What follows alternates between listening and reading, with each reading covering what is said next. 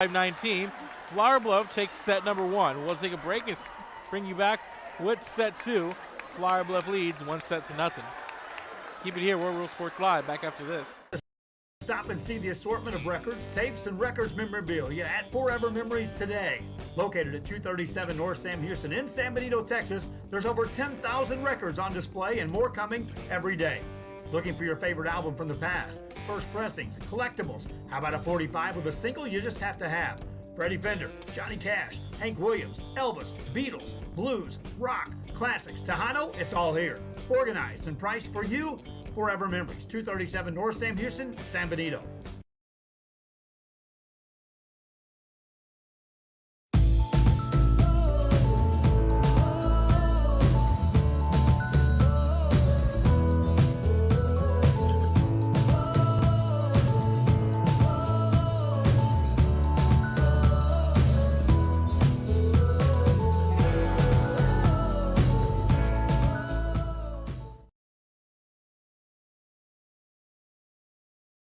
Hello, I'm Sandra Valencia, principal of Por Vida Academy at Corpus Christi. Our program is individualized to fit the college or career your student is interested in. We cover all fees for testing and tuition. Our campus is small, providing a family-like atmosphere where teachers provide engaging, hands-on instruction. If you're looking for a school where your child can prepare for the future, then look no further than Por Vida Academy at Corpus Christi. Por Vida Academy at Corpus Christi. Go Panthers!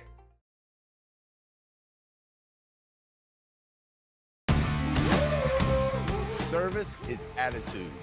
How far are we willing to go to service our community, our dealership here at Fruya, and you? Sky's the limit.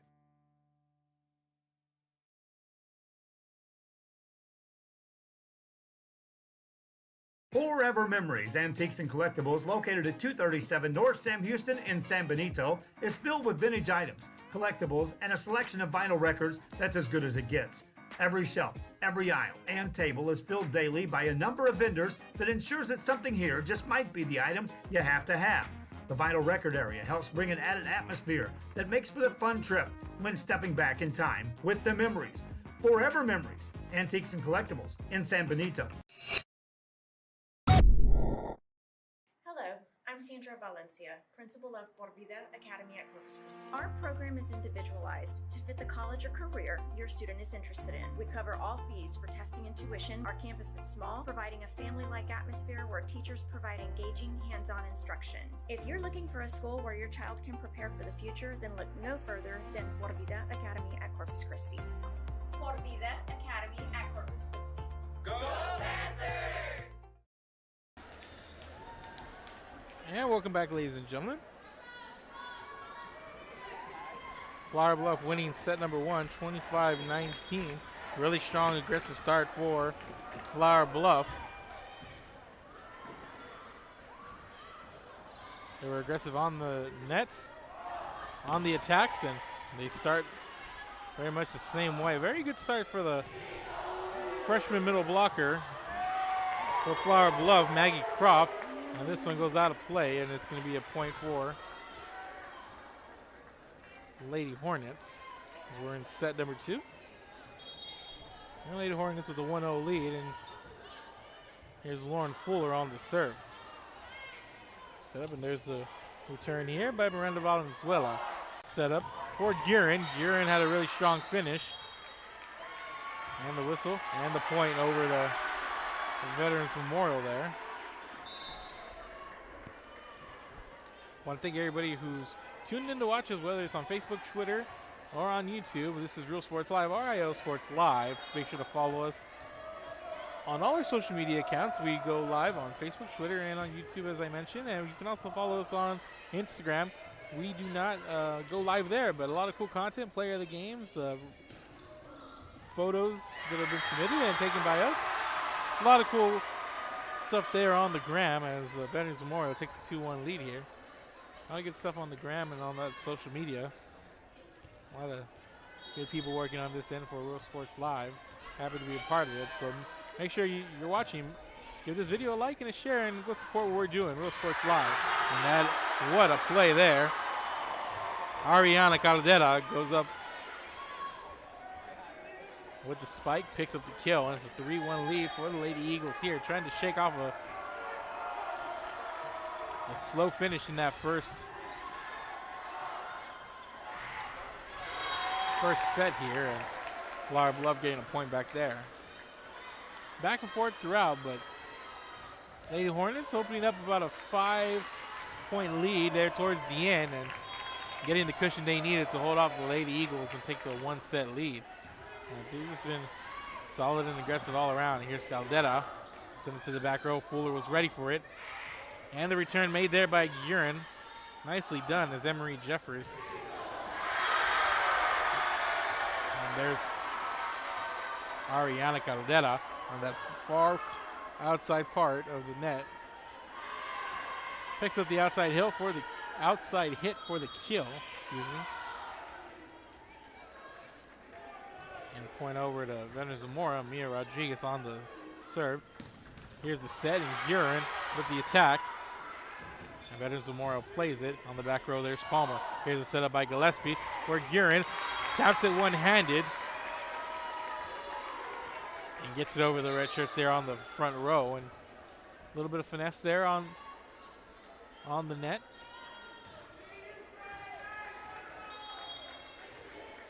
Went up and just kind of dumped it over that front row and was able to get a nice placing on the attack. And here's Gurin again, goes up strong, gets the contact, deflected out of play, and that's a point over to Flower Bluff, and we're all knotted up here at 4.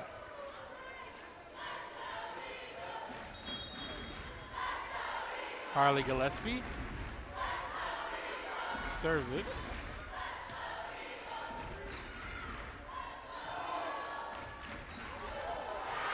And that was just some miscommunication there, as Gillespie tried to come over the back there of Natalie Hughes, it looked like.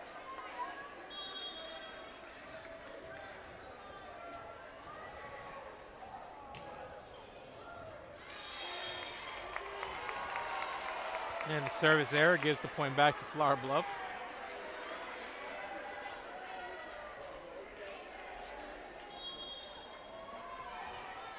So now Gurin on the serve.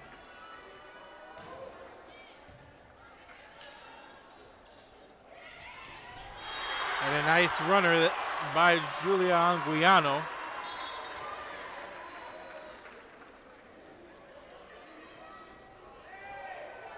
It's easy to want to go up high and attack the net aggressively, but there's also a bit of an art to go up, soft tap it over, and just trying to concentrate more on the placement and the power of the shot as Mia de la Peña serves it over. Here on the outside, that's Fuller. And Fuller gets the point out the deflection out of play. And we're all knotted up at 6, and back and forth we go again here in set number 2. And they're going to change it, the call there, and give the point over to Veterans Memorial. So call it 7-5.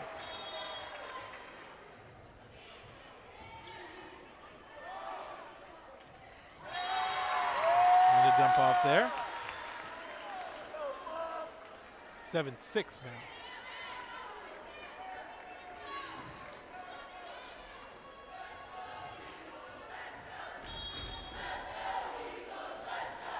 Flower Bluff's Michaela Palmer. Nice setup there for Geyer, but Flower Bluff ready for it. And the return there by Veterans Memorial. And the rally continues as Callie Freeman with a strong attack, but there's Amber Geyer.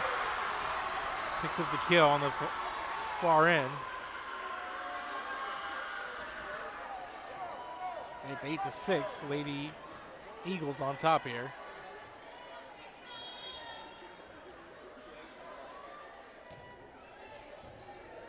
Sophie Ortiz on the serve for Veterans Memorial. Fuller, right over to Ortiz, de la Peña, and here's Caldera. And Caldera rifles it into Michaela Palmer, who went low for it and couldn't quite get there. And Veterans Memorial leads by 3. And a timeout called by the Flower Bluff Lady Hornets.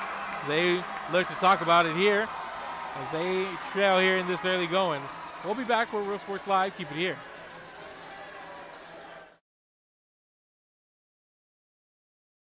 Fisherman's Place in Corpus, located at the Arcadia Shopping Center, offer reel diagnostics and cleaning, sell lures, tackle, bait, and clothing. Also new and reconditioned rods and reels featuring a limited warranty. Located at 3911 Ayer Street, call 361-687-6754, Fisherman's Place. We are La Villa and you're watching Real Sports Live. Aquí, en la Universidad de Texas A&M Kingsville, somos una familia. Nosotros nos apoyamos. Trabajamos juntos. Crecemos juntos. Triunfamos juntos. Nos inspiramos los unos a los otros para convertirnos en las grandes mentes del futuro. Estamos aquí para asegurarnos que tú triunfes. Aplica hoy para empezar. Es tu momento. We are the Ray Texas Cheerleaders, and you're watching Real Sports Live.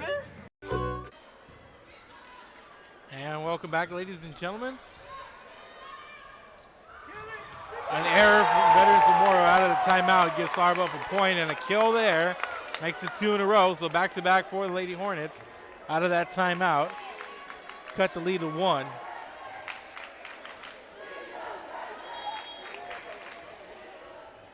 Emery Jeffers for Flower Bluff. Serves it. De La Pena. And there's Geyer. Over to Palmer. There's Fuller. There's set up, and there's De La Pena. Back over to Palmer. She's had a pretty solid game on the back row at the libero position for the Lady Hornets. And Caldera skips it over. And Palmer tries to keep it in play, but Marina Rogers is not ready for it as it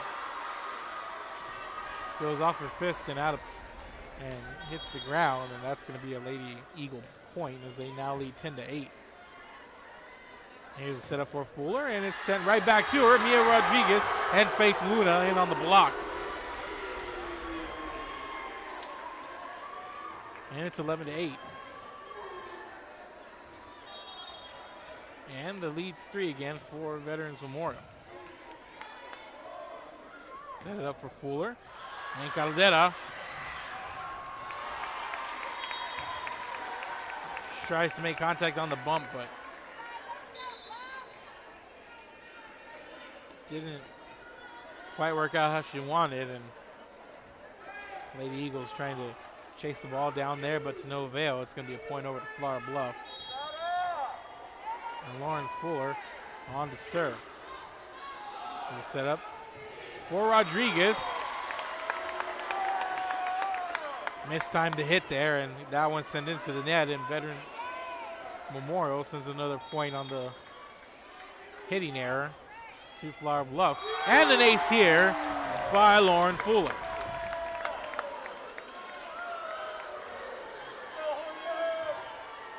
And we're all knotted up here at 11. Biggest lead of this set, 3 by Veterans Memorial on a couple of occasions. Here's Caldera. Nice play there on the net. And the freshman Maggie Croft, what a game she's had up front. There's Croft, goes up strong, and she picks up another kill. My, oh my. And we have a timeout on the floor, and the Lady Eagles want to talk about it as they see a 3-point lead after the timeout dissolved. Keep it here, ladies and gentlemen. We'll be back. We're a world-class Cadillac, Buick, and GMC dealership, and we're in your neighborhood. Come by and check us out. We're waiting for you.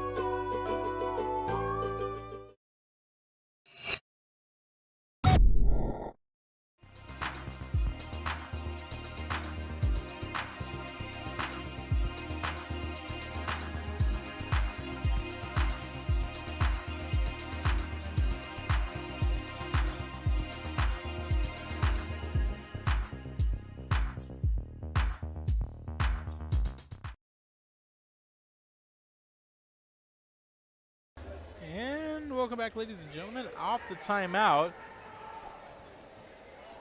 Lady Eagles trying to quell that momentum, so they wanted to talk about it as Lauren Fuller serves, and the return not going to happen, and it's Flower Bluff with a 2-point lead now, and Lauren Fuller, the senior, back to the service line, and she'll put it in play. And there's Caldera. De La Peña sets it up for Rodriguez, and Rodriguez sends it out of play. Another hitting error, and it's a 3-point lead now for Flower Bluff. Fuller on the serve, and she'll pick up the ace here as Miranda Valenzuela makes contact and sends it left. It's a 4-point lead now. And the back and forth going on the court isn't the only thing taking flight here, as both crowds bringing in contingent, and back and forth goes the jarring, but all in good fun here as Luna goes up strong and Flower Bluff ready for it up front. And a good effort there by Gillespie, but nice defensive play up front by Veterans Memorial as Maggie Croft went up hard, but Lady Eagles ready for the attack on that one. Mighty Lisa Pettis on the serve. Here's a setup for Guerin, and Guerin picks up the kill. Goes cross court on that outside hit for the point. And the lead back to 4. It's a 16-12 advantage, and Flower Bluff already with the 1-set lead. They lead here as we get into the latter part of this second set. Here's Caldera. Sends it to the back row, and Jeffers is ready for it. And here's Guerin. Caldera on the runner there. Guerin sends it over. Ortiz is ready for it. The setup cross court for Caldera, and Jeffers once again there. And here's Guerin. Soft taps it over, and the mighty Lisa Pettis is there. Set up high there for Caldera, and she'll get the deflection as the ball goes out of bounds.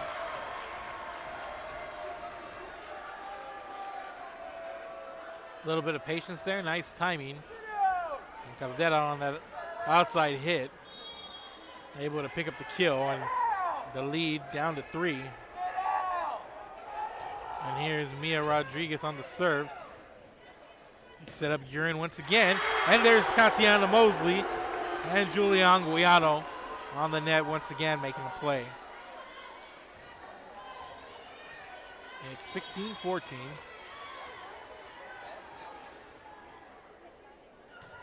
And Mia Rodriguez on the serve.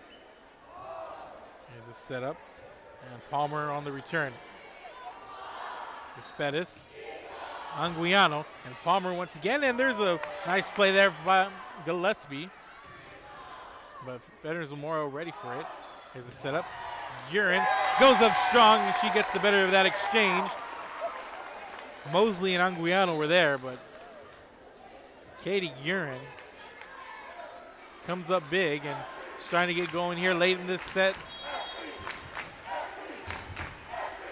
Much like she did in set number 1. And a little bit of a momentum queller there as Harley Gillespie records the service error.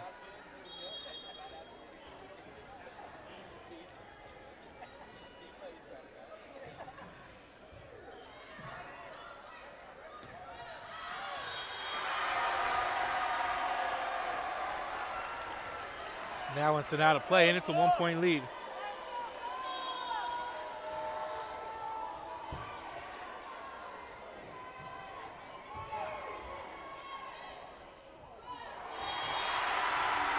And we're all tied up at 17 all. And the Lady Eagles now with the momentum swing. Just little things can turn the tide. As a minute ago, a service error quelled Flower Bluff momentum, and now Veterans Memorial are the ones streaking. So we're all knotted up here at 17. Caldera sets it up. Anguiano's with the attack, and nice play on that front row by Natalie Hughes and Katie Gurin. Here's a setup for Gurin, and Gurin goes up strong. And there's a mighty Lisa Perez, but Nanguiano chases it down. Good effort there by Perez, but Gurin just missiles that one into her.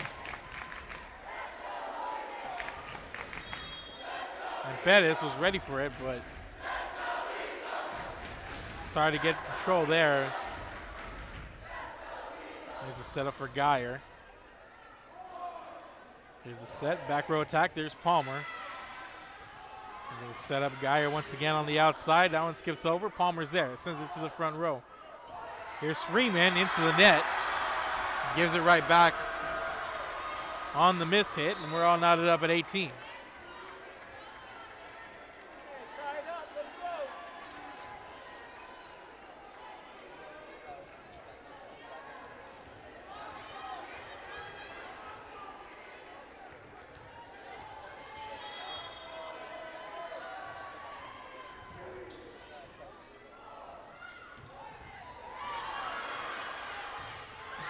This one sent up high. And that was Sophie Ortiz trying to make the return, but she was a little far out there and sends it into the net.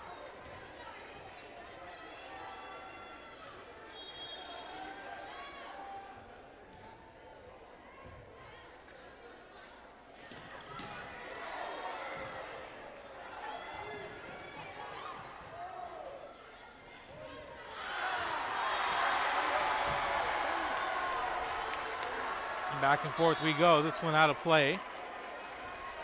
We're all knotted up at 18.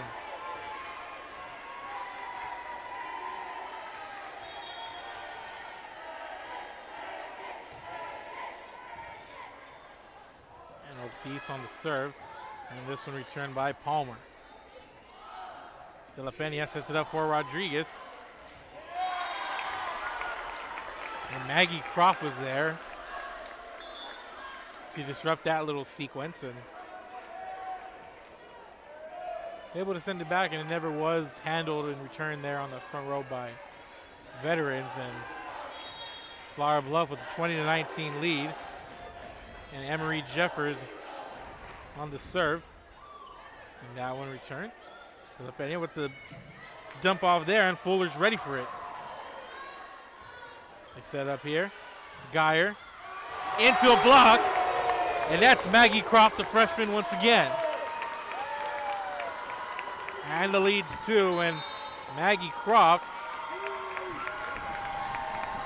forces a timeout. We'll go to the instant replay here. And just a nice back and forth here. Here's Geyer, and there's the block from Croft and Gillespie. So 21-19. We'll take a quick break. We'll be back. This is Real Sports Live. Keep it here. In the game, come to Myra Sports and more. Basketball gloves and uniforms too, customized for you. Your family tradition, from generation to generation. From Pee Wee to the MLBs, you can count on us. Your hometown sporting goods store since '76. Myra Sports and more, where kids get cool stuff. And we're back, ladies and gentlemen, coming out of the timeout. Flower Bluff in control by 2 here. And that one just a little bit of a mistime by Emery Jeffers. Palmer had a chance today coming from behind, but couldn't quite get it there, and it's 21-20.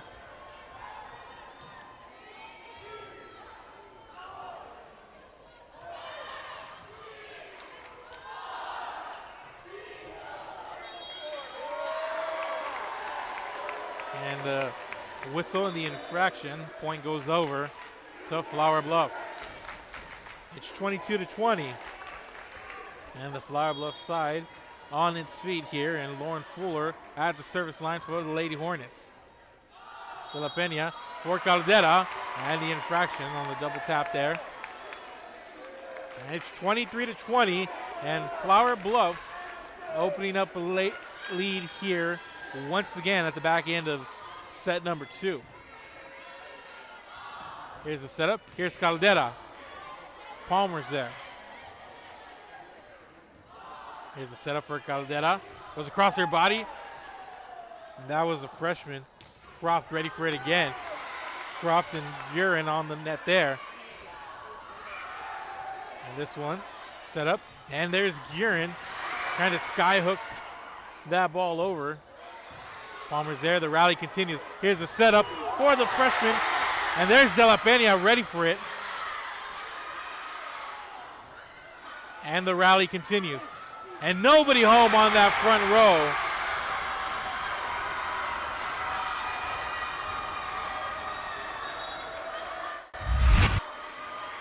Just a lot of back and forth here.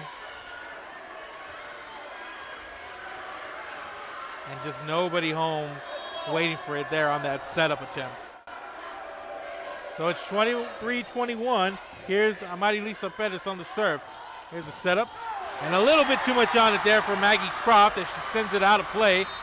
And it's a 1-point lead, and Flower Bluff takes a timeout here as they want to take a timeout, talk about it a little bit, and settle themselves down. They're 2 points away, but Veterans Memorial on their heels. Keep it here. We'll be right back. Cheerleaders, and you're watching Rio Sports Live. Come on down to Staples Street Meat Market with the best selection of quality meats, beef ribs, Angus beef fajitas, and Staples Street brand sausage, featuring our new authentic family recipe for pony spices. Check out our weekly specials. Your one-stop shop for everything you need for your next barbecue: ice, charcoal, wood, and adult beverages. We are your local football headquarters. Look for our new location coming early 2022 at 7418 South Staples Street. We're a proud advertising partner with Real Sports Live and the Coastal Bend and RGV, and supporting all our local sports and athletes. Staples Street Meat Market. And welcome back, ladies and gentlemen. Coming out of that timeout, Veterans Memorial on the serve. Here's Gillespie setting up for Urin. And Rodriguez and Anguiano can't handle it up front. And set point coming up for Flower Bluff. And here's the freshman Maggie Croft on the serve for the Lady Hornets.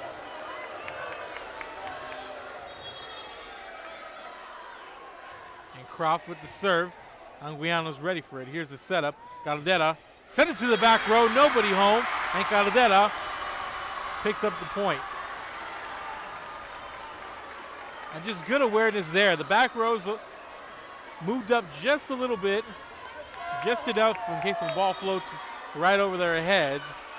Won't be able to get to it. And Caldera saw it here as Rodriguez on for the serve. Here's Guerin.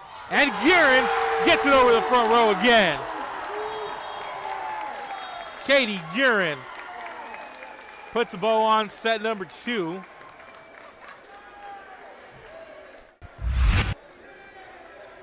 And just a nice job, and she's done it a couple of times, just trying to get it over that front row. Goes up like she's gonna lay it down with a strong attack, and instead goes the route of being finesse, and she's able to get it over that front row. Pick up the point, 25-23.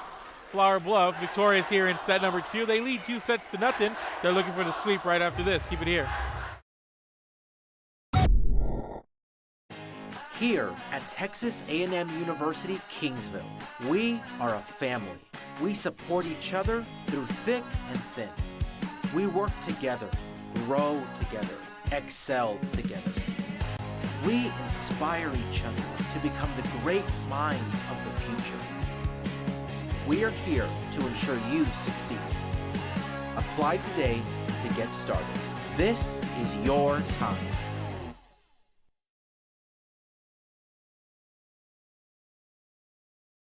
Be the voice for children. Volunteer with CASA of the Coastal Bend.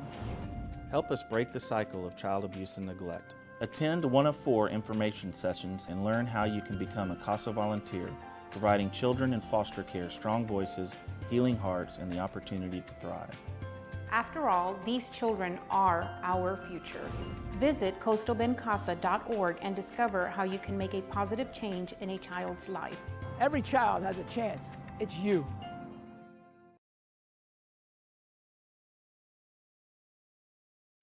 Hi, I'm Joe with Valencia Heating and Air. Are you worried that your AC might not make it through another brutal summer? Well, I can offer you affordable air conditioning comfort with custom prices that won't break the bank. We service all units across the Coastal Bend, and there's no additional weekend or after-hour fees. We treat our customers the way we would want to be treated, especially when it comes to costly repairs. So if you need service, repairs, or replacement, call Joe to keep you cool. Valencia Heating and Air.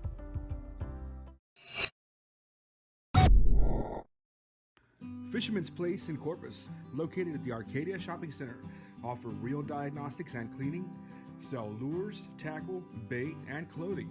Also new and reconditioned rods and reels featuring a limited warranty. Located at 3911 Ayer Street, call 361-687-6754, Fisherman's Place.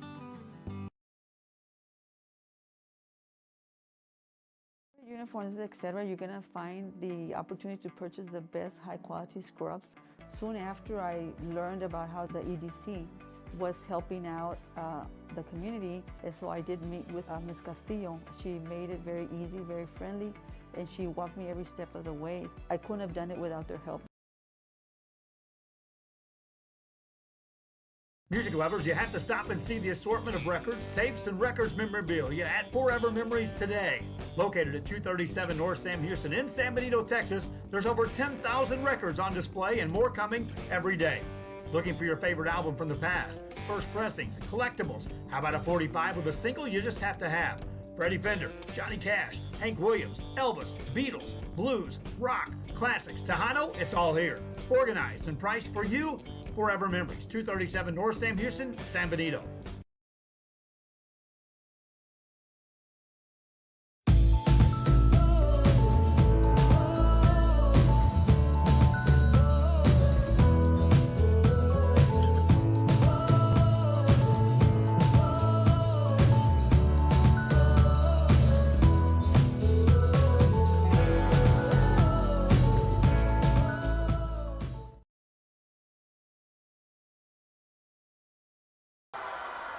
And we're back, ladies and gentlemen. Start of set 3. And that's the start you want here if you're the Lady Eagles. Service error to give Flower Bluff the point. And the Lady Hornets have won the first 2 sets. They are looking for the sweep here in Veterans Memorial, trying to force a set 3, but it's not going to happen that way as the front row not ready for that one. As nice play up front. That was Natalie Hughes, the junior. And here's Maggie Croft on the serve. Tatiana Mosley trying to go cross the net with it, but instead can't get it quite over. It's 3-0.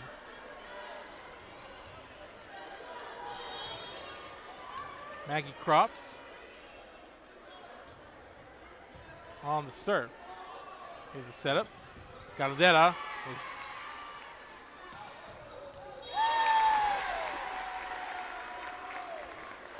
that's some nice return there and nobody home in between the front and back row for Veterans Memorial. And it's a 4-0 start here for the Lady Hornets. I believe the biggest lead of the night they've had has been 5. They're up by 4 here. And Caldera, and the freshman Croft was ready for the one-hander sent over by Caldera. And here's Anguiano. Nice play on the net. That was Hughes. Rally continues. Here's the setup for Hughes. And Pettis is there. Set it up for Caldera. And Caldera into the net on the miss hit. And another one. And a rough start here for Veterans Memorial. A couple of miss hits and a lot of momentum for the Lady Hornets. They lead 5-0. Timeout on the floor. We'll be back. We're Real Sports Live. Keep it here. I'm Sandra Valencia, principal of Por Vida Academy at Corpus Christi. Our program is individualized to fit the college or career your student is interested in. We cover all fees for testing and tuition. Our campus is small, providing a family-like atmosphere where teachers provide engaging, hands-on instruction. If you're looking for a school where your child can prepare for the future, then look no further than Por Vida Academy at Corpus Christi. Por Vida Academy at Corpus Christi. Go Panthers!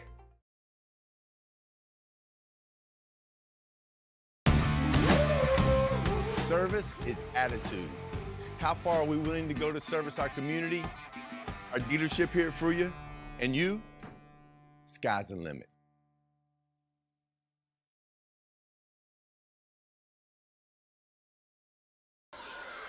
And welcome back. Coming out of that timeout, 5-0 start here for Flower Bluff. Here's Mosley. Guerin was ready for it. And the dump off attempt by Gillespie. It's sent back her way, but Flower Bluff ready for it. And Caldera sends it out of play, and that's going to be close. She was saying she got it inside that far right corner, but instead it's a 6-0 lead for the Lady Hornets. And this one served up. And Caldera, strong and nice play, and good attempt there, but Gillespie made the effort. It just wasn't meant to be on that one, and the ball goes out of play. And Veterans Memorial gets on the board here in set number 3. It's a 6-1 start here for the Lady Hornets. Here's Guerin.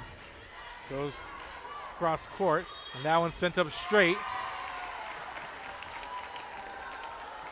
And a whistle and another point over to the Lady Hornets, and they are rolling here. Start of set number 3 as Hardy Gillespie goes on to serve, sends it out of play. And the service error gives Veterans Memorial their second point of the set. Ariana Caldera on service line.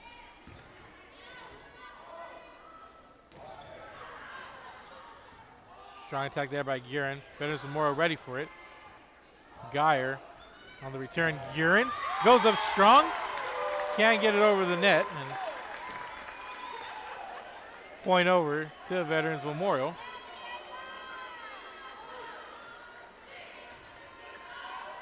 Oh, to Flower Bluff, excuse me. So it's 8-2.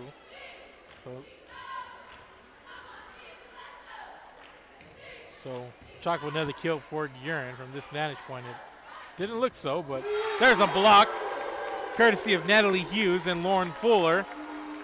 And it is a 7-point lead in the Hornets with all the momentum, and it seems like a deflated Lady Eagles team here as Anguiano gonna come out, and rotating in is gonna be Jordan Lotz.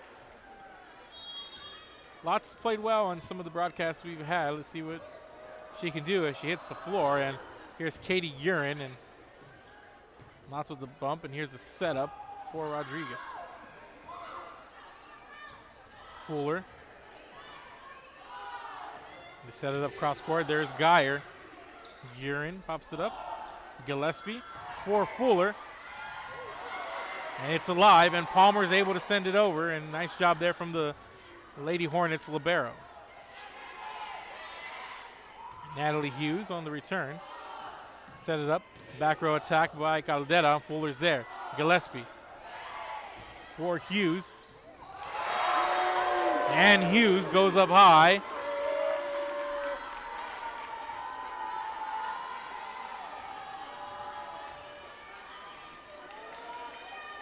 She's had a good showing there on that center net. And it's a 10-2 lead, Lady Hornets. Again, looking for the clean sweep here.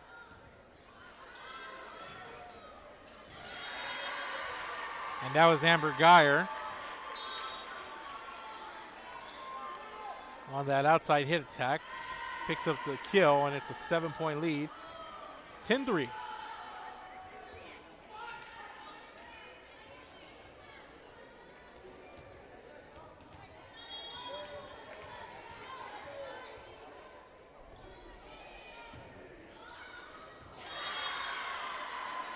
And this one not going to be played at return, and back-to-back points here for Lady Eagles.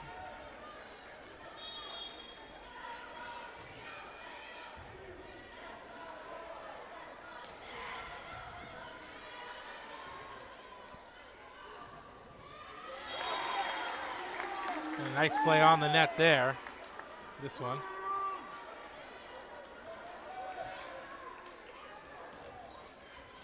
goes the way of Flower Bluff.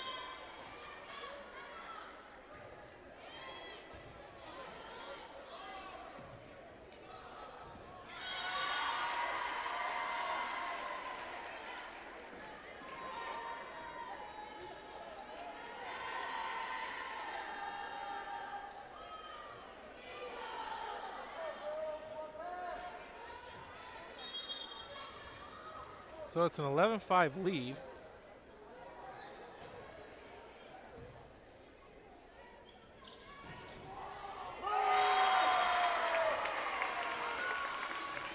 And Flower Bluff picks up another point. It's a 7-point advantage, 12-5.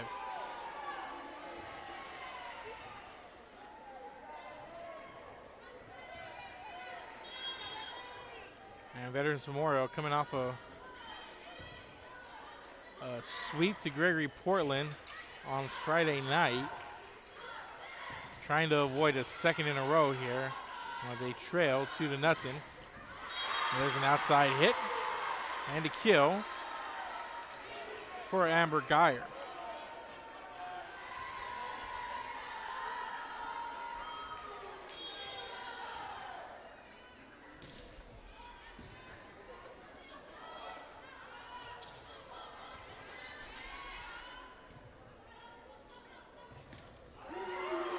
What a play there from the freshman, Maggie Croft. And she's really just owned that middle hitter position and just really got some good looks at the ball coming at her.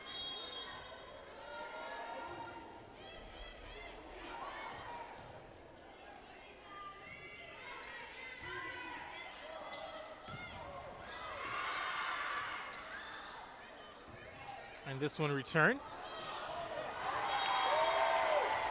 And that was Sophie Ortiz trying to get to that far corner and make a play, but just could not.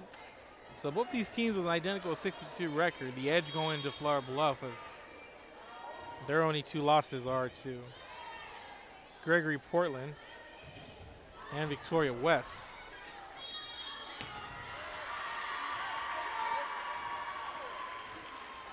And the lead is 7. It's 14-7.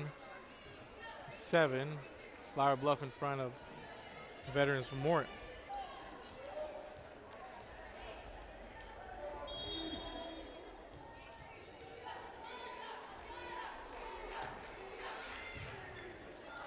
But ever since the loss, it's been 4 in a row, with wins over Moody, King, Carroll, and Victoria East for Flower Bluff. And they pick up another point here. They now lead by 8. Following this, they have a big game against Gregory Portland, followed by a game against Ray, Victoria West, Moody, King, Carroll, and they finish off with Victoria East.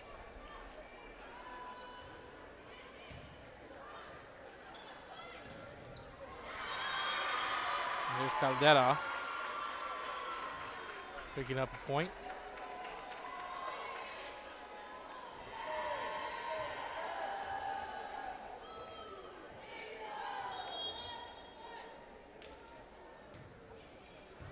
This is the official start to the second half of District 4. Both these teams, and big block there. And Caldera sends it over. Gillespie, cross court, Guerin.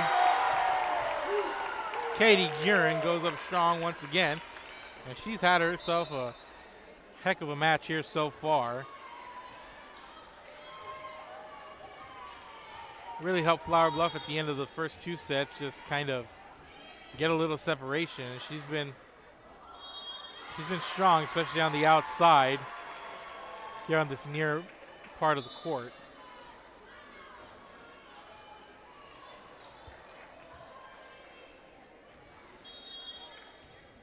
Here's Caldera on to serve for Lady Eagles. There's Guerin from the other side. And Ortiz is there. And Caldera sends it right for Palmer. And Palmer sends it flying to the front row, but nobody home there. And the Lady Eagles pick up a point. And it's 16-10 in favor of Flower Bluff. And here's Caldera. Picks up the ace there, and it's a 5-point game. And let's see if the Lady Eagles have a run in them here. And they need it in the worst way. And Caldera sends it over, and Palmer goes low to make the play, and we're going to get a timeout on the floor, and the lead's 4 for the Lady Hornets. We'll want to talk about it. Keep it here. We're Real Sports Live. We'll be back.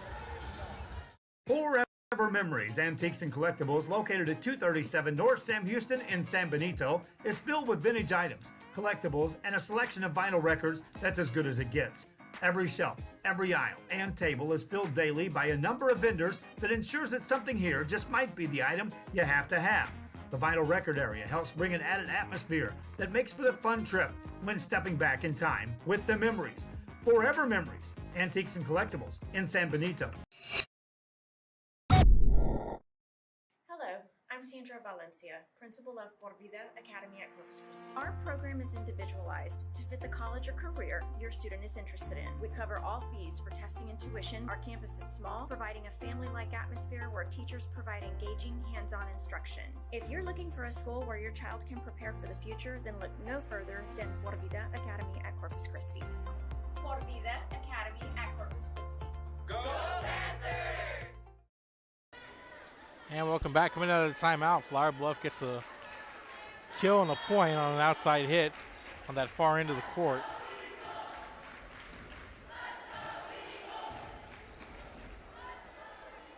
And here's a serve from Urine. And Megan White reaches down trying to pop that ball up. Instead, it goes off her hands and out of play. And it's 17-13 now. And Veterans Memorial back on the serve, Mia de la Pena to the service line for Lady Eagles.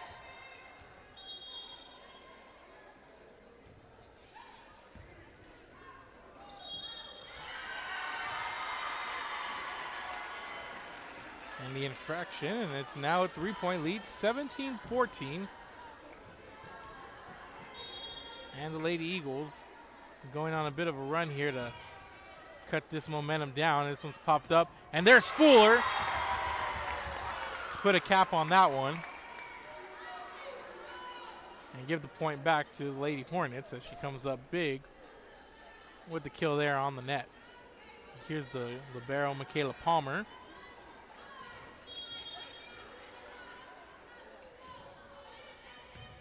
She sends the serve over. It's popped up in return. Here's the setup. There's the dump over there by Gillespie. De La Pena on the return. Gillespie sets it up. Fuller two-hands it over, and De La Pena's there. Caldera on the back row attack. It's played, and here's Fuller again. Going cross court. De La Pena on the return. Gillespie sets it up for the freshman Croft, and the rally continues, and Caldera sends it right to Palmer. Gillespie for Fuller. And Ortiz is there. They set it up for Geyer. And Gillespie with the dump off. And nice play there. Harley Gillespie.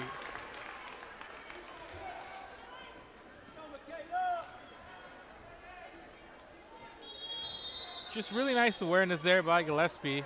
We're going to get a timeout on the floor.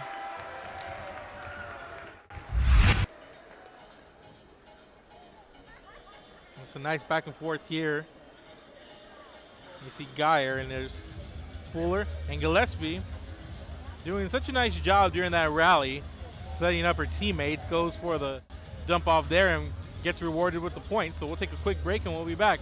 Timeout on the floor. This is Real Sports Live. Keep it here. Fisherman's Place in Corpus, located at the Arcadia Shopping Center, offer real diagnostics and cleaning, sell lures, tackle, bait, and clothing. Also new and reconditioned rods and reels featuring a limited warranty. Located at 3911 Ayer Street, call 361-687-6754. Fisherman's Place. We are La Vida, and you're watching Real Sports Live. Aquí, en la Universidad de Texas A&M Kingsville, somos una familia. Nosotros nos apoyamos. Trabajamos juntos. Crecemos juntos. Triunfamos juntos. Nos inspiramos los unos a los otros. para convertirnos en las grandes mentes del futuro. Estamos aquí para asegurarnos que tú triunfes. Aplica hoy para empezar. Es tu momento. And welcome back, ladies and gentlemen. Coming out of the break, Maggie Croft with another kill on that center net. It's 20-14. Croft and Fuller there. And Croft are ready for it. They're trying to dump it off, but not on her watch. And there's Geyer. Picks up the kill. And the lead's 5, 20-15. Mia Rodriguez on the service line for Lady Eagles.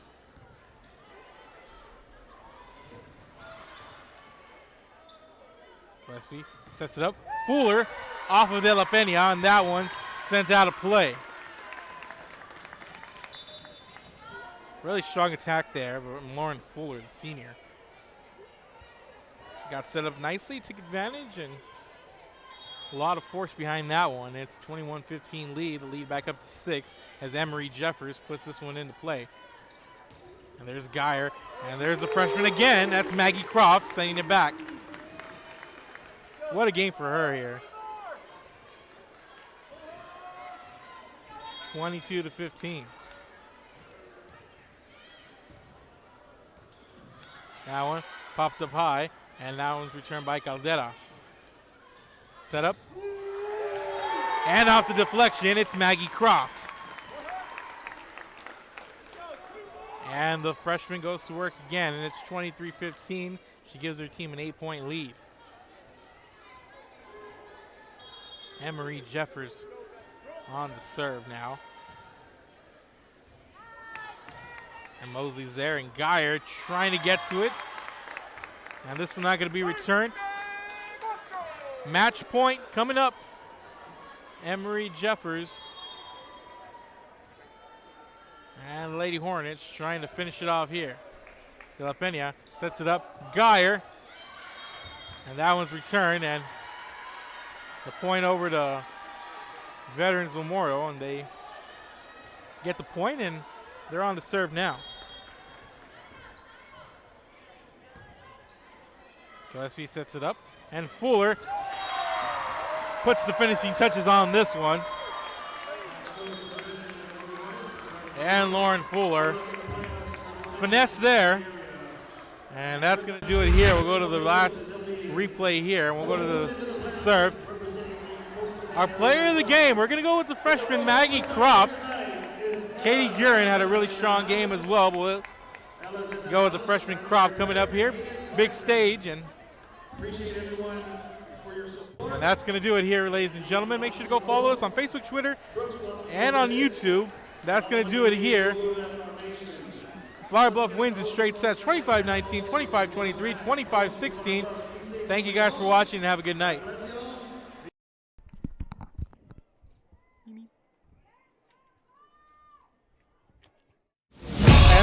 I've got my plan. I say lob it to Ryan Perez in the paint off a couple of screens. Esquivel to Garcia. Off the deflection. Los Fresnos comes back and wins. Now Santa Maria will put up a three. Bang! Santa Maria! There's Warner. Here comes a headed jam.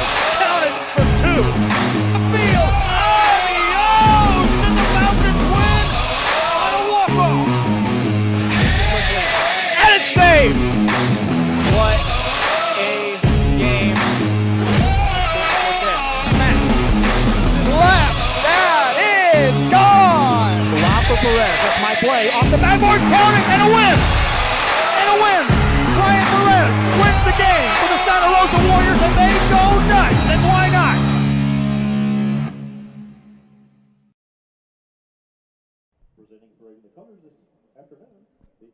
Good afternoon and welcome to another broadcast on Real Sports Live. We're coming to you live from Buccaneer Stadium in Corpus Christi, Texas for this highly anticipated matchup between a couple of top 10 teams in the state. Waco La Vega on the road taking on the Corpus Christi Miller Bucks. Kevin Aro alongside Mark Molina here on a sun-soaked field. 2:30 kickoff mark, college football style on a Saturday afternoon by the bay. Yeah, and it feels beautiful out here, Kevin. everybody knows Bullhorn came in this week, and just a heck of a time to have an afternoon game. Perfect timing, two good teams. Really highly anticipated match. One of the ones that a lot of people, and whenever you do circle those pre-district games, this is one of those. So really looking forward to it. Both athletic players on both sides of this field, so it's going to be a real treat for us this afternoon. Just a week ago, the theme in the game when I last covered Miller against Brownsville-Hanna was speed. This game, we're going to go with the word athleticism, and there's plenty of athletes on this field. We're getting set for the national anthem on the other side of the break. You're watching Real Sports Live.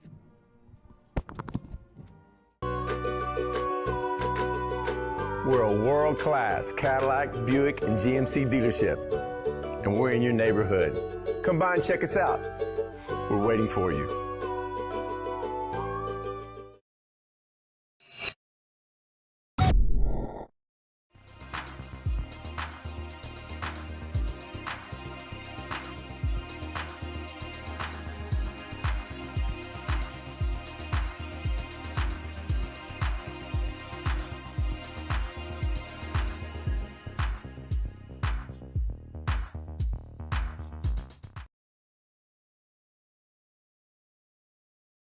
If you want to get in the game, come to Myra Sports and more.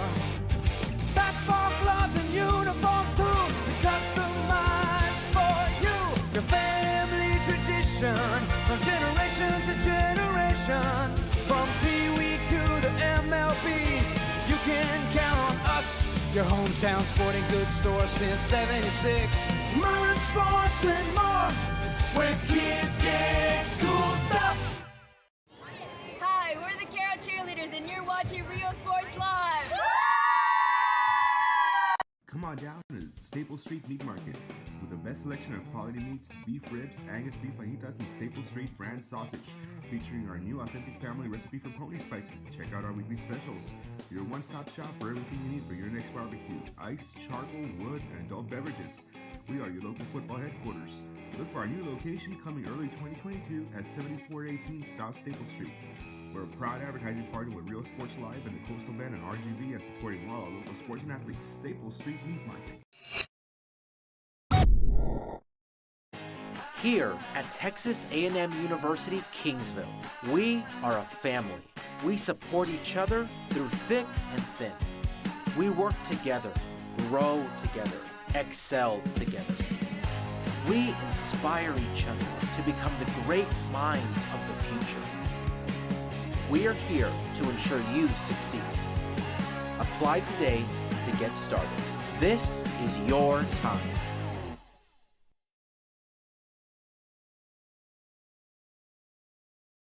Be the voice for children. Volunteer with CASA of the Coastal Bend. Help us break the cycle of child abuse and neglect. Attend one of 4 information sessions and learn how you can become a CASA volunteer, providing children in foster care strong voices, healing hearts, and the opportunity to thrive. After all, these children are our future. Visit coastalbendcasa.org and discover how you can make a positive change in a child's life.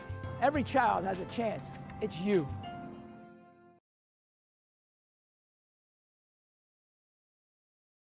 Hi, I'm Joe with Valencia Heating and Air. Are you worried that your AC might not make it through another brutal summer? Well, I can offer you affordable air conditioning comfort with custom prices that won't break the bank. We service all units across the Coastal Bend, and there's no additional weekend or after-hour fees. We treat our customers the way we would want to be treated, especially when it comes to costly repairs. So if you need service, repairs, or replacement, call Joe to keep you cool. Valencia Heating and Air.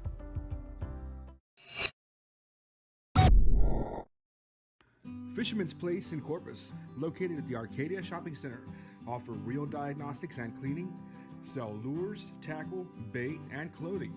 Also new and reconditioned rods and reels featuring a limited warranty. Located at 3911 Ayer Street, call 361-687-6754, Fisherman's Place.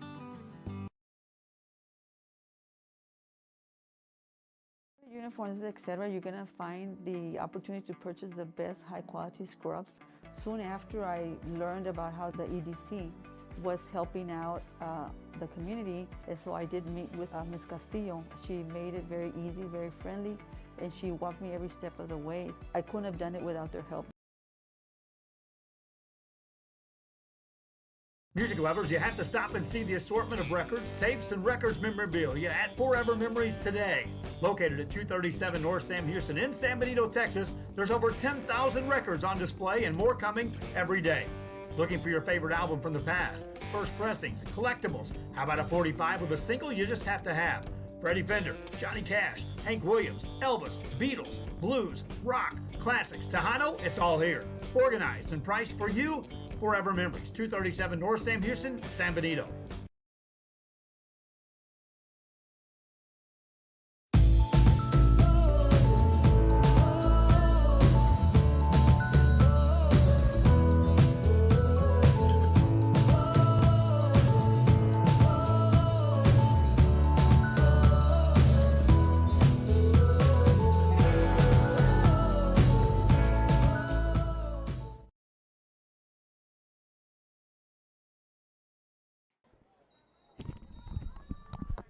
All right, we're getting set for kickoff. Sorry for the little technical difficulty there, but we're ready to go right before kickoff. So the Miller Bucks will be punting away to Waco La Vega, the Pirates. Getting set for kickoff. Non-district matchup in 4A. Week 5 wrapping up throughout the Coastal Bend, and they're going to look like an onside kick. It's going to go out of bounds. Yeah, it looks like they try to squib look or maybe try to catch somebody off guard, maybe try to get them on a bounce or something. But just really didn't work out there the way they wanted it, out of bounds, and it's going to be a rough start special teams-wise as Waco La Vega going to get a pretty decent field position out of that. So out comes this Waco La Vega offense. Coming off a 3-point loss against Argyle, 17-14. This offense primarily likes to run the football, that big offensive line. Robert Prescott, the junior starting quarterback, out of the shotgun. He's going to hand this one off. Right hash, lots of running room, 45-40. First down and more right out of the gate, Jesse Majors Sterling. Yeah, just a lot of room there to that far side of that line. Just finds it up the seam, has a lot of room, and just blasts right through it. And La Vega just a quick start out of the gate. That was Xavier Rice. Correction, Rice again will take the carry.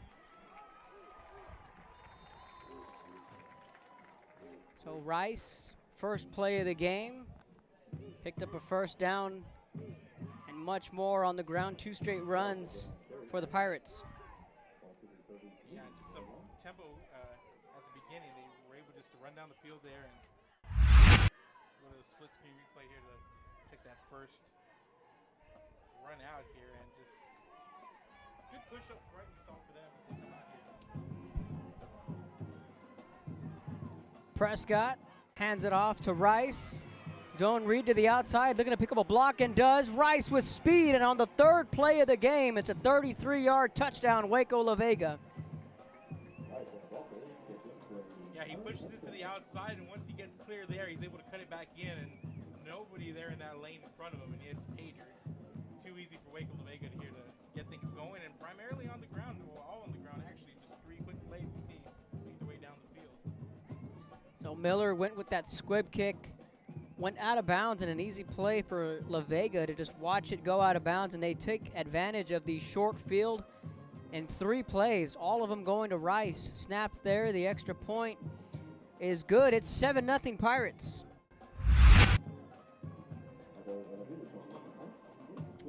Check out that replay here, Kevin. You see, here's the handoff. He goes for that corner, and once he's clear, he has a blocker in front of him, cuts in. There's nobody in front of him there. Nice run, nice play. Good job on the ground, just brightening it out here. We're going to take a break here and we'll be back.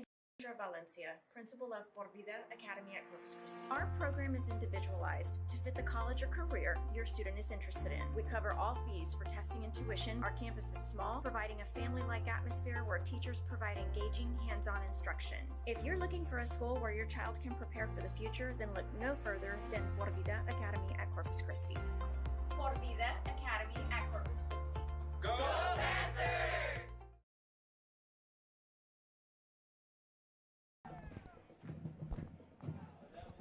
Welcome back to Real Sports Live. In 3 quick plays, the Pirates take the early 7-0 lead, 10:48 in the opening quarter. Kevin Arrow alongside Mark Molina. Yeah, just a really good start here for Waco La Vega. That's another kickoff out of bounds, Kevin. Yeah, it's not going to be a flag because it looked like Damari Listener may have gotten a hand on it, so they're going to field this one at the 21-yard line. So that's where this high-octane Miller offense will take over, Mark. And we know that this offense has speed, but in the times I've seen them, it seems like this year they have more depth than they usually do, particularly in the skill position. Yeah, they got usually whenever it starts with the skill position guys, you're going to start with Lonnie Atkinson, but they got a trio or maybe a quartet, even of wide receivers that can come out and make big-time plays down the field.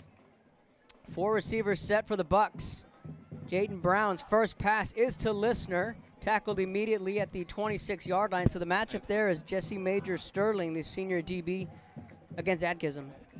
Yeah, and Atkinson, you see that a lot. They like to, run quick plays, either get him on the sideline, maybe you can juke out a defender and, just get him loose in space. Atkinson picked up 5, 4 receivers set. Jaden Brown's going to hand this one off to Ethan Greenwood. If anything, he got back to the line of scrimmage, tackled immediately by Kenyon Ross.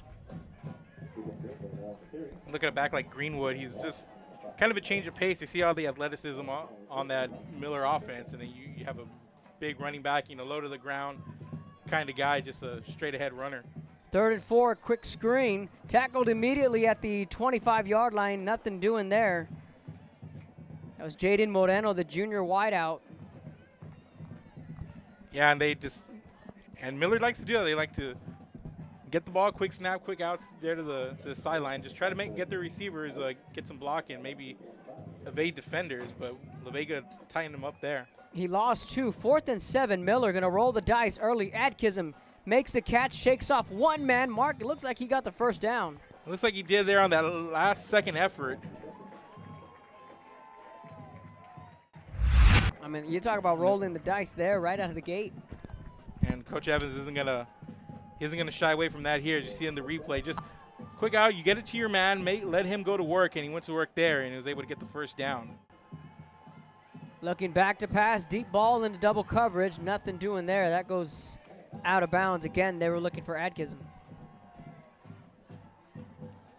Yeah, and that's going to be a matchup. You're probably going to see Waco La Vega. If I were them, just kind of see what your man can do one-on-one. But once you get him out there, you have that safety help, especially with a guy like Atkinson, because he's going to make you miss, especially if he gets you on that sideline. Jaden Brown hands this one off to the 30, out to the 35-40, picks up a block, throws the stiff arm. McCulley and Williams, both he and Ethan Greenwood it's been a running back by committee for Coach Evans' offense. Yeah, both different kinds of a runner. Greenwood, more of a bruiser. Williams, he can get to the edge a little bit. He's going to try to get you to the edge, and he's going to cut back where he can, find it appropriate. La Vega making some subs on defense, going with 3 down linemen on the tackle there. Jason Brown, the junior. Ball at the 42-yard line, 8:58, first quarter, 7-0, Pirates with the lead. Williams to the right of Jaden Brown, takes a snap, play action over the middle, incomplete. He was looking for Donovan Terrell, and Mark, if he catches that, a lot of real estate in front of him. Yeah, just trying to get him up in the middle of the field and just up those seams. We're trying to make that catch in traffic. It's not easy, and took a shot there. But these receivers more than capable of making those plays. 3rd and 8. Here comes the blitz. Greenwood picks it up. Pass out to Lonnie Atkinson, makes the catch, shakes off one man, still on his feet at the 45, and Atkinson, Mark, had to reach back, bring that football in, and pick up a first down. Yeah, and just put it where you can get it, wherever he can get to it, and just as long as the defender can't get to it, just give Atkinson a chance, and you saw him do that there, and Atkinson was able to go to work and make that catch. Has plenty of time over the top, looking for Atkinson. Nothing doing there, so right out of the gate, we're seeing the youngster Jaden Brown. He's going to take his shots deep, and Mark, that was the question coming into this season, is just how quickly can Jaden Brown grow up, and I thought we saw him grow up with the win at Sinton on the road and then here against Brownsville Hannah last week. Yeah, those were two huge games for him. I saw him earlier in the year against a really, really tough veteran squad.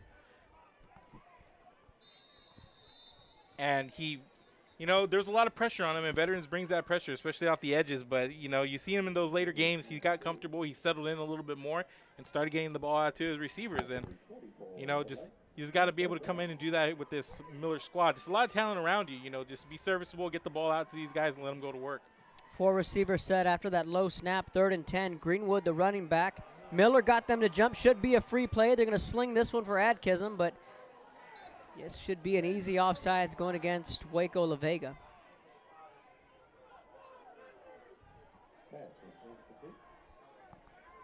Yeah, you got to take that shot. It looks like there's not going to be a flag on the field, Mark. I thought that was offsides on Waco La Vega, and Jaden Brown treated that like a free play. Yeah, it looked like it. He got rid of it pretty quickly and just heaved it down the field, trying to give his man a chance. But it looks like La Vega was able to get back on their side of the of the ball. That's close. 2nd, 4th down on this drive. It's 4th and 10. Evans wants a timeout. And looked like, from up here that Miller just assumed that they would throw the flag. I thought they jumped. Your complete care is our priority at South Texas Bone and Joint. When you suffer, and I guess not, but we'll step away really quick on this timeout. Keep it here. We'll be back. Service is attitude. How far are we willing to go to service our community, our dealership here at Fruya, and you? Sky's the limit.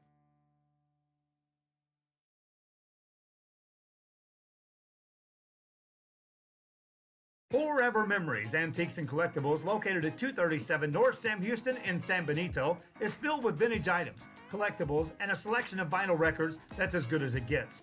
Every shelf, every aisle, and table is filled daily by a number of vendors that ensures that something here just might be the item you have to have. The vinyl record area helps bring an added atmosphere that makes for the fun trip when stepping back in time with the memories. Forever Memories, Antiques and Collectibles in San Benito. Hello, I'm Sandra Valencia, principal of Por Vida Academy at Corpus Christi. Our program is individualized to fit the college or career your student is interested in. We cover all fees for testing and tuition. Our campus is small, providing a family-like atmosphere where teachers provide engaging, hands-on instruction. If you're looking for a school where your child can prepare for the future, then look no further than Por Vida Academy at Corpus Christi. Por Vida Academy. I'll bring it back. After the 4th down conversion pass over the middle, caught at the 21-yard line. That was Ethan Vela on the reception. Some extracurricular down there in the trenches. On that 4th and 10, Miller converted. So that's twice on this drive they've converted on 4th down, and multiple times they've converted on 3rd and long. Yeah, and in the games we've seen Miller in, they're not going to shy away from these down and distance situations. Not a lot of punting goes on within this Buccaneers offense. So it's a 1st and 10, ball on the 21, just shy of the red zone. Miller trying to answer back on their first drive. Greenwood takes the carry, running room in front of him. Picked up about 5. This is a nice first down run, just some power football there. Just hand it off, let your big man go to work, puts his shoulder down straight ahead, and good push back the other way from Miller, and just a nice drive for them to come out and answer. 2nd and 3 after the pickup of 7. That's going to be a false start. An easy call there for the officials. McCullen Williams, the senior. Yeah, a little anxious. It looked like he was going to either kind of get in motion there, or. Yeah, he's tapping himself on the helmet. That one's on me. Just a little pre-snap confusion there. 2nd and 8. They're going to back him up 5. 4 receiver set. 3 down linemen for the Pirates. Brown looking to his right. Caught at the 15. Shakes off a man. That's Adkism again to the 10-yard line. Should be enough for a first down. Yeah, and Adkism, he's going to be fed early, and he's going to be fed often. And you've seen they're already trying to take those chances down the field, and then they get him here right near that inside hash. And Miller takes the snap, looking to his right, got a man, caught, both feet in, touchdown Bucks, Lonnie Atkinson. That's just nice placement. You go to that lower corner of the end zone, and just a great job. You can just tell that Brown and Atkinson on the same page there. Atkinson turned around, and ball was right on target. Doesn't get any better than that if you're the Miller Bucks. Wow, it's a good drive there, and they converted twice on fourth down, multiple times. On fourth down, they converted twice. More than one occasion, they converted on third down.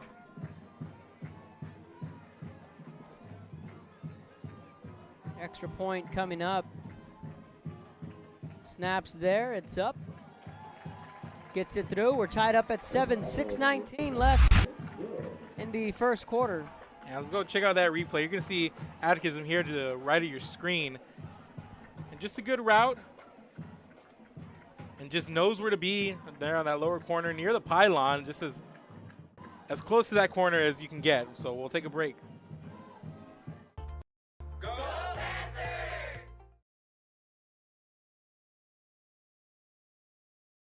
Fisherman's Place in Corpus, located at the Arcadia Shopping Center, offer reel diagnostics and cleaning, sell lures, tackle, bait, and clothing.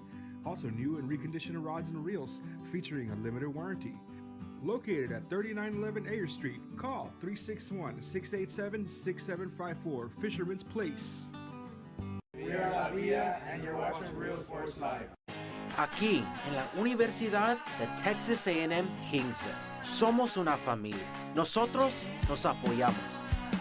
Trabajamos juntos. Crecemos juntos. Triunfamos juntos. Nos inspiramos los unos a los otros para convertirnos en las grandes mentes del futuro. Estamos aquí para asegurarnos que tú triunfes. Aplica hoy para empezar. Es tu momento. We are the Ray Texas Cheerleaders, and you're watching Rio Sports Live. We're a world-class Cadillac, Buick, and GMC dealership, and we're in your neighborhood. Come by and check us out. We're waiting for you.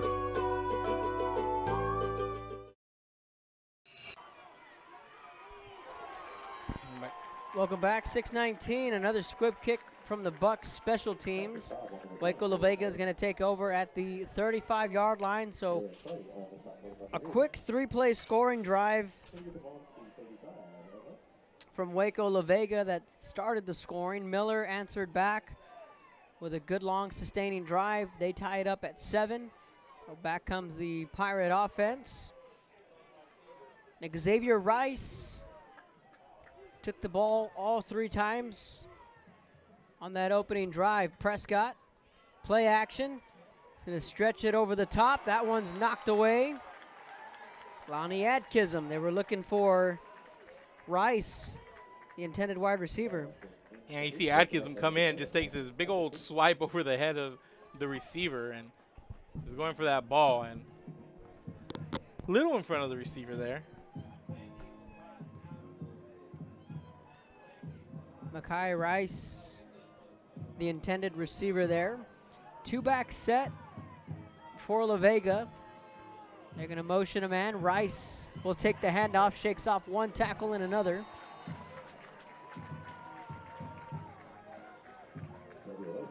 Yeah, you can see it's visibly apparent that, now Miller up front, these D linemen trying to tighten things up after La Vega just went down on that first drive and just ran it down their throats. And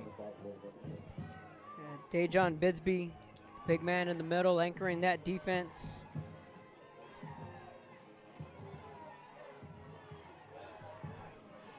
Third and 10, Miller defense looking to get off the field. Prescott play action, slings that one, comeback route, caught at the 50. He's going to pick up a first down, that's Rice. And he scurries out of bounds. But a fresh set of downs for the Waco La Vega offense.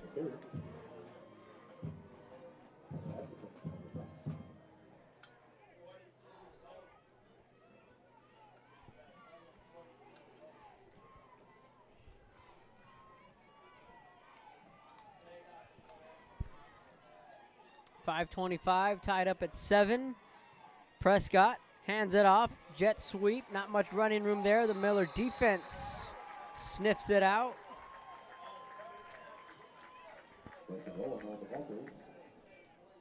They got Biscuit on the side of the here.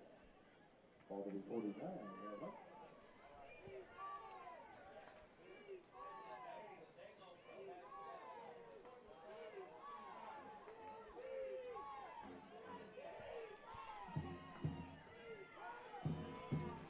4:53 in the opening quarter. 7-7. Prescott looking back to pass, goes for the one-on-one down the field. They were looking for Rice again, and Adkism again on the coverage.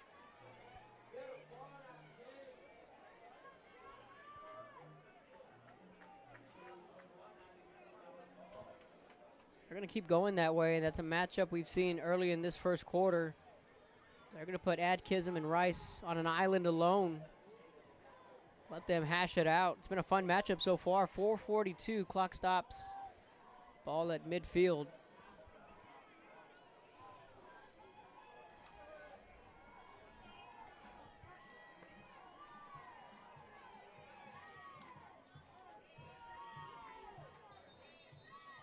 Timeout on the field. We're going to take a timeout up here, and we're going to do our best to work on our tech issues here. You're watching Real Sports Live.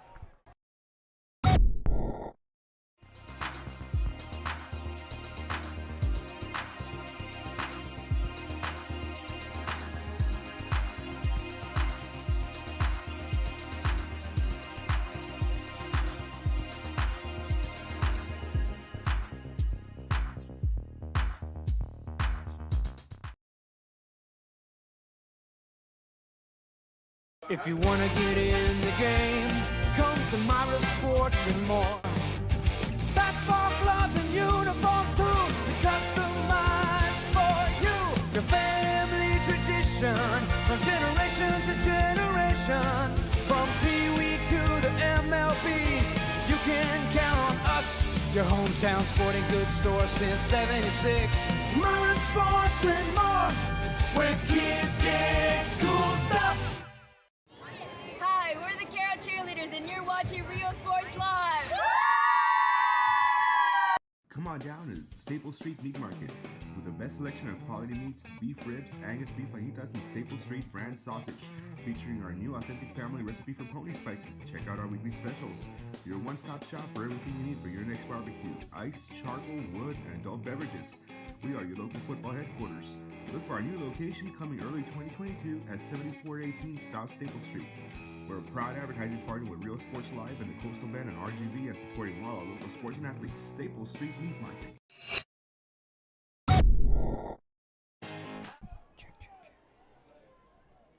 Texas A&M University, Kingsville. We are a family. We support each other through thick and thin. We work together, grow together, excel together. We inspire each other to become the great minds of the future. We are here to ensure you succeed. Apply today to get started. This is your time. Back. Welcome back, and the Miller defense comes up with a stop. Thank you for being patient with us. We're good to go. So the Miller offense back on the field, looking to take their first lead of the afternoon. 4 receivers set for the Bucks. Brown, pump fake. He's going to go over the top. Got a man. Off the shoulder pads and incomplete. They were looking for Jaden Moreno. Just a nice pass. He dropped it in there pretty accurately, just right where he needed to be, but looked like Ronald Kendricks, I believe, number 3 for La Vega, was there and just might have been in the disruption in his eye line. Enough. Yeah, he got just enough. Now it's a 2nd and 10. Brown back to pass, leaping, making the catch. Making up for it there is Moreno.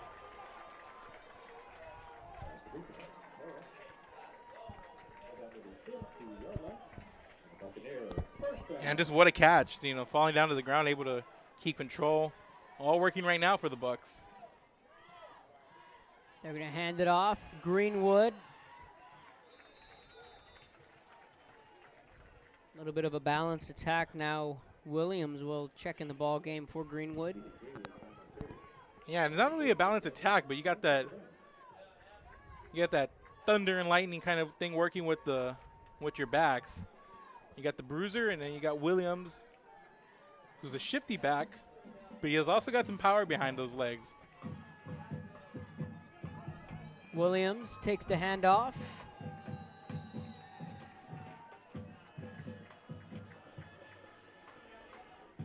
Kind of see him there put his head down right in the heart of that line right there. Just didn't shy away and, you know, kept training his feet.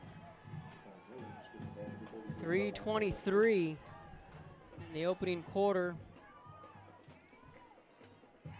Tied up at 7. Brown keeps it himself, across the 40, lowers his shoulder to about the 36-yard line. Nice patient run on the design quarterback run. Good vision, waits for it there in the backfield for the little bit of a lane that he needed to develop, and follows it through for the first. Williams to the right of Jaden Brown, the sophomore quarterback. Hands it off to Williams. Good open field tackle, met immediately by Jason Brown, the junior.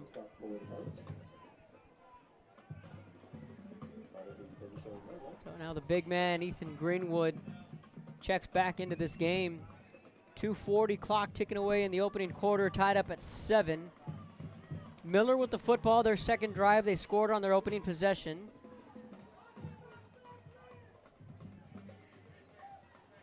Expecting the pass, he's just a 3-down lineman right here. Looking back to pass, looking for Moreno.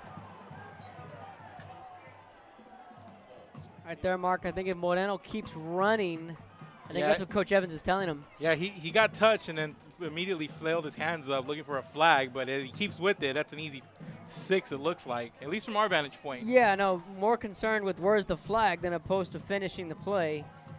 And Coach Evans just, he was pretty hot. He was hot last week. He looked pretty upset there. 4 receivers set now. Brown looking to his left, out route, dangerous throw, overshoots his man. That's Damari Listener.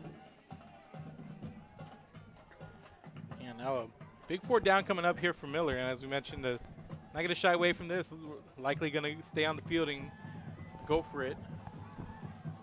Ethan Vela will check in at the slot, wearing the number 3 at the bottom of your screen. He came in last week, and they featured him in that 3rd quarter, and it seemed like if Evans had a game plan for every quarter and said the first quarter we're going to feature Lonnie Adkism, 2nd quarter we're going to feature Damari Listener, the 3rd quarter belonged to Vela. He checks in the slot.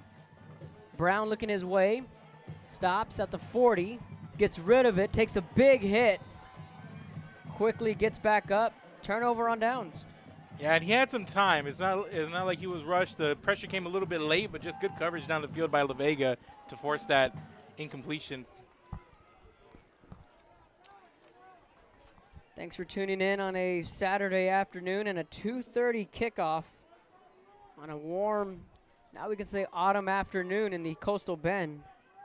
Yeah, we appreciate, like we mentioned, the patience. You know, with live TV, a lot of stuff can go wrong, Kevin, but, you know, thankfully, you know, able to put our heads together and figure it all out and bring our viewers, which we appreciate, the best product we can.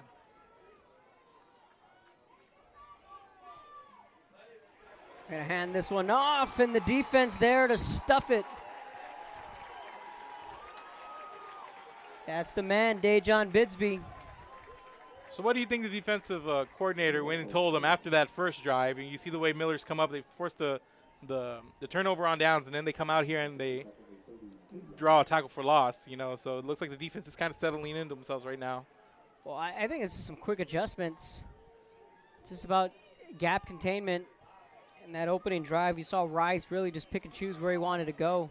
So this defensive line starting to settle in for Miller. Quick swing pass complete at the 30. Rough tackle there over on the far sideline.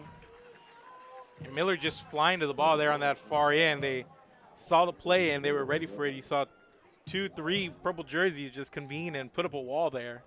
Not a lot on that play.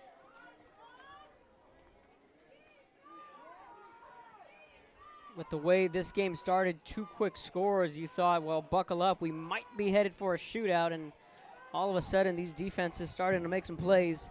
3rd and 13, La Vega behind the sticks. Prescott's going to sling this one's got a man wide open, 40, 35, 30. It's a foot race down to the 20. He's 10, got that angle. 5, pylon, touchdown, Waco, La Vega. McKee Rice on the touchdown reception. And just how we're talking about these defenses are settled in, the offense for Waco La Vega comes out with a big strike down the field. 13-7, right when we mentioned, or I mentioned, that the defenses were stepping up and making plays on 3rd and 13. Prescott hits Rice. And that was just good placement on the football. I mean, I know he had his man beat by a little bit there, but he kind of threw it a little bit inside, made him have to come back and reach for it. No chance there of maybe a late jump by the defender, and we'll check out the replay here.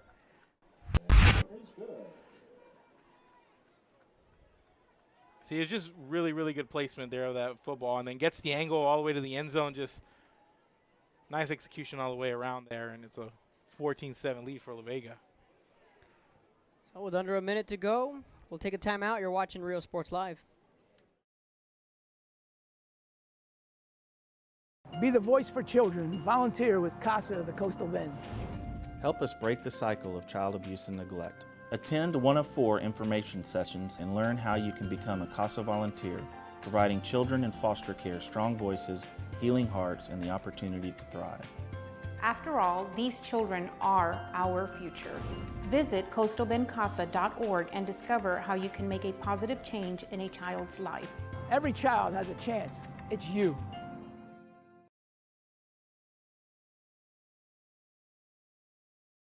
Hi. In air. Are you worried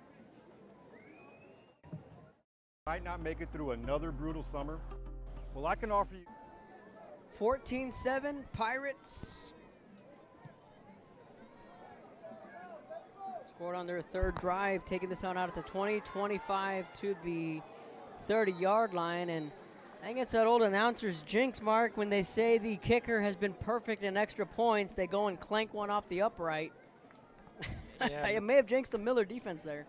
Yeah, and, you know, we talked about how good they were settling in, and then, you know, one of the La Vega receivers just gets behind their secondary, and then that's all she wrote there for that long touchdown pass. But, hey, you know, we're still late in the first quarter. You know, buckle in. This could turn into a shootout. We'll see how Miller comes out and answers.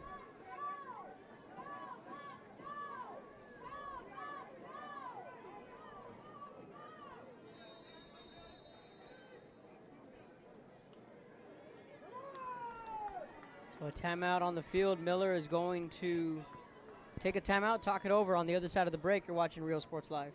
conditioning comfort with custom prices that won't break the bank. We service all units across the Coastal Bend, and there's no additional weekend or after-hour fees. We treat our customers the way we would want to be treated, especially when it comes to costly repairs. So if you need service, repairs, or replacement, call Joe to keep you cool. Valencia Heating and Air.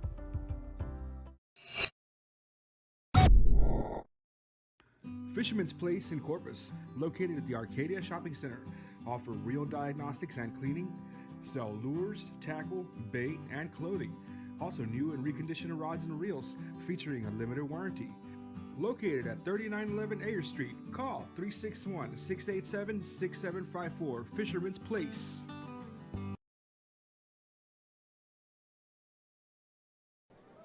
After the timeout, 1st and 10, ball on the 29. Greenwood's going to take it to the 30, lunging forward, picks up a couple.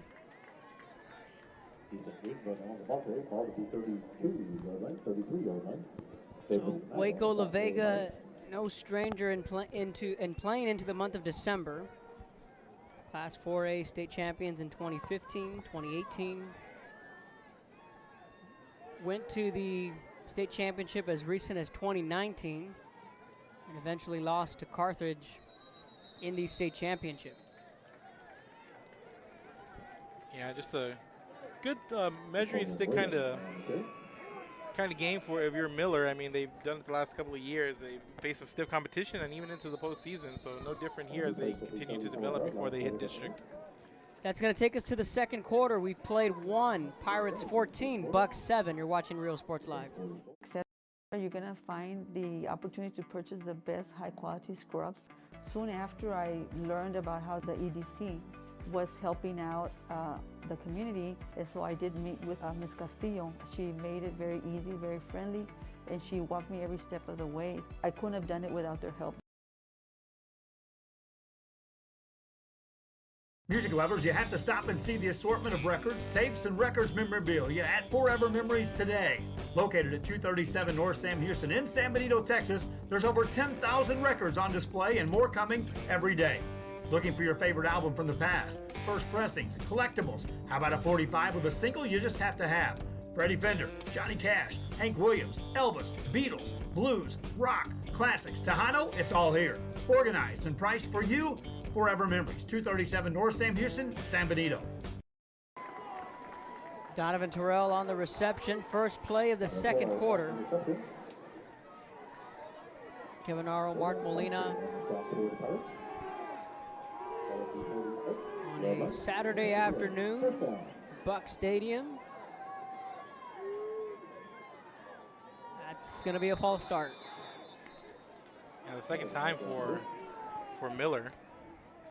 They've had a false start here in this first half. Xavier Rivas, the senior right guard. Little jumpy. Jaden Brown kind of clapped his hands together. It's the second false start we've seen from this Miller offense. Going to push them back to a 1st and 15. Ball on their own 43. Let's see when they wanted to feature Damari Listener. Jaden Brown fires that one. Completes it again. That's Terrell on the reception. Yeah, it's just, as you mentioned, all the wide receivers, you know, go to different game plans, different quarters, feature different guys. I mean, you got your main quartet, but then you got a lot of guys under, just like you mentioned, a lot of depth for this Miller team, and it just got to be like wonderland of your quarterback. They picked up 8. Brown looking to his left, comeback route, looking for Listener. Incomplete at the 40-yard line. Breaking up that pass was Xavier Carpenter. And that comeback, Carpenter stayed right with and able to get his hand there and break that up. Just a really good, solid play there by the DB.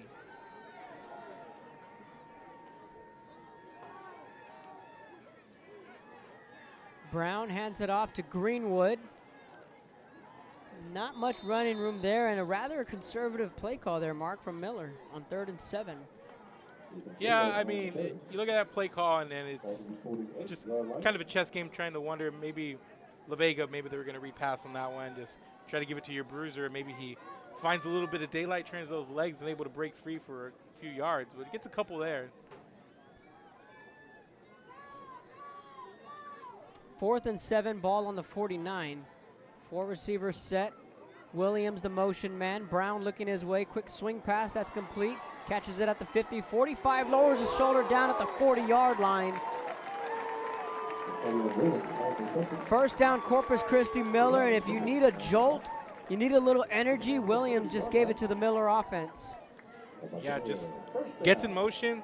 Just all alone out on the flat. Put him in space. And he has a whole bunch of room down that sideline. Just gets to the sticks. And good play there. Williams takes the handoff out of the shotgun, and he just lowered his shoulder, and Williams isn't the biggest guy, but this home crowd loved it. We got a little bit of the extracurriculars, you know. Emotional game. You look at these two teams, and big game for both of them. I know it's a non-district kind of thing, but, you know, you look at them, and in their respective regions, they're heavy hitters coming in, so a lot of pride in this one, even though it's a pre-district game. A lot of fans saw that Waco La Vega was making the trip down to Buck, and you circle the calendar date. Design quarterback run. Brown. Good open field tackle there. David McKnight, the senior. He had a little bit of daylight there to the left, but that closed up really quickly. As La Vega just kind of flying to the ball here, and it's good stuff defensively. Quick pass again, complete, 35. This is a sound Pirate team. The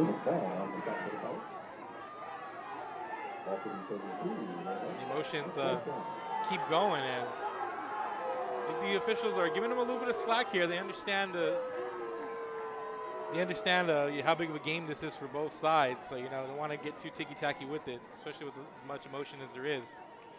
Brown fumbled the football. Ball's loose. Pirates say they have it at the 30, and they do. Coming up with the loose ball.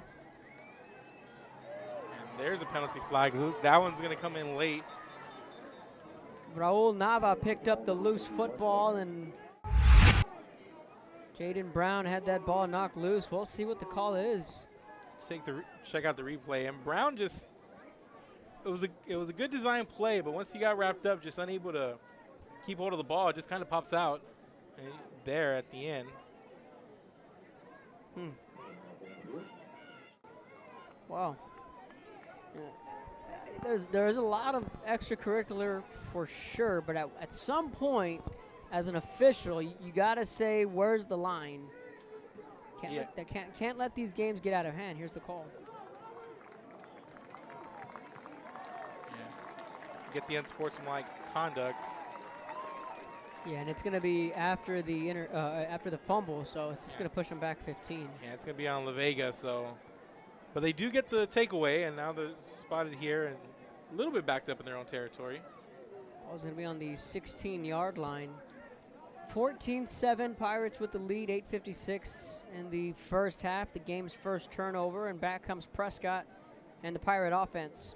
Yeah, but that turnover's got to be a bit of a gut punch for Miller. You know, they answered the first time, and they were well on their way to trying to do so on this next one, and then they cough it up, put it on the turf, and now here comes La Vega, up 7. Trips left. Defense for Miller looks a little confused. Rice is going to take the handoff. Good penetration up front from the defensive line. Yeah, and up front, I mean, I know they give up that long pass, but haven't been giving up those chunk plays on the ground. Aquan Coleman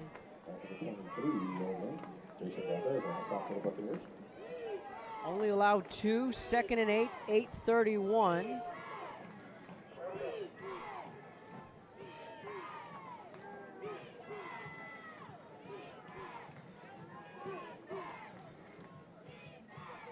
Prescott, flush to his left, just gonna get rid of it. 3rd and 8 coming up. Yeah, you just gotta get rid of that. You had a man running up the sideline, but it's one of those things where you're trying to move on the run, but at some point you gotta get set. It looked like there was enough pressure for him to just know that, hey, you gotta have the wherewithal to throw it away and live to go another play.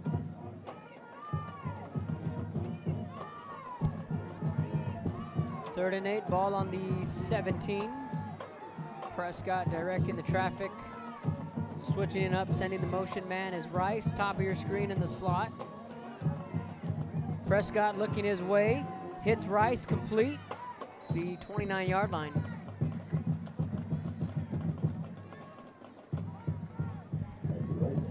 That's enough for a Pirate first down. Yeah, so it's a big drive here defensively for Miller and see if they can bail their offense out of a jam. And then almost you feel that the way this game is trending, you don't want to fall behind 2 scores. That'd be a slippery slope. Then you'd have to play catch up. But then again, on the flip side, there's a team more equipped to answer back quickly. It's Miller. Yeah, definitely. It's just a lot of pressure you put on your defense in these situations. Miller is going to take a timeout. Be sure to follow us on our social media sites at Real Sports Live on Instagram, Twitter, Facebook. Subscribe to our YouTube channel. 14-7, Pirates with the lead midway through the second quarter. You're watching Real Sports Live.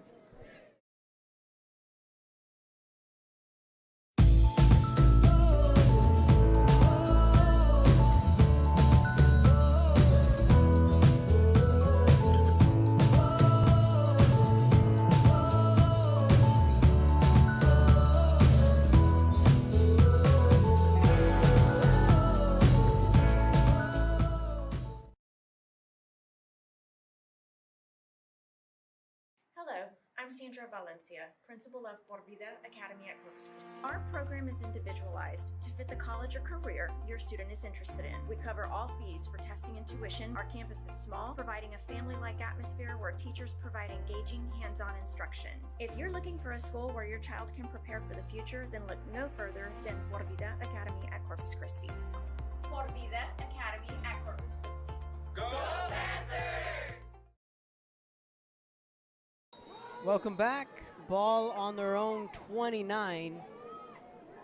Pirates looking to capitalize on the fumble. Rice, not much running room there. Coming into this game, we see that we thought, hey, Waco La Vega, their team likes to come out, run the ball, grind it out, and we saw a lot of that on that first possession. But ever since then, really haven't seen much of it. Miller's taking it away. You see La Vega go to the air a lot more, and they've struck there. They've had some good plays, but they haven't been able to get back to that running game. Well, that was the point I was about to bring up, that it took 3 quick plays for Waco La Vega. Since that opening drive, albeit it was a small sample size, this Miller defense has done a good job on stopping the run. And has got a player down, so we'll step away for a bit real quick, and we'll be back. Service is attitude. How far are we willing to go to service our community, our dealership here for you, and you? Sky's the limit.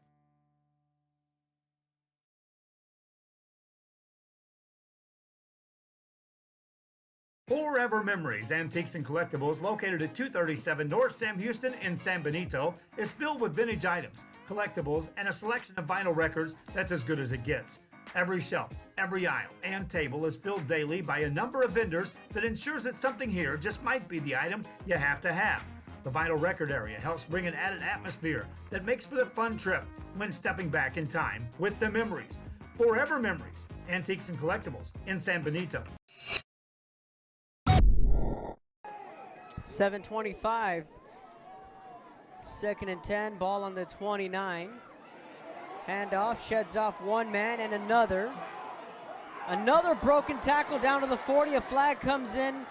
This could be coming back, but no one's going to catch him. This is going to be a Pirate touchdown. That was an impressive run from Bryson Rowland, but flags in the area of holding. Yeah, look at the replay here. This went beast one. This one, he's just spins out of that tackle, and he's off to the races, but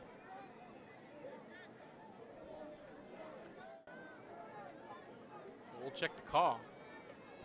And, oh, they moved down the field, so. I think that touchdown's going to stand.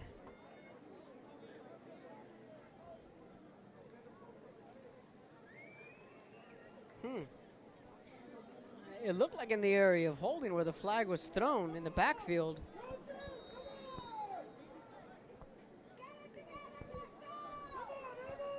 And it's gonna hold up. I mean, that's an impressive run. The extra point is good. It's 21-7. Waco La Vega and Bryson Rowland. Yeah, just you see here, just breaks away, spins out of a couple of tackles, a couple of stiff arms here and there, and that flag came in whenever all that was going down, but just wasn't addressed. We have a Waco La Vega touchdown, and then you said it was a big drive, and La Vega is able to come out and put another touchdown on the board. So now this is, they must have picked up the penalty. They had to have. There was. I think they're talking about it. They're inside the 5. And then if they waved it off, I must have missed it. You must have missed it. Yeah, it just looked in the midst of everything that was going on. We didn't have an official come out and explain, so I guess they must have picked it up. And they had to have, because Justin Evans, there's no pleading his case. He's not questioning anything. So if that were the case, he'd be on the hashes wanting to know what's going on. But nonetheless, that's a huge touchdown, because now Miller again falls behind by 14. Always be aware of your surroundings. Thanks to Farmers Agent, You got 7:06 in the second quarter. safe decisions. So obviously plenty of time in this first half. But yeah, just quickly how things can swing. I mean, it was a 14-7 game. Miller in La Vega territory, going right down the field. all of a sudden you get a fumble, and La Vega comes out and they strike big. They're kicking off from the 45, so the penalty Had to have been against Miller. Had to have been against Miller, and they're gonna.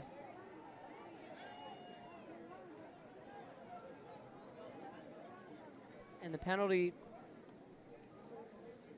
had to be against Miller, like we said. They're going to put it here on the kickoff now.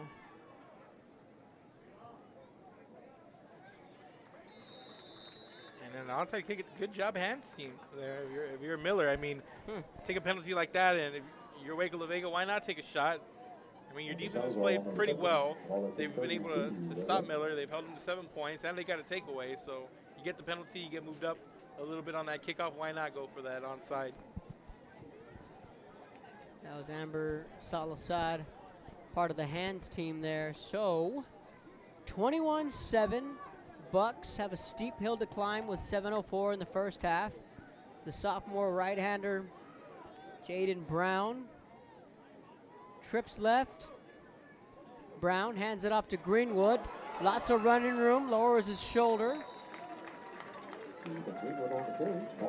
Picks up 10, maybe 11, but it's good enough for a Buck first down. You give him just the slightest bit of room, and he's just going to break through it. Kind of reminds you of Red Rover over there. Just break through that a little bit, and he had a lot of room there and to work with that he created. Just kept those legs churning. I haven't thought of that game in some time. Greenwood off tackle, shakes off a man. Oh, they're gonna blow it dead. Yeah, he was just down. Good balance. I mean, has a lower center of gravity, that big guy there, but he was moving those feet, cutting outside, thought about cutting back in, and bounced it out again. And good bit of running there for. I thought they were gonna. I thought they were gonna let that one play through. Greenwood, kind of shaking his head there. Brown, quarterback keeper. So here's the kid, Jaden Brown, like we mentioned. You know, just how quickly will he grow up? Check mark that box with a road win at Sinton. And Mark, as the weeks go on, that Sinton win looks prettier and prettier. Yeah, and that just, you know, going into that game, I saw it on the schedule, and I thought, okay, they're going to have real trouble with Sinton. I thought, you know, Sinton might come in and run away with it. And the way that Miller looked against that veterans team, and it just goes to show you how good that veterans team is. I mean, because they were just – veterans just ran roughshod on Miller, and then going into that Sinton game, coming off that one, it was just a lot of question marks. Brown pump fakes, chased down from behind, and down he goes. Coming down with a sack, Javion Cooper. It's a big boy coming after you there, and Brown just couldn't get away. He came in here, gave him a big old bear hug, and took him down. Cooper, one of the team captains at the coin toss. That's a big sack because now it pushes them back to a 4th and 12 at their own 42.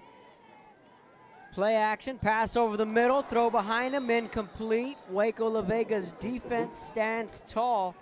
They were looking for Jaden Moreno.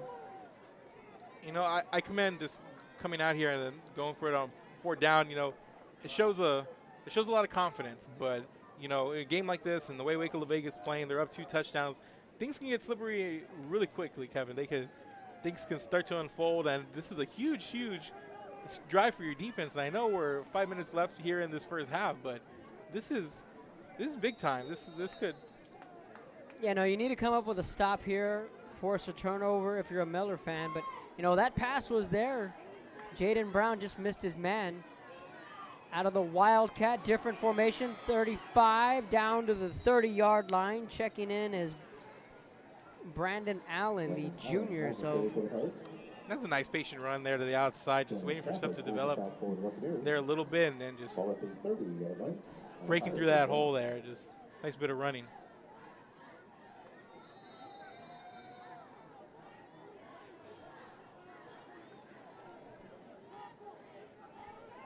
Staying in the game is Allen. He's a junior. Prescott on the sideline with his helmet on. The officials here discussing something with the Miller coaching staff. I believe Might be an injury. They're walking. It's 32. Jonas Stafford. They're kind of walking him to the sideline. The official.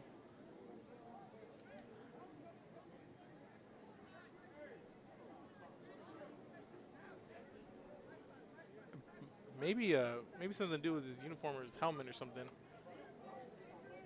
He's being checked on by the trainer. Delson Cavanis, number 5, will check into the game. 4:55, 1st and 10, ball on the 30 for Waco La Vega.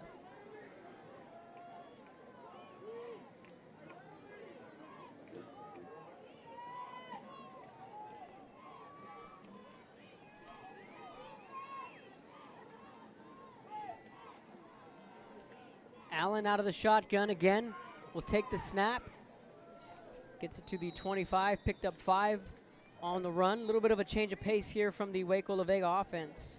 Well, now you come up, you're up by 2 scores, and the run was taken away from you, and now here's a good opportunity to try to force your way into getting that running game going again. You have a little bit of a luxury, you have a little bit of a cushion here with the lead.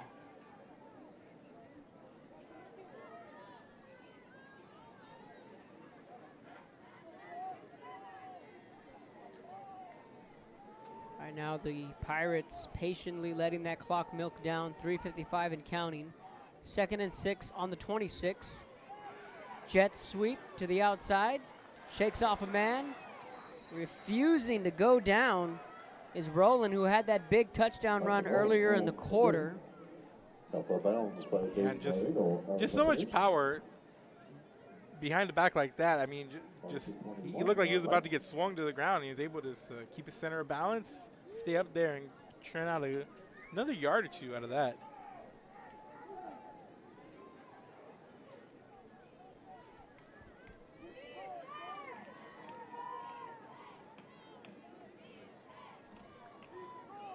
Third and 1 on the 21. Slips up, met by the Miller defensive line. Salazar, one of the guys in there to make the tackle. Credit the assist there to the turf. Slip might have had a chance there, but instead the slip was able to derail him, and he's dropped for a loss of about 2, it looks like. Diedrich Brawley on the carry there, so we're seeing multiple backs here in this quarter. Huge 4th down coming up here, Kevin. 4th and 3, and it's a big one here, because if you're Miller and you can come up with a stop, you can generate your 2-minute offense. But on the flip side, Waco La Vega could potentially look for a kill shot here, and they're going to call a timeout and talk it over. Yeah, just a lot going on here, and then I believe Miller kicked off, so they would receive. So maybe, just like you said, huge for their defense right now. Under 3 to go. Pirates take a timeout. You're watching Real Sports Live. I'm Sandra Valencia, principal of Por Vida Academy at Corpus Christi. Our program is individualized to fit the college or career your student is interested in. We cover all fees for testing and tuition. Our campus is small, providing a family-like atmosphere where teachers provide engaging, hands-on instruction. If you're looking for a school where your child can prepare for the future, then look no further than Por Vida Academy at Corpus Christi. Por Vida Academy at Corpus Christi. Go Panthers!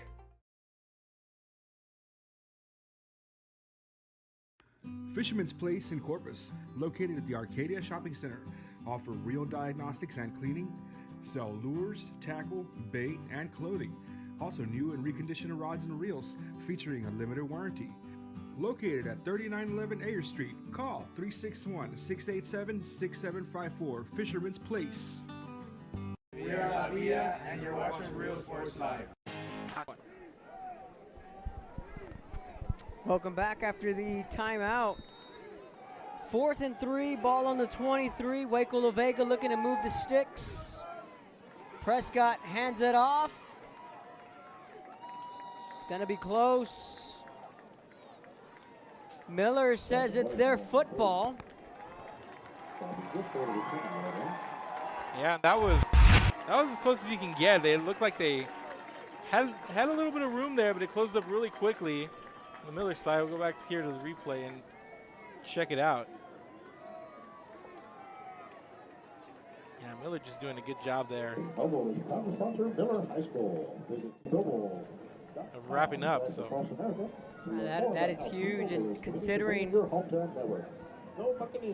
how the Pirates were getting yards in chunks, and then Miller's defense to come up with a key stop on 4th and 3. Let's see how quickly another false start on the right guard. Rivas again. 3rd false start penalty for Miller here. 2nd on Rivas. So the question here is, we know Miller can score in a blink of an eye, but do you want to score that quickly, or do you want to milk some time?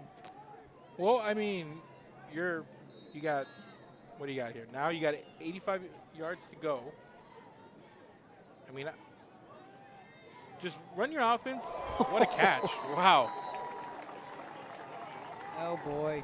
Get used to seeing that if you haven't already. Lonnie Atkinson.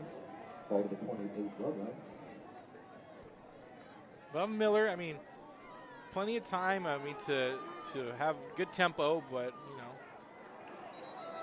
I think it's going to be a false start.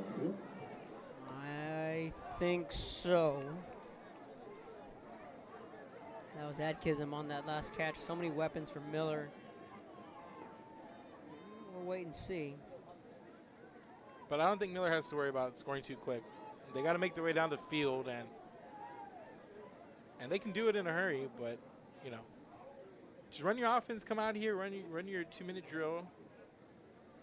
Come out here, play your game, do what you do. And now it's going to be encroachment on La Vega.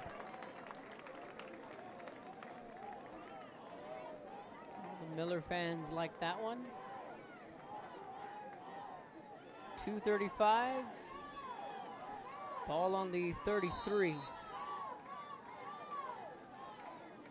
Brown takes the snap, hands it off to Greenwood, spins to the 40-yard line, and Ethan Greenwood feels like he almost had a big one there. That boy's running like he's lightning. Just really light on his feet, you know, with the bruising body. Brown looking at Kism's way. He's going to fire this one up into double coverage. Good coverage there from Major Sterling, and they did not bite on that pump fake. Went to that hitch and go, and yeah, just read it the whole way. Good coverage by the corner, and then you get the help up top, and had to take the shot there if you were Miller, I suppose.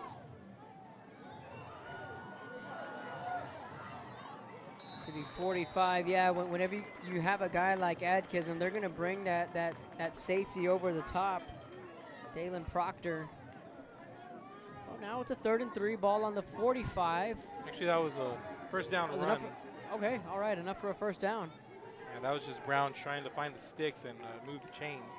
Ball on the 45. Looks to his right, has time. Checks down to the 50-yard line. You know, I've watched enough football, Kevin, to know that you just always kind of wince a little bit whenever you see a quarterback, any quarterback, just kind of throw off across his body like that, off balance. It's a tough throw to make, especially for a young sophomore. Jace Brown makes the tackle. So now Miller, they're just going to take their time. They have a minute 30 to find the scoreboard. Let's see when they want to take their shot. 3rd and 4. Brown design quarterback run from his backside, making the tackle somehow, some way. And I just don't know if he knew where he wanted to go with that one. It looked like he kind of just crossed himself up there, and then he just gets tripped up in the process and just. Yeah, Gerardo Gonzalez was on his backside and just reached up and grabbed Jaden Brown. Lost 2. 4th and 5. 52 seconds. Brown again, design quarterback run. Picks up a big block from Ethan Greenwood. First down, Corpus Christi Miller. Greenwood cleared that path for his sophomore quarterback. And that's obviously a play that they've got to love and they have a lot of confidence in. They ran it, looks like 3 times in a row there. Just finally getting what they wanted out of it there on that one. Comeback route, Atkinson, 25, down to the 20, 15, still on his feet. Lonnie Adkism down to the 12-yard line. What a pitch and catch. You just can't guard that as a DB. Yeah, you got to wrap him up if he catches it there on the near the sideline. Going back to Adkism. Incomplete, clock's going to stop. Miller wants a PI. They're not going to get it. There was a lot of being handsy and pushing off, especially there from Adkism. He likes to get that separation, and he's got to watch out. There is such a thing, yes, it's offensive pass interference for those watching. There is. But there's a lot of hand checking there. Just a good football on both sides there. Just good competitive battles there on the outside. Brown to his right. Fade to the end zone. Back of the end zone. Caught. Touchdown. Corpus Christi Miller. The junior, Jaden Moreno. A heck of a throw. And just what the doctor ordered for the Miller Bucks. They got that stop defensively. That was big for them. They come down and they score. They leave 24 seconds on the clock. It's game on here at Buck. Extra point away, making it a one-score football game. That was about as good a throw as you've seen Jaden Brown make. The extra point, that got tipped. Yeah, that one low. Roland Kendricks looked like he got a pinky on it, and I had to mention they need that extra point to make it a touchdown score. Yeah. Still one possession game, but a little tougher. And we'll go to the replay here, and just a nice touch on this throw. Goes to that top of the end zone and puts it right where his man can get it for the score, and just nicely done for the sophomore QB. 24 seconds left in the half. You're watching Rio Sports Live. Universidad de Texas A&M Kingsville. Somos una familia. Nosotros nos apoyamos. Trabajamos juntos. Crecemos juntos. Triunfamos juntos. Nos inspiramos los unos a los otros para convertirnos en las grandes mentes del futuro. Estamos aquí para asegurarnos que tú triunfes. Aplica hoy para empezar. Es tu momento. We are the Ray Texas Cheerleaders, and you're watching Rio Sports Live.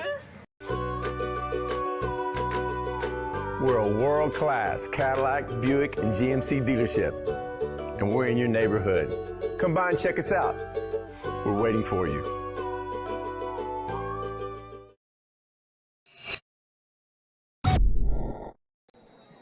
Welcome back.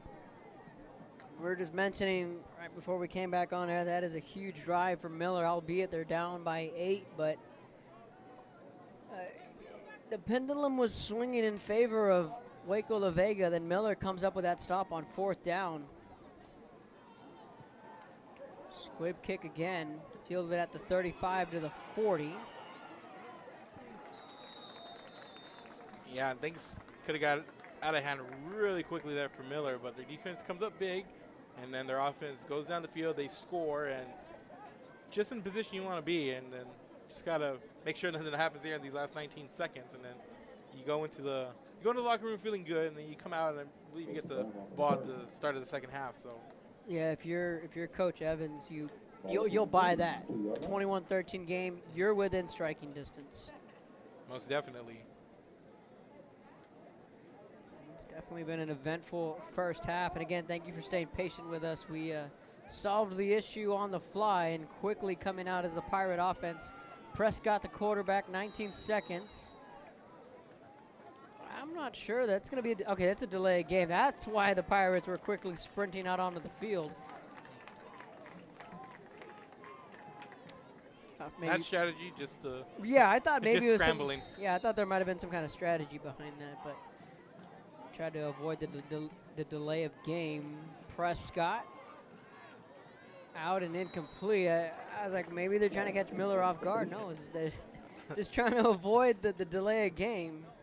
Yeah, and La Vega can give it a try here. They're try to go down the field, and we'll see what they can do. 15 seconds. I believe they have a timeout. So the Pirates have the football.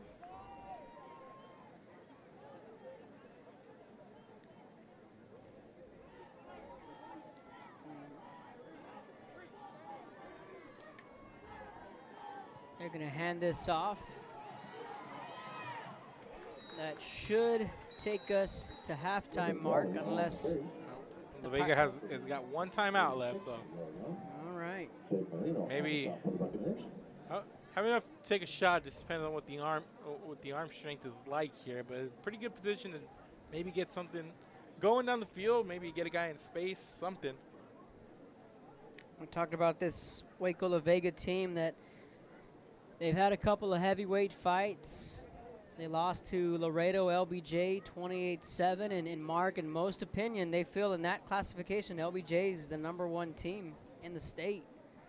And they lose to Argyle 17-14. They pick up 2 wins easily in weeks 1 and week 2, putting up 51 and 65. And then came that, what you can call a gauntlet stretch for Waco La Vega as they wrap up non-district against Laredo LBJ, against Argyle, and then against Miller. Yeah, just trio of just heavy hitters, you know.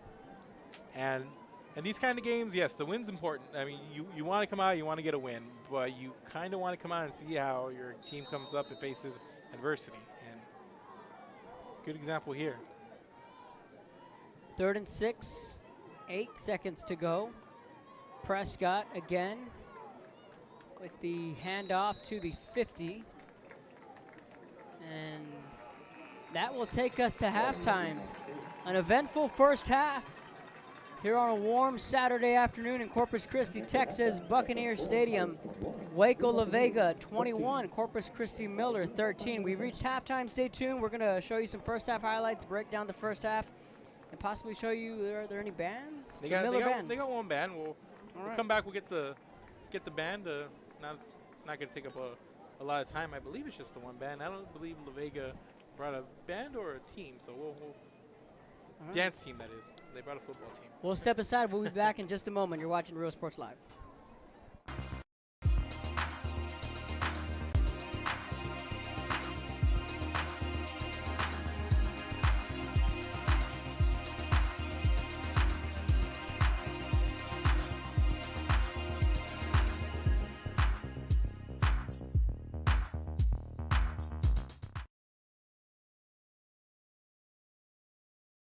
If you want to get in the game, come to Myra Sports and more.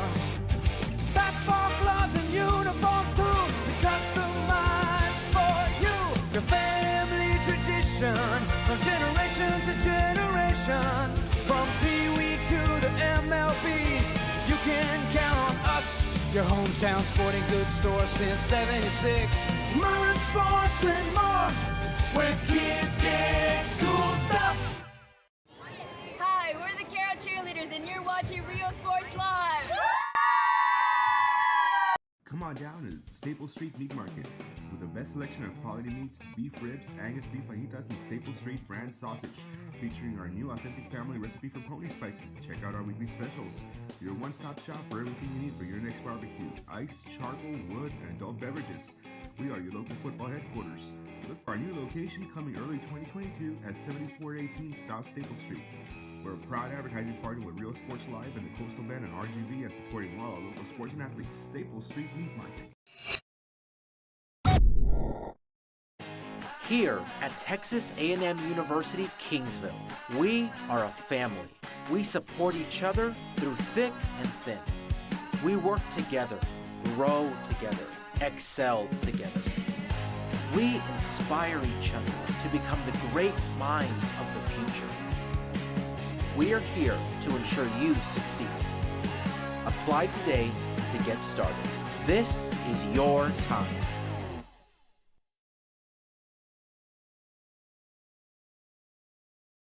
Be the voice for children. Volunteer with CASA of the Coastal Bend.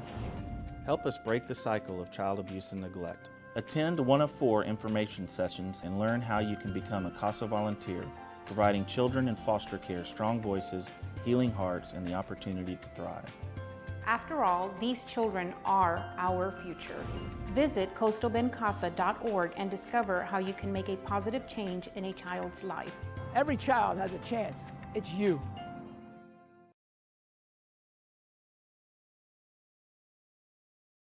Hi, I'm Joe with Valencia Heating and Air. Are you worried that your AC might not make it through another brutal summer? Well, I can offer you affordable air conditioning comfort with custom prices that won't break the bank. We service all units across the Coastal Bend, and there's no additional weekend or after-hour fees. We treat our customers the way we would want to be treated, especially when it comes to costly repairs. So if you need service, repairs, or replacement, call Joe to keep you cool. Valencia Heating and Air.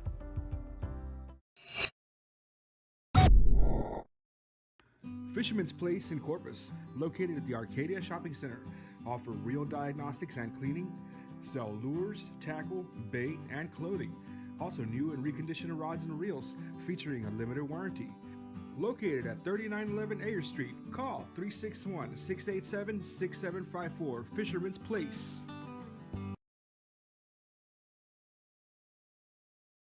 Uniforms, etc., you're going to find the opportunity to purchase the best high quality scrubs. Soon after I learned about how the EDC was helping out the community, and so I did meet with Ms. Castillo. She made it very easy, very friendly, and she walked me every step of the way. I couldn't have done it without their help. Music lovers, you have to stop and see the assortment of records, tapes, and records memorabilia at Forever Memories today. Located at 237 North Sam Houston in San Benito, Texas, there's over 10,000 records on display and more coming every day. Looking for your favorite album from the past, first pressings, collectibles. How about a 45 with a single you just have to have? Freddie Fender, Johnny Cash, Hank Williams, Elvis, Beatles, blues, rock, classics, Tejano, it's all here. Organized and priced for you. Forever Memories, 237 North Sam Houston, San Benito.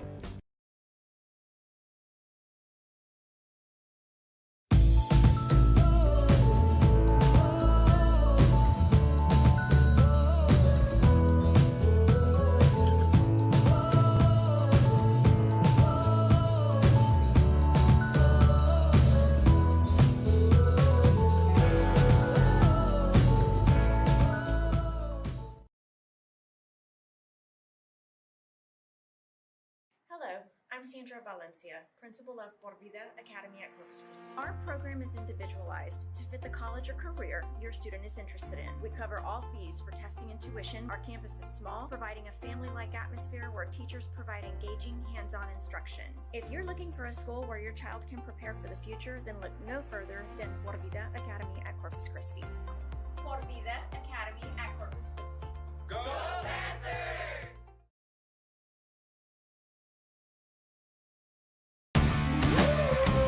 Service is attitude. How far are we willing to go to service our community, our dealership here at Fruya, and you? Sky's the limit.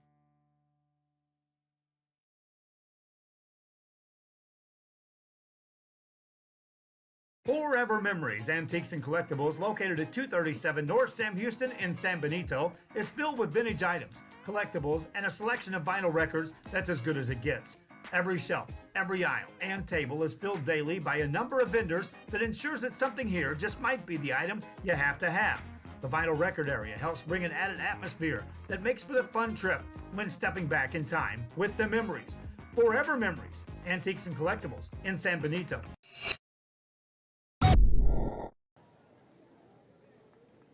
And welcome back, ladies and gentlemen. We were at the half. Waco La Vega with a 21-13 lead over Corpus Christi Miller. About 22 minutes to go here at the break. The Miller band about to come onto the field, but we're going to take you to these first half highlights and show you how we got here to 21-13, and then we'll be back with Kevin to talk a little bit about the first half, break it down here, and then before we get ready and get going for the second half. So enjoy these highlights, and we are sending you there right now.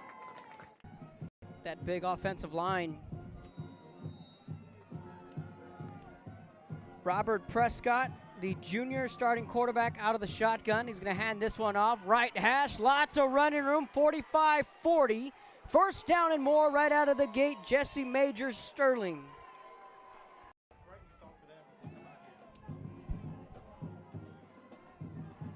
Prescott hands it off to Rice. Zone read to the outside, looking to pick up a block, and does. Rice with speed, and on the third play of the game, it's a 33-yard touchdown, Waco La Vega. Ross. Looking back like Greenwood, he's just kind kind of a change of pace. You see all the athleticism on that Miller offense, and then you have a big running back, low to the ground kind of guy, just a straight ahead runner. 3rd and 4, quick screen. Tackled immediately at the 25-yard line. Nothing doing there. Receivers get some blocking, maybe evade defenders, but La Vega tightened them up there. He lost 2. 4th and 7. Miller going to roll the dice early. Atkinson makes the catch, shakes off one man. Mark, it looks like he got the first down. It looks like he did there on that last. Pirates with the lead. Williams to the right of Jaden Brown. Takes a snap, play action over the middle, incomplete. He was looking for Donovan Terrell. And that catch in traffic, it's not easy, and took a shot there. These receivers more than capable of making those plays. 3rd and 8. Here comes the blitz. Greenwood picks it up. Pass out to Lonnie Atkinson. Makes the catch. Shakes off one man. Still on his feet at the 45. And Atkinson, Mark, has down the field, and then they get him here right near that inside hash. And Miller takes the snap. Looking to his right. Got a man. Caught. Both feet in. Touchdown Bucks. Lonnie Atkinson. Rice took the ball all 3 times on that opening drive. Prescott, play action. He's going to stretch it over the top. That one's knocked away. Makai Rice, the intended receiver there. 2-back set for La Vega.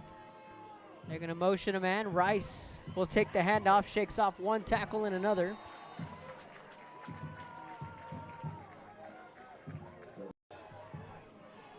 Third and 10. Miller defense looking to get off the field. Prescott play action, slings that one, comeback route, caught at the 50. He's going to pick up a first down. That's Rice. And he scurries out with us. We're good to go.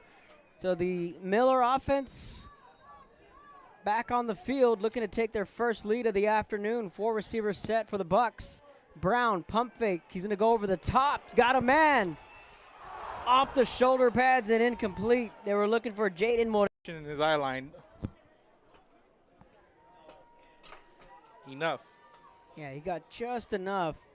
Now it's a 2nd and 10. Brown back to pass. Leaping, making the catch. Making up for it there is Moreno. 3:23 in the opening quarter. Tied up at 7. Brown keeps it himself, across the 40, lowers his shoulder to about the 36-yard line. That he needed to develop, and follows it through for the first. Williams to the right of Jaden Brown, the sophomore quarterback. Hands it off to Williams. Good open field tackle, met immediately by Jason Brown. Miller with the football, their second drive. They scored on their opening possession.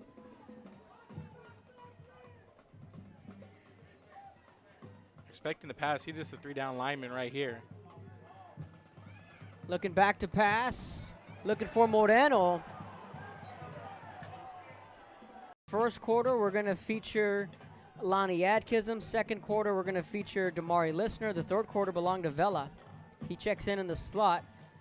Brown looking his way. Stops at the 40. Gets rid of it. Takes a big hit. Figure it all out and bring our viewers, which we appreciate, the best product we can.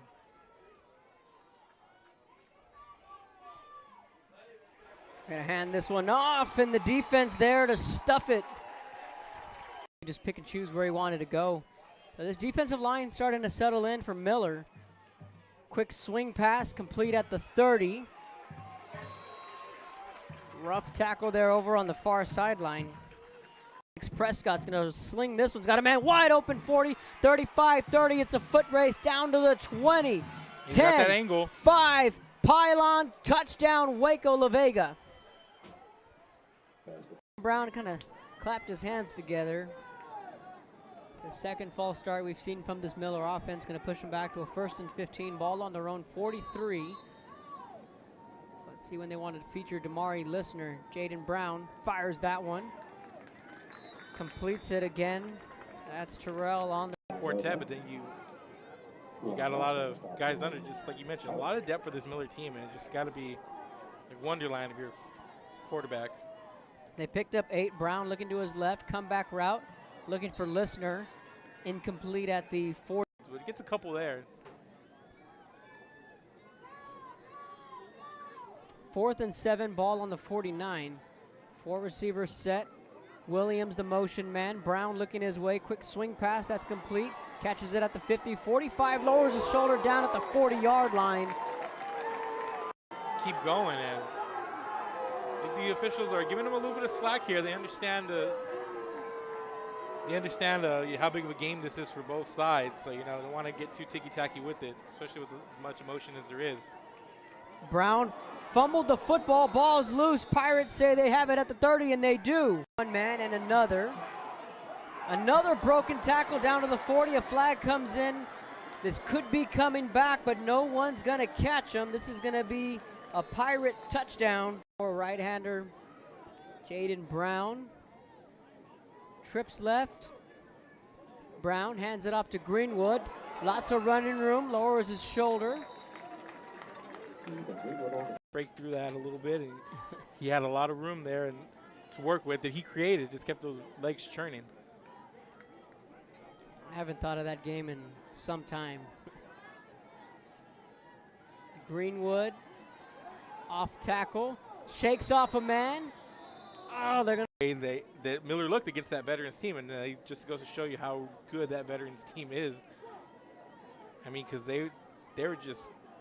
Veterans just ran roughshod on Miller, and then going into that Sinton game, coming off that one, it was just a lot of question marks. Brown pump fakes, chased down from behind, and down he goes. Here, force a turnover if you're a Miller fan, but you know, that pass was there.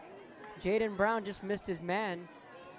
Out of the Wildcat, different formation, 35 down to the 30-yard line. Checking in is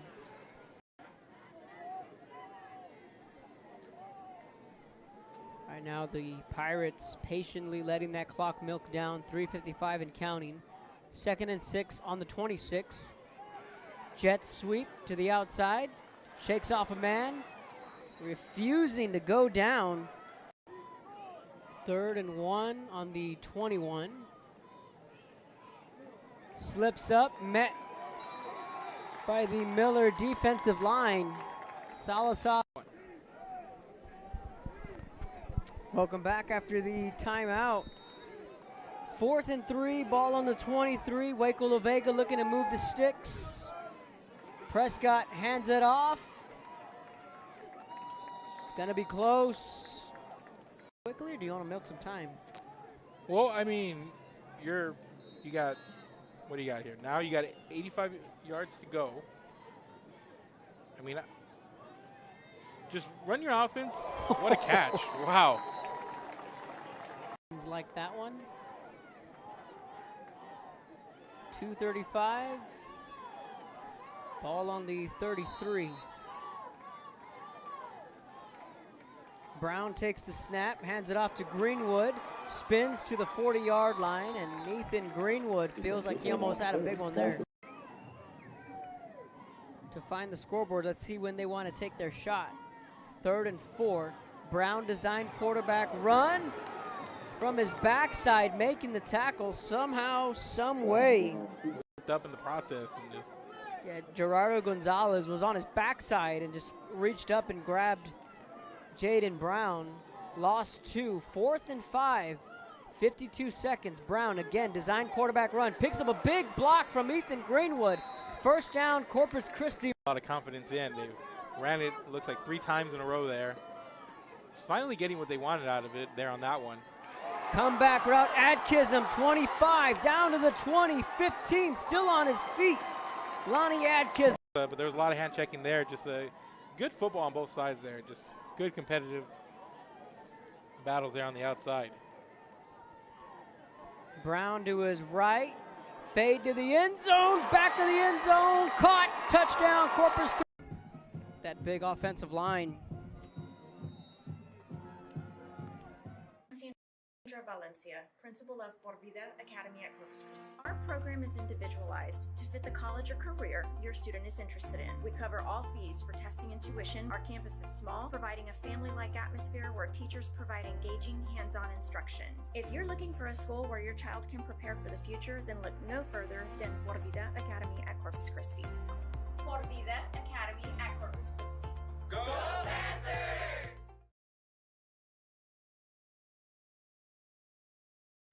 Fisherman's Place in Corpus, located at the Arcadia Shopping Center, offer real diagnostics and cleaning, sell lures, tackle, bait, and clothing.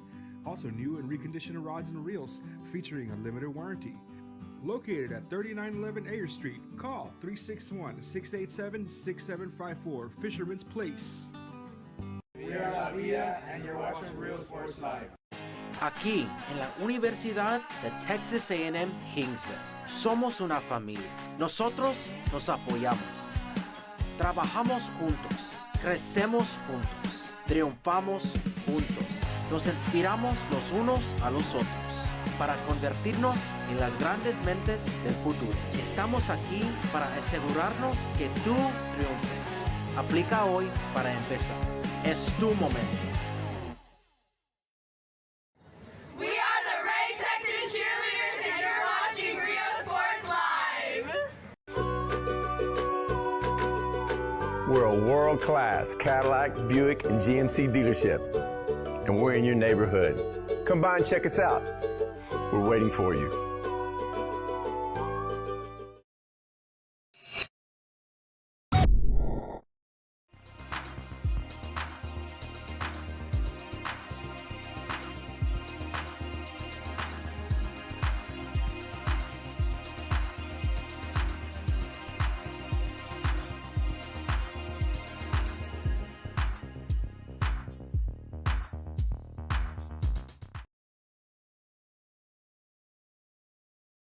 If you want to get in the game, come to Myra Sports and more. Basketball gloves and uniforms too, customized for you. Your family tradition, from generation to generation. From Pee Wee to the MLBs, you can count on us. Your hometown sporting goods store since '76. Myra Sports and more, where kids get cool stuff. Hi, we're the Carroll Cheerleaders, and you're watching Rio Sports Live. Come on down to Staple Street Meat Market with the best selection of quality meats, beef ribs, Angus beef fajitas, and Staple Street brand sausage, featuring our new authentic family recipe for pony spices. Check out our weekly specials. Your one-stop shop for everything you need for your next barbecue: ice, charcoal, wood, and adult beverages. We are your local football headquarters. Look for our new location coming early 2022 at 7418 South Staple Street. We're a proud advertising partner with Real Sports Live and the Coastal Band and RGV, and supporting all our local sports and athletes. Staple Street Meat Market. Here at Texas A&M University, Kingsville, we are a family. We support each other through thick and thin. We work together, grow together, excel together. We inspire each other to become the great minds of the future. We are here to ensure you succeed. Apply today to get started. This is your time.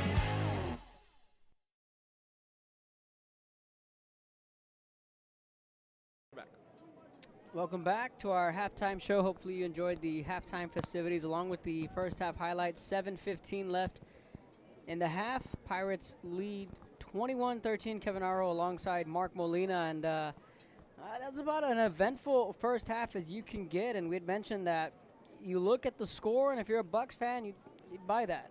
Yeah, and especially the way it could have shaped up to go. I mean, you saw just the way it started. It seemed like it was going to be a back-and-forth game. You can ill afford to come out and not answer a score if you were Miller. La Vega came out, and they went right down the field in 3 plays, and then Miller was able to come back, and they mounted the drive, and then they matched it. And then same thing happened again. La Vega went up 14-7, and then Miller driving. Looked like we were going to have a little bit of a back-and-forth going, but then they cough it up, and then all of a sudden they find themselves down 14. And then La Vega's driving again, and this looked like it was going to be able to get out of hand, but the Miller defense comes out, they get a stop, and then they go down the field, and then they score with about 2.5 left, and I think they left about 20 seconds. So just a really, really good way to finish off the first half of your Miller. Just what the doctor ordered. Against a really good team, you're down by 1 possession, but you get the ball to start the second half. And you have a little bit of momentum. So, I mean, I'm just going to be curious to see how Miller comes out and answers, see if they can continue to build off that momentum. And just, but they played well. Their defense settled in. La Vega came out. Looked like they were going to run the ball down their throat. They took the running game away. Waco La Vega was able to come out and open up the field a little bit. But, Miller hanging in there against a really good team. Like as we mentioned before the game started, a lot of athleticism all over the field. And they've definitely shown it here today. Yeah, that 4th and 3 stop that got the football back in Miller's hands, I think that's a huge stop because you could have been looking at a 28-7 score, and that was the slippery slope we talked about. But, credit to Miller's defense, bend but don't break, that they made a couple of key stops. They did fumble the football away. I think, I know that that's one thing that Coach Evans is going to want to clean up. From the get-go, Xavier Rice, it took 3 plays, Mark, and it looked awfully easy for Rice on those first 3 plays, and it's like, like there's a leak in the Miller defense, but they put the clamps on Rice, and I thought they've done a pretty good job on throughout that first and second quarter on making some adjustments, and that's what the half is all about. We saw a little bit of chess play from both these coaches, and this second half should be a lot of fun. Lonnie Atkinson had a big first quarter. Second quarter, the Pirates made some adjustments. Yeah, they definitely did. And with Lonnie, you see it time and time again. The key is he really, really loves to go play on those sidelines against those corners, whether it be one-on-one or if he knows that they're going to bring maybe a safety over the top. Maybe he comes in, pulls an out route, does something heads towards the sideline where it's going to be me and the man guarding. And if you put him one-on-one with somebody, and he's going to use those quick legs and those quick feet, and he's going to get away. And you saw it he had one big play down this near sideline, and you get him out there one-on-one, and he can create some space for himself. And you saw him do just that. And we expect to see more of that here coming up in the second half. And Brown at QB, just as you talked about it a lot in the first half, growing up, and he's definitely come along. It seems to be getting better week after week. He's making those throws, come a long way since that week 2 matchup that I saw him in here. Talk about the weapons, too, for Miller. We saw Jaden Moreno get that touchdown late in the first half, and, they still have guys like Donovan Terrell, who we mentioned a couple of times in that first half, and Ethan Vela, who's only a freshman. So plenty of depth, and we'll see what Miller comes up, and let's see how fast and furious they want to come out in that in the second half. Like you said, they're going to start with the football. So there the Miller Bucks there warming up to our left, purple and gold uniforms. Hopefully you're enjoying the broadcast. 3 minutes left before the second half. Mark, where were you last night? The Alice? Yeah, speaking of this district play fast coming up, one of the first, I believe the district opener for Miller's district is going to be against Alice, and that's a team they come out and they've played some tough opponents. They started 0-3, but they won 2 in a row. They played the likes of Harlingen South and CC Veterans and Victoria East, I believe. They lost those 3 games, but they gave Vets a game. They only lost by, I believe it was 1 or 2 points. And then Harlingen South, a really good team down the valley within the 6As there. That's a really surprising team, a really, really solid program that came into Alice and was able to get the victory and a really good defensive battle. But no, that Alice team looked pretty sharp. They won 2 in a row. Really young team. They got themselves a pretty good receiver and Salas, can't remember the name off the top of my head. He had a couple of touchdowns, but they have a good young squad over there, and that's going to be a heck of a matchup whenever the Coyotes come into Buck Stadium. I believe that's going to be in early October, in a couple of weeks. I believe there's a bye week next week, and the week after, that's when we're going to get that Alice-Miller matchup. So that's going to be good to watch, a really tough test for those Coyotes, and against a Miller team that we know they're good. We know they're athletic, and that's going to be a big game for Alice. With the way that the district's shaping up, there's going to be some fights for the playoff spots down at the bottom, and that first game for Miller and Alice is going to be huge, because I believe Alice is going to, if they're going to contend for a playoff spot, that Miller game is going to be really important for them. Yeah, no, they're definitely a very young football team, are the Alice Coyotes, and I was impressed with what they had a couple of weeks ago, and that it was 14-7 against South. It was 7-7 for 80% of that game, and until a long, long drive there in that fourth quarter that South put together, wound up getting that win. And then you still have Calhoun, then you have of course Cal Allen. That's always a tough one. You look at this teams in that district, Kevin. It's going to be really tough. But both teams starting to come out here on the field, and we're raring to go here in a little bit, aren't we, Kevin? We're getting ready to go. We're going to take one final timeout. 30 seconds on the other side of the break. Second half coming up from Buccaneer Stadium. You're watching Real Sports Live. Volunteer with CASA of the Coastal Bend. Help us break the cycle of child abuse and neglect. Attend one of 4 information sessions and learn how you can become a CASA volunteer, providing children in foster care strong voices, healing hearts, and the opportunity to thrive. After all, these children are our future. Visit coastalbendcasa.org and discover how you can make a positive change in a child's life. Every child has a chance. It's you.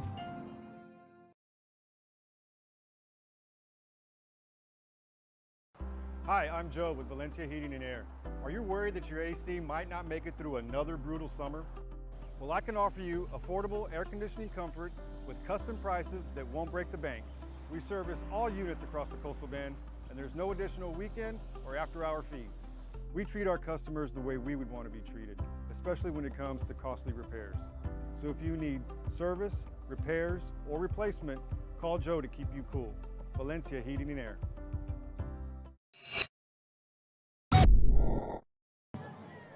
Welcome back. That sun starting to get warmer and warmer as the day goes on. Getting ready to start the second half. Things, though, have been heating up on the field. Corpus Christi Miller locking horns with Waco La Vega. Kevin Aro and Mark Molina on the call on a beautiful Saturday afternoon. I thought that 11 a.m. start was out there when Sherryland played Hannah. This is a 2:30 start, right in the thick of the day. Yeah, we had the sun to the back, so we're here on the east side of the stadium. And it's starting to creep up over the press box. And away we go. They're going to take this out at the 10. You can hear the coaching staff urging him to let that one go. Close play by Ethan Vela.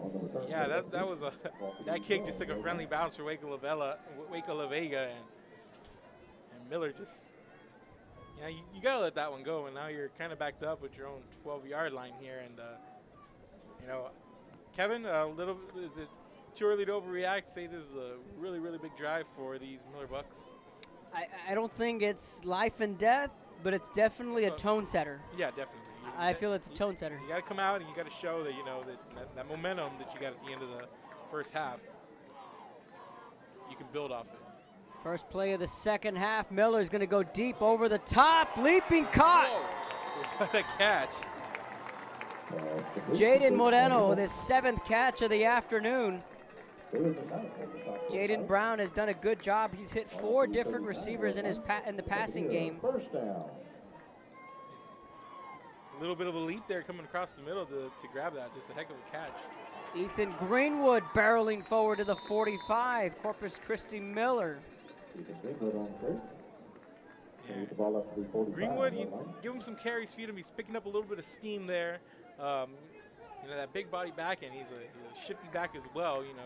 More carries he gets, the more momentum he's going to have behind that. And you see it here. Quick screen, that's complete at the 45. Shoved out of bounds on the catch there for the Bucks was Donovan Terrell. And tempo, Kevin, right now. Miller's coming out. They're really just getting to the line, making quick decisions here, and it's the kind of team you really expect whenever you cover a Miller game. Something we didn't see in that first half was the tempo.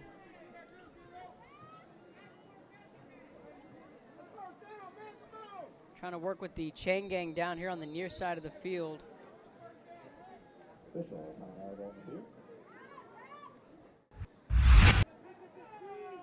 Not sure what the confusion is. It's 2nd and 4 on the 45 down here on the near side, on the Miller sideline.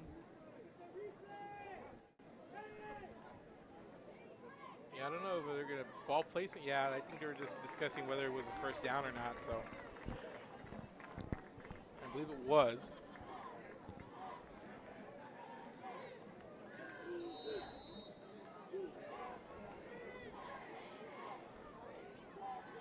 They're going to give him a first or 3rd and 1. Brown going deep. Got Atkinson over the shoulder and a rare drop. Wow, that was a good pass. He had him there. Actually, this first down, they're a little late changing it on the scoreboard. Okay, but that I was apologize. the first down.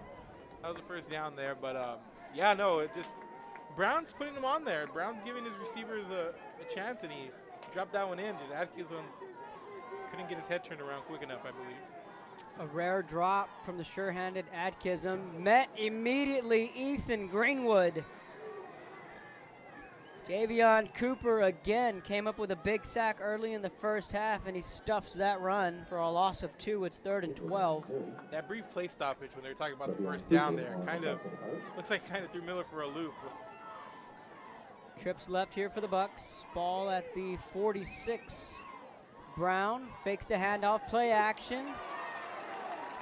First down, Bucks. Damari Listener. First time we say his name all afternoon long. Yeah, just coming across the middle of the field, and Brown another pass right on the money. Hits his receiver in stride there. Just a nice play. Ball on the 41. Brown, quick pass, nearly picked off. He was looking for Listener. Dangerous throw there from. Yeah, and Carpenter looked like he tried to jump that route there. Nearly got there. Trying to force it into Lister there, but good job there by Carpenter on the outside defending. Dangerous throw there from Jaden Brown. So now it's a 2nd and 10. Ball on the 41.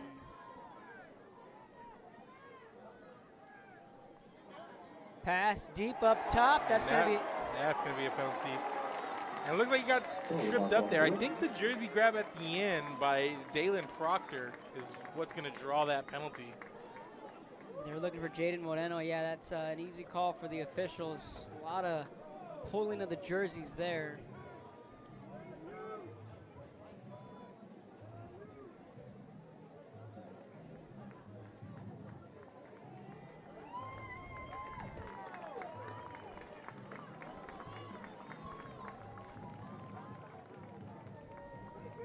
So a big penalty here. Another first down for these Bucks, Kevin.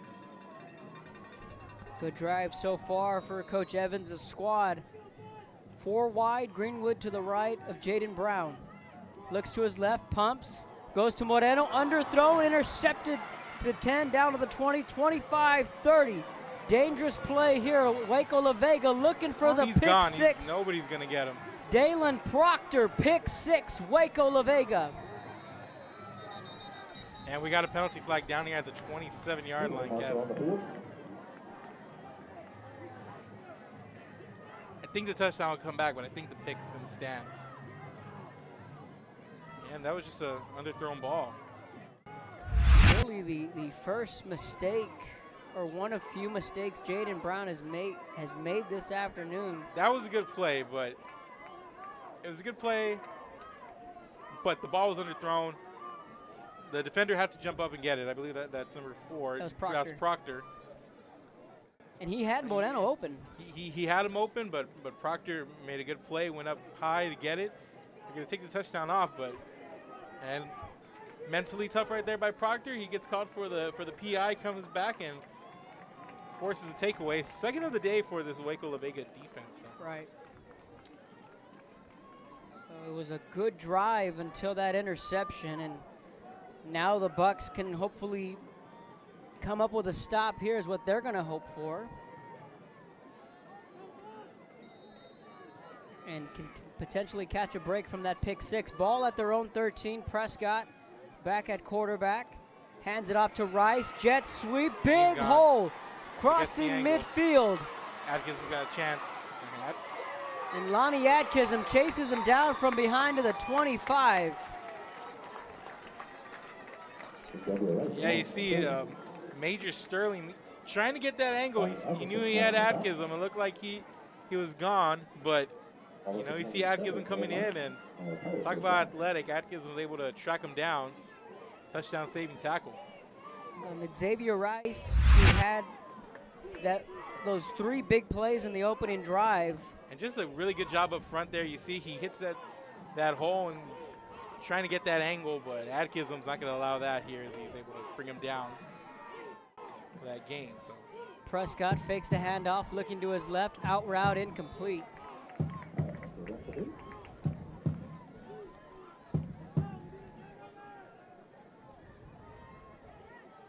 And just showing flashes of what that running game can do, and don't even give them a lot of room to work. But once they get to that second level, it's really hard to stop these backs.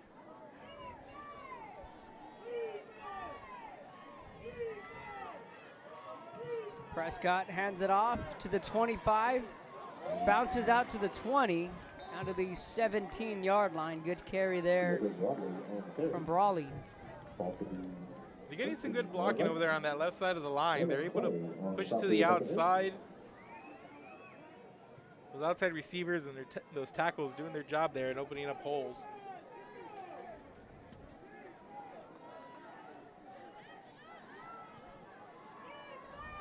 .909 here in the third. Waco La Vega looking to take advantage of the interception. So you got that extra tight end lined up there. Handoff again to the 11-yard line. Brawley again on the carry. They start that way and then they cut back inside. You see you get that extra tight end down in a stance, and the play starts that way, and you see at the very last second you see Brawley just kind of cut it back inside, and he heads up that hash for a pretty good gain and another first down for La Vega. Prescott hands it off, trying to get that corner, and does. 5 end zone, touchdown Pirates. Deedrick Brawley for 6. And that left side of the line again. They have Don Troy Sterling there on that outside, the extra blocker lined up on near the left tackle. And it's good enough to help break him to the outside. A lot of room there for them to run, and saw on that drive a lot going to the left side.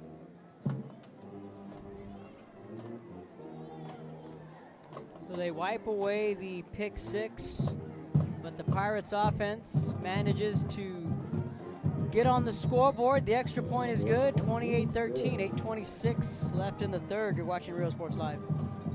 Fisherman's Place in Corpus, located at the Arcadia Shopping Center, offer real diagnostics and cleaning, sell lures, tackle, bait, and clothing. Also new and reconditioned rods and reels featuring a limited warranty. Located at 3911 Ayer Street, call 361-687-6754, Fisherman's Place.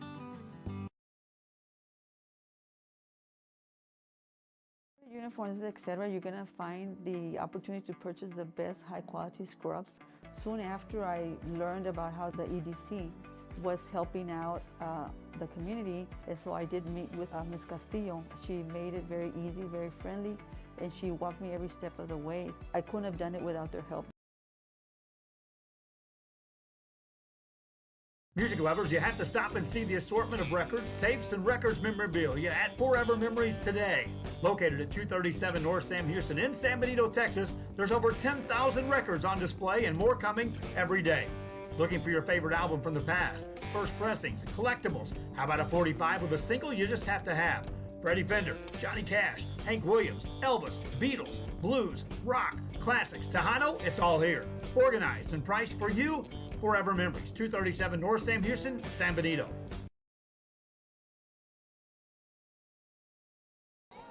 .826 left here in the third.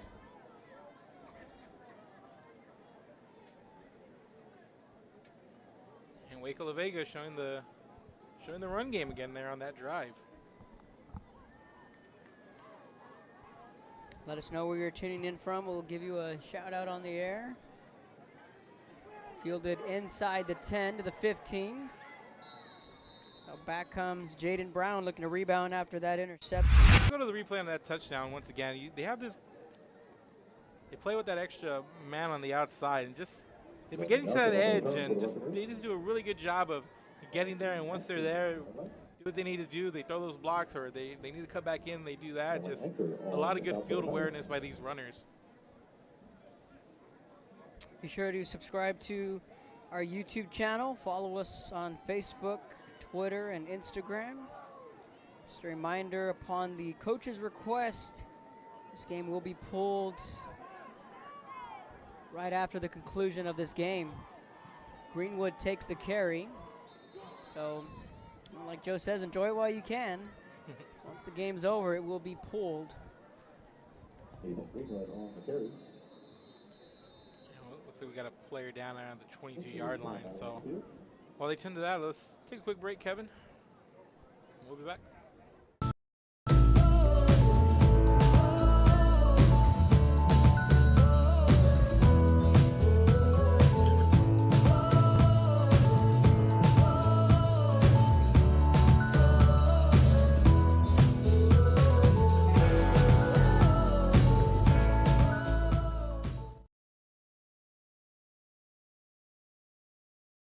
Hello, I'm Sandra Valencia, principal of Por Vida Academy at Corpus Christi. Our program is individualized to fit the college or career your student is interested in. We cover all fees for testing and tuition. Our campus is small, providing a family-like atmosphere where teachers provide engaging, hands-on instruction. If you're looking for a school where your child can prepare for the future, then look no further than Por Vida Academy at Corpus Christi.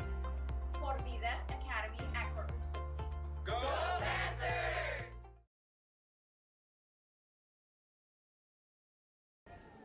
Welcome back to Rio Sports Live. Let us know where you're tuning in from.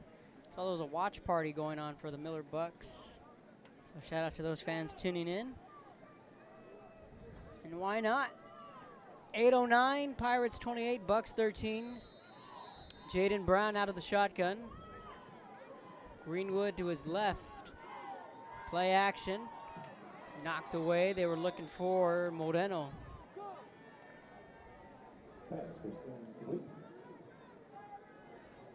Yeah, trying to hit him on the slant there and just imposing figure is Ronald Kendricks right there. Met him shoulder to shoulder, made that catch tough.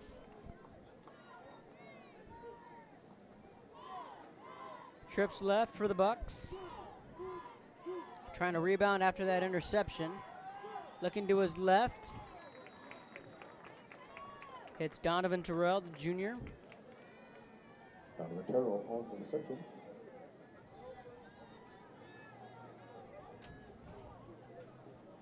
Ball after the 28-yard line. Yeah, a couple of short passes here. Just trying to hit the receivers, maybe give them a little bit of room to work. I think they might be wanting to set something up. Design quarterback run. Again, you see the speed from this defense. That hole was there, but in a split second, it closes. So here's the ball to the 30-yard line. And now for a first down. Well, that was another 4th down run, Kevin, by the Bucks, and they get it. I mean, they got a fair amount of conversions. They go for it a lot.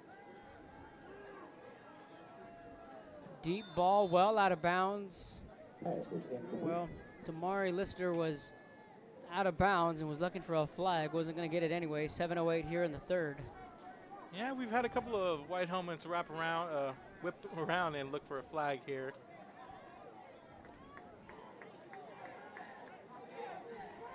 And depending what angle you're watching from, I believe might have cost him 6 on one drive. 2nd and 10. And that's left tackle just a little too anxious. False start. Mark, a lot of photographers out here on the field, and it seems like the theme is bucket hats. All these photographers. Yeah, I mean, right? it's fresh, but like it's still the sun, and now it's right over the field right now, and just it's the heat of the day. And bucket hats is the dress code for all these photographers down there. Yeah, and why not? You know, why not? It's a big game Saturday afternoon, and shout out to our photographer Arturo Leal Productions out here helping us out. So be sure to post some of his work a little bit later. But yeah, there's a lot of photographers out here enjoying themselves, I would assume. They're fine. They're good. I'm sure they're enjoying their time on a Saturday afternoon. 2nd and 10, ball on their own 30 after the false start. Brown looking to his right, going to fire this one deep. That ball's up and well out of bounds. He was looking for Adkism, and again, double covered over on the far side of the field. 3rd and 10 coming up for Miller. Yeah, you don't see a lot of defenders run toe-to-toe with Adkism a lot of the times. A little bit of a different look here this afternoon. It's that matchup we've been watching. Major Sterling. He's getting some safety help. 3rd and 10, Brown looking back, pumps, fires over the middle. That pass incomplete, looking for Adkism. Mark looked like he had. Yeah, he had a man coming up here. Yeah, right across the middle. Nobody near. I mean, he might have gotten lit up after if he would have made the catch, but he did have a man wide open. So Adkism was double covered and had Terrell open, and now Mark, it looks like the Bucks are going to punt this one away. Yeah, 4th and 10, and wrong side of the field. I mean, maybe if they're around the 40-yard line, they might give it a go, but no. As gutsy as you are, going for it as often as Miller does, there's a time and a place for it, and this is definitely not it. Makai Rice back to receive the punt. Pirates should get good field position. Low snap. He's going to tuck in and run at the 20 to the 25. And a disastrous play there for the Miller Bucks. You just gotta try to get rid of it on the run. Anything's better than that. We'll check the replay. I don't think it was a design. It was a really, really low snap, and he just picks it up and doesn't give it a second thought. But I don't know. It looks like he would have had a little bit of time here when you're looking on the replay to try to get rid of it. I don't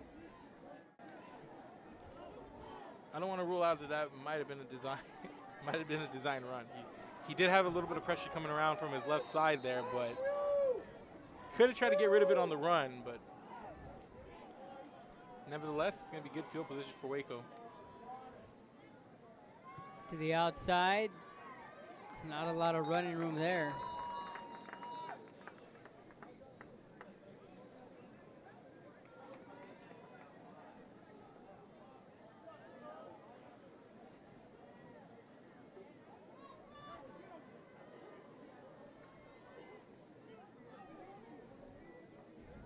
Six and a half to go here in the 3rd.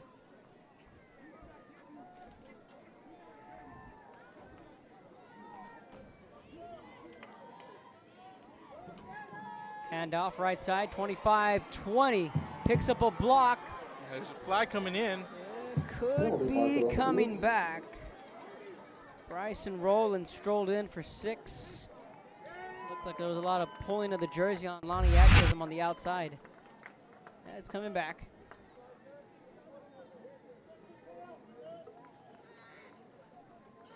Yeah, it is going to come back, but check the replay. Still a pretty good run here. Yeah, and I don't know if you need it at that point. I mean, they threw it right there, right around the 5, and I don't think you needed the hole. You stay on your man there. I think that would have been enough to break him. I don't think Adkism. Even at that point, you still got a good gain out of it, and you're still going to get an in-goal situation. Prescott takes the snap. Met by a wall of defenders. On the carry was Najee Drakes.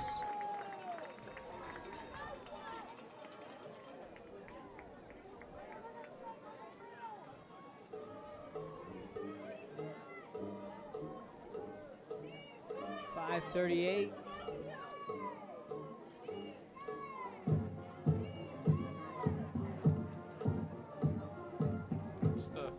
A lot of football this Saturday, Kevin. You have the college football, you have this, and then right after this, about 30 minutes from here, you get the Javelinas playing A&M Commerce. So a lot of football to be had on this Saturday. We also got a game down at Old Sam's. Yep, a lot going on. Prescott looking to his left, easy pitch and catch for 6. Nick Sanders. And the defender over there can't really catch the number here right now. Just got his head turned around the wrong way, and he was just way out of position for that one. And another easy score for Waco La Vega.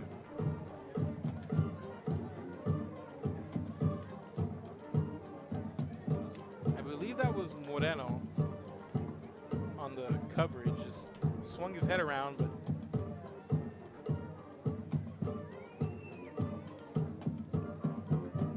Sanders on the touchdown reception. The extra point is up. No good. It's 34-13. Waco La Vega, 5:09. On the other side of the break, we'll show you that touchdown. You're watching Real Sports Live. Service is attitude. How far are we willing to go to service our community, our dealership here at Fruya, and you? Sky's the limit.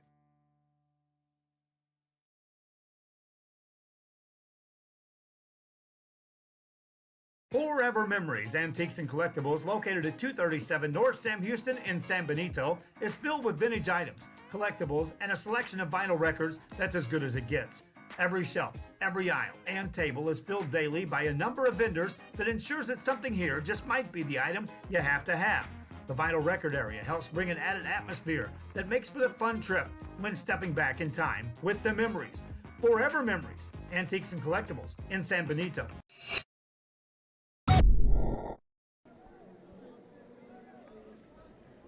all right, let's got the kickoff here. After the kickoff, we'll show you the touchdown. We're back here, and it's just, well, Kevin, Miller needs to come out strong here, but now they're really up against the wall. Down 3 touchdowns. If they're going to spark any sort of comeback, they need to get points on this drive here. Still plenty of time. They're going to take this out at the 20. So down over at Sam's, Mark, a stadium you and I are very familiar with. I was there last night, in fact. It's going to be Palmview and Brownsville Veterans. Oh, should be good. You'd like Coach Kelly if you had a chance to meet him at some point over at BBM. Yeah, no, good. Really good coach. Just from the little bit I've interacted with them, you can tell it's all about culture with him, as it is with a lot of football coaches. But, you know. Came down from the college ranks and definitely coming off a bowl win.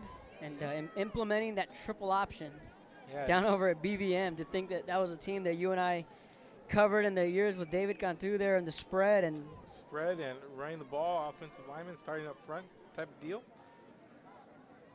That pass complete, big hit at the 28-yard line. So Brownsville Veterans and La Jolla Palmview in district play down in the RGV. So we have 2 football games for you on a Saturday afternoon on Real Sports Live. Kickoff set for 7 o'clock down in Brownsville, and a couple of volleyball games throughout the RGV. We had that big one as Greenwood takes that carry. Now that 31-5A district, Mark, I'm not sure if you've kept up with it down in the RGV, but you have 5 teams, 3 McAllens and the 2 Sherrylands, all of which been state ranked at some point in this season. To think that one of them might not make the playoffs and eventually would get a Flower Bluff or someone up here in that district. And that's tough. As good as that district is in the Valley, you come up here and then you get not only Flower Bluff, but, you know, Veterans, and Gregory Portland's good. The Victorias, the East and West, those are good. One of those teams are not going to make the postseason. That's the same case down there in 31-5A. 4 minutes here in the third, an all-important drive for the Miller Bucks. Pump fake going up top, looking for Listener. That one broken away at the last possible second. Good coverage from Dalen Proctor, who came down with an interception earlier in this quarter. And it was a good throw by Brown, but just the coverage, he dropped it in where it needed to be, gave his receiver a chance just on the placement alone there. But Waco La Vega just too good on that defense. Going up top, overshoots his band. Now we're seeing Jaden Moreno, who is kind of sputtering just a bit here in the third quarter. Yeah, they take a couple of shots here, and now they're facing a 4th and 6. And I get wanting to take your shots here, but you gotta move the chains. I know time is of the essence. Down 3 scores, but a lot of football to be played here still. Right now, this Miller offense just out of sync. Yeah, and just some frustrations here coming out the field for the Bucks, and they're going to turn it over. And again, Waco La Vega with the short field. Ball spotted at the 41-yard line, Kevin. Just a rough drive here from Miller. Got a couple of runs, nice runs there from their back, Greenwood, but took 3 straight shots down the field.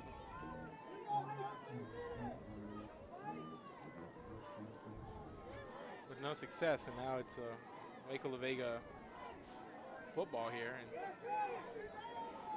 late in the third quarter, ball in Miller territory. Run to the left, pushing the pile. Coming back into the game, Brandon Allen. Brandon Allen on the quarterback keeper. What will be 38-yard line.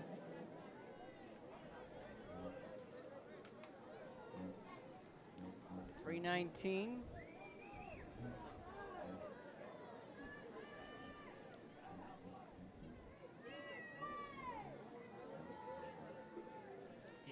La Vega not in a lot of a hurry here. Yeah, they're not in any hurry here, although we know we're still in the third quarter, but they're just going to try and control the tempo of this football game. Allen trying to pick up a block and does. Good penetration there from the Miller defense.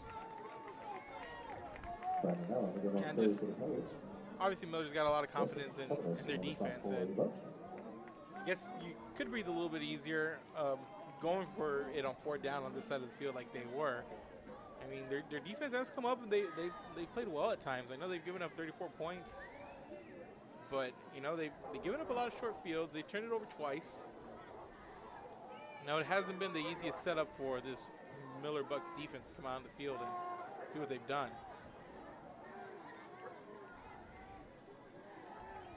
Sending the motion man is Drakes. Screen pass picked off at the 50, 45, 30. He tries to throw a stiff arm there at the end, and gift from a big man, for the big man there, just right in him, and he's just like, Christmas came early for him, Kevin. Braden Dennis, the sophomore, the big fella says, hey, hey, hey, look what I found. And the ball just thrown right to him. The pressure coming off that edge there, you see, and just rumbling, bumbling, stumbling inside the 30, and there you go. That's a little bit of momentum there for Miller, and shades of what Vince Wilfork years ago with the New England. Greenwood takes the handoff. That's a jolt that Miller needed. Yeah. Now they got to come out. They got to put some points on the board. They got to finish this drive here, and then you got to go out. You got to do it again. You got to pick up a stop. You got to try to get a takeaway. And Ethan Greenwood trying to fight his way to the 20-yard line, and he does. You talked about the Miller conservative play call here early in some of these downs, and you're right. They probably want to open up something down the field. They've been taking their shots, but they got to get this running game going to try to open those up a little bit more, especially now that they're going to have to try to throw the ball. They're down 3 touchdowns. There's a minute left in this third quarter. 4 wide for the Bucks. Design quarterback run. That's Jaden Brown. On 3rd and 1. Looks like he got the first down. He did by about a yard or 2. Yeah, that play was all about moving the chains.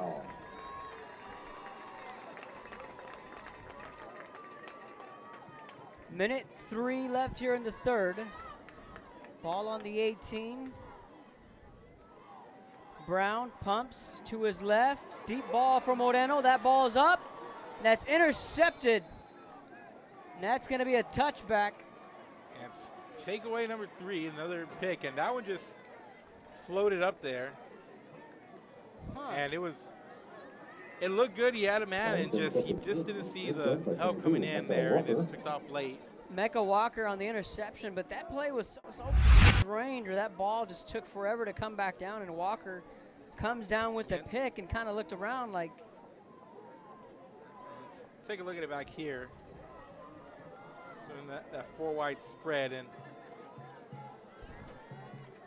it did take a while to come down. Just kind of hung up there a little bit too long.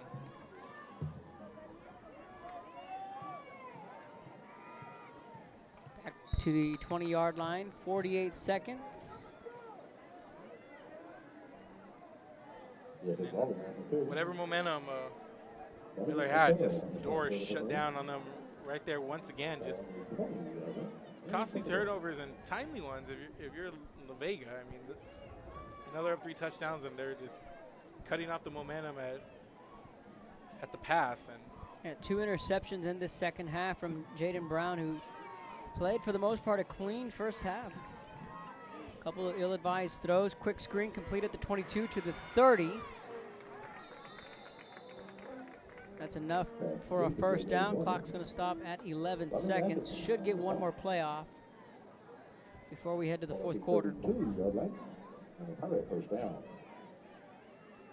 So the Pirates are going to let this one milk down. That's going to take us to the fourth quarter from Corpus Christi, Texas, Buccaneer Stadium, Waco La Vega 34, Corpus Christi Miller 13. Fourth quarter coming up on Real Sports Live. I'm Sandra Valencia, principal of Por Vida Academy at Corpus Christi. Our program is individualized to fit the college or career your student is interested in. We cover all fees for testing and tuition. Our campus is small, providing a family-like atmosphere where teachers provide engaging, hands-on instruction. If you're looking for a school where your child can prepare for the future, then look no further than Por Vida Academy at Corpus Christi. Por Vida Academy at Corpus Christi.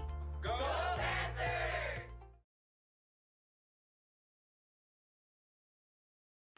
Fisherman's Place in Corpus, located at the Arcadia Shopping Center, offer real diagnostics and cleaning, sell lures, tackle, bait, and clothing. Also new and reconditioned rods and reels featuring a limited warranty. Located at 3911 Ayer Street, call 361-687-6754. Fisherman's Place. We are La Vida, and you're watching Real Sports Live. Aquí, en la Universidad de Texas A&M Kingsville. Somos una familia. Nosotros nos apoyamos. Trabajamos juntos. Crecemos juntos. Triunfamos juntos. Nos inspiramos los unos a los otros para convertirnos en las grandes mentes del futuro. Estamos aquí para asegurarnos que tú triunfes. Aplica hoy para empezar. Es tu momento. Welcome back. Start of the fourth quarter, 34-13. As we approach the 5 o'clock hour, 2:30 kickoff from Buck.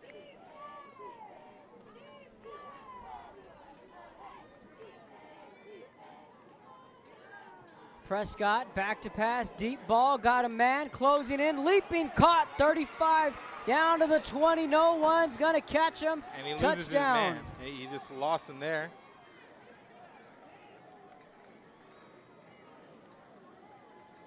And just juked him out and gave him a little something extra there at the end. Rice on the touchdown reception.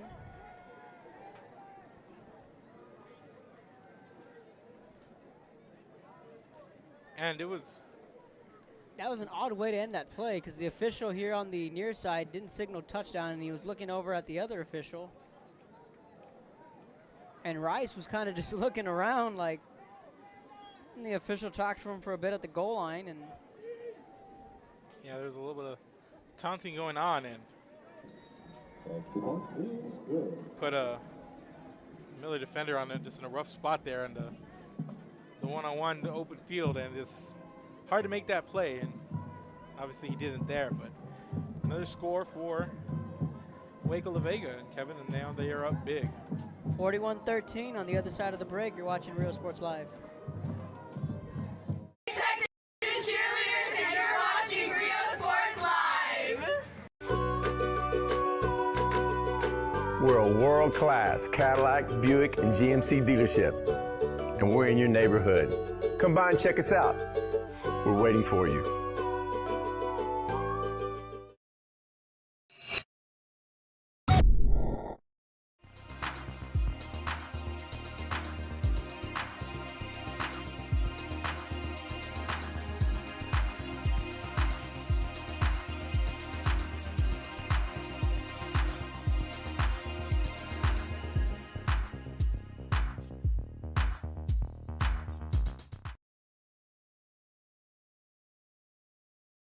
If you want to get in the game, come to my...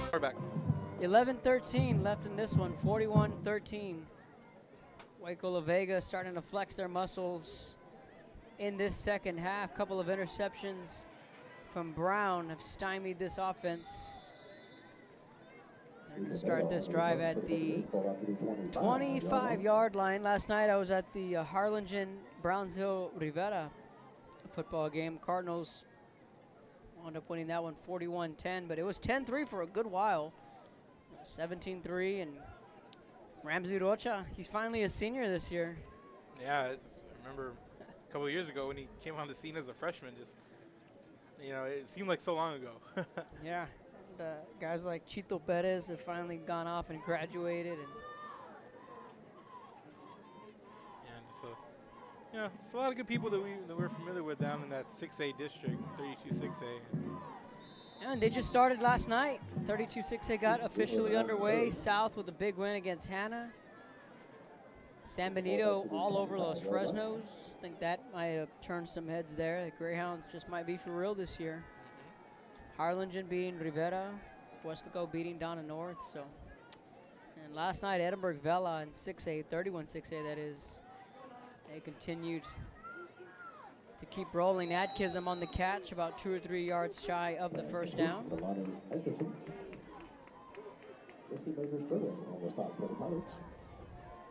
the ball up to the 33-yard line.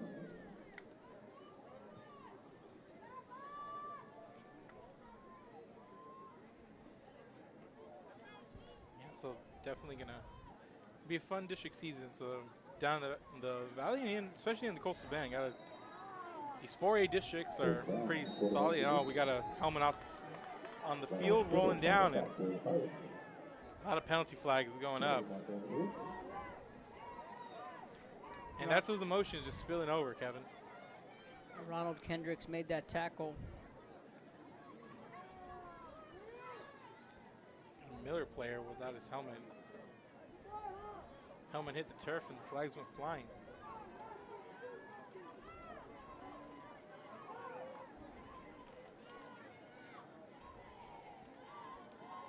Flag still at the 41. The officials trying to sort this out.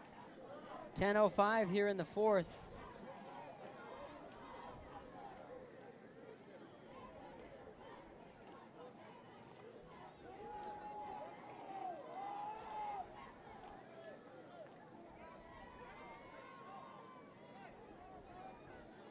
Yeah, you hate to see those kinds of penalties late, Kevin. I know it's an emotional game, and you know, whenever it gets one-sided like this, tempers tend to flare up, but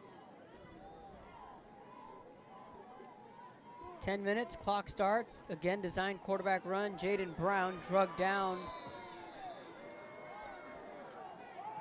Javion Cooper again, and the fans are wanting a flag, but that's just a hard hit. Yeah, I mean, go in there, wrap him up, take him down. It's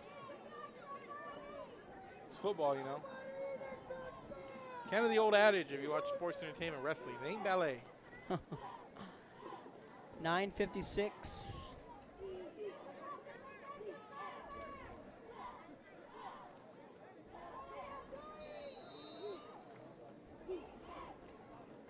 Now if you're Miller, whenever you do have the ball, you want to come out and move it and just try to kill as much clock. I mean, now La Vega with another short field.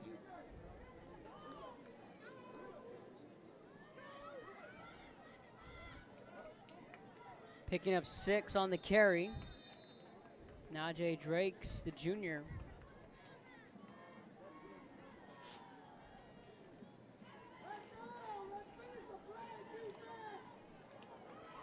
9:36 left in this one. 41-13. Waco La Vega with the lead. Yeah, but coming out of this one, I feel Miller Bucks are going to be a better team. I mean, like we said, they got a district coming up in a couple of weeks. And that's Rice being drugged down from behind down to the 2-yard line. Big carry there for Rice. Yeah, it's a touchdown saving tackle. Good shifty run there. Dennis on the stop. Set up with an in-goal situation. 3-yard line. First and goal, Pirates. First and goal for Waco La Vega, and Xavier Rice set that one up beautifully. He's had himself a ball game here this afternoon. 9 minutes to go in the fourth. Waco La Vega looking to tack it on here. Allen hands it off. Fighting to get in the end zone, not going to get there. There to make the tackle was Braden Dennis, who had that interception earlier in this second half.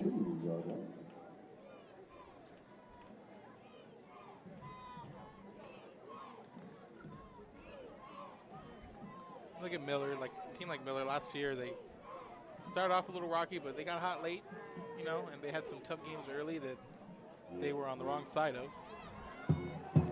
Allen's going to take it himself. That's easy pickings for Waco La Vega. Touchdown.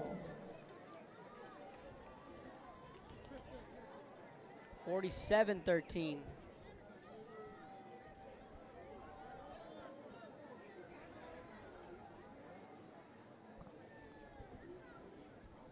But we got a Miller team with a young quarterback that needs to, you know, these games, good for him. Comes out, grows up, learns a thing or two, and this is a Miller team that's going to compete.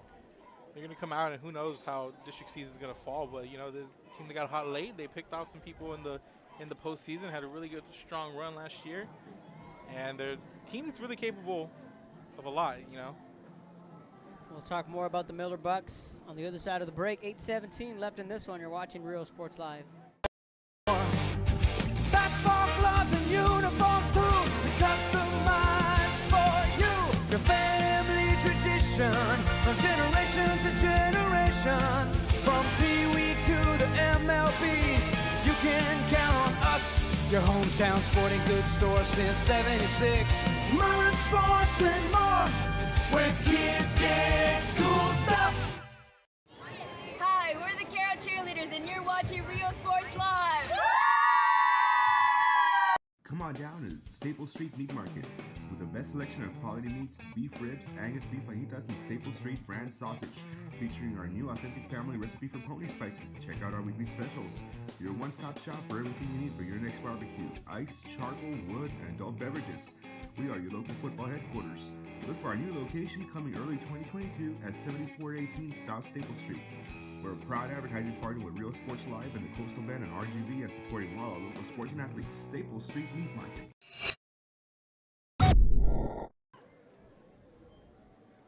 Welcome back. 8:17. It's all Waco La Vega here. 48-13.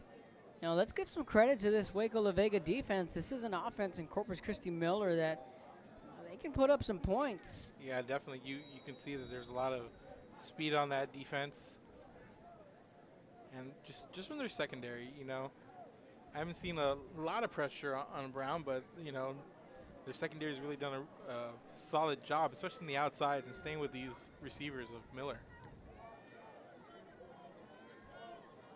Short kick fielded at the 20. Going east to west, not a lot of running room there. Finally chased out of bounds.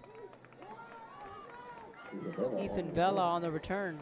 Ball will be up around the 20-yard line.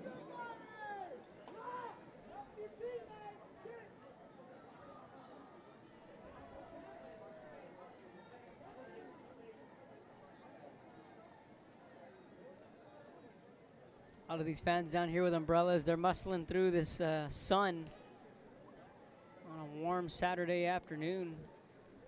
Yeah, it is hot. It's fresher than most days, but it's still hot whenever you have the sun just beaming down on you. No clouds in the sky either. That doesn't help. 8:08 in the fourth. Jaden Brown back out at quarterback. Greenwood to his right. Pass over the middle. Nice catch. All hands there at the 35.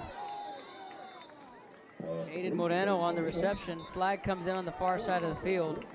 That was a late flag, too.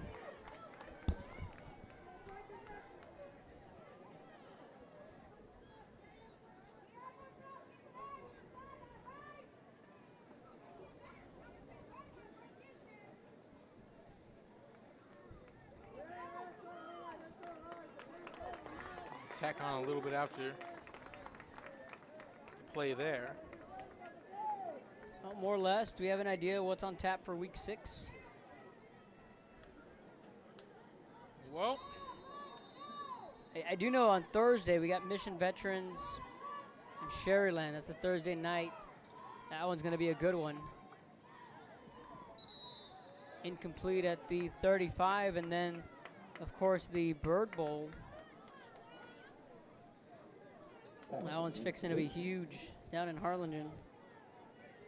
Got the teacher versus the student with Manny Gomez and Israel Gonzalez.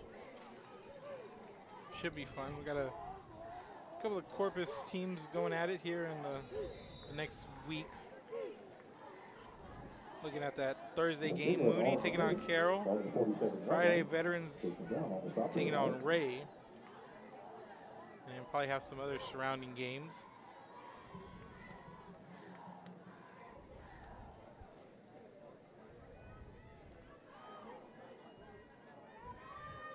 Four receivers out. Brown, pass. Incomplete. He was looking for Adkism.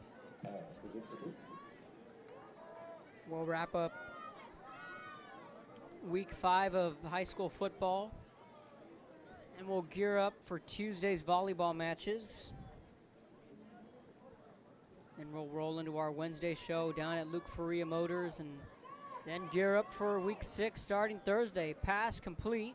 Stays in bounds as Adkism picks up the first down. Yeah,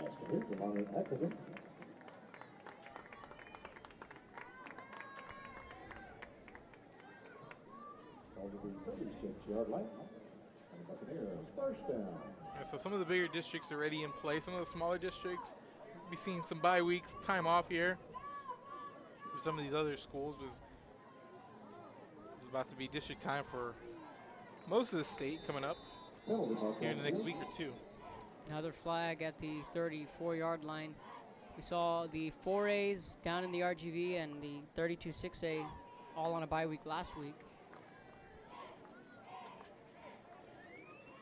It's going to go against Miller. We saw Ingleside pick up a win against Rio Hondo. Port Isabel, Mark, they went on the road, and albeit it's a rebuild year for Robstown, but they picked up a win against Robstown, and people are starting to keep an eye on Coach Tony V's Tarpons down in Port Isabel. Yeah, and why wouldn't they? He's got a lot of history with that program, and it seems to be rekindling the magic that used to be PI football. Multiple flags come in. They were looking for Adkism. Now, the big question with Port Isabel was they played in one game last year against PSJ Southwest and then elected not to play the rest of the season because of COVID.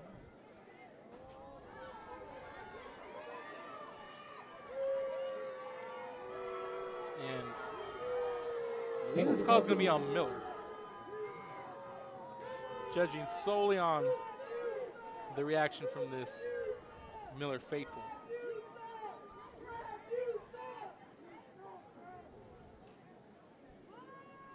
They're going to get they're going to call this on the sideline.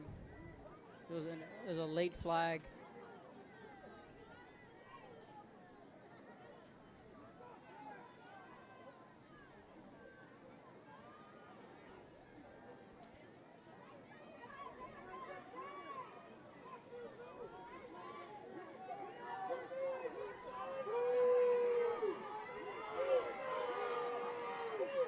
Come the Boo Birds, and a little jawing from the officials and the Miller sideline a little bit, so there wasn't a lot of fans of that call in this area, Kevin. So ball on the 36. Quick pass complete at the 35.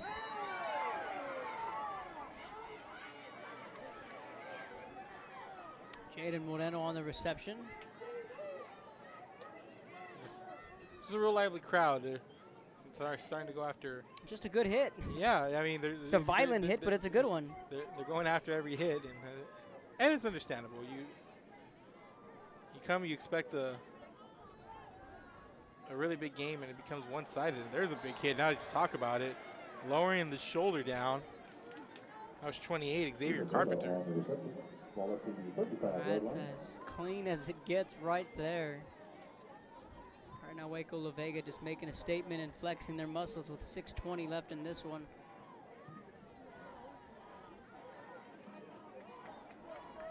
And now for Miller, it's all about situational football. You got 3rd and long here. Good time to work on stuff.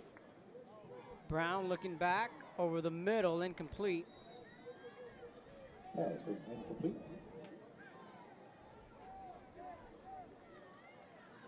As I mentioned, there hasn't been, I mean, correct me if I'm wrong, Kevin, there hasn't been too much pressure put on Brown by La Vega, but it just seems like playing from behind, get a little sense of a little bit of urgency with Brown whenever he steps back to throw the ball.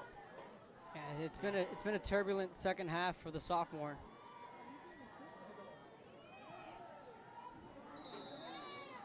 Right now, this Miller offense just not in sync.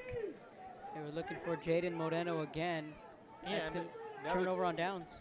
Just a simple pitch and catch over the outside and just throws it way outside of him there. Just not on the same page. And we've seen him make some good throws in this game. Down the field, putting it right on the money, right in the breadbasket, hitting guys in the numbers. Like, he's made some good throws in this game. But there's been some throws here, especially in the second half, playing from behind as much as they've been. They've kind of been off a little bit rushed.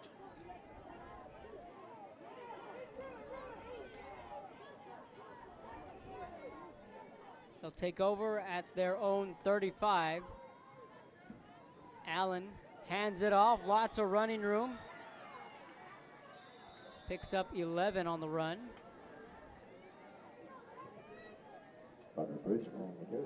Roderick Ridge, the junior. First time we say his name this afternoon. We'll see the twos chew up some clock here in the 4th, get some playing time. The Pirates will warm up the bus, walk out of here winners. And both teams, I believe, are going to be able to take a lot from this game, I know. You know, Miller's a team, I feel they're emotional. They do good with adversity. You know, they've been here before, but last year, as mentioned, the slow start. And they're playing good teams. I mean, even if you're on the wrong side of a blowout, you do get better playing good teams. You know, and Miller's just going to benefit from this going forward. And Waco La Vega, they got to see some really quick receivers on the outside, so it's done good for them defensively. And, you know, and offensively, they come out, they look pretty strong. So, you know, it's a beneficial game for both teams. A nice open field tackle there. It was Jaden Moreno, slow to get up. These Miller fans some of them starting to make their way towards the exit.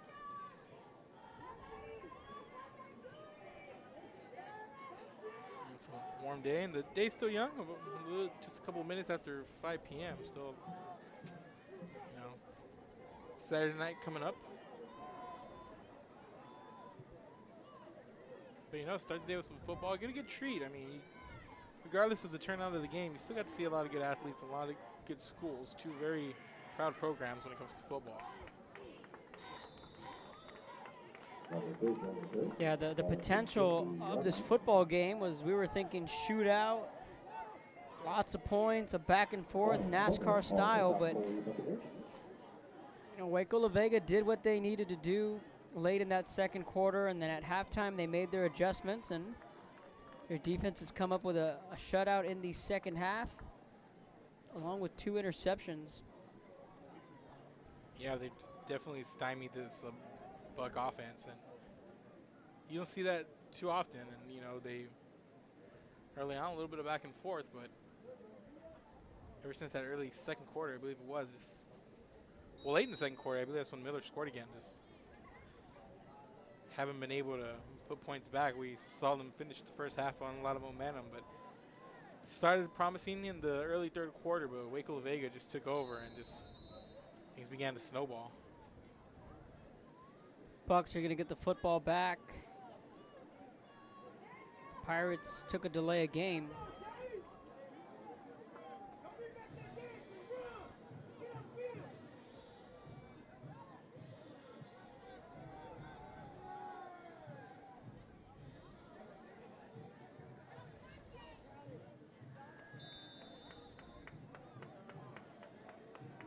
That's where Miller will take over.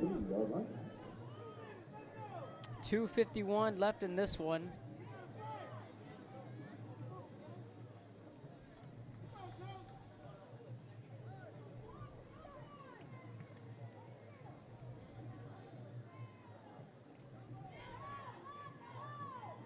Now if you're the Bucks, you just want to come out here. You want to finish strong. You want to just go out there, run your offense. Try to get a good drive in, something to sink your teeth in here on this second half. Greenwood takes the carry. Yeah. Want to put something positive on film here offensively, something you can build off of. Just. Waco La Vega will snap their 2-game skid with a win here at Buck. Greenwood stays in bounds. The clock's going to continue to run. 2:26 picks up the first down. Ball out to the 43-yard line, and up for a Buccaneer first down.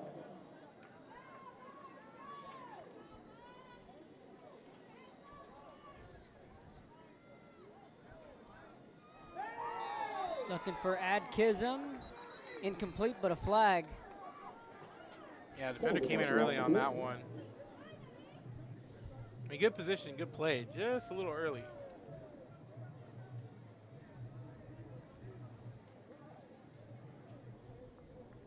And the official's going to call that one a bulk of the time, so.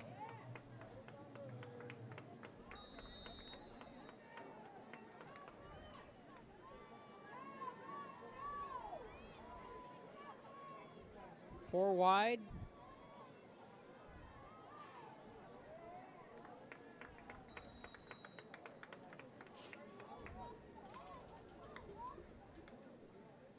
On the carry was Delson Cavanis, the freshman. A couple of freshmen too offensively for this Miller Bucks. More freshmen than usual you see on a varsity roster. A lot of sophomores as well. Of course, Jaden Brown, one key sophomore. Yeah, those are your program building blocks right now. I mean, say what you want about quote unquote time at the end. It doesn't mean much in blowouts, but these are quality reps for some of these kids to get in there, especially against a team like Waco La Vega. It's incomplete. A minute and a half left. Jesse Major Sterling, he had a tall order against Lonnie Adkism, and this is about as good as coverage I've seen against Adkism. Yeah, definitely, because Waco La Vega, their secondary can match speed with Miller. Not a lot of people can.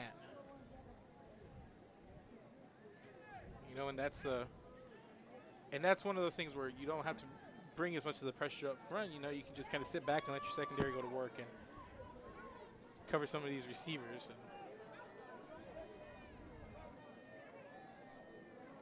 Brown looking back to pass, looking for Adkism, and that's incomplete. And you got Lonnie Adkism. He's a junior. Yeah, it's just... He's easily their biggest playmaker. Yeah, just all talent there. Just good hands, quickness, size. You name it, he's got it. And to think last year this offense had Andrew Body and Adrian Lloyd.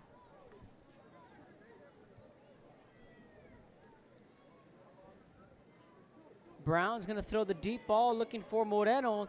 That's up, ripped away, should be an interception. And it's going to be. And another pick, and that's number three this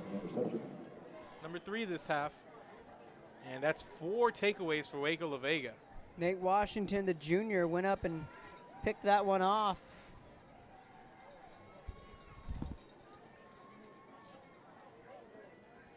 And those turnovers, they've really been costly, timely. I mean, that one, with the game already in the balance, but 2 of them in the end zone, Kevin. 2 of them in the end zone, just hung up there. Couple of missed opportunities in this second half for Miller, but again, much credit to this Waco La Vega defense, a team that has won it all twice in this last decade. Last time they made it there was in 2019. They lost to Carthage, but 2 out of 3 state championships, not bad. Yeah, as we mentioned, it's a bad loss, and Miller expected to come in here and compete. I believe a lot of people did, but this is a Waco La Vega program that not only a good program, but it's a name that holds a lot of weight. You hear Waco La Vega, and you recognize, okay, football, team that's always primed to do something, make deep runs. Good, solid football team from the northern part of Texas. A Region 2 school. So, and no shame coming in here, but you get some good stuff on tape if you're Miller. You go into this bye week and you prepare for a young Alice team. You can come out and, this is non-district. For better or for worse, if you want to come out, you want to get these games, Kevin. But, they're going into the bye week, and then they got to prepare for Alice right back here at Buck. It's going to be another big game. A lot of speed on that Alice defense. You've seen them. I've seen them. It's a really solid defense. We'll see if they got enough of it to come up against Lonnie Atkins and these boys here at Buck. So that's a final score. Waco La Vega wins this one. 48-13.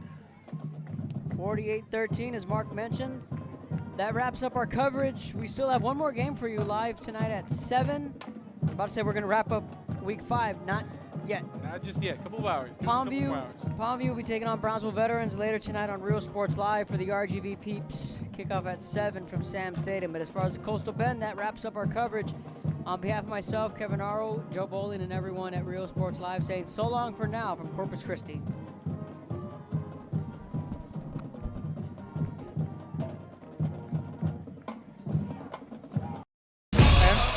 My plan. I say lob it to Ryan Perez in the paint off a couple of screens. Esquivel to Garcia. Off the deflection. Los Fresnos comes back and wins. Now Santa Maria will put up a 3. Bang! Santa Maria. There's Warner. Here comes a headed jam. Counted for 2. Field. Adios! And the Falcons win on a walk-off. And it's saved. What a game. Smack to the left. That is gone. Lob for Perez. That's my play. Off the backboard. Count it. And a win. And a win. Ryan Perez wins the game for the Santa Rosa Warriors, and they go nuts. And why not?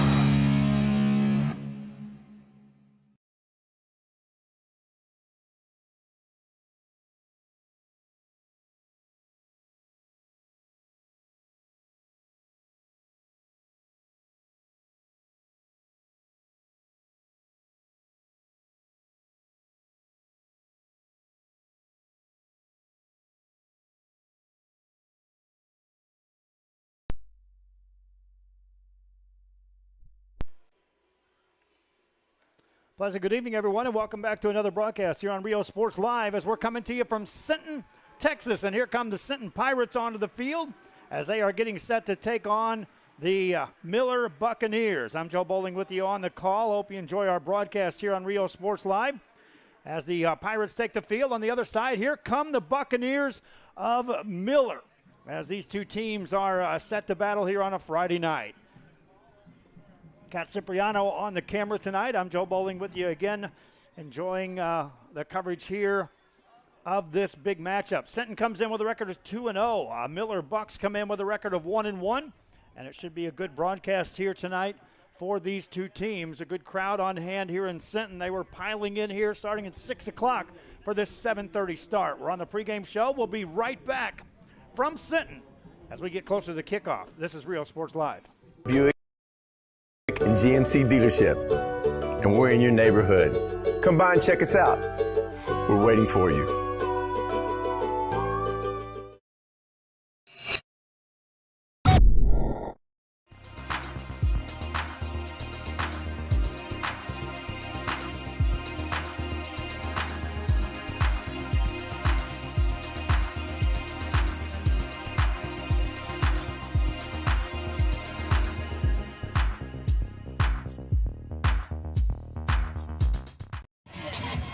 We are the Sinton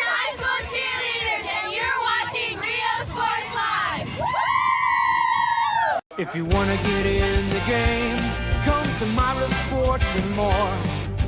Basketball gloves and uniforms too, customized for you. Your family tradition, from generation to generation. From Pee Wee to the MLBs, you can count on us. Your hometown sporting goods store since '76. Myra Sports and more, where kids get cool stuff. Back here on Brio Sports Live as they're getting set for the playing of the national anthem. We'll take our final break and get you set for the kickoff between the Miller Bucks and the Senton Pirates. Kickoff just around the corner. Come on down to Staple Street Meat Market with the best selection of quality meats, beef ribs, Angus beef fajitas, and Staple Street brand sausage, featuring our new authentic family recipe for pony spices. Check out our weekly specials. Your one-stop shop for everything you need for your next barbecue: ice, charcoal, wood, and adult beverages. We are your local football headquarters. Look for our new location coming early 2022 at 7418 South Staple Street. We're a proud advertising partner with Real Sports Live and the Coastal Band and RGV, and supporting all our local sports and athletes. Staple Street Meat Market. We are the Roy Taylor High School cheerleaders, and you're watching Real Sports Live. Here at Texas A&M University, Kingsville, we are a family. We support each other through thick and thin. We work together, grow together, excel together. We inspire each other to become the great minds of the future. We are here to ensure you succeed. Apply today to get started. This is your time.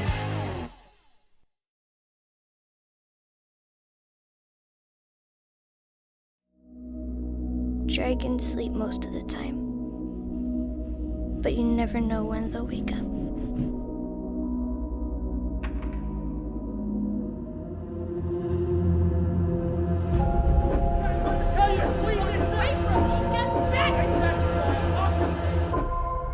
But maybe the most important thing in fighting dragons is not doing it all by yourself.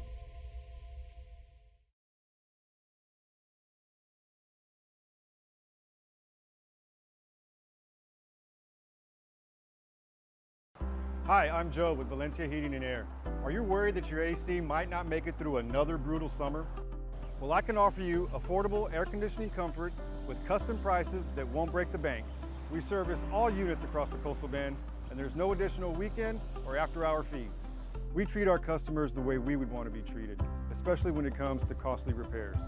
So if you need service, repairs, or replacement, call Joe to keep you cool.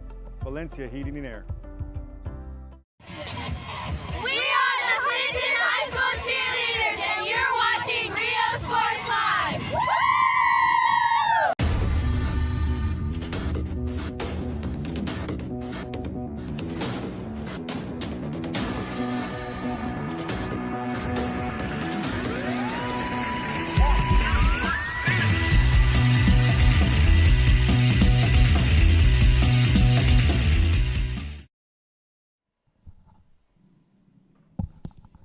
Back here on the pregame show, the Senton Marching Band with the national anthem.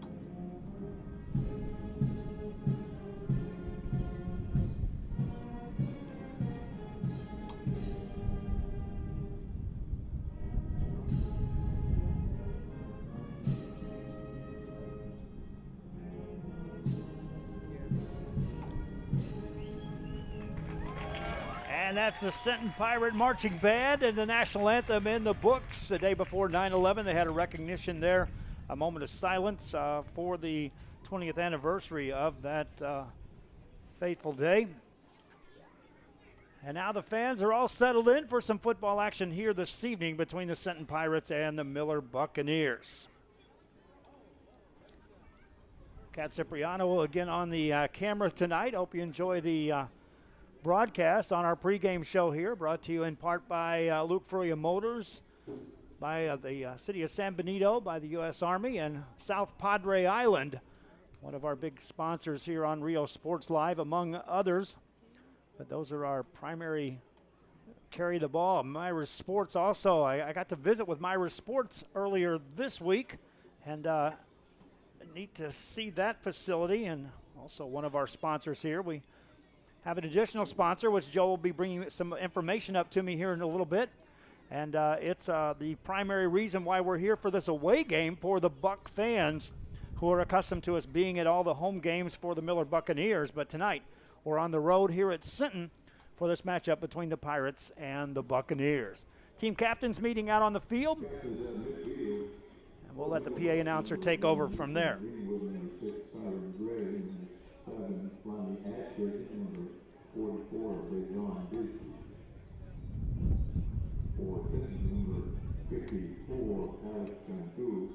Number 16, Tristan Moreno.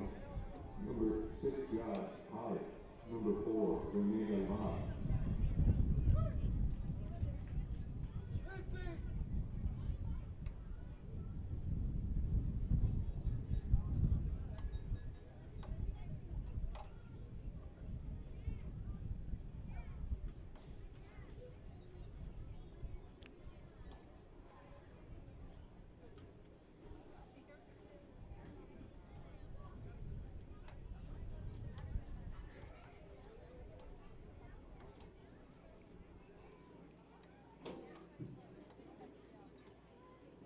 So the Pirates win the toss, they defer, and they'll take the football in the second half. That means the Miller Buccaneer offense will be on the field when we have the opening kickoff. That's just around the corner.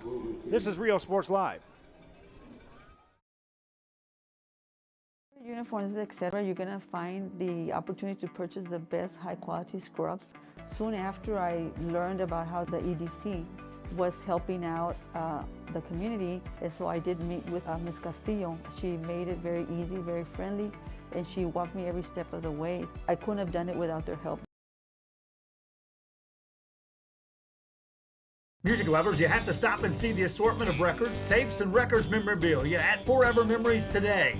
Located at 237 North Sam Houston in San Benito, Texas, there's over 10,000 records on display and more coming every day.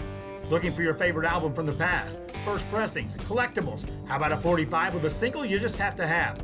Freddie Fender, Johnny Cash, Hank Williams, Elvis, Beatles, blues, rock, classics, Tejano, it's all here. Organized and priced for you, Forever Memories, 237 North Sam Houston, San Benito.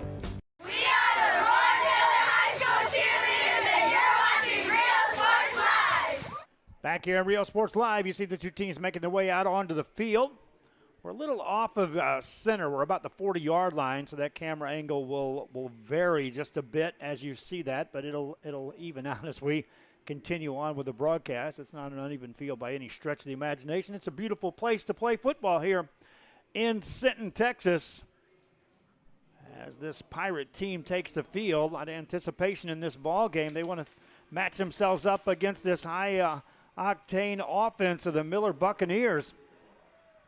See if they can produce some points. Kicking off for the Pirates. Ball at the 40-yard line, and the ball blows off the tee. I was just about to talk about that. There is a wind blowing, and it's blowing across the field,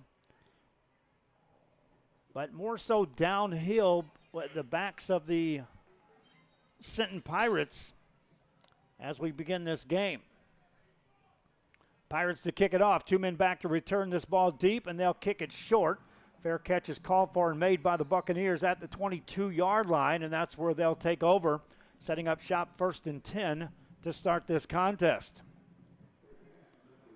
Bucks offense produced points last week in their loss to the Corpus Christi Veterans.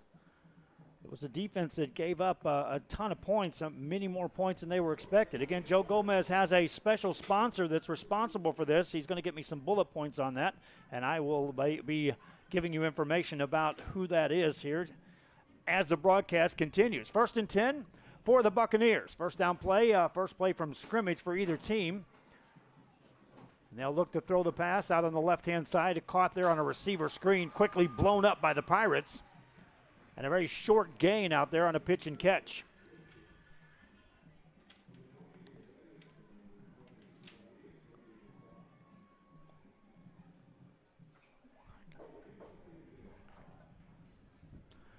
Another handoff. Well, Carrier hit in the backfield, hit again, and 2 more men come in to shut that down as Ethan Greenwood had nowhere to go.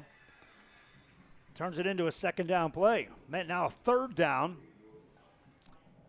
And after 2 plays from scrimmage, the Buccaneers have gained 2 yards.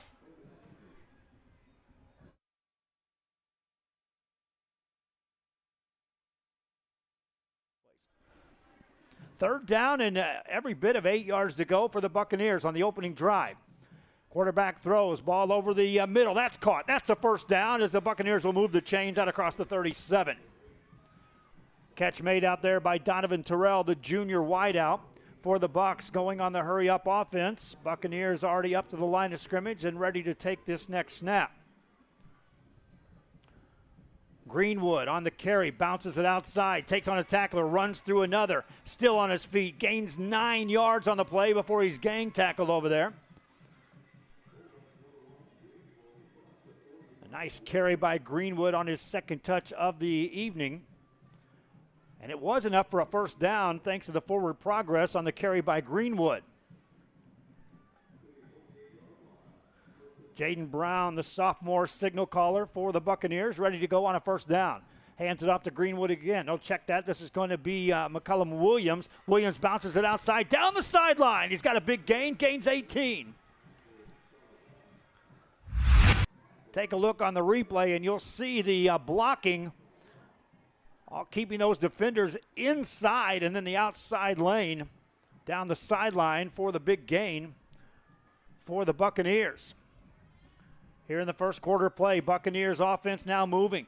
Keeper by Brown. Bounces it right side, thrown out of bounds. He'll gain 3.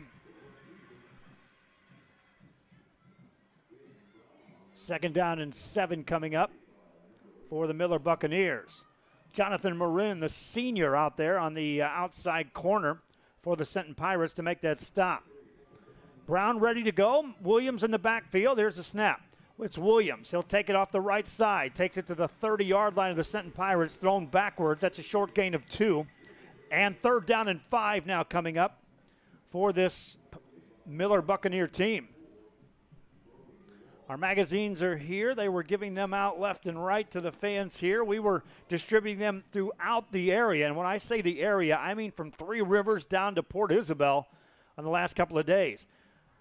No penalty. Oh, there is a penalty on the play, a free play, and Brown takes it right side. Got enough for a 1st down. Initial indication is that's going to be a penalty against the Centon Pirates. Brown ended up gaining 6, maybe 7 yards on the play, so if they take the run, they'll net 2 more yards than the penalty itself. And there's your call. We're in the first quarter. If you're just joining us, this is Miller taking on Centon. I'm Joe Bowling with you. Share the link if you're watching on our social media, those watching on our Facebook. Let other fans know these games are going on. Primarily, I'm trying to get everyone to switch over to our YouTube account. YouTube is much more consistent with our broadcasting here on Rio Sports Live with the streaming service we're using. And so if you haven't done so already, subscribe to our YouTube channel. Driving ball carried across the 25-yard line down to about the 23 as Williams on another carry. Williams, a senior, in that backfield with Ethan Greenwood. Greenwood brings a lot of experience from last year, was part of that offense that just tallied up video game-like numbers. 2 backs in the backfield on this 2nd down play. Pass play to the right-hand side. First catch of the night for Lonnie Adkism, and that's close to 1st down yardage. They'll stop the clock with 8:22 to go, and that is enough for a first down on the catch by Adkism. Drive continues for the Buccaneers. This started on their 22. They converted on 1 3rd down, and since then have been moving against this Pirate team. First down play. Here's Greenwood up the middle. Gets to the 10-yard line, falls near the 9. And so the Buccaneers will have it 2nd down and 5. You can still get a first down without getting a touchdown if you're on the Miller Bucks side. Pirates started off strong on this game with 2 strong defensive plays, but since then, Jaden Brown has moved the ball downfield with his offense. 2nd and 5. Brown on a read, hands it off on the left side. That's shut down quickly as the Pirates are able to stuff that at the line of scrimmage. Williams on another carry, and now 3rd down and 4 to go for the Miller Buccaneers. Second time that the Buccaneers have faced a 3rd down on the series. Brown is ready, wide outs to the left and the right-hand side. And it's a handoff to Williams, goes to the outside right, hit, drug out of bounds. He won't get a first down as the Pirates shut that down. Watch the pursuit by the Sinton Pirates. Nobody bid on that misdirection, and then he was just thrown out of bounds. Gained a yard, so it's 4th down and right at 4 yards to go, and it appears as though the Buccaneers may go for it. Plenty of time on the play clock as it's at 34 as they're looking to the sideline as to whether indeed they will go for it on 4th down. Brown has them set. Greenwood in the backfield to his left-hand side. 2 receivers left, single receiver right. They'll go for it on 4th down. Looking to run. Brown hit, gets rid of the ball in the end zone, and it is caught. Touchdown, Adkism. Lonnie Adkism reels it in. Watch on this replay as you'll see Jaden Brown was nearly tripped up. Flushed out here, nearly tripped up there, and then rifled that to a diving Adkism for the touchdown, and the Buccaneers strike first and go up 6-0.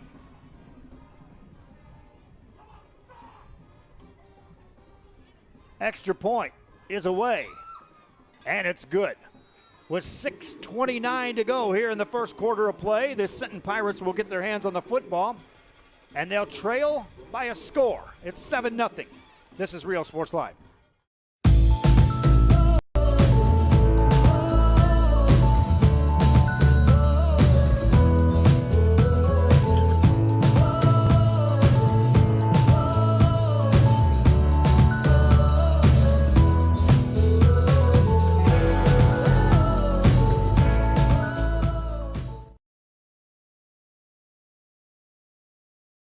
The Brownsville Independent School District continues to provide a safe environment for enriching education. From pre-K3 to early college high school, the award-winning district has advanced its legacy in curriculum, athletics, and fine arts. Teachers are driving the frontier of technology, bringing industry to the classroom. On and off the field, Brownsville ISD students engage in the experiences that make them college and career ready. Brownsville Independent School District, the best choice.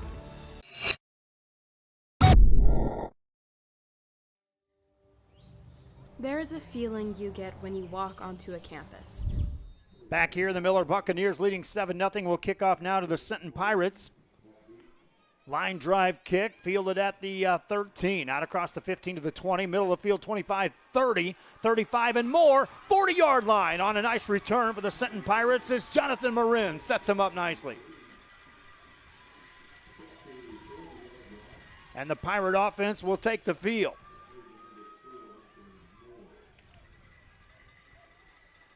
Again, last week, it was the offense for the Buccaneers that put up enough points they thought to tally a win, but the defense was hit hard by that Corpus Christi Veterans team on a first down play for the Sinton Pirates. They'll run it to the left-hand side as Rene Galvan manages to gain a couple of yards.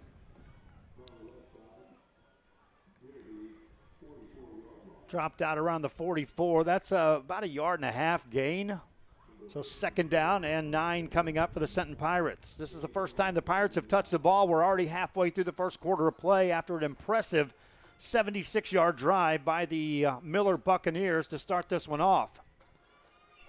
And a flip of the switch from last year when the Buccaneers were on and off the field with lightning big plays. That was a sustained, well-executed drive, mixing it up in the passing and running game. Empty backfield, back to throw. Pirates rifle it left side into and out of the hands of Rylan Lopez. The junior wideout there was open across the midfield stripe and an incomplete pass. Stops the clock and makes it 3rd down and long for the Senton Pirates. That Senton defense, after being on the field for nearly half of this first quarter, is looking to the offense right now, wanting a 1st down or 2 on this particular drive. 3rd and 9 for the Pirates. Galvan with a single back in the backfield. Hesitates. Now he runs it up the middle. Got a block. Drives forward. Down the sideline. He may break it. He's going to go to the house. 56 yards. Touchdown, Pirates. He got a great block right at the line of scrimmage. We'll watch on the replay. Right there, as Ethan Vela had to jump over a defender and then lay that block. And after that, Rene Galvan all the way. That was Nick Flores, by the way, that delivered that block. Extra point coming up for the Pirates. Out of the hold of Braden Brown. Kick is away. And no good. So the Buccaneers maintain a 1-point lead. They'll get their hands on the football. Each team has scored once. It's 7-6. Buccaneers on the road taking on the Pirates. I'm Joe Bowling, and this is Real Sports Live. Love, compassion, and dedication. An environment that inspires each of our HCISD family members to do their best and to be their best. We ground our education on strong character, and together, we will always persist towards the future. We are a district of choice. A district of innovation. And a district of excellence. We are HCISD.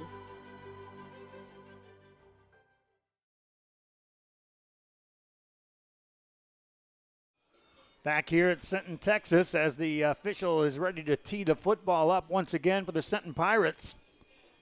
They'll kick off for a 2nd time on the evening. Other games going on tonight. We've got the Edinburgh Economides game going on down in Edinburgh. Raymondville and Lyford matched up. Marco Munguia has a call on that. We have the PSJA Memorial taking on Mercedes game. These are all on our YouTube channel, which is, again, where I encourage fans to go. Facebook has been inconsistent on our streaming service that we use to get the official broadcast out. Football blows off the tee yet again here in Senton. Santa Rosa taking on La Villa. Corpus Christi veterans at C.C. King. We had another crew that was heading over to Cabanis tonight, but our crews have been hit by COVID, just like you see players that are out with COVID. Some of our crews have, in the last couple of weeks, had to duck out because of COVID.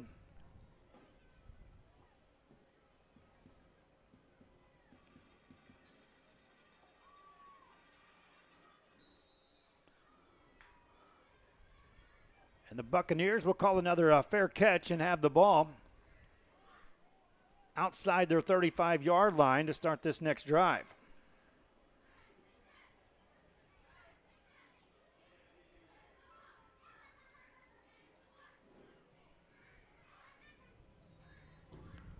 Buccaneers make their way back out on the field. They had an impressive drive to open this game up.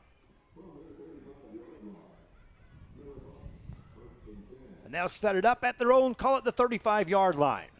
Jaden Brown directing the call, takes a snap. On a read, hands it off. It's Williams, bounces it right side across that 37 to the 37.5-yard line, maybe the 38 on forward progress. Gain of 4 on a carry by McCullion Williams. Williams, a senior, a tailback back there in the backfield. Ethan Greenwood, just a junior, back for another exciting season. This is Greenwood taking on a tackler and nothing doing, as a good stop that time by Jonathan Marin again. Call his name. Marin was everywhere, and he met Ethan Greenwood right about the time Greenwood wanted to take that ball upfield. This game brought to you in a big part by Terry Mendez, Realtor with Christi Properties. Commercial and residential, also relocation. 7 years of experience. The number is 361-563-8102. They're at 5959 South Staples. They are a primary reason why we're broadcasting this game tonight. Terry Mendez, Realtor in the Corpus Christi area. Third down play for the Buccaneers. They'll look to set up a screen pass. That ball is caught. And now trying to move forward is Greenwood. He'll be shut down. Short of first down yardage. An apparent punt time for the Buccaneers, but it's not always a guarantee. They're very, very confident in this offense's ability to pull off big plays at any given snap.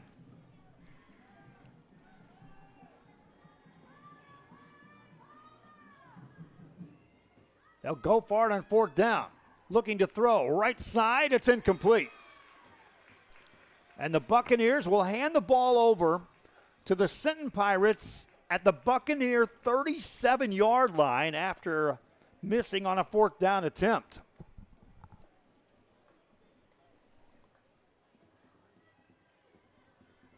Clock stops with 3:24 to go in the first quarter here. Again, if you're watching on our social media, if you're watching on our Facebook, share the link. It is broadcasting there on the Facebook side. Like and follow our page. Help us get our numbers up. But those on YouTube, if you're watching there, subscribe to our channel. It was interesting. I was looking at some of the numbers that our YouTube channel is watched, and more views are coming across on these football games from people that aren't subscribed than are. Running play for the Pirates. Quarterback keeps it, drug backwards. We'll check the forward progress on that carry by Rene Galvan. Call it a 4-yard gain. It's second down and 6 to go for the Pirates. Miller Buccaneers scored on their first opportunity on the field. Sinton answered that in a very short, quick offensive set that moved the ball, primarily on a 54-yard touchdown run by quarterback Rene Galvan. Buccaneers went for it on fourth down and deep in their own territory, and now the Sinton Pirates trying to capitalize. 4-receiver set, empty backfield for Galvan. Man in motion. Galvan drops back to throw. Here comes pressure. Runs away from that. Looking, waiting, delivering, and it's almost intercepted, incomplete. Down around that 10-yard line of the Miller Buccaneers. Intended receiver was Caden McCoy down there, a junior wideout for the Sinton Pirates. And Galvan showed good speed that time, getting away from the blitz that came through untouched right up the middle. Clock stops with 2:29 to go here in the first quarter of play in Sinton on a Friday night, as the Buccaneers take on the Pirates. 3rd and 6 for the Pirates. Galvan keeps Nick Flores to his left-hand side. Man in motion is McCoy on third down. On a read, quarterback keeper. He's got inside the 30, hit about a yard shy. Now a surge forward. They didn't blow that play dead. And we'll take a look at where they spot this football. It may be close to a first down for Galvan. Now they'll move it back out across the 29. So that's short by about a yard and a half.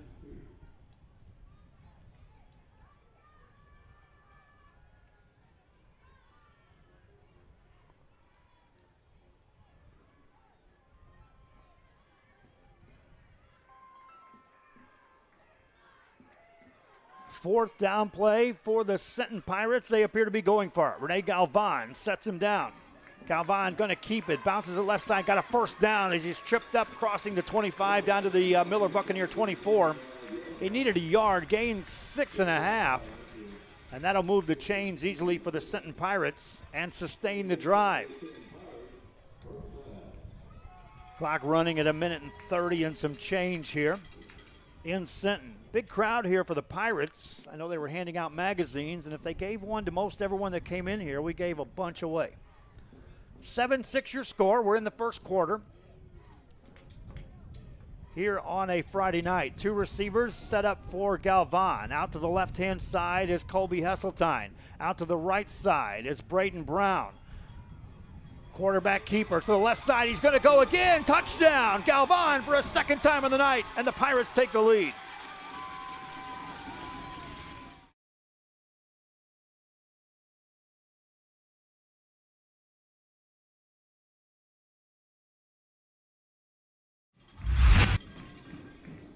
We'll go back to the replay here and show you that Rene Galvan, yeah, look who's out in front delivering that final block. Nick Flores once again. And a touchdown for the Pirates. They missed on an extra point, traditional style. They'll keep the offense in right now on an apparent two-point conversion attempt. Galvan, before the snap, looks at the sideline. His team has to take a timeout. They'll burn their first. They have 2 remaining here in the first half. We'll have an extra point attempt. 1 or 2 points, that's the decision for the Pirates. They lead, and this is Real Sports Live.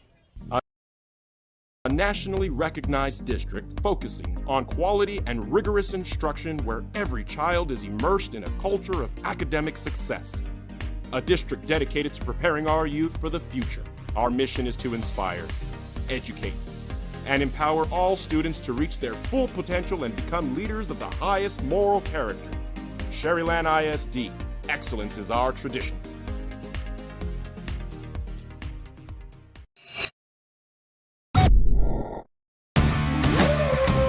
Service is attitude. How far are we willing to go to service our community, our dealership here for you, and you? Sky's the limit.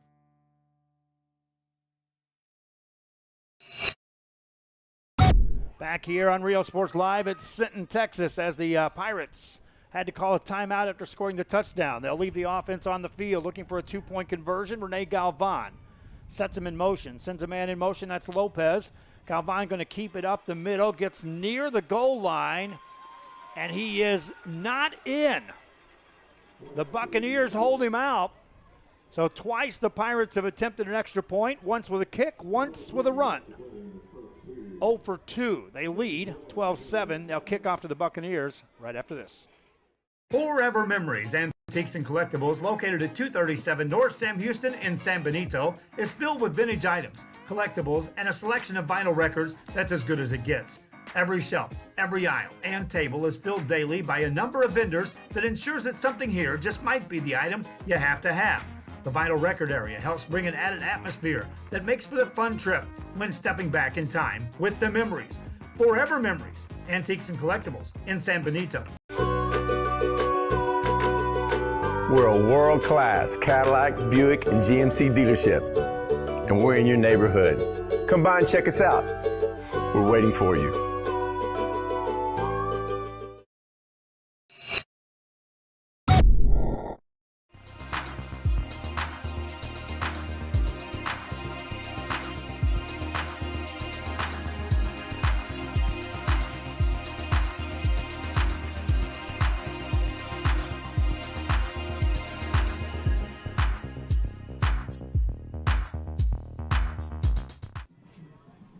Back here on Real Sports Live as the Sinton Pirates are ready to kick off. Once again, the football blows off the tee, and that's the 3rd time we've seen that here. Out of 3 kickoff attempts for the Sinton Pirates. Jonathan Marin will just hold it now for the kicker. First 2 kicks, the Buccaneers have went with a fair catch.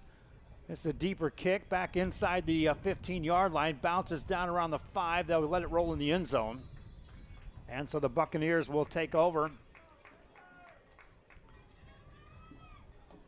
for a 3rd time on the evening. Buccaneers scored on their first drive. Second time they had the football. They gambled on 4th down at their own 37-yard line, came up short. Sinton capitalized off of that. And so the Pirates have been on the field twice. They're 2 for 2 with touchdowns on possessions. One with that short field. Buccaneers trailing by 5 at 12-7. Starting this drive at their 25-yard line. Brown keeps Williams in the backfield on this first down play. It's a Williams run right up the middle of the 30 to the 36, maybe the 37-yard line on the first carry on this drive. And he'll move the ball down, call it a 6-yard gain. Terry Mendez Realtor, again with Christi Properties, is the primary sponsor for tonight's game, contributing directly to this broadcast. I'll tell you more about them after this play. Running play again for the Buccaneers, and that'll be a first down out across the 37 to the 38-yard line. Terry Mendez Realty, commercial and residential, also relocation with 7 years of experience. Located at 5959 South Staples in Corpus Christi. The phone number 361-563-8102. Terry Mendez Realtor. The primary reason why we're here for this away game for the Miller Buccaneers. Greenwood breaks a tackle, drives out across the 40-yard line, ends up gaining a couple yards there for the Buccaneers. They're in that hurry-up offense. Otherwise, I would say that would be the final play of the first quarter. They do have some options. It looks like Brown is going to let the clock run down, and indeed, the first quarter is now history. 12-7 the score. The Sinton Pirates lead the Miller Buccaneers. We'll be back with the second quarter right after this. Sinton High School cheerleaders, and you're watching Rio Sports Live. If you want to get in the game, come to Myra Sports and more. Basketball gloves and uniforms too, customized for you. Your family tradition, from generation to generation. From Pee Wee to the MLBs, you can count on us. Your hometown sporting goods store since '76. Myra Sports and more, where kids get cool stuff. We are back here on Rio Sports Live as the Miller Buccaneers offense on the field as we start the second 12-minute frame. Jaden Brown and company facing a 2nd and 8 yards to go. Trailing 12-7 here in the first half. Brown wants to throw, wants a bundle down the left-hand side, and he overshoots his man, incomplete. Looking out there for Ethan Vela. But an incomplete pass. Will bring up 2nd down, make it 3rd down for the Buccaneers. Fans watching on our YouTube channel, give me a shout out where you're watching the game from. That's always neat to see. I see that Pedro Beltran watching from Sinton, Texas. Thanks for tuning in. 3rd down play for the Buccaneers. Greenwood stays in the backfield with Brown at quarterback. Appears to be changing up the play at the line of scrimmage on this 3rd down for the Buccaneers. Fake the handoff, sling a pass, left side. Nice job defensively of breaking that one up by Ray Perez.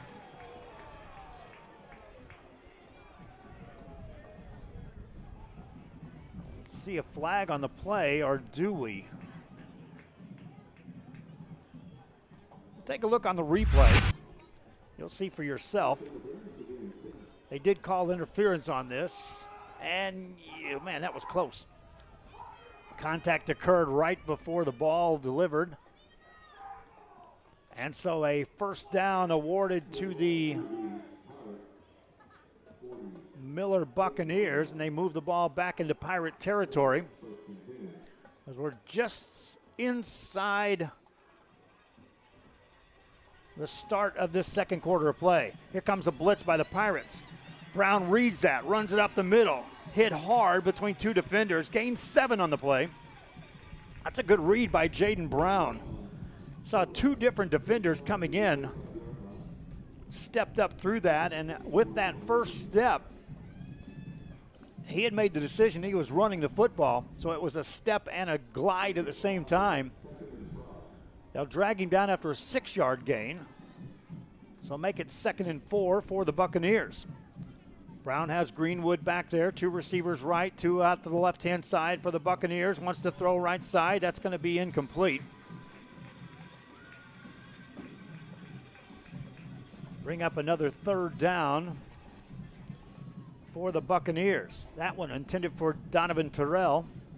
They've got Terrell and Atkinson out here to the right-hand side. Out to the left-hand side, 2 other receivers for Jaden Brown. On 3rd down and 4. He's going to run right side.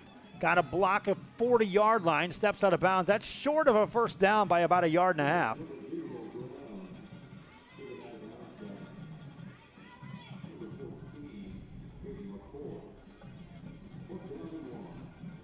And 4th and 1 for the Buccaneers. Paula Gray watching in San Antonio. Thanks for tuning in. Rooting for the Miller Buccaneers here on a Friday night in Sinton. 4th down play. The Buccaneers have tried a 4th down conversion here in this first half. That came up short. It was about at this part of the field, but it was flipped. It was on their 37. From the Sinton 37, they'll hand it off to Williams. He's got a first down, and he takes on a tackler at the 30-yard line and moves the chains for the Buccaneers.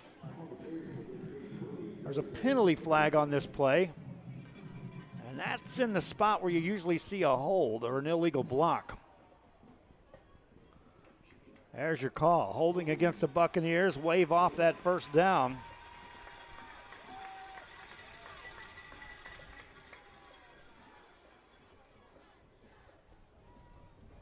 Still 4th down, but now for the Buccaneers, they move the ball back outside the 46 of the Pirates. So it's 4th down and call it 7 yards to go for the Buccaneers.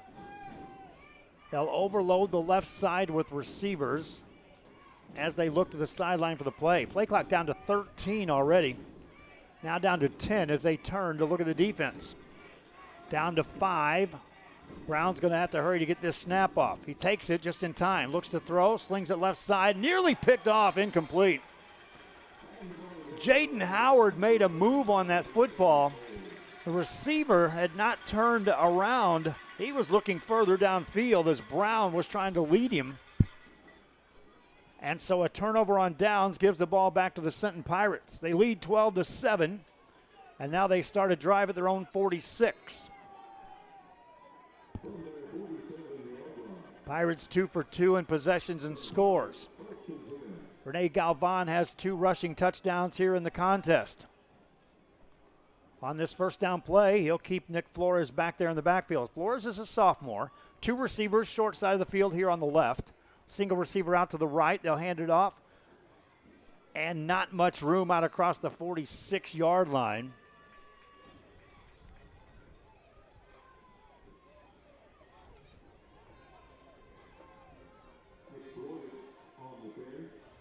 Short gain.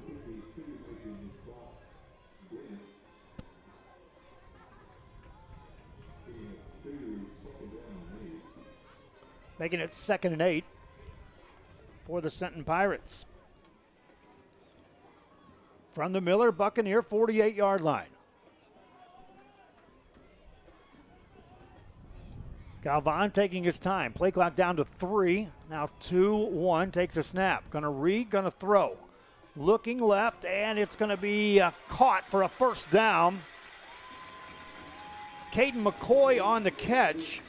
And if McCoy is able to keep his feet there, he has a chance to turn that upfield. It's still a first down for the Pirates, but that could have been a bigger play than what it was. Clock stops momentarily while they move the chains. We're at 9:34 to go in the first half. Sinton on the move in Buccaneer territory at the Miller 43. Twin receivers left, twin receivers right. From the right hash mark for Rene Galvan on this first down play. Empty backfield, he's going to run, hesitates. Here comes a penalty flag as he gains a couple, and we'll sort out that call. Galvan gets up real slow after taking that hit. He was hit low.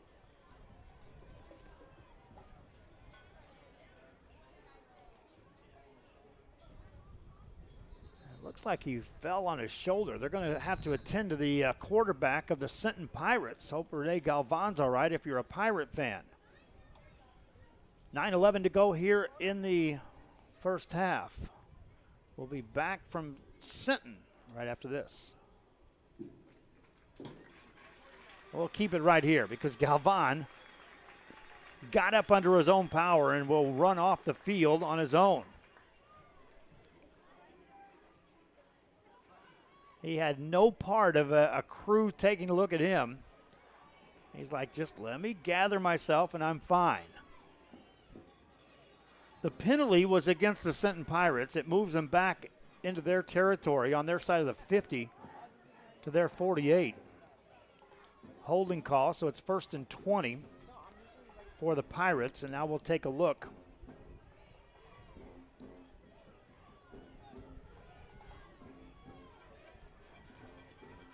On this first down play, looking to throw, dropping back. Here's pressure, and down he goes as the Buccaneers make the sack. Another flag on the play as well. We'll sort that out. I see some fans commenting, we had a crew ready to go to Cabinus Stadium tonight. We already have one at Buccaneers Stadium. We were going to cover the 2 games at the CCISD stadiums. After I had set up here at Sinton, I got the call that we still have crews dealing with COVID situations, and there's no way I'm sending a crew anywhere near a school or a stadium if they tell me there's anything to do with COVID around their family or family members or any exposure. So apologize to any of the fans that were hoping to see some of the other CCISD schools. Staying in the game, looking to throw is Braden Brown. Another penalty thrown on this one.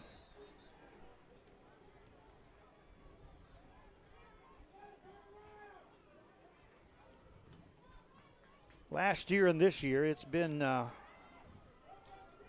quite the adventure of trying to get to as many games as there are, trying to train personnel to broadcast games and to operate cameras. Tonight alone, I had a crew in Odom that's been dealing with COVID, and they just flat out said we can't go anywhere for the next 2.5 weeks. So the Odom crew's off the table. The Refugio crew couldn't get an internet feed at the stadium there at Refugio, so we're down that crew until they get that sorted out. I got system setting wanting broadcasters. Here's a deep ball thrown down in traffic, and it is incomplete or intercepted. And Kism went up and got it. Let's watch on the replay.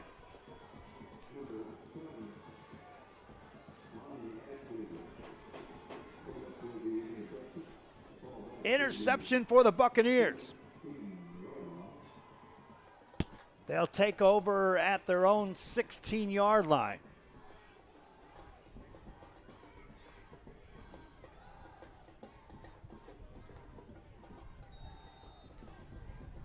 Again, I'm not talking about players or teams. I'm talking about crew members as far as our broadcast crews that were dealing with COVID situation. First down play for the Buccaneers. Over the middle, that's incomplete.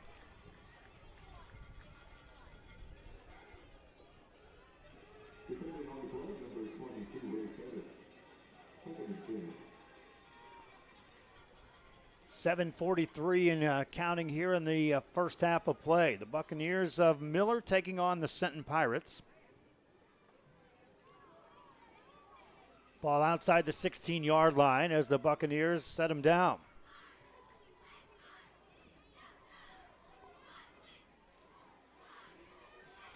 That'll gain 6 on the play. Jaden Marino takes it out. Third down, though, for the Buccaneers, trying to operate on this fast-paced offense.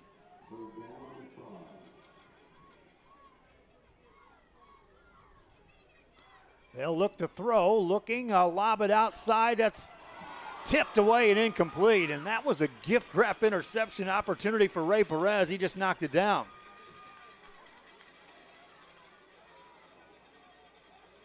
Had they got that ball over Perez's head, there was nobody back there, and that receiver would have been able to jog into the end zone. for the score. Buccaneers send in the punting team.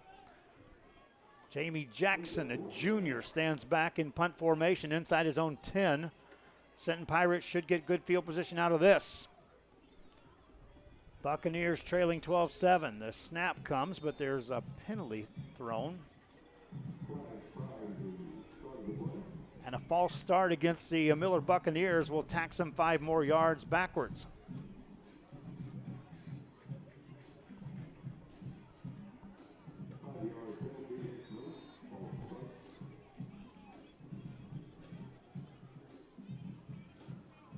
Fourth down for the Buccaneers. Punt is away. It's a line drive kick. This is returnable, and here comes Caden McCoy. Makes a man miss. Now to the sideline, to the 30-yard line. McCoy deep in Miller territory.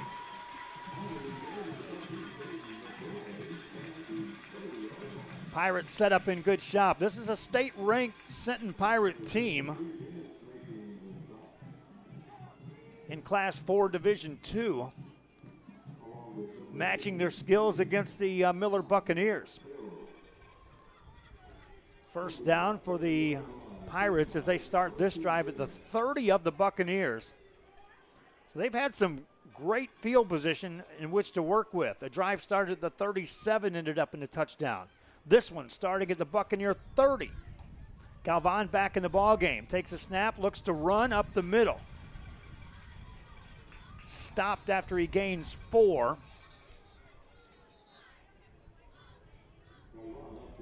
Galvan showed that he was right there ready for action after exiting the game during their last drive.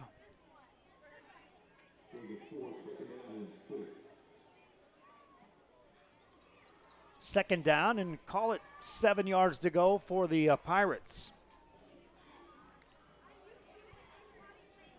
Pirates going with 2 receivers left-hand side. Wide to the right-hand side goes Rylan Lopez. Whistle blows. We'll stop play before the snap. Timeout on the field. Called by the Pirates. That's their second. We're in the second quarter. Pirates leading 12-7. From Senton, I'm Joe Bowling. This is Real Sports Live.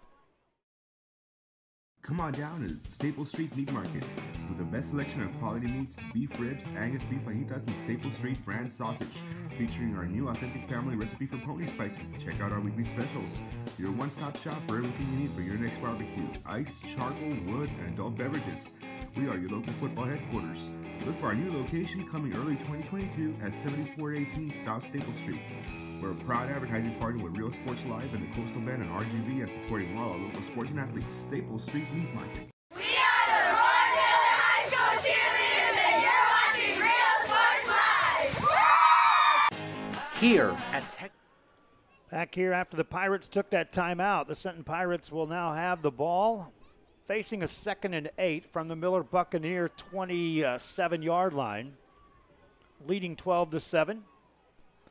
Here in the second quarter. Coming up at halftime, I see both bands are here.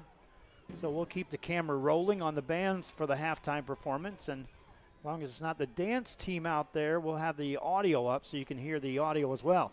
Pass play in the end zone. Pirates there. Caught. Touchdown.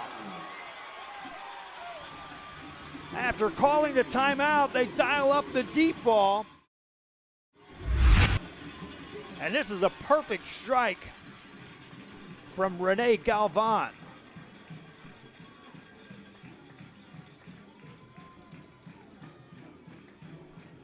Receiver did a good job of going to get that. And the Pirates up now by 11 at 18-7 on the scoreboard. They'll keep the offense on the field, going for a 2-point conversion. Galvan takes a snap, going to run up the middle, hit. He's not going to get there. And for a third time, the Miller Buccaneers are able to shut down an extra point attempt. Kickoff coming up. Pirates lead the Buccaneers 18-7 from Senton. This is Real Sports Live. Kingsville. We are a family. We support each other through thick and thin. We work together, grow together, excel together. We inspire each other to become the great minds of the future. We are here to ensure you succeed. Apply today to get started. This is your time.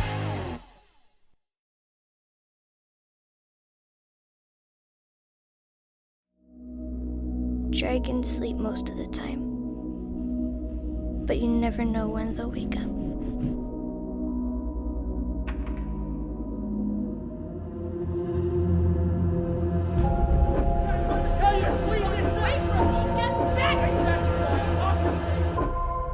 But maybe the most important thing in fighting dragons is not doing it all by yourself.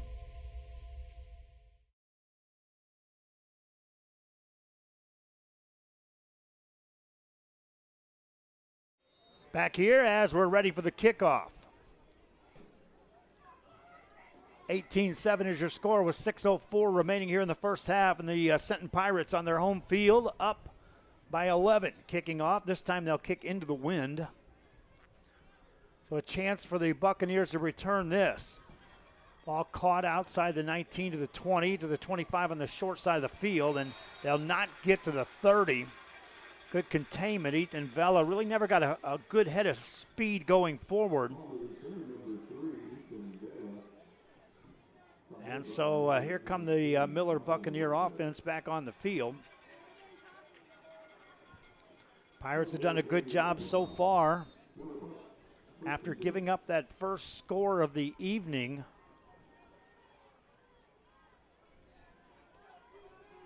they've managed to keep this Buccaneer offense out of the end zone. Brown ready. Hands it off on a read. Up the middle. They'll surge forward to the 36-yard line. First down carry by McCully and Williams. Our game brought to you once again. The main reason why this one came to you, Terry Mendez, realtor with Christi Properties, assisted us greatly in bringing us this game. They're at 5959 South Staples in Corpus. That pass is complete for a first down for the Buccaneers across the 41. That'll move the chains. Looking further ahead to the second half, the Senton Pirates will get the second half kickoff, so this drive becomes important for the Miller Buccaneers. Try to get back to within that one score here in this first half. Williams again, tripped up, fell down, and gains nothing. And here comes a penalty late in the game on that call. Williams was tripped up, never got back to the line of scrimmage. And they'll call a hold against the Miller Buccaneers. Player got through there. If there was a hold, it certainly wasn't on him. He was untouched coming through there. They'll take the penalty, keep it first down for Miller, but now make it 1st and 20. Thanks for tuning into our broadcast wherever you may be here on Rio Sports Live, whether it's Facebook or YouTube. Facebook, share the link, let other fans know that the game is going on, and also like and follow our page on our YouTube channel. Please subscribe if you will. Penalty again on the Buccaneers. They'll jump off sides.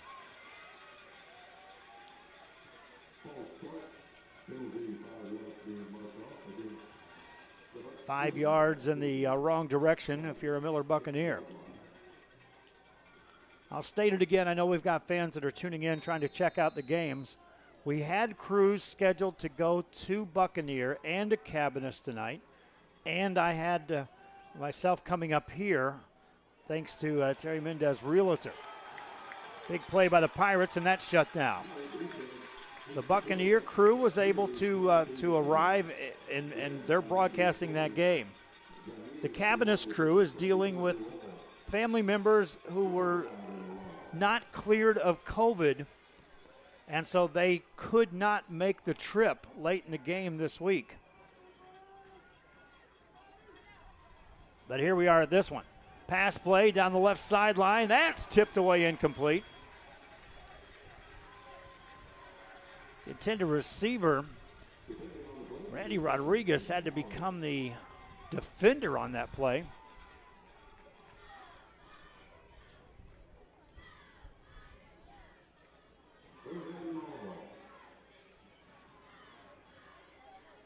And it's now 3rd down. Give you a reference. The Buccaneers have to get to the Senton Pirate 48 to get a first down on this play. And they're not going to get there as a sack takes him down at the 15-yard line.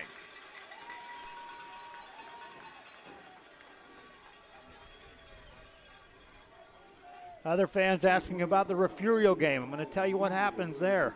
The reason why we're able to broadcast any game anywhere is because we have internet. Now, in some cases, a hotspot will work, and Refugio, I'm telling you, it won't. We tried 3 different hotspots. Verizon, nope. T-Mobile, nope. They just don't work. And there is no internet, even though they've got this stadium rebuilt. That's a shanked kick, partially tipped by a Pirate. It still rolls into Pirate territory. So without internet at the Bobcats Stadium, there is literally no way to stream a game. So fans looking for that game, and it's always funny how fans will complain about a free service, but they do, and that's okay. I see that they expect to see games, and I can't tell you what I do to try to get every game on there, but can't get it done. We do as many games as we can. There's no internet. We can't broadcast the game. If COVID has one of our camera operators or a family member or one of our announcers with a family member, then that shuts us down. Buccaneers got an automatic first down out of that, and they'll keep the football with 3 minutes to go in the first half, and that's a big circle the stat line moment in this game. Pirates had them pinned deep. We're going to get the ball back. And now the Buccaneers with a chance to still do something here in this first half. Short gain by Greenwood as the Pirates have literally clamped down on this running attack. Now there's a comment on YouTube that I'm looking for. Do you all need more people in Corpus Christi area? Absolutely 100% yes. Announcers and camera operators. 2nd down play. Pass play left-hand side. Out across the 40-yard line and then out of bounds. Quick pitch and catch as Jaden Marino makes the catch.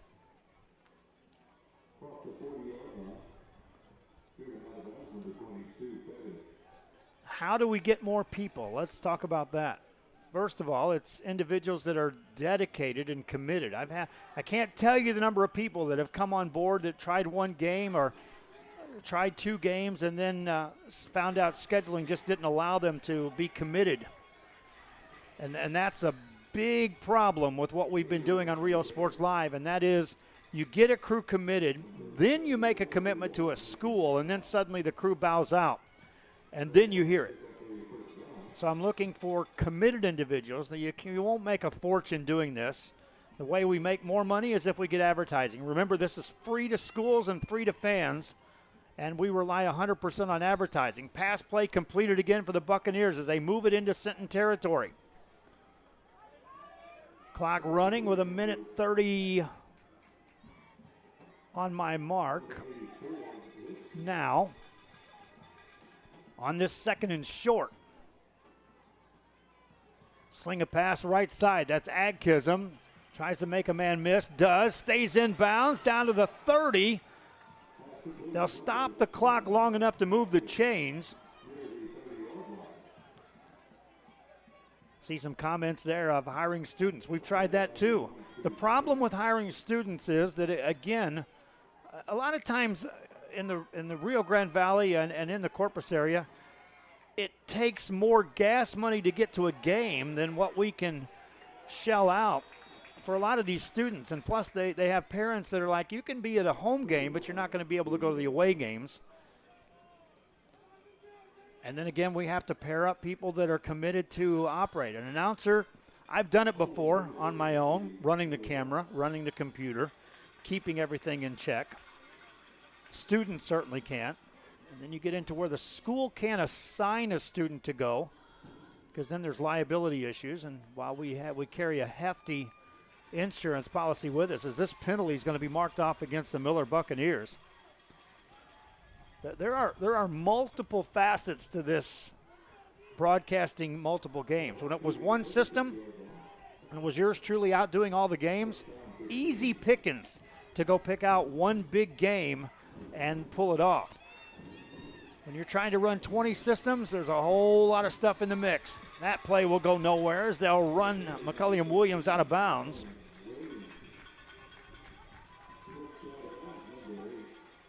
That Refugio Edna game is a close one at 20-17, by the way. Thanks for that score update, Dorsey Green. Timeout on the field. The Miller Buccaneers will talk it over. Clock runs down. There's 37 ticks here in the first half.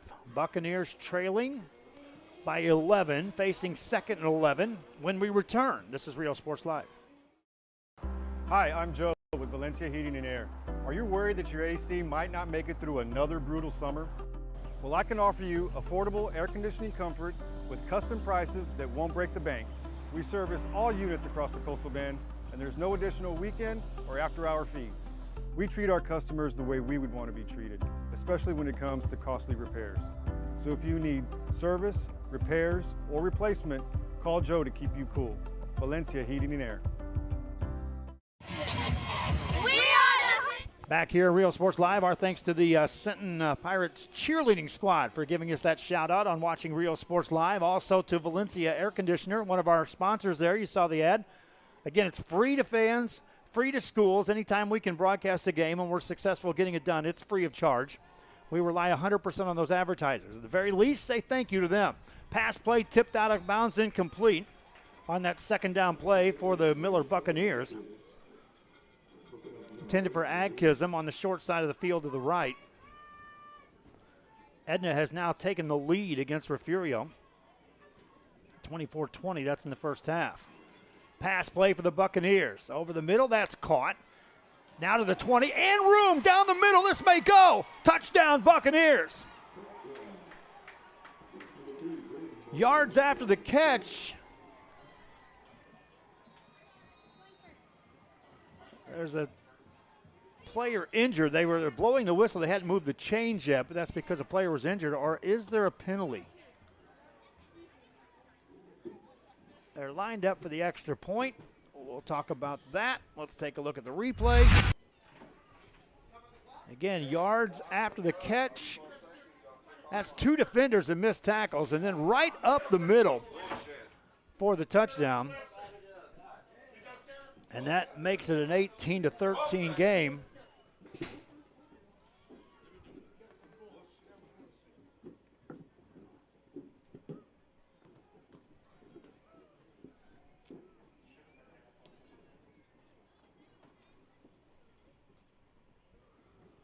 Still attending to a player that was injured on that play.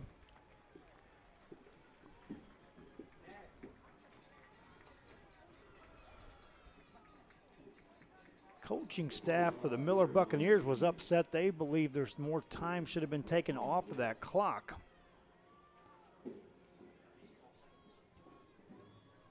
Should be down around the 13 to 14 seconds remaining.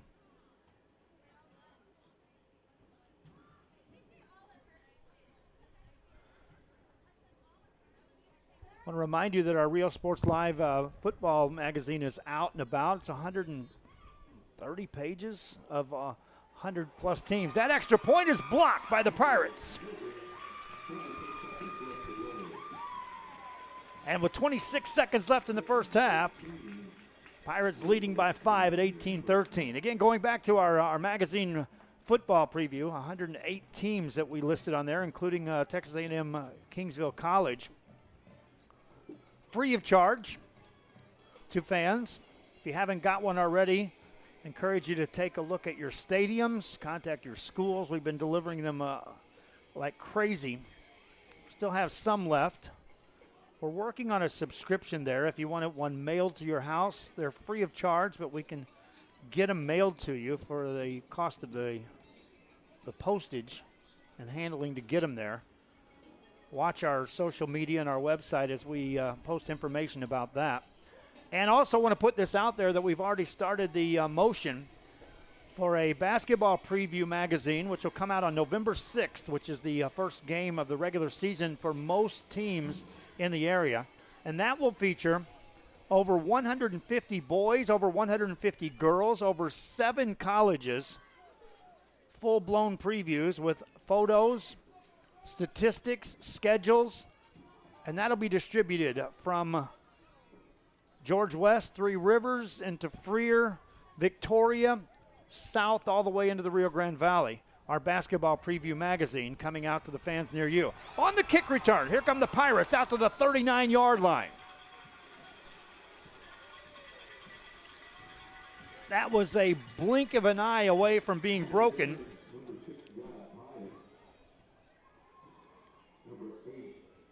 And it'll be a first down for the Pirates at the 40-yard line. That magazine, we're looking for advertisers on that. The way I've set the magazine up, it's very similar to the football. There's going to be a boys and a girls team and a dedicated page for every team, every school, I should say. And so I've got an advertiser for the boys and an advertiser for the girls on the magazines.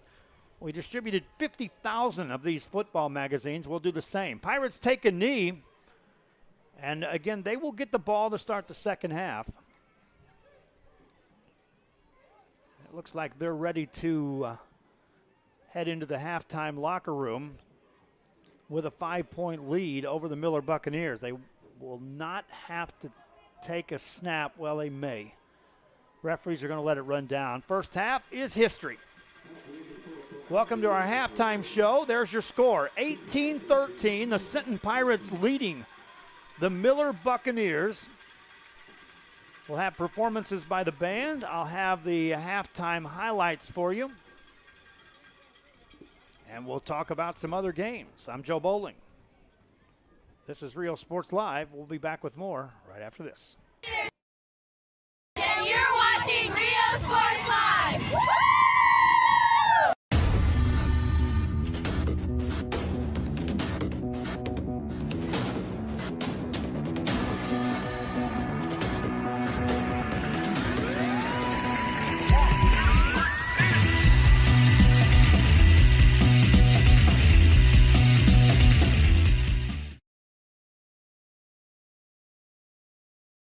Uniforms, etc., you're going to find the opportunity to purchase the best high-quality scrubs.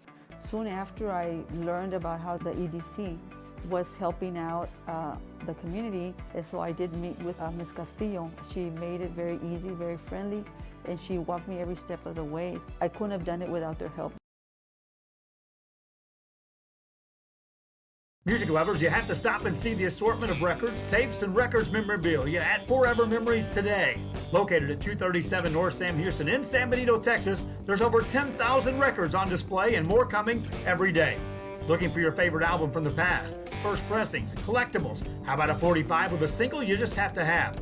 Freddie Fender, Johnny Cash, Hank Williams, Elvis, Beatles, blues, rock, classics, Tejano, it's all here.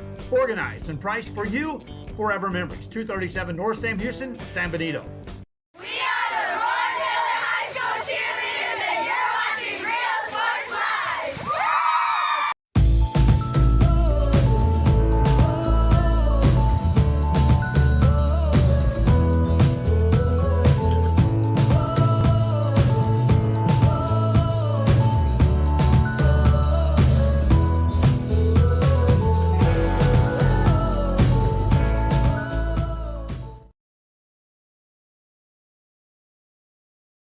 The Brownsville Independent School District continues to provide a safe environment for enriching education. From pre-K3 to early college high school, the award-winning district has advanced its legacy in curriculum, athletics, and fine arts. Teachers are driving the frontier of technology, bringing industry to the classroom.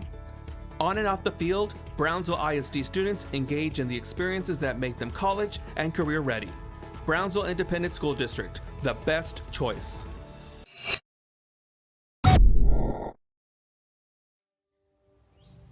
There is a feeling you get when you walk onto a campus. A sense of love, compassion, and dedication. An environment that inspires each of our HCISD family members to do their best and to be their best. We ground our education on strong character, and together, we will always persist towards the future. We are a district of choice. A district of innovation. And a district of excellence. We are HCISD.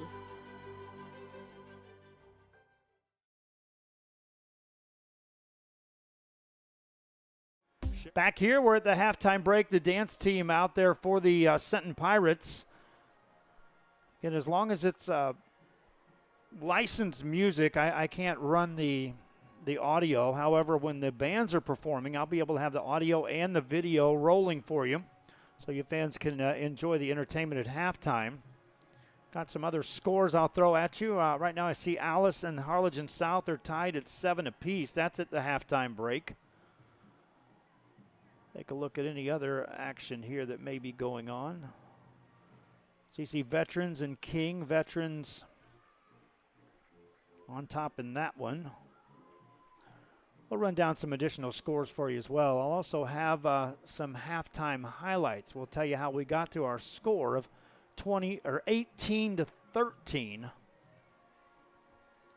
here after one half of play with the Senton Pirates on top.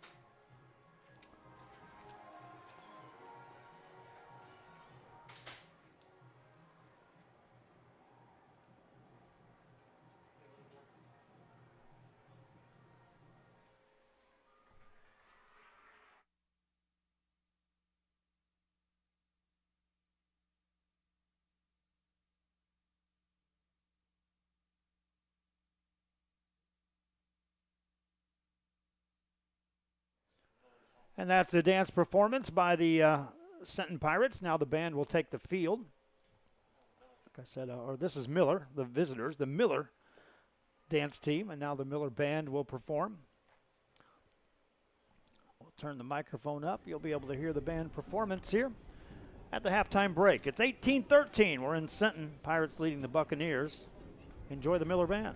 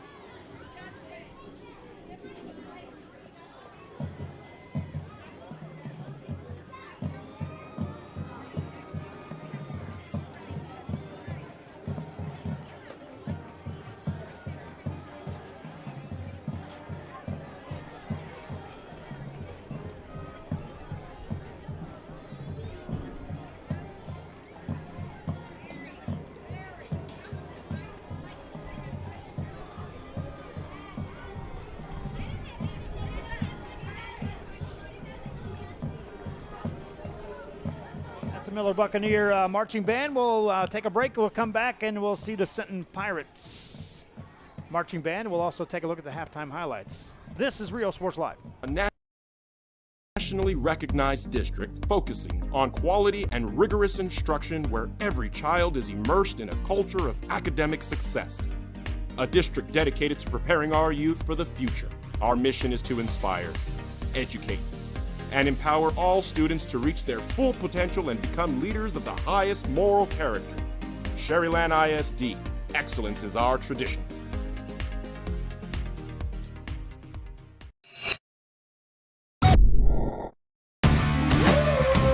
Service is attitude. How far are we willing to go to service our community, our dealership here at Fruya, and you? Sky's the limit.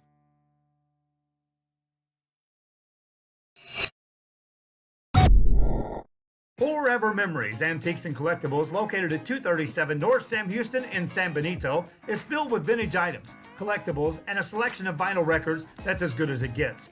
Every shelf, every aisle, and table is filled daily by a number of vendors that ensures that something here just might be the item you have to have. The vinyl record area. What happened to our camera?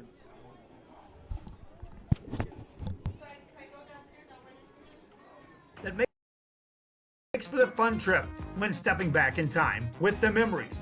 Forever Memories, Antiques and Collectibles in San Benito. We're a world-class Cadillac, Buick, and GMC dealership, and we're in your neighborhood. Come by and check us out. We're waiting for you.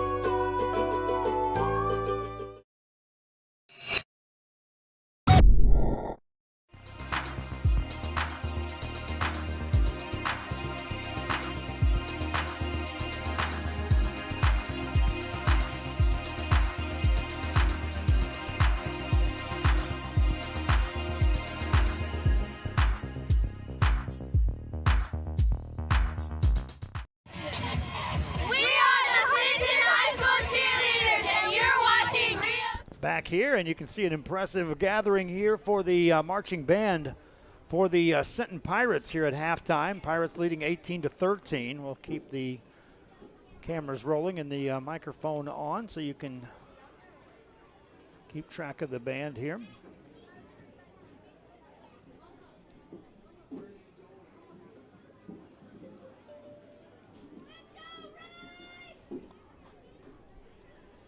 They got the air conditioner on in here, and it's still cold. Felt good earlier today when it was 100 degrees and we were setting up.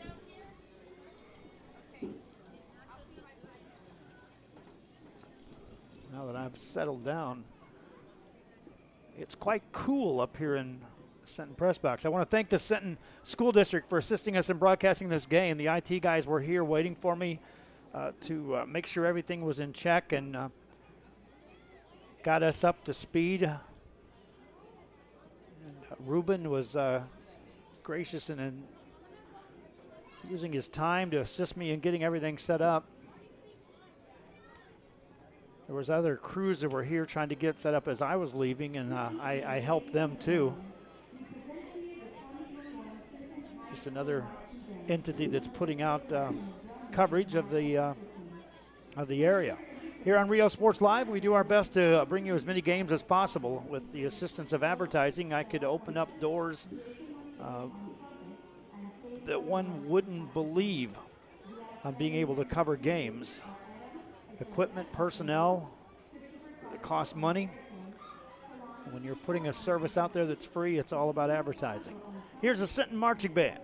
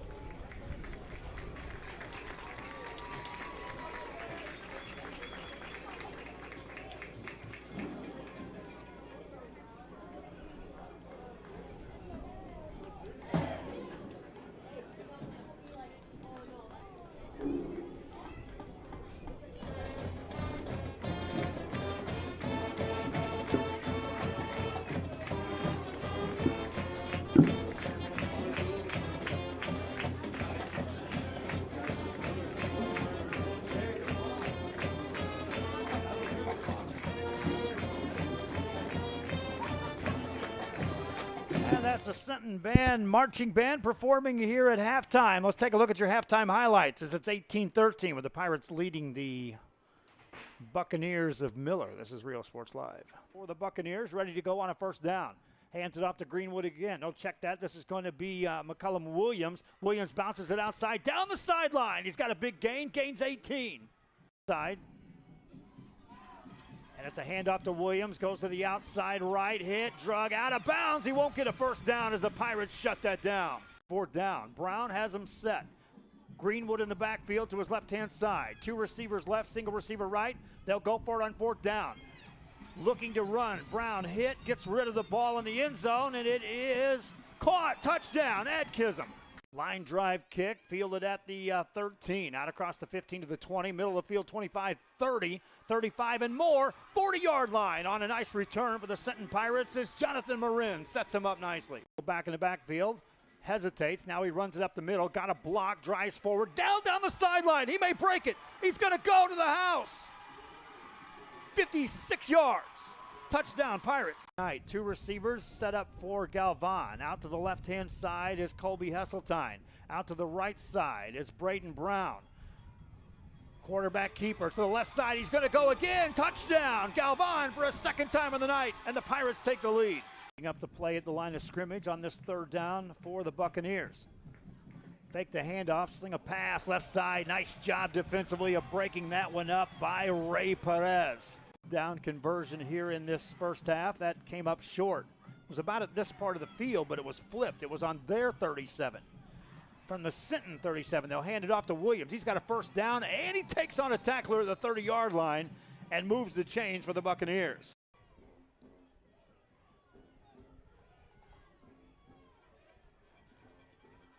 On this first down play, looking to throw, dropping back. Here's pressure, and down he goes as the Buccaneers make the sack. I got system setting wanting broadcasters. Here's a deep ball thrown down in traffic, and it is incomplete or intercepted. Fourth down for the Buccaneers. Punt is away. It's a line drive kick. This is returnable, and here comes Caden McCoy. Makes a man miss. Now to the sideline to the 30-yard line. McCoy deep in Miller territory. So we'll keep the camera rolling on the bands for the halftime performance, and as long as it's not the dance team out there, we'll have the audio up so you can hear the audio as well. Pass play in the end zone. Pirates there. Caught. Touchdown. Give you a reference. The Buccaneers have to get to the Senton Pirate 48 to get a first down on this play. And they're not going to get there as a sack takes him down at the 15-yard line. 20, that's in the first half. Pass play for the Buccaneers. Over the middle, that's caught. Now to the 20, and room down the middle. This may go. Touchdown, Buccaneers. For the Buccaneers, ready to go on a first down. Hands it off to Greenwood again. No, check that. That's your first half highlights between the Senton Pirates and the Miller Buccaneers. We'll take a break. When we come back, we'll get you closer to the second half kickoff. This is Real Sports Live. If you want to get in the game, come to Myra Sports and more.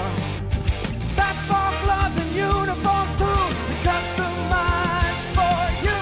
Your family tradition, from generation to generation.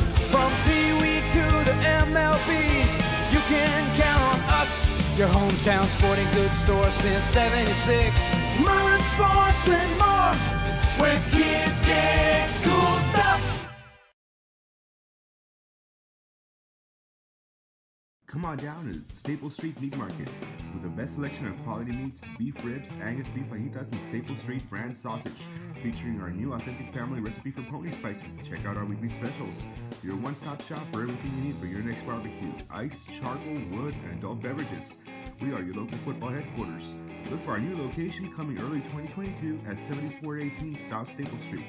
We're a proud advertising partner with Real Sports Live and the Coastal Band and RGV, and supporting all our local sports and athletes. Staple Street Meat Market. We are the Roy Taylor High School cheerleaders, and you're watching Real Sports Live. Here at Texas A&M University, Kingsville, we are a family. We support each other through thick and thin.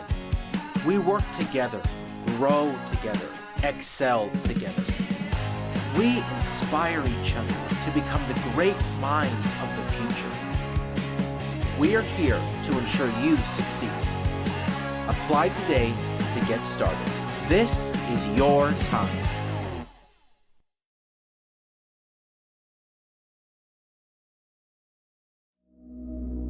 Dragons sleep most of the time, but you never know when they'll wake up.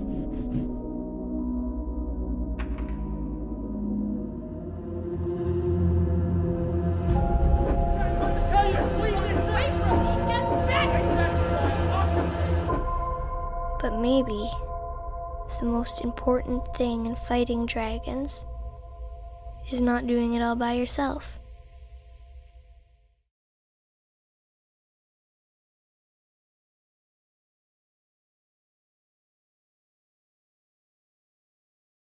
Hi, I'm Joe with Valencia Heating and Air. Are you worried that your AC might not make it through another brutal summer? Well, I can offer you affordable air conditioning comfort with custom prices that won't break the bank. We service all units across the Coastal Bend, and there's no additional weekend or after-hour fees. We treat our customers the way we would want to be treated, especially when it comes to costly repairs. So if you need service, repairs, or replacement, call Joe to keep you cool. Valencia Heating and Air. We are the Clinton High School cheerleaders, and you're watching Rio Sports Live. We're at halftime here in Sinton, Texas, as we await the arrival of the two teams. Thus far, we just see the Sinton Pirates quarterback has made an appearance. Rene Galvan's had quite the first half with a pair of rushing touchdowns, and he also connected through the air on a touchdown strike. He's responsible for all three scores for the Sinton Pirates. They've missed all their extra points. So of the 18 points, his name is tacked alongside all 18 in one way or another. Pirates will get the ball to start the second half as we are counting down the final moments before the second half kickoff. Buccaneers scored first out of the gate on an impressive 76-yard drive to start this contest. Pirates responded with a touchdown, missed an extra point. Buccaneers still led in the game, 7-6. Buccaneers' second offense trip on the field stalled at their own 37-yard line. It was coupled with the fact that they went for it on fourth down at their own 37, turned it over on downs, and the Sinton Pirates were able to capitalize off of that great field position, turn it into a touchdown on another Galvan run. Led 12-7 and have led since. Built the lead to 18-7 before the Buccaneers scored that final touchdown to close out the first half. As a matter of fact, if you missed them, here's the first half highlights. Here's exactly how we got to 18-13. Why recap it when you can watch it? For the Buccaneers, ready to go on a first down. Hands it off to Greenwood again. Oh, check that. This is going to be McCullum Williams. Williams bounces it outside, down the sideline. He's got a big gain. Gains 18. Side. And it's a handoff to Williams. Goes to the outside right. Hit. Drug out of bounds. He won't get a first down as the Pirates shut that down. Fourth down. Brown has him set. Greenwood in the backfield to his left-hand side. Two receivers left, single receiver right. They'll go for it on fourth down. Looking to run. Brown hit, gets rid of the ball in the end zone, and it is caught. Touchdown, Adkism. Line drive kick, fielded at the 13. Out across the 15 to the 20, middle of the field, 25, 30, 35 and more. 40-yard line on a nice return for the Sinton Pirates as Jonathan Marin sets him up nicely. Back in the backfield, hesitates. Now he runs it up the middle, got a block, drives forward, down the sideline. He may break it. He's going to go to the house. 56 yards. Touchdown, Pirates. Tonight, two receivers set up for Galvan. Out to the left-hand side is Colby Hesseltine. Out to the right side is Braden Brown. Quarterback keeper to the left side. He's going to go again. Touchdown, Galvan for a second time of the night, and the Pirates take the lead. Up the play at the line of scrimmage on this third down for the Buccaneers. Fake the handoff, sling a pass, left side. Nice job defensively of breaking that one up by Ray Perez. Down conversion here in this first half. That came up short. It was about at this part of the field, but it was flipped. It was on their 37. from the Sinton 37. They'll hand it off to Williams. He's got a first down, and he takes on a tackler at the 30-yard line and moves the chains for the Buccaneers.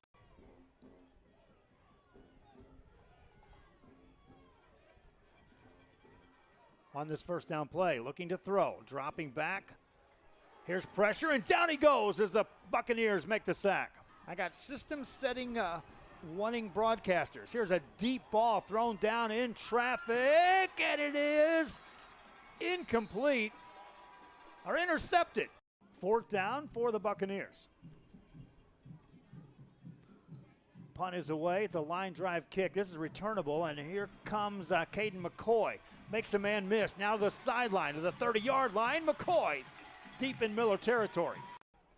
So we'll keep the camera rolling on the bands for the halftime performance, and as long as it's not the dance team out there, we'll have the audio up so you can hear the audio as well. Pass play in the end zone. Pirates there. Caught. Touchdown. Give you a reference. The Buccaneers have to get to the Sinton Pirate 48 to get a first down on this play. And they're not going to get there as a sack takes him down at the 15-yard line. 20, that's in the first half. Pass play for the Buccaneers. Over the middle, that's caught. Now to the 20, and room down the middle. This may go. Touchdown, Buccaneers. For the Buccaneers, ready to go on a first.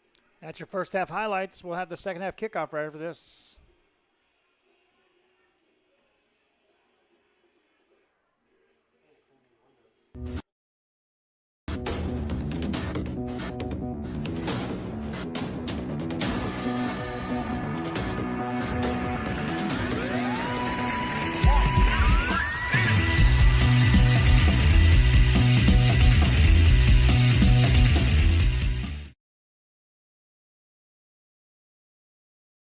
Uniforms, etc., you're going to find the opportunity to purchase the best high-quality scrubs.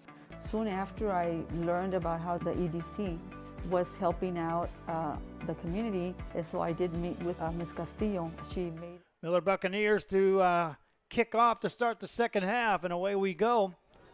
Pirates on the return will watch it go out of bounds, though, so they'll throw a penalty on that play.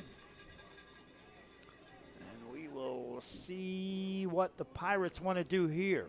They've had some good returns on the punts and on kickoffs, so they may make the Buccaneers re-kick this, which is what it looks like they're going to do.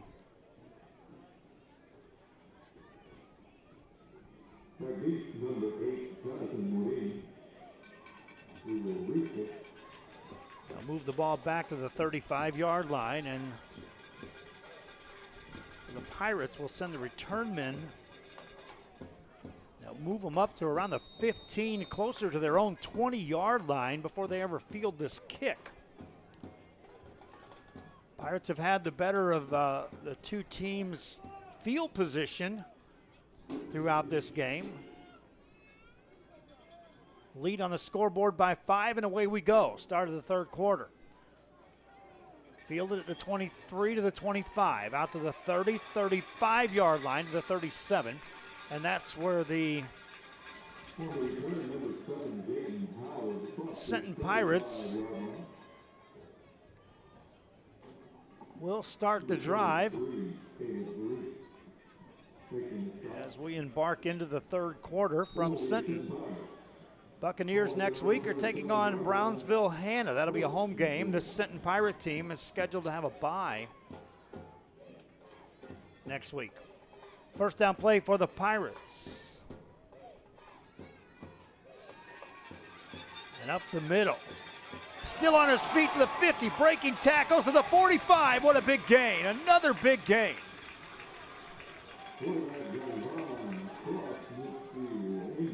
Rene Galvan again on the loose. Take a look at Galvan. He nearly breaks this. Stop right there, you think, nothing doing. Stop there, you think, nothing doing. Breaks that, he's gone. First down for the Pirates at the Miller 44. Galvan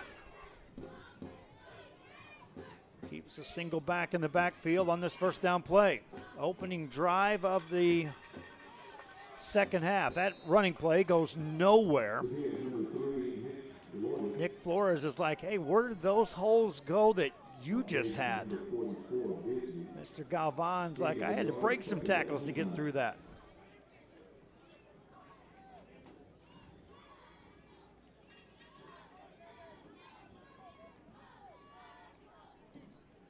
Second down and 9.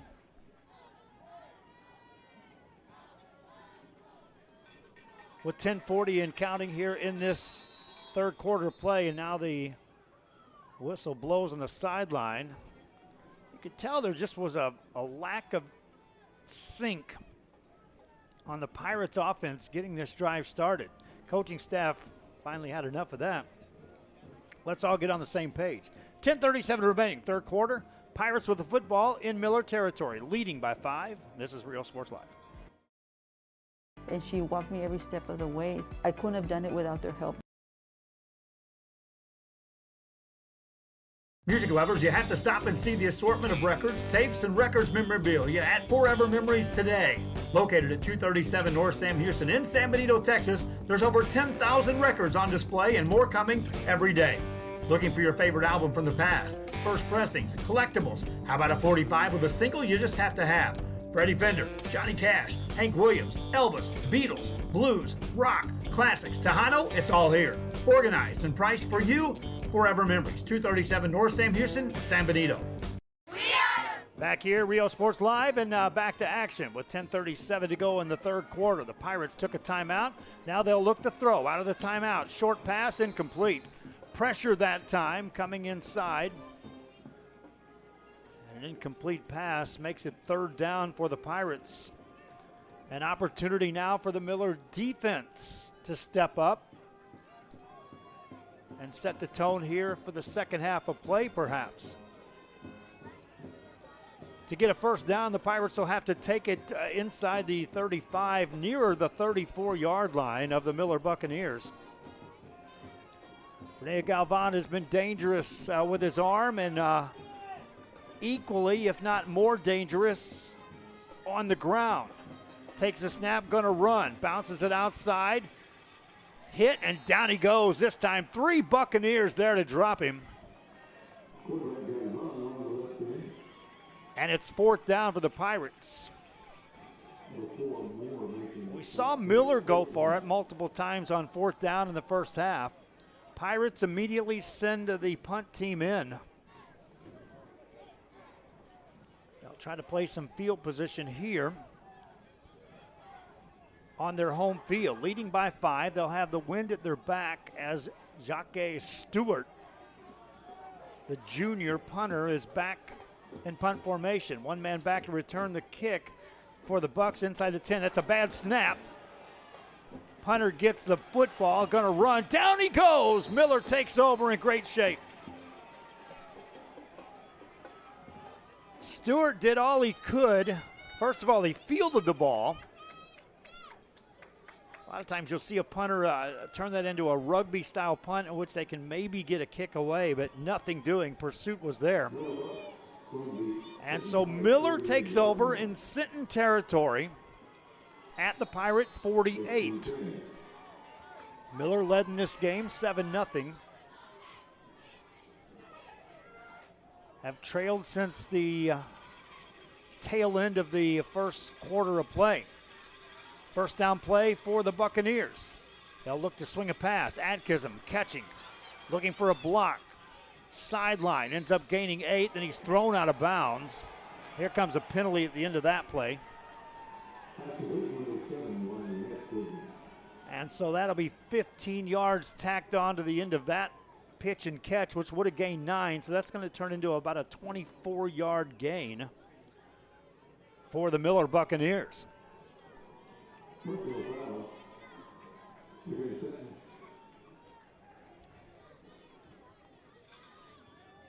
Joe Gomez here to my left-hand side, helping with the marketing side of things on Rio Sports Live. If you are a business, if you know a business, if you're a business owner, want to get your name out there, I know you see the number of views that are going on during any given game.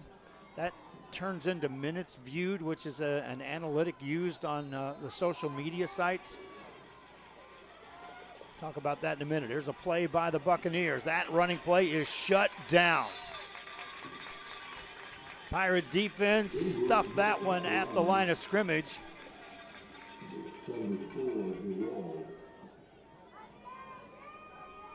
We're seeing a heavy dose of McCullion Williams tonight for this Buccaneer team. Pass play, looking, here comes pressure, and he gets rid of the ball just in time.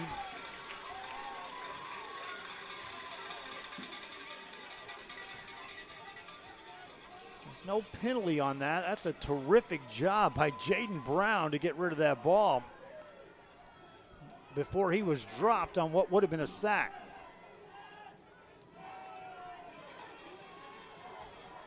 Second down and 10 for the Buccaneers. Brown drops back to throw, waits, delivers down the right side, up for grabs, caught, touchdown Buccaneers. Adkism climbing the ladder. And Miller takes the lead. Let's take a look at this. Sometimes you just look at your playmakers and say, go make a play. Adkism delivers. Extra point coming up for the Buccaneers. Now, these extra points have been adventurous for both teams. Sinton 0 for 3.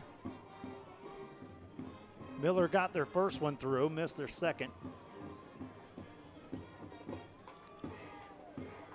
And they'll leave the offense on, looking for a 2-point conversion, trying to go up by a field goal.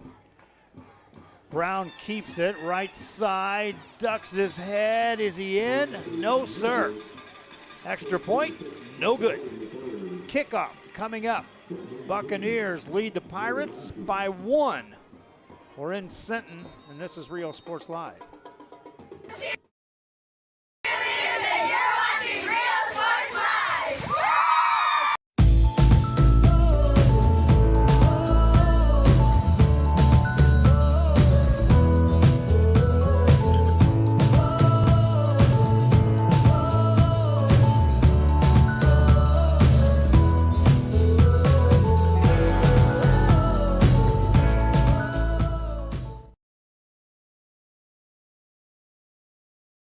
The Brownsville Independent School District continues to provide a safe environment for enriching education. From pre-K3 to early college high school, the award-winning district has advanced its legacy in curriculum, athletics, and fine arts. Teachers are driving the frontier of technology, bringing industry to the classroom.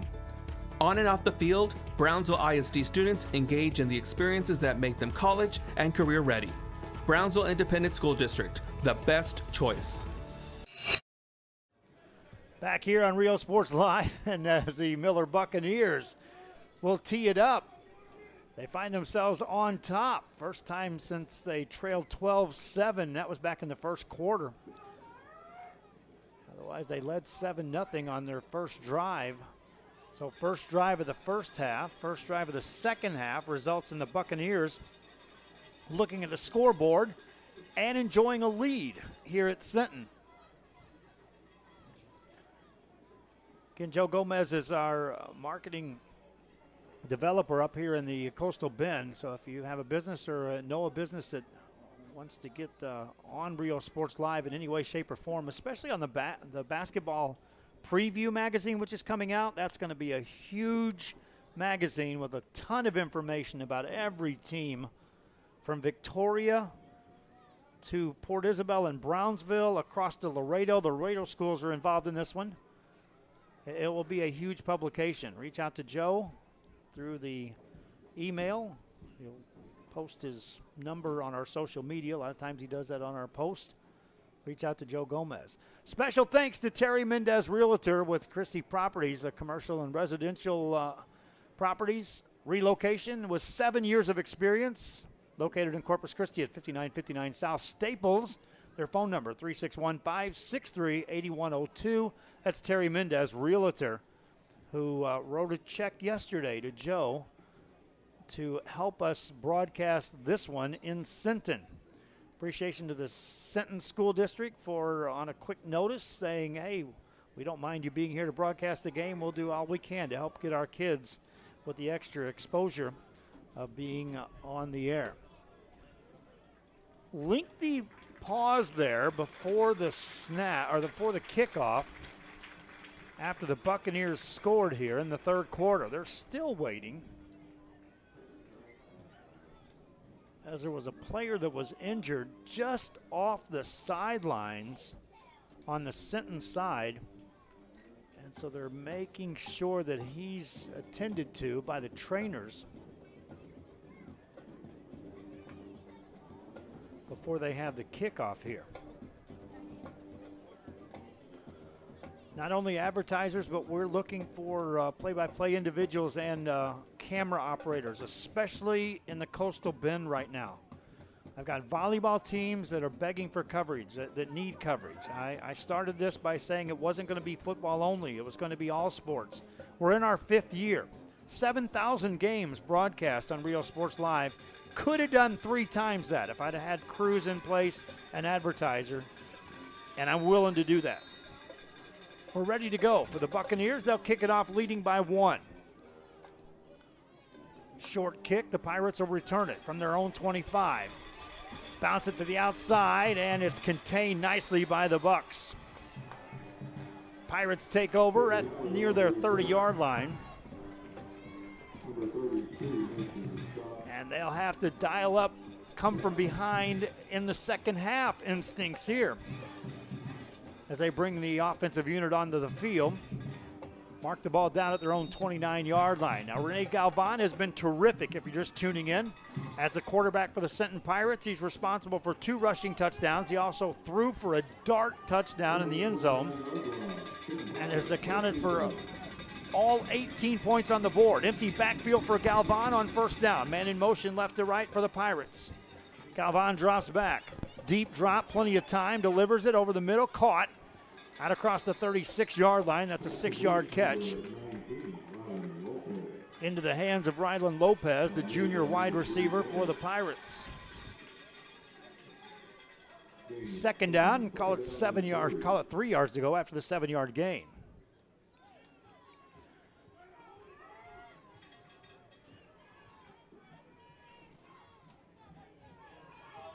Second down, empty backfield again for Galvan.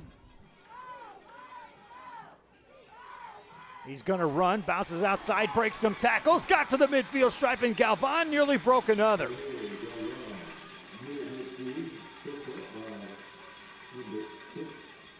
Rene Galvan on the loose. You know, I was looking on the comments on the YouTube, but we do have some school districts that are now feeding us some individuals. I've said it all along that that's the key to opening up the communication with the schools. Volunteers, when I was in high school, I wanted to be a broadcaster. That was a million years ago, but I'll tell you about that after this play. Over the middle, that's overthrown. That's where it all got started as far as my first broadcast goes. That's over 10,000 games ago, play-by-play that I've done in 30 years. But my speech and debate team came a-calling and said, does anyone want to come out and film our homecoming game? And I was like, yeah, I'll be part of that. They're like, we also need somebody to do play-by-play. And there it was. My freshman year, I had the opportunity that I'd been looking for since I was 5 years old to broadcast the game. Pass play, that's caught by the Pirates to the 40-yard line.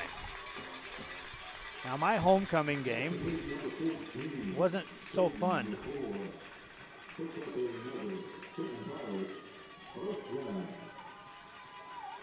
We scored on a flea flicker on the first play of the game, and then we took on a state powerhouse, and they scored 72 unanswered points on our homecoming. That was I broadcast that game, and I learned then how you make a game. It's easy to make a game exciting when you're calling the final play of the game and it's a game-winning touchdown. Here's Galvan on the loose again. He's going to go. Galvan, 40 yards, third touchdown. Pirates back on top again.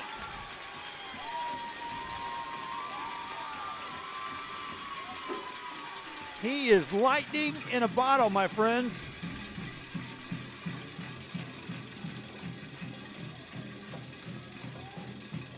And we'll show you on the replay as this opened up quick.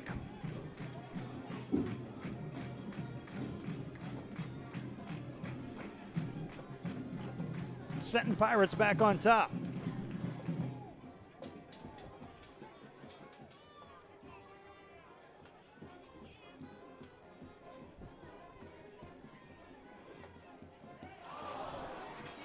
That extra point is no good. 0 for 4 on the extra points for the Pirates. They lead by 5. Kicking off to the Buccaneers here in the third quarter right after this. There is a feeling you get when you walk onto a campus. A sense of love, compassion, and dedication. An environment that inspires each of our HCISD family members to do their best and to be their best. We ground our education on strong character, and together, we will always persist towards the future.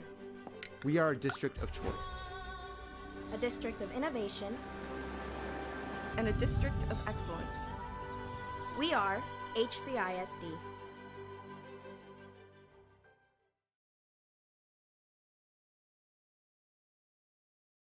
Back here on Rio Sports Live, you see the Miller Buccaneers send their kick return team onto the field. As we have gone back and forth here in this third quarter, exchanging the lead. Pirates started the second half with a 5-point lead. The Buccaneers scored.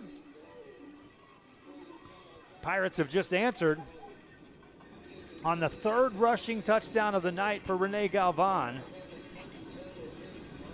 Quarterback is trying to propel his team, a state-ranked team, by the way, to a victory over this Miller Buccaneers. They'll kick off again. Teeing the ball up is Layden Longoria. He's a sophomore kicker for the Pirates. Puts it into play. Down the left sideline, that's going to bounce out of bounds. Buccaneers had been using fair catches, so I would expect they'll just take the ball after the penalty assessed on the sidelines, and they won't make the Pirates re-kick. Share the link on our Facebook. Help the other fans know these games are going on. When our streams go beyond 10 to 12 games, which is the case tonight, the Facebook just starts thinking that it's spam, and it has in the past started shutting games down. I got 22 systems. I know when we have 22 systems going, people trying to watch it on Facebook are posting like crazy. Where's the game? I was watching it. It's gone. Facebook starts thinking when you broadcast that many games in a row that it's spam. I'll tell you my solution to that. Greenwood with a run. It won't get to the line of scrimmage. Dropped for a loss.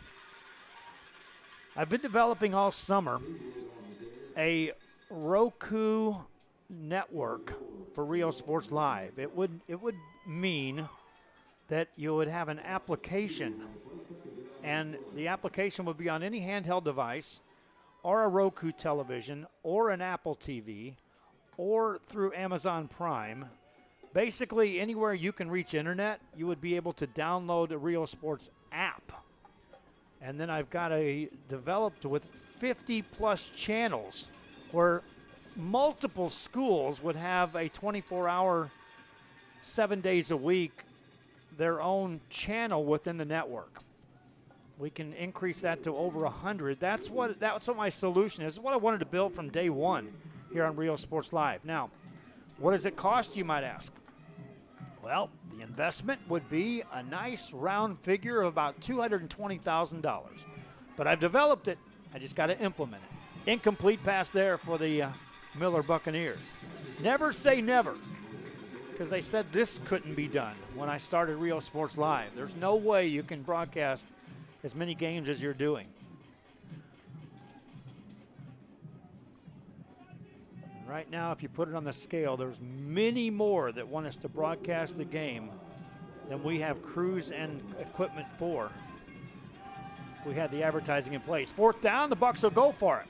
Sling a pass right side. That's close to first down territory. We'll have to take a look at the spot. One official says yes, the other official hasn't indicated yet. Bucks are pointing as if they got it. Those chains have not moved yet. And they'll be a first down for the Buccaneers. Big groan. You can tell we're in Sinton as that crowd doesn't like that call.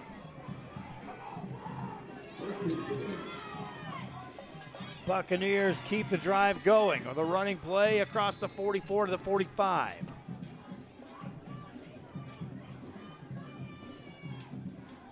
We're in the third quarter here at Sinton. Subscribe to our YouTube channel as well. The advertisers that check in with us, first thing they usually ask are, what are your numbers? Looking to throw, waiting. Now getting rid of the ball just in time, out of bounds. It goes. Jaden Brown bought some time. Good coverage deep downfield by the Pirates to shut that down.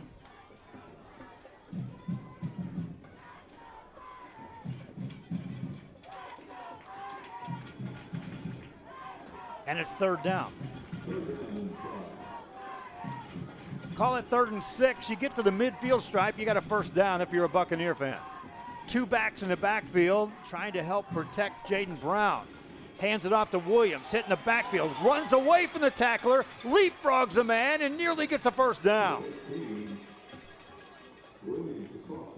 Talk about second, how about second, third, and fourth effort that time on this play. Right there, he could have been stopped. Right there, he leaped over a man and got 3 more yards after that. Timeout on the field as one of the players was shaken up a bit.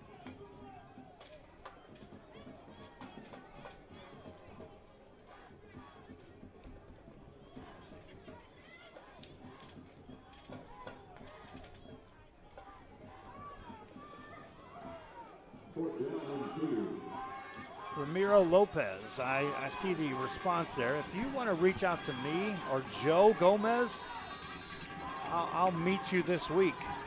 And we'll get you in play on announcing volleyball games if you're available. Running play for the Buccaneers on 4th down, and they'll convert again. Move the chains forward. Miller Bucks on the gamble.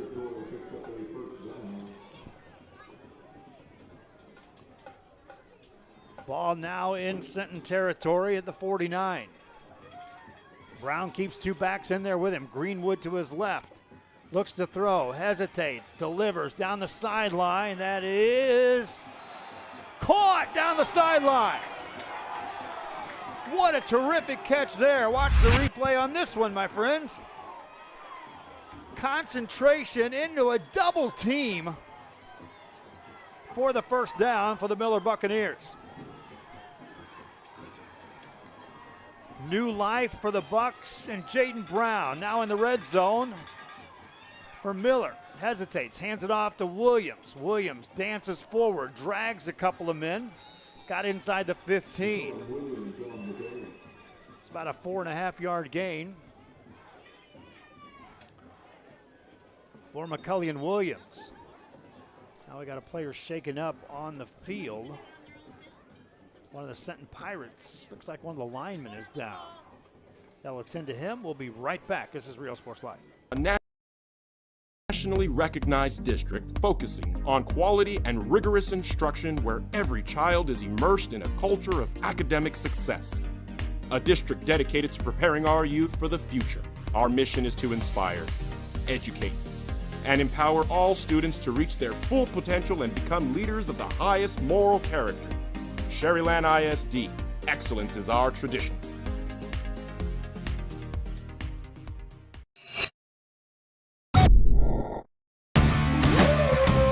Service is attitude. How far are we willing to go to service our community, our dealership here at Fruya, and you? Sky's the limit.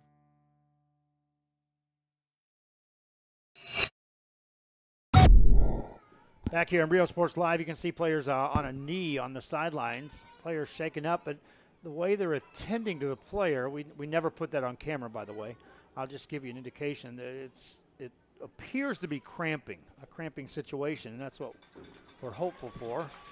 Up on his own power, heading to the sidelines, and Best wishes for Mr. Ray Perez for the Senton Pirates. If you're interested in being a play-by-play individual or a camera operator here on Rio Sports Live, especially in the Coastal Bend, email me lots of information, if you will, to riosportslive@gmail.com. riosportslive@gmail.com. Name, contact information, phone number, more availability is a biggie. Obviously, if you have any experience in this, that's fine. If not, I just need the willingness, the openness, and the availability to not just become a football broadcaster. Football Friday nights are easier to cover than anything. It's those Tuesdays, those Saturdays, those when basketball season gets here, those tournaments that last on Thursday, Friday, and Saturday. I'm looking for individuals that can help us cover a multitude of games. There's an incomplete pass, nearly picked off. Tyler Ramirez got a hand on that one for the Pirates.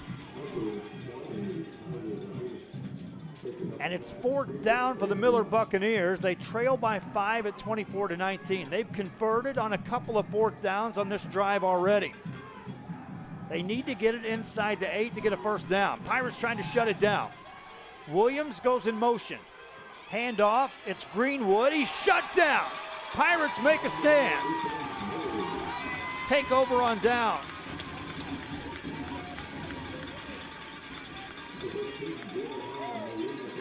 The drive comes to an end at the Pirate 14 with 3:25 to go here in the third. And Rene Galvan brings his offense out to the field. And they were anxious to get out there. There was very little time from when that play ended, and Galvan's ready to take a snap. Empty backfield, 5-receiver set, gonna run. Galvan up the middle. Gains a couple.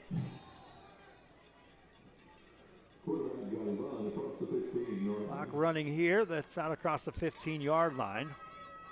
If you're just joining us, I do see some new fans chiming in here. The Senton quarterback, Rene Galvan, the senior, has rushed for 3 touchdowns. He also threw for another. Thus far assisting Senton's Pirates to this 5-point lead. 2 receivers left, 2 receivers right. Empty backfield for Galvan. Man in motion left to right is Flores. Galvan looks to throw. Deep drop, waits.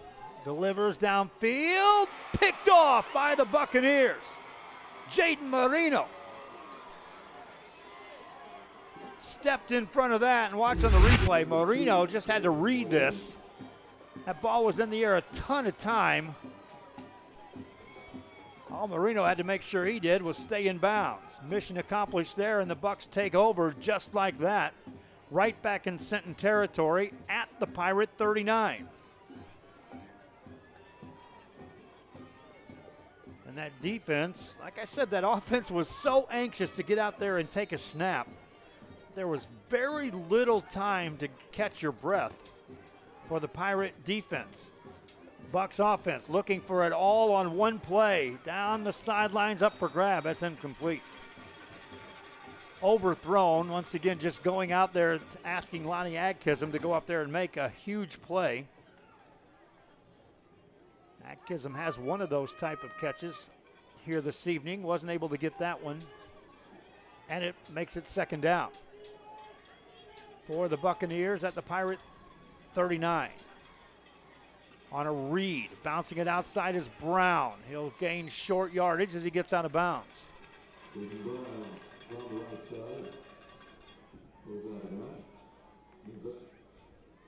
Maybe a yard gain on the play.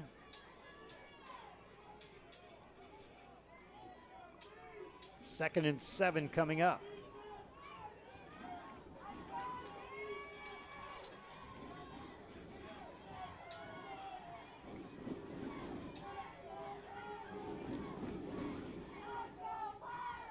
Pass play over the middle. That is dropped and nearly picked off.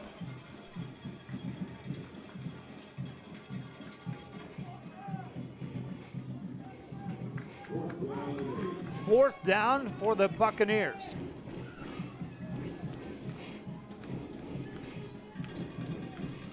Clock stops with 2:21 remaining here in the third quarter.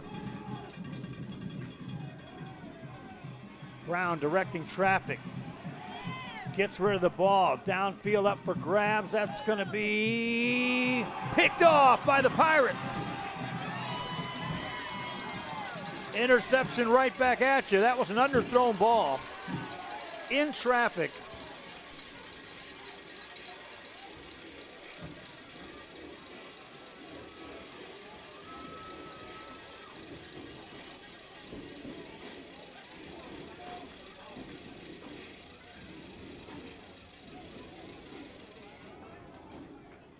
And the Pirates will take over at their own 9-yard line.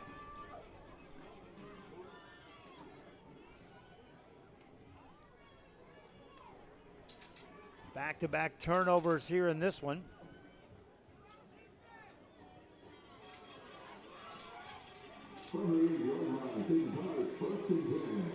Galvan takes it on a read, hands it off. Out across the 10, maybe the 11-yard line. And here's a penalty at the end of that one. Looked like the defender, a little extra push at the end of that. And so that will end up taxing the Buccaneers 15 yards, and it'll bring the Sinton Pirates. That's against Sinton. They're going to call that against the Sinton Pirates. So, no, it will not take them out of the shadows of that end zone. It'll get them a lot closer. Ball all the way back inside the 6, nearer the 5-yard line. And since it was after the play, it's now second down. Galvan will stay in that spread, and he'll take this snap while standing in his own end zone.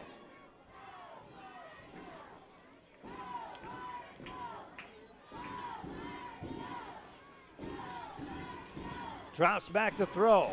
Gets rid of it. Caught out across the 14 to the 15-yard line. Short of first down yardage. Nice catch and a little extra running room for Donald Cruz for the Sinton Pirates. 3rd down and 3 coming up.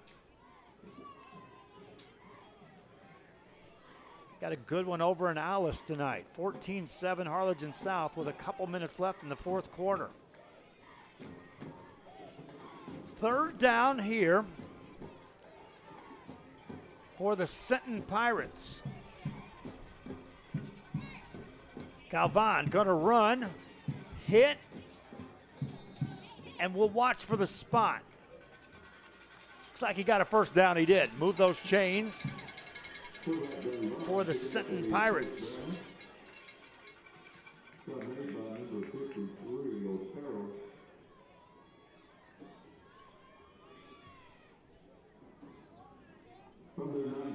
Pirates leading by 5. Each team has scored here in this third quarter.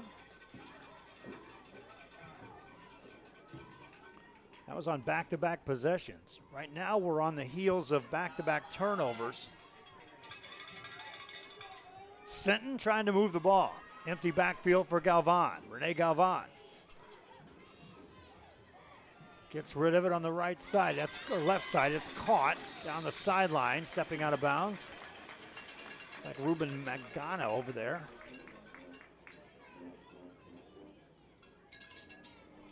On that catch. Got out of bounds, stops the clock. Gain 9, so it's 2nd and 1.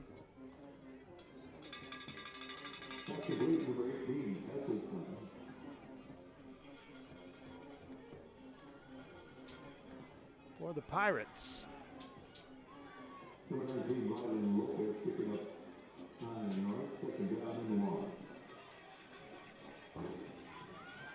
Galvan sets him down. This is more or less a free play here on 2nd and 1. He's going to run. Runs through a couple of tackles, gets a first down. Now he's dropped at the 39-yard line. There's a penalty flag on this one, though. Indication is it's a hold against the Sinton Pirates.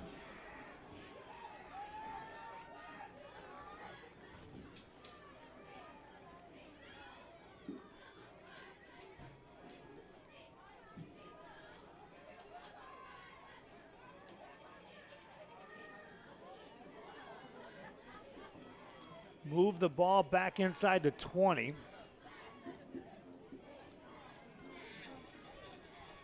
Remains second down, but now 11 yards to go. They'll start the clock. The Pirates will not have to take a snap, and they'll elect not to do so. We'll take us to the fourth quarter. One score separates the two teams. Team with the ball has the lead. Pirates at home. Resume the drive after this on Real Sports Live. Forever Memories, Antiques and Collectibles, located at 237 North Sam Houston in San Benito, is filled with vintage items, collectibles, and a selection of vinyl records that's as good as it gets. Every shelf, every aisle, and table is filled daily by a number of vendors that ensures that something here just might be the item you have to have. The vinyl record area helps bring an added atmosphere that makes for the fun trip when stepping back in time with the memories. Forever Memories, Antiques and Collectibles in San Benito. We're a world-class Cadillac, Buick, and GMC dealership, and we're in your neighborhood. Come by and check us out. We're waiting for you.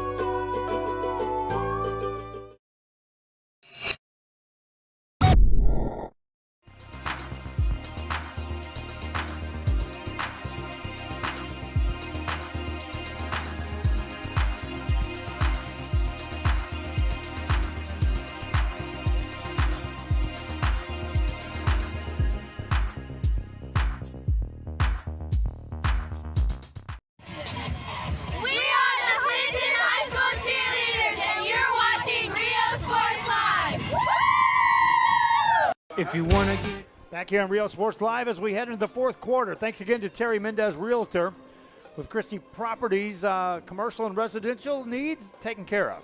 Relocation taken care of. 7 years of experience in the Corpus Christi area, 5959 Staple Street.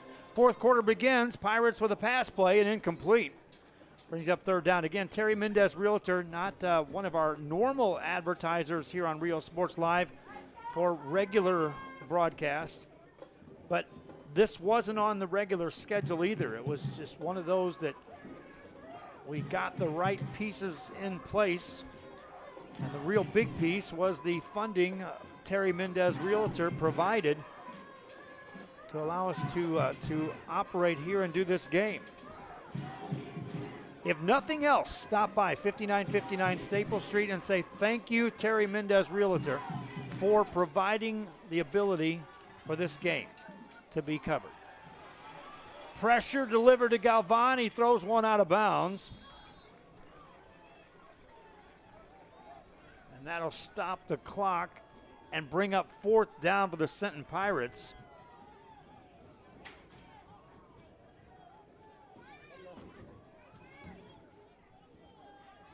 They'll bring the punt team in. Now this was not an easy execution last time the punt team was on the field, as Jacques Stewart had to track down a bad snap. Wasn't able to get a punt away. This time he stands at his own 6-yard line waiting for a snap. Better snap this time for Stewart to handle, gets it away. Booms it. Returnable. Here's Adkism. Gives up some ground, runs through a tackle. Sideline. Got a block, steps out of bounds at the 42 of the Pirates. That's where the Miller Buccaneers will start this next drive. Like I said, going into that break, we're only separated by one score, and it's 5 points, which means 6 points wins the ball game if you score and hold that lead. Harlingen South Hawks hang on and defeat Alice. That's the first time since 2016 the Hawks have started the season 3-0. With a road victory tonight over Harlingen South. Pass play for the Bucks. That's tipped and incomplete. Brings up second down. Jaden Brown hasn't put up prolific numbers here this evening, but he's certainly put up solid numbers.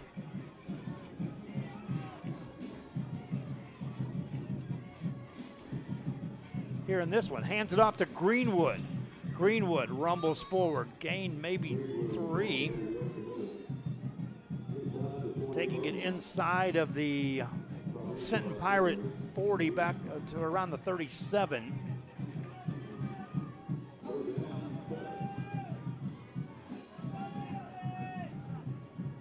Third down.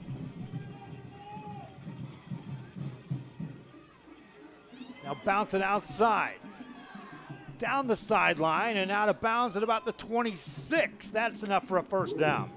Again, if you're interested in doing play-by-play or camera operations or even want to put the sales hat on and try to assist us in the marketing side of things, riosportslive@gmail.com.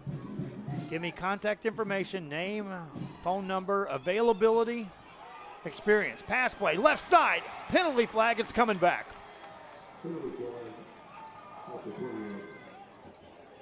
Two players there, and as one of them was falling down, it was evidently a push in the back. Official threw the flag really quick on that play.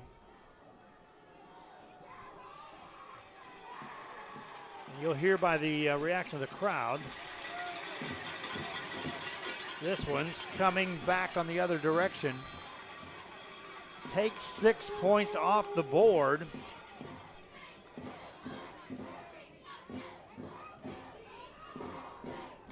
Messages on Facebook, I tell you to do that, but I'm telling you, my friends, messages on Facebook come so fast and furious, especially on these Friday nights.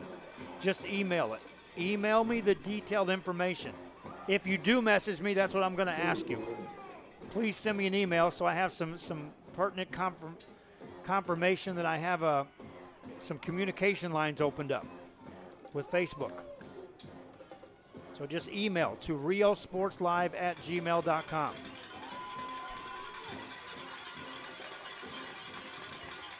After a lengthy discussion, they'll move the ball back.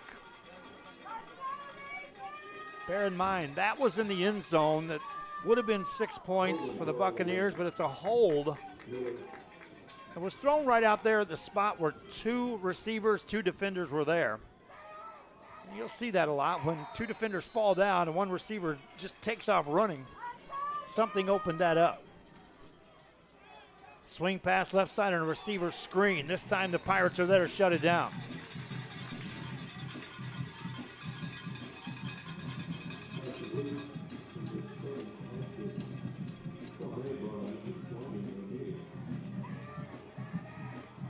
Second down and 10 for the Miller Buccaneers. Jaden Brown drops back to throw, waits, delivers, looking in the end zone. It's going to be incomplete. Good coverage back there by the Pirates' Ray Perez. Wasn't letting any receivers get behind him.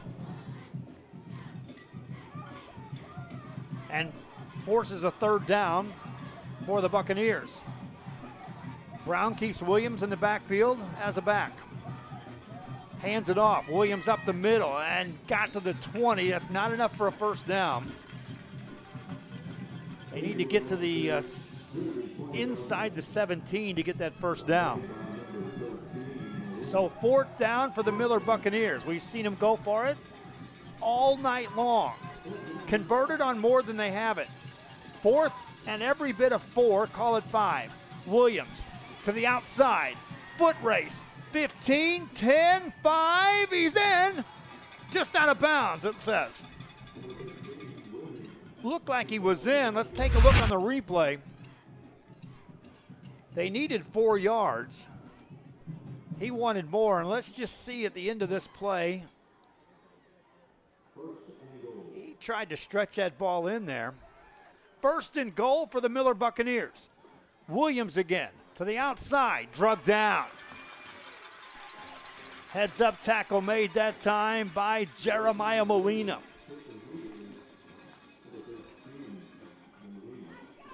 Second and goal to go for the Miller Buccaneers.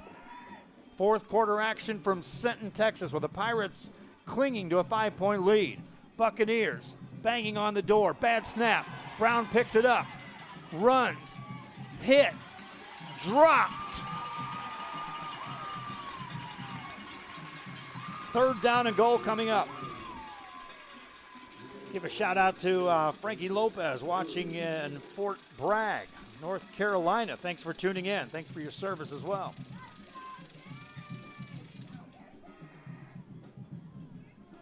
Fourth quarter here in Sinton. 3rd and goal for the Miller Buccaneers. Man in motion left to right. Looking to throw, left side, and it's incomplete. That's one of those, your receiver's looking to one shoulder, the quarterback throws it to the other shoulder.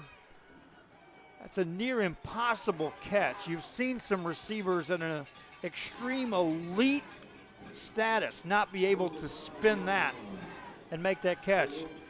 Case in point, last night in the game between the Cowboys and the Tampa Bay Buccaneers, saw a receiver that tried to make that adjustment.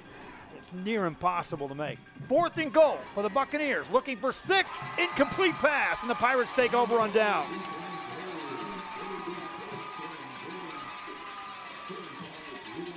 The good news is for the Pirates, they take over on downs. The bad news, that ball's at their own 5-yard line.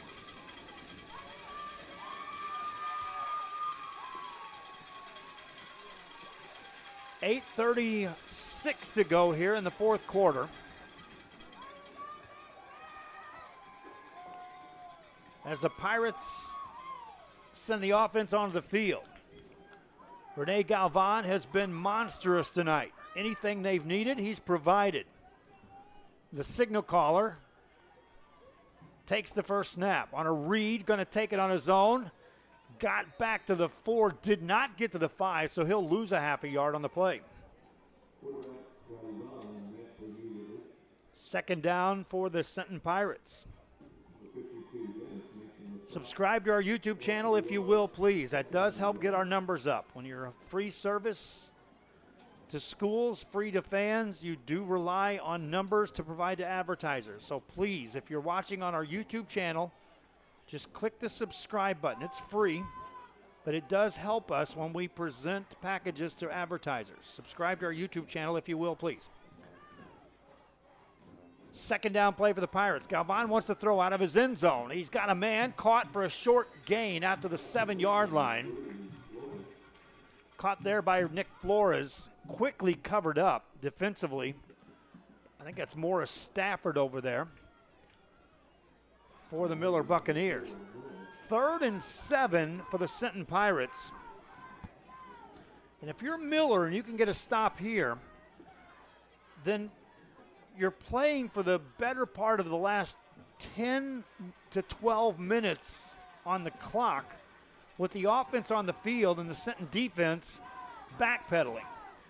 3rd down play, a big one for Galvan, needs a first down on a read. Play action, going to throw, looking for a bundle, has a man, but he overthrows everybody, incomplete.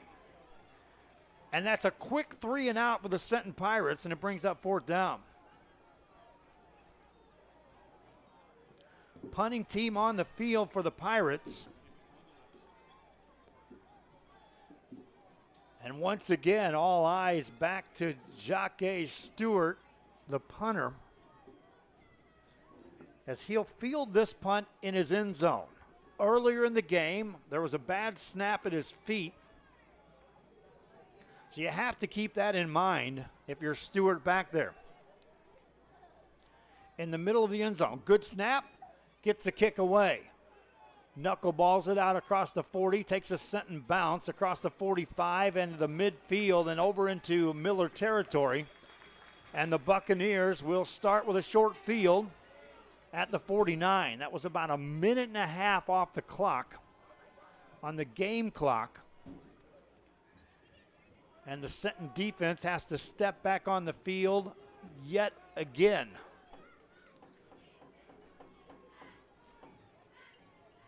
They were on for the better part of the 3rd quarter. Most all of this 4th quarter, the Sinton defense has been out there trying to protect this 5-point lead. They've done so far. Jaden Brown sends a man in motion. That's Adkism, and there's motion and penalty flags before the first snap on this drive. That'll be against the Buccaneers of Miller. 5 yards. Put the ball down at their 44. Volleyball action tomorrow. We do have broadcasts of volleyball games.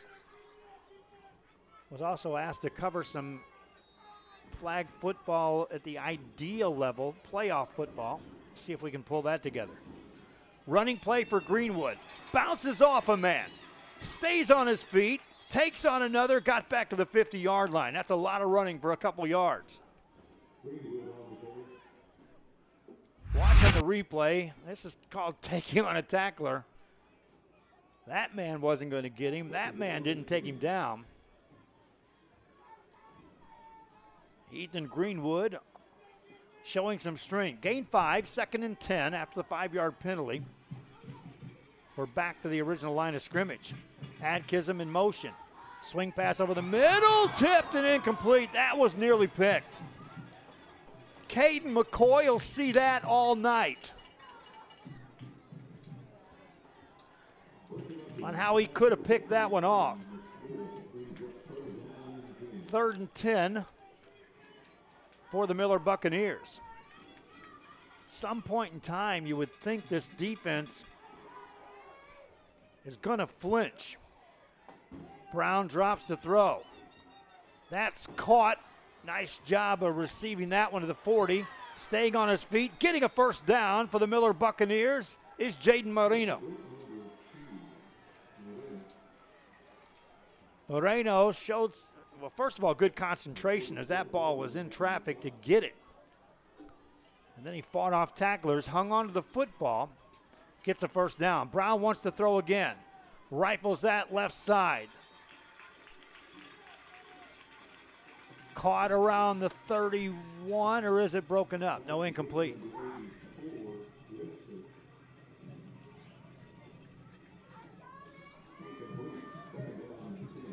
Second down and 10 for the Buccaneers. Brown hands it off to Greenwood. Shut down after a couple-yard gain. And just like that, it's 3rd down.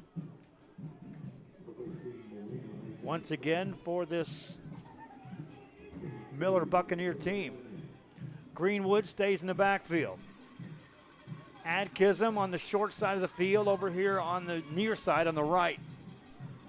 Brown looking left all the way. That's caught inside the 30, down to the 25 to the 21. And a first down for the Miller Buccaneers. They move the chains as Moreno reels it in.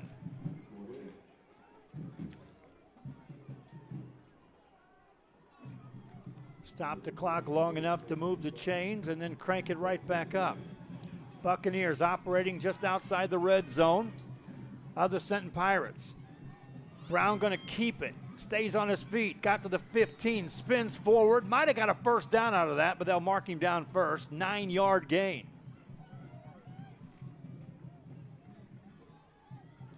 Brown called his own number. Red zone possession for the Miller Buccaneers.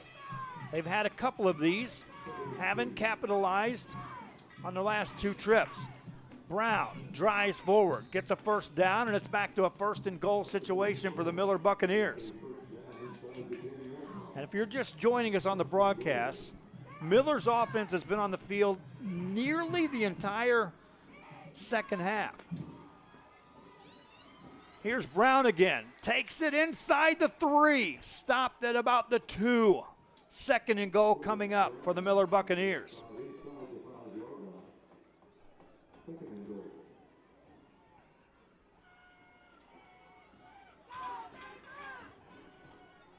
Brown has Williams now in the backfield on this 2nd and goal. Brown going to keep it on his own, drives forward, got to the end zone, touchdown. Miller Buccaneers take the lead. 3 consecutive carries by Jaden Brown. And Miller up 25-24. You can't fault that Pirate defense. I'm telling you, my friends, they have literally been bashing away at this Miller offense since midway of the 3rd quarter, if not before, throughout this entire 4th quarter. 2-point conversion here, trying to take a 3-point lead. Brown his own number again. He's in. 2-point conversion is good. Miller leads 27-24. Pirates get the football with 4:45 left at home. This one's a long way from being over. Kickoff after this. Tomorrow's sports and more. Basketball gloves and uniforms too. Customized tradition, from generation to generation, from Pee Wee to the MLBs. You can count on us, your hometown sporting goods store since '76. Murder Sports and more, where kids get cool stuff. Back here on Rio Sports Live, hey, congratulations to Regina and Kenny Kent. New baby girl into this world. Congratulations on the new baby. They're fans of the Miller Buccaneers watching the game. And Joe tells me that they wanted to come to the game. They just had a baby. Congratulations. 3-point lead for the Miller Buccaneers. They lead 27-24. Senton Pirates will go back to work. And again, when you have Rene Galvan on the field, anything can happen for the Senton Pirates. He's on the field for this kick return, standing at about the 30-yard line, middle of the field. Kick over his head, back to the 20, fielded there by the Pirates. They'll take it upfield to the 25, out across the 30 to the 35-yard line. And that's where Senton will take over.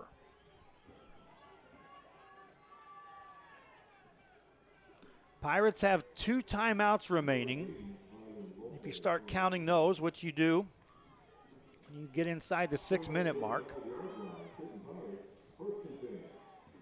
So 2 timeouts remaining, 4:41 to go, and trailing by a field goal. Now, if you're looking for field goals in this game, I wouldn't put a lot of emphasis on that because of the fact that we've had extra points have been nearly non-existent on the kicking side. We had 1 extra point kicked, and that was by Miller. Back to pass, new quarterback in the game now for the Pirates. Over the middle, that's going to be caught. No, intercepted. It's the Bucks on the return. Back across the 40, blocks made to the 30, and Miller makes a big play. Marino makes the play.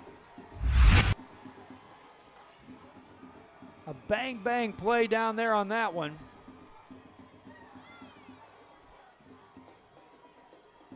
And an interception for the Miller Buccaneers. And it does 2 things. A, it gives them the football. And B, because it gave them the football, the Senton Pirate defense has to come back onto the field. Miller will start the drive at the Pirate 29. Now, if you're the Pirates, you're hoping to hold this out of the end zone. Get the ball back. Keep it a 1-score game. Here's Williams. Takes it outside. Out of bounds. He'll stop the clock as he takes it to the 27. Gain 3 on the play.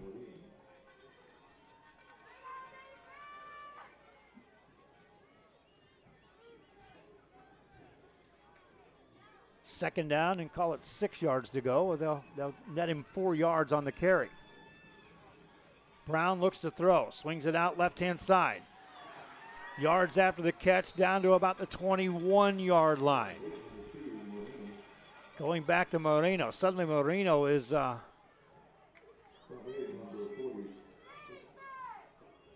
was Ethan Vela on that catch. Third down for the Buccaneers, 3rd and 4. Brown calls his own number. Got a block to the outside. Thrown out of bounds. He'll gain enough for a first down for the Miller Buccaneers, I believe. We'll wait for the spot. Looked like he had it, but no, it's going to be 4th down. 4th and a yard.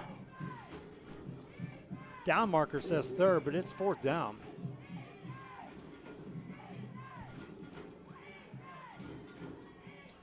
Now they flipped it.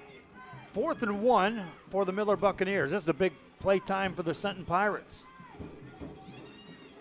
Brown gets a first down and more, down to the 11. First down for the Buccaneers. Jaden Brown trying to guide this team to a road victory against the state-ranked Senton Pirates.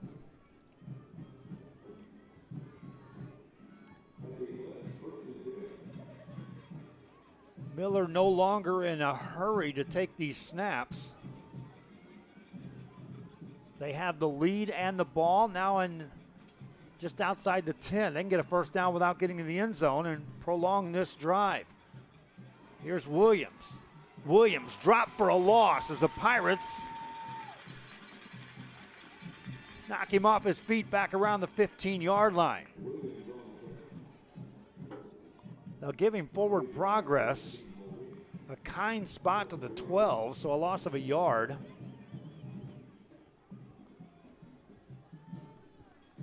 But the clock running, 2:20 to go here in this one. Buccaneers looking to the sideline. They can let this tick down to near the 2-minute mark before taking this snap. Pirates have 2 timeouts. Buccaneers with the football in the lead. Brown to the outside to the 5, dives forward, touchdown Miller Buccaneers. Jaden Brown. And you could see that he kicked it into another gear once he saw that he had a seam. Look here, right there. Took it to another level.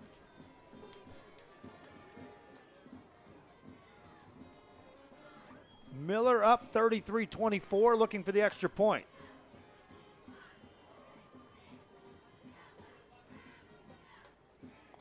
Ball down, kick up, and it is good. Miller up 10. Sinton, 2 minutes left. How much magic do they have at home? We'll find out. They'll get the ball after this. Come on down to Staple Street Meat Market with the best selection of quality meats, beef ribs, Angus beef fajitas, and Staple Street brand sausage, featuring our new authentic family recipe for pony spices. Check out our weekly specials. Your one-stop shop for everything you need for your next barbecue: ice, charcoal, wood, and adult beverages. We are your local football headquarters. Look for our new location coming early 2022 at 7418 South Staple Street. We're a proud advertising partner with Real Sports Live and the Coastal Bend and RGV, and supporting all our local sports and athletes. Staple Street Meat Market. We are the Roy Miller High School cheerleaders, and you're watching Real Sports Live. Back here at Rio Sports Live in Sinton, Texas. Our thanks to the cheerleading squad there for the Buccaneers, giving us that Rio Sports Live shout out. We try to get those at every venue we go to. And it adds another element to our broadcast. 2 minutes even. We'll reset the clock there for you. Left in this one in the fourth quarter. Sinton will need to score, get the ball back, and score again. Kick returned out across the 15 to the 20. This is Galvan. Gets to the outside. 25 to the 30. Out of bounds at the 35-yard line. That took 7 seconds away, and now every play is taking precious time away if you're a Sinton Pirate fan. If you're a Miller Buck fan, you're like, I got a 10-point lead, let that time go. Pirates, 2 timeouts remaining. The last timeout, they had Braden Brown at quarterback. It wasn't Galvan. See who takes a snap here on this first down play. Subscribe to our YouTube channel if you haven't done so. I keep asking that. That's a big part of what we do. Brown stays in at quarterback. That means Galvan's a receiver to the short side of the field, the near side if you're looking on your screen. Empty backfield. Brown drops back to throw. Looking. Down the sideline. That's incomplete. Lonnie Adkism making a play on that. They were looking to lead Rene Galvan, but you got Adkism, which is arguably the best receiver on the field, playing defensive back. And right now he's spying on Galvan. Brown looked in his direction. 1:48 left in this one. Back to throw again. Now gonna run with some room. Across the 45 to the 50. Ball comes loose. Picked up by the Pirates down the left side. Big play. Galvan right there, man on the spot. Watch at the end of this. In high school football, this is very much allowed. That ball came loose. Galvan said, thank you. Inside the 20, red zone possession with 1:33 to go for the Senton Pirates. Clock running. Going inside 1:30. Braden Brown from the 15. Drops back to throw. Flushed out of the pocket. Gonna run down the left sideline. Stays in bounds. Got it to the 5. That's enough for a 1st and goal. That'll stop the clock long enough to move the chains for the Senton Pirates. 1:10 to go. Once they mark that ball, you almost have to be ready to take a snap. Clock running, and you'll need those seconds if you're going to try to stop the Bucks. Brown taking his time. We'll go inside a minute before he takes a snap. Brown drops back to throw. Here comes pressure. Gets away from one man. Looking. Delivers. Back corner of the end zone. Caught. Out of bounds. Back of the end zone. That was caught, but you'll see on the replay. The receiver was pushed out of bounds. You can do this in high school sports as well. 50 seconds left.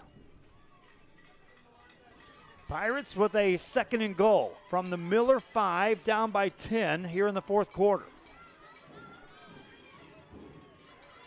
Braden Brown. Empty backfield. Here comes pressure. Steps up. Gonna run. Takes on a tackler. He's in the end zone. Touchdown, Pirates. A little life for Senton.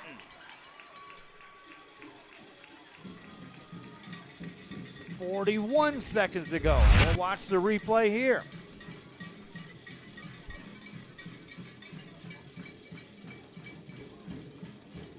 Brown got a final block right there that got him in the end zone. Extra point for the Pirates. They're appearing to go for 2.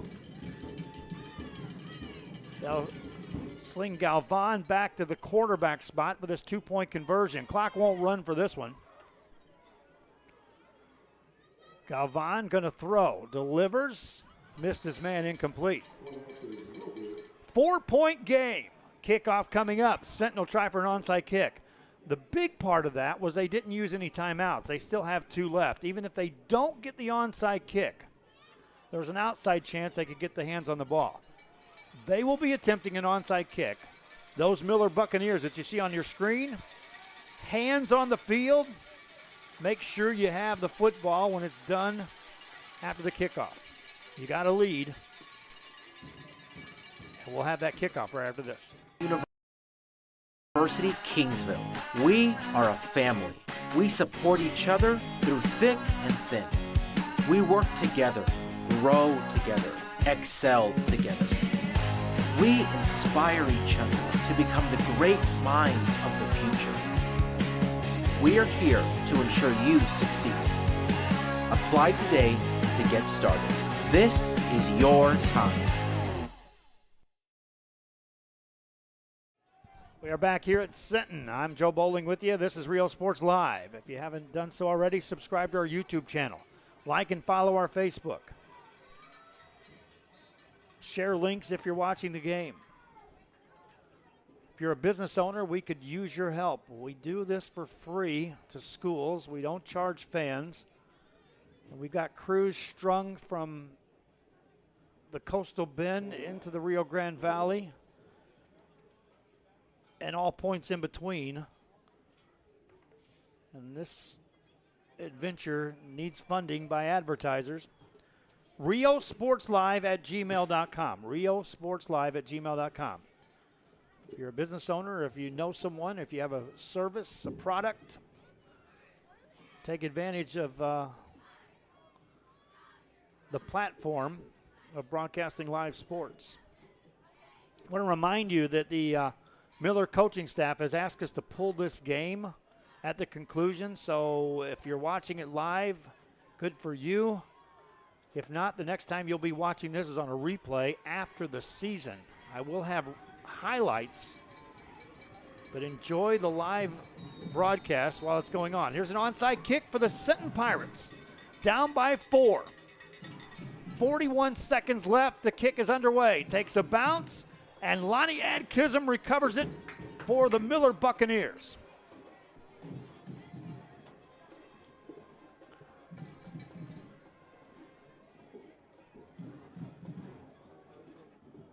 Now with 2 timeouts, you'll have to execute a couple of snaps if you're Miller. But with that play clock at 40 after the snap of the 3rd snap, Sinton won't be able to stop it. So you can take a knee 3 times and walk out of here with a victory if you're the Miller Buccaneers. In a victory formation, but you got to execute a couple of snaps. There's the first one. Quick timeout called by the Pirates. Now they're not going to use a timeout yet. They'll let the clock run, and they will not have to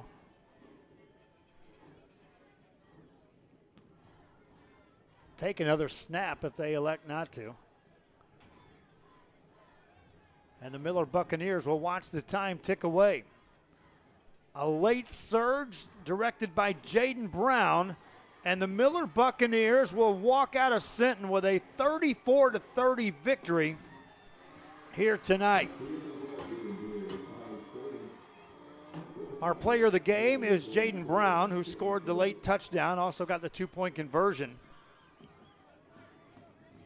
And on a night in which Renee Galvan was a shining star for the Sinton Pirates, overshadowed by the late heroics of Jaden Brown, the sophomore, guides his team to a victory here on the road. On our post-game show, brought to you by Luke Fruya Motors, the U.S. Army, South Padre Island, and the City of San Benito EDC. We thank you again for tuning in. Our appreciation to the Sinton School District for assisting us with a spot to broadcast the game. The IT department was terrific in helping me get set up the broadcast. And I hope you enjoyed the broadcast. I'll run the highlights, but again, the replay will not be up. So you got to watch it live. I hope you enjoyed it. Till next time, I'm Joe Bowling for Real Sports Live from Sinton, Texas. Good night.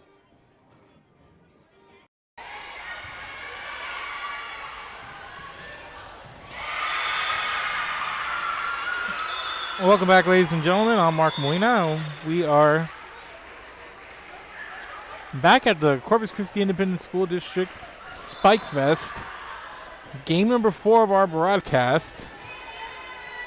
And now we're going to get a look at the Corpus Christi Moody Trojans. Saw Pioneer in the last game, so trying to get around to all the teams here, and all 8 teams. We covered every team in the first pool, which was London, Sinton, Cal Allen, and Corpus Christi King. We saw Gregory Portland and Pioneer in the last game. Now we're going to look at Moody. So here we go.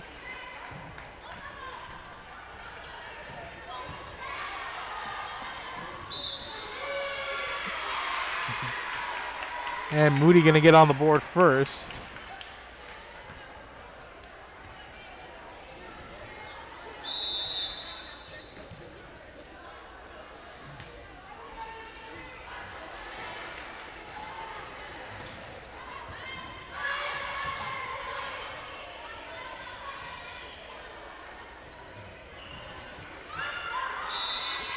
And this one out of bounds, and Moody with a nice start here.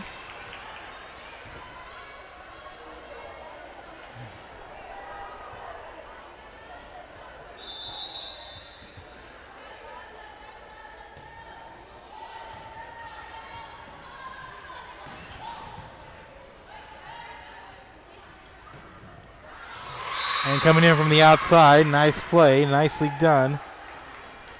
And that's number 2, Liana Gandu for the Lady Trojans. And on to serve, Nailea Carreño. with their team up 3-0 in this one. Out past the end line. And Moody with the 4-0 lead. Good start here for the Lady Trojans. And here's Carreño on the serve. And this one rides the top of the net.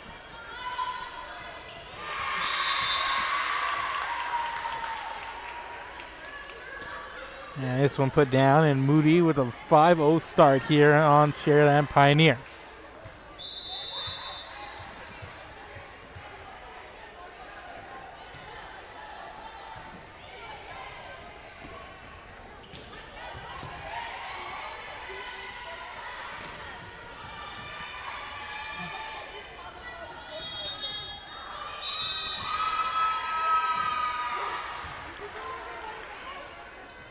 And Pioneer gets on the board. 5-1.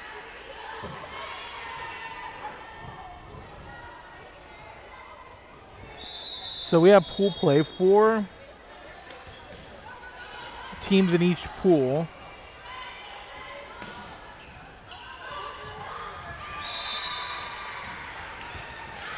And Pioneer with back-to-back points here. So 16 teams at this tournament go into 4 brackets tomorrow as we go into gold, silver, bronze, and copper.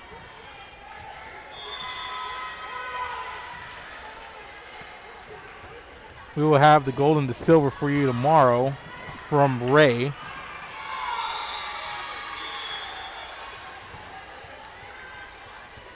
And just like that was a 5-0 lead for Moody.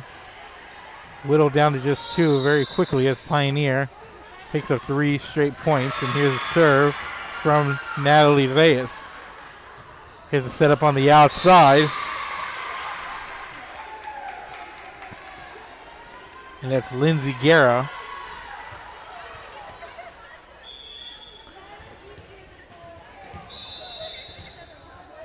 And Jasmine Rodriguez on the serve for Moody on the back row. Here's a set, cross court with authority, and they're going to say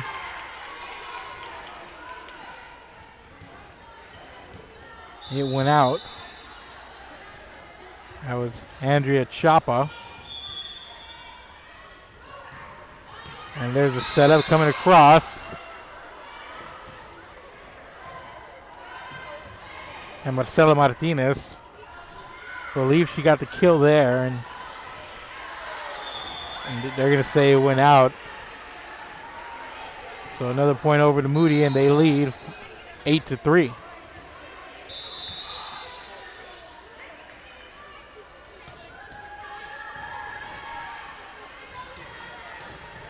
Center net, nice block there.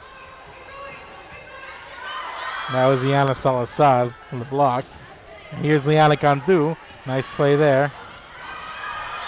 Nice block there on the net from Moody. And in on that was Lindsay Guerra. The point going to go over to Pioneer, and it's still a 4-point game.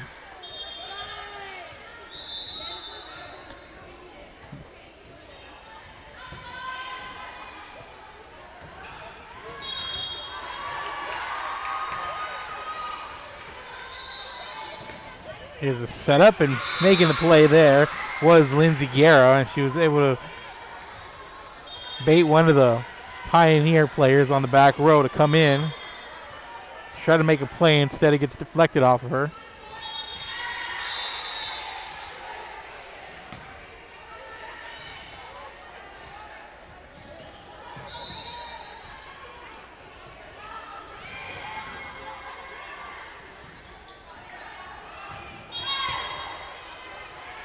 And a whistle here.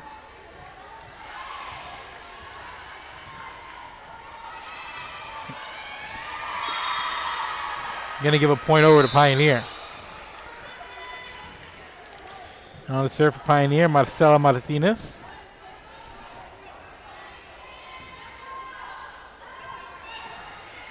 Here's a set. That was Jordan Bravo.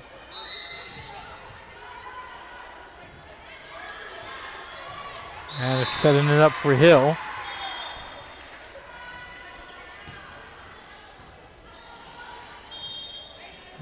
But a little bit of a mistime there by Hill.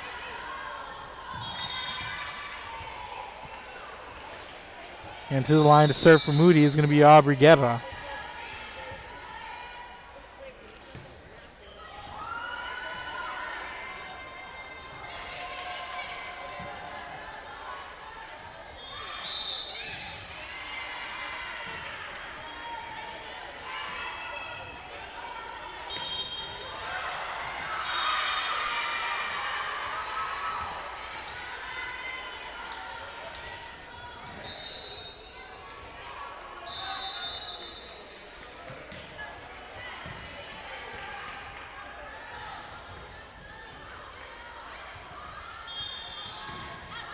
Outside hit there by Lorelei Hill, and that one goes past the end line. And another point goes over to Moody. And it's 11-6.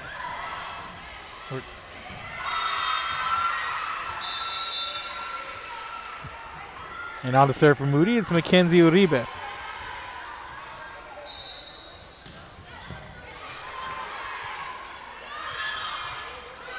And just getting it over the net was Alyssa Lowe. Oh, and you saw Jordan Bravo go up there, trying to spike it down, just couldn't get it over. The ball teetering more on her side, and as she went up for it, tried to put it down. Kind of just got caught up by the net there. So here's Uribe, sends it into the netting.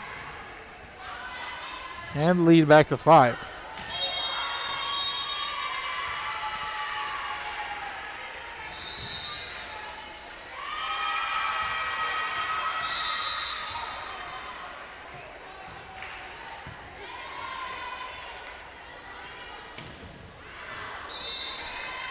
And this one a little bit too hard for Jasmine Rodriguez as she sends it out past the end line, and it's a 4-point game.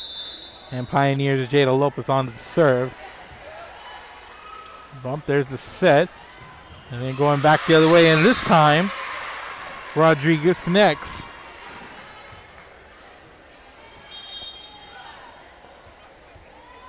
It was sent it down past that back row and deflected off a Pioneer player there. And just a nice setup, took her time with it. Timing was good, as was the placement.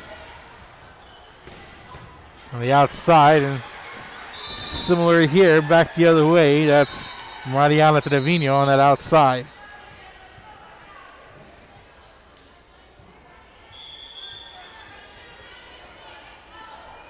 And it's 13-9, and Lizzie Fina with the ace. Coming up a little bit short there was Caitlin Salazar on the back row. But Pioneer slowly getting back in. They've shoved for a large part here. Started in a 5-0 hole.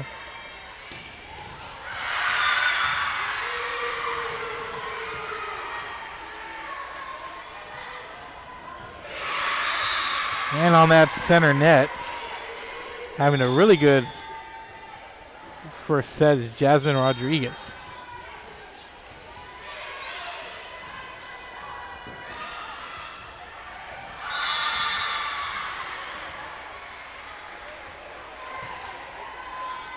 Nadia Carreño.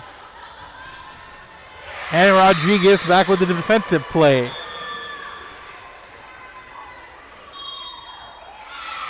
And timeout force after a really good sequence of events by Rodriguez. Jasmine Rodriguez with a imprint and making a name for herself at the net during this set. And we have a quick timeout on the floor, and it's a 15-10 Moody lead over Pioneer. Keep it here. We're Real Sports Live.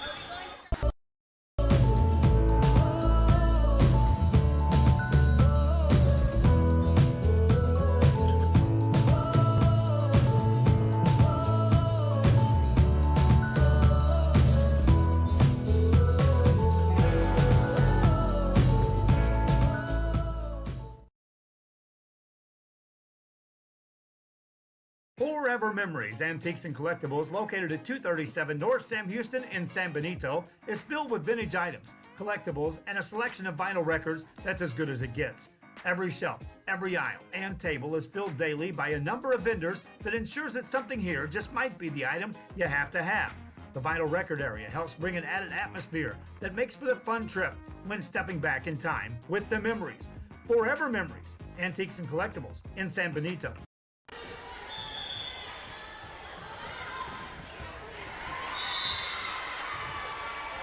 And coming out of the timeout, Pioneer beating up a kill on an outside hit. Make it a 4-point game, and they've trailed virtually throughout this entire first set. So here's Natalie Reyes with the serve, and that one's going to go off the hands of Caitlin Salazar. And Pioneer coming out of the timeout strong. They now trail 15-12.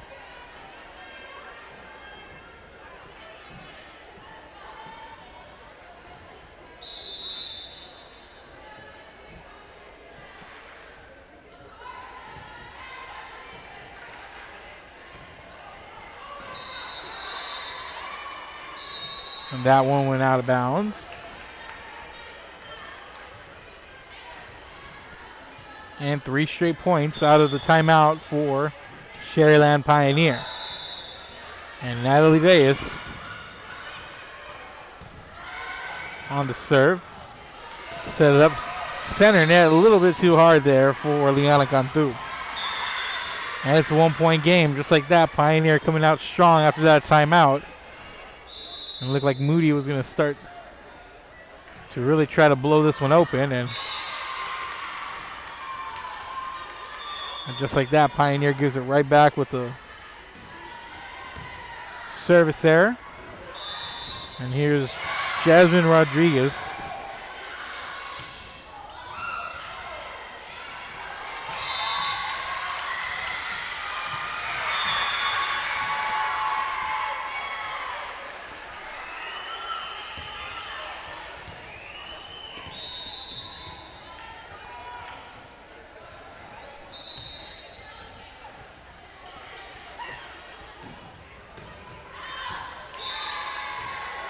And an outside attack there by Andrea Chapa on the outside. Makes it a 4-point game. Here's Jasmine Rodriguez. And she's going to send this one over and out. And the point to Pioneer. And Pioneer on the serve. Mariana Trevino back at the service line.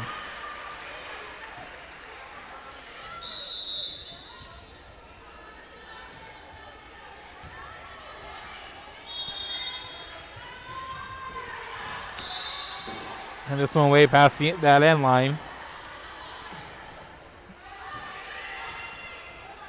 And Pioneer trailing by 2. Here's Trevino's serve. And that could be returned. Trevino picks up an ace here, and it's a 1-point game.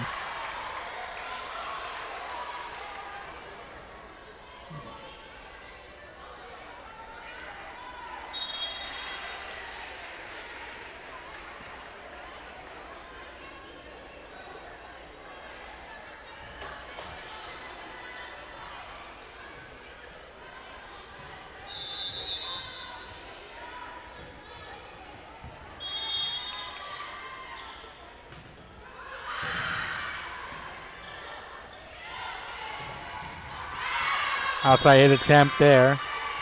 Moody was ready for it. Back we go the other way. And there's the Moody libero, Mackenzie Uribe.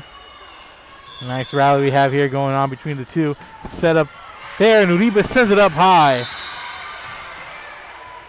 And that's Marcela Martinez to tie things up. And it's an 18-all game here in set number 1.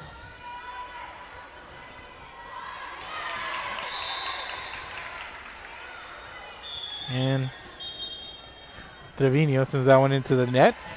Gives Moody back the lead.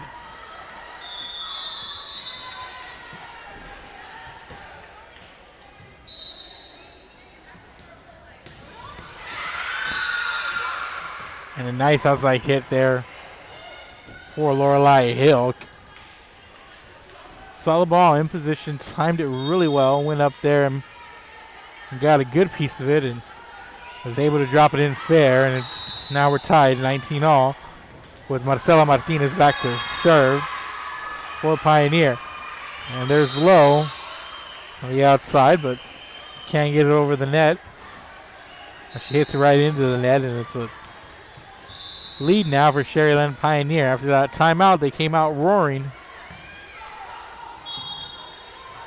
It really changed things. And this one up, over, and out. And Pioneer now in the driver's seat. Leading by 2 here in this first set.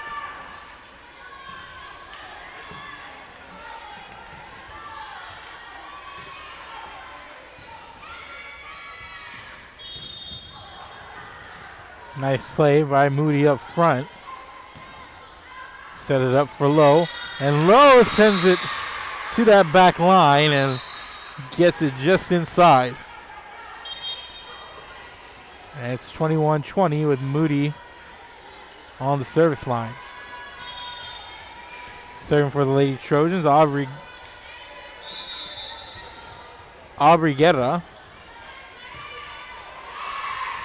And Guerra into the net.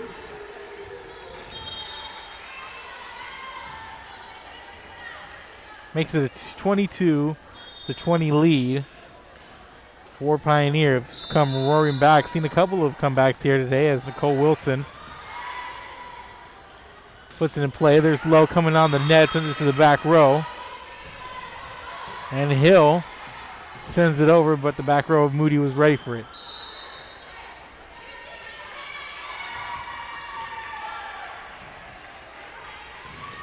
And nice play there, the double block up front, courtesy of Jordan Bravo and Lorelei Hill. And Pioneer rolling now, and they're up 23-20.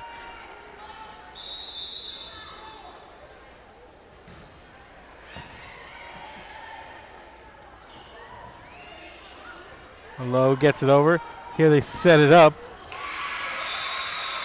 And the idea was there for Jordan Bravo as she rotated over to that corner and went up to make the play. Mistimed it a bit, caught the net, hit the ball, and it falls on the Pioneer side of the floor.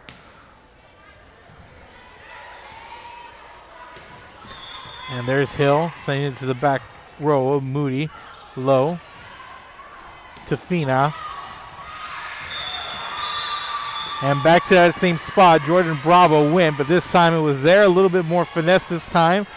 Able to take her time with it a little bit and place the ball down where it was going to be difficult to get. And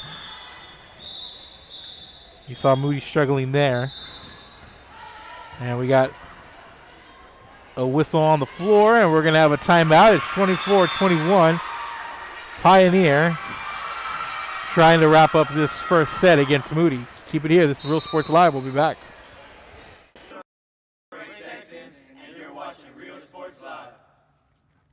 Josh Moody and Coach Rolly Gonzalez of Josh Moody Loans are former Harlingen Cardinals and would like to wish all the teams good luck in tonight's games.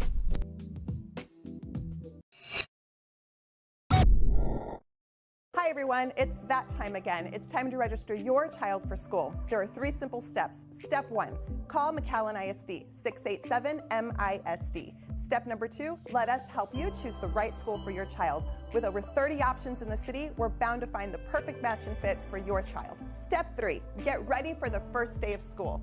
Classes begin August 26th. Remember, you can live anywhere and attend our schools. And even if you're already registered somewhere else, it's never too late to join the McAllen ISD family. We are Santa Rosa, and you're watching Real Sports Live.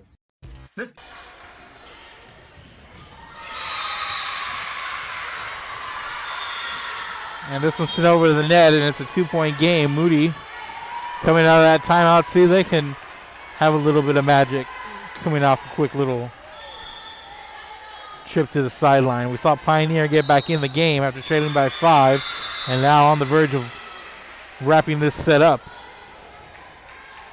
Saw us out with the serve, and Pioneer gets it over. And now Liana Cantu coming up, getting a piece of it, and sending it to that back row, making things difficult for Pioneer.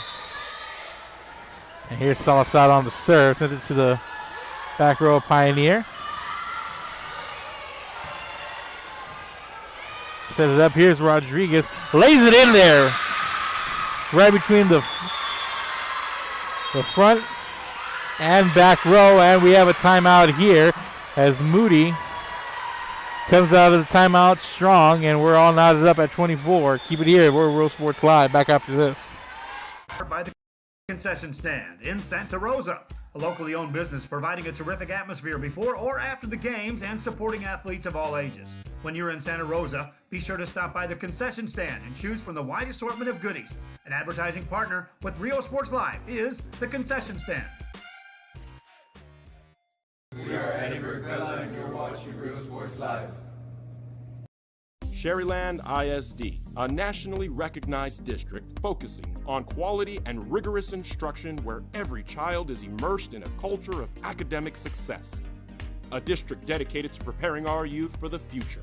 Our mission is to inspire, educate, and empower all students to reach their full potential and become leaders of the highest moral character. Sherryland ISD, excellence is our tradition. And Pioneer gets a kill coming out of the timeout. They now lead 25-24. Set point for them. Here's Lizzie Fina. Fina sends this one over on the serve.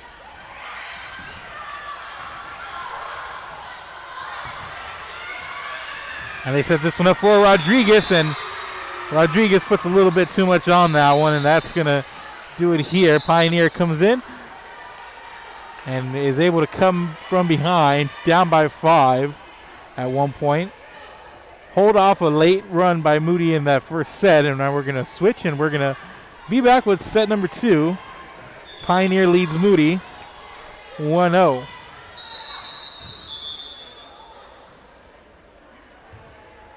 Keep it here. This is Real Sports Live. And you're watching Real Sports Live. Uniforms, etc., you're going to find the opportunity to purchase the best high-quality scrubs. Soon after I learned about how the EDC was helping out the community, and so I did meet with Ms. Castillo. She made it very easy, very friendly, and she walked me every step of the way. I couldn't have done it without their help.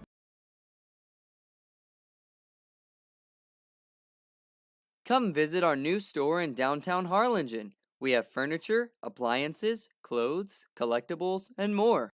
All funds collected support the Sunny Glen Children's Home. Come see us at Vintage on Jackson at First and Jackson in Harlingen.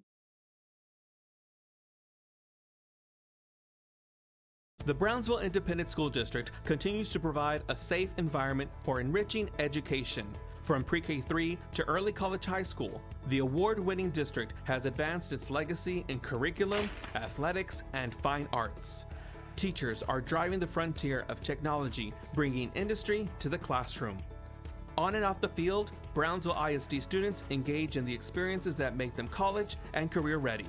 Brownsville Independent School District, the best choice. And he throws it down. Oh! See you later, touchdown. Music lovers, you have to stop and see the assortment of records, tapes, and records memorabilia at Forever Memories today. Located at 237 North Sam Houston in San Benito, Texas, there's over 10,000 records on display and more coming every day. Looking for your favorite album from the past, first pressings, collectibles. How about a 45 with a single you just have to have? Freddie Fender, Johnny Cash, Hank Williams, Elvis, Beatles, blues, rock, classics, Tejano, it's all here. Organized and priced for you. Forever Memories, 237 North Sam Houston, San Benito. We are Rio Grande City and you're watching Real Sports Live.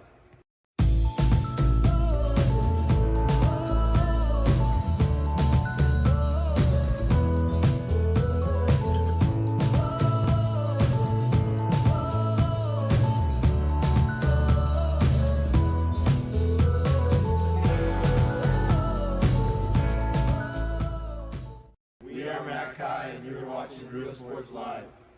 Hi, I'm Rod Rodriguez and I'm a partner with New York Life Insurance Company. For 170 years, New York Life has built a reputation for building some of the finest agents in the industry. I help to manage that process from day one. If you're looking to challenge yourself and build an insurance and financial service business, then I would like to show you how I can help. And he throws it down. Hey! See you later, touchdown. Welcome back, ladies and gentlemen. Starting set number 2 between Sharyland Pioneer and Corpus Christi Moody. And it's going to be Pioneer with the opening serve. And Moody gets on the board first, and that's Jasmine Rodriguez.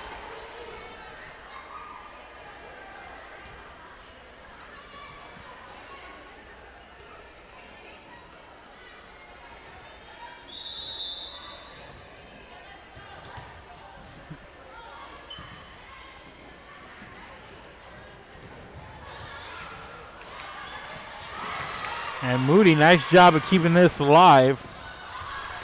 And what a rally here. Really going in this second set.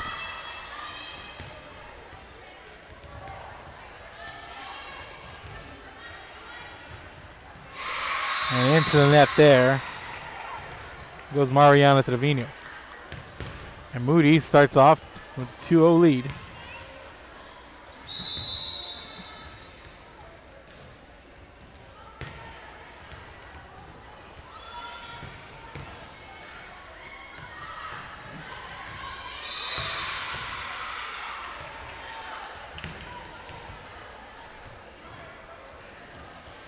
And 3-0.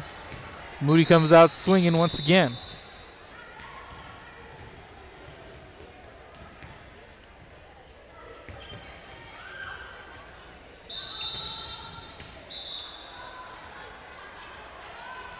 And we're going to get a whistle here.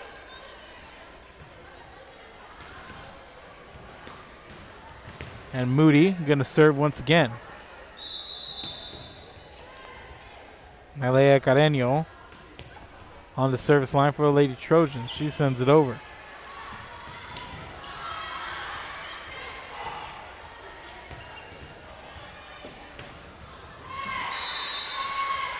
A little bit too much on that one there for Mariana Trevino. Oh, no, they're gonna say that fell fair, I believe, on a deflection. So 3-1. And here's Trevino on the serve.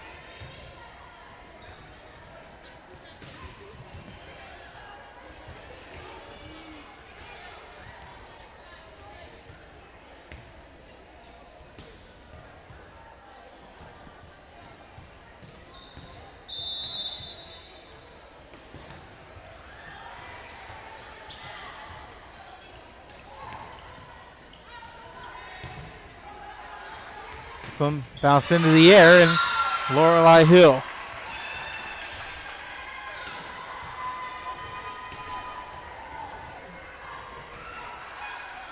And Hill there to make the play. And it's a 1-point game. Strong start for Moody, but back-to-back points for Pioneer.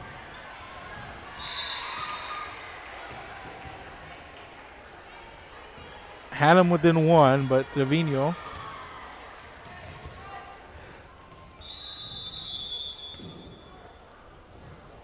sends that one out past the end line.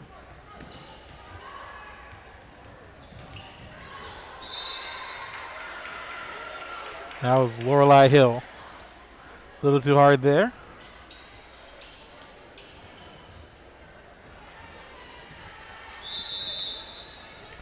And Moody leads 5-2. And here's Rodriguez.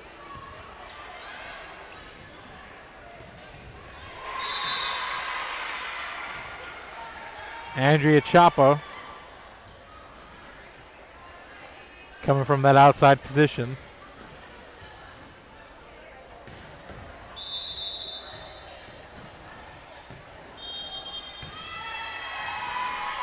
And a whistle and another point for Pioneer. And it's a 5-4 game.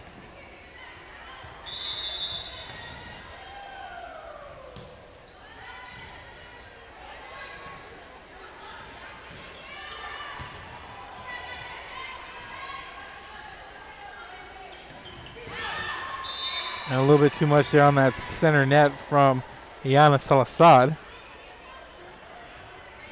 And 5-all here.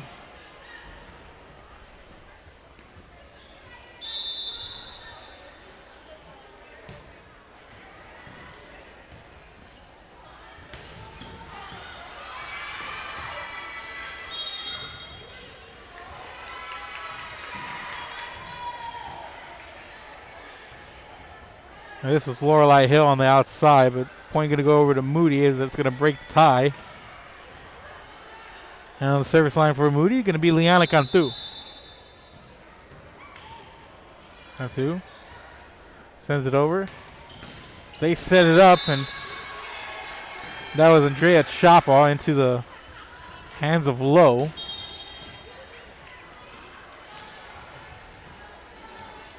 And off of Lowe's hands and out of play, and now it's 6-all. And here's Nicole Wilson for Pioneer on the service line.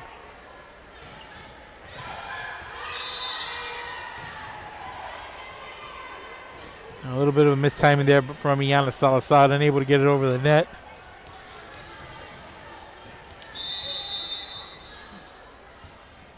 And Pioneer leads 7-6. Lowe one-handed from that corner, and Lowe in the right place at the right time there. Nice effort to get it over the net. A little bit of finesse there, but enough to put the front row of the Sharyland Pioneer squad on its heels. And it's 5-5.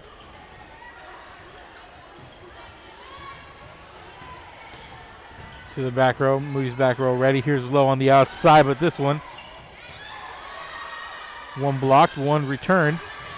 And there's Hill.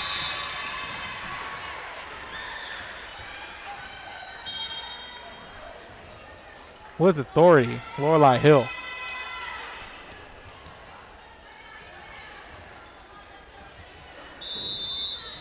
And Pioneer in front, 8-7. Jada Lopez on the serve, and there's Lowe.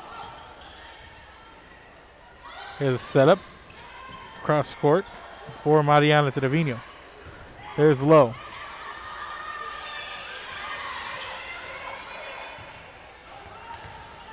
They set it up right in the middle, and for Jordan Bravo, and Bravo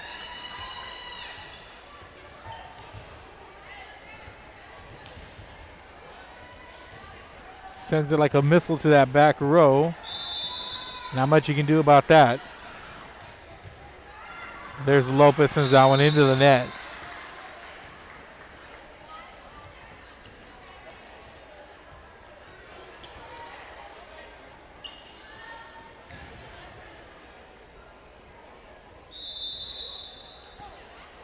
Mackenzie Uribe on the serve for the Trojans. And once again, Jordan Bravo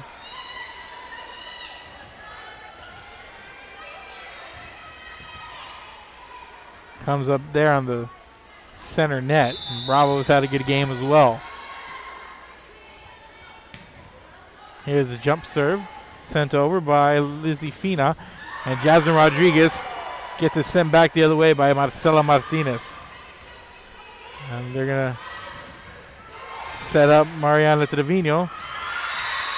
And there is Natalie Reyes to clean it up in the middle of the net, and it's a 3-point lead for Pioneer.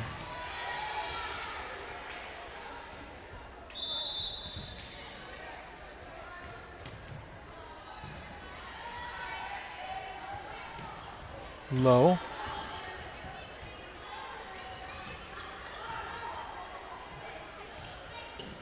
And Rodriguez gets a double block, courtesy of Mariana Trevino, Marcela Martinez. And Mariana Trevino's attack, return there by Moody. Good job there by the Lady Trojans to keep this going. And got a solid rally going on here. As they set up Marcela Martinez. Here's Uribe. There's Lowe. And there's Rodriguez come up with a deflection and into the net. Goes Aubrey Guerra. And it's a 4-point lead for Pioneer after that rally. Both teams had their chances, but it was Pioneer coming out with the point there. And it's a 12-8 lead. And here's Fina. Set it up for Rodriguez, and Rodriguez able to get the placement down. Goes up, gets it. Not a lot of effort needed there. Just able to go up, uses her height, and slide it down right behind that front line.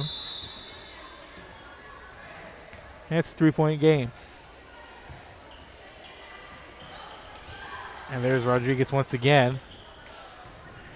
And Rodriguez 2 in a row. And Rodriguez making herself a wall.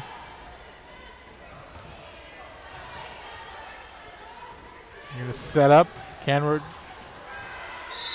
Rodriguez trying to get over there. Along with Carreño.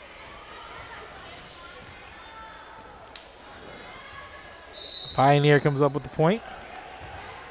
Here's Natalie Reyes.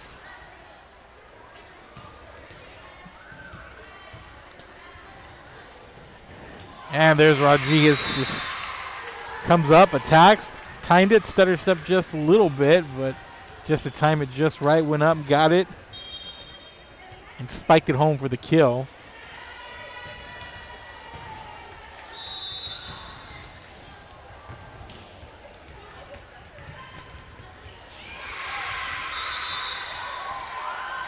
Now we're going to get an ace here, and it's a 13-11 game. So far through a set and a half, it's felt like a real back and forth kind of game.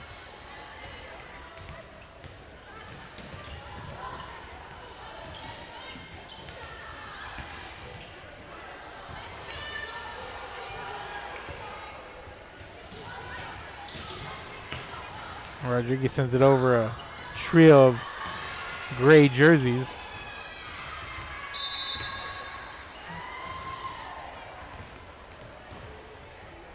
And another point over to Pioneer.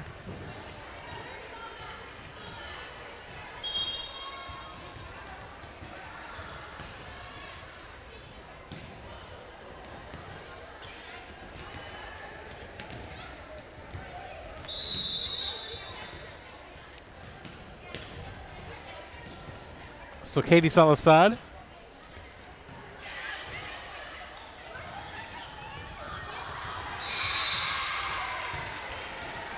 Nice play there on the outside. That was Lindsay Guerra. And Andrea Chapa send it over.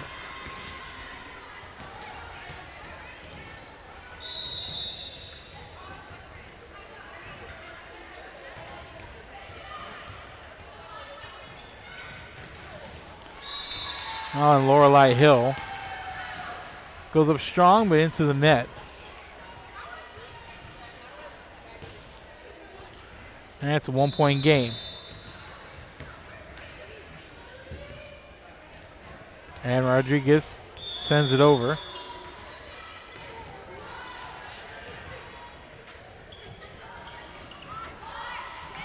And nice defense there by Pioneer on the net. They're going to set it up for Hill once again.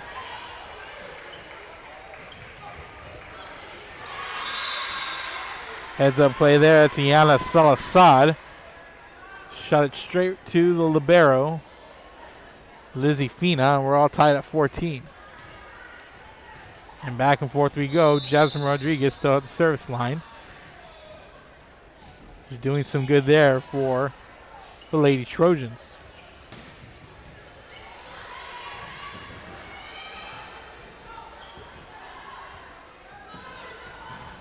And set up Lorelei Hill, and Hill on the outside. Sends it to that back row. Picks up the kill, and it's 15-14. Pioneer over Moody.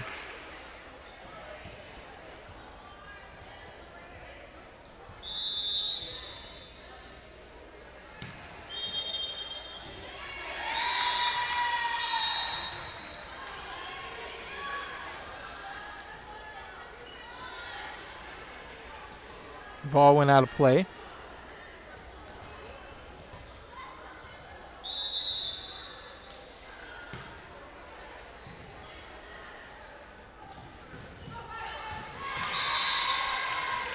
And that one put down here in this near side corner. Just inside that line, and it's a 16-15 game. Remember, Pioneer did win the first one, and there's Lorelei Hill, center net, setting her up, and she converts.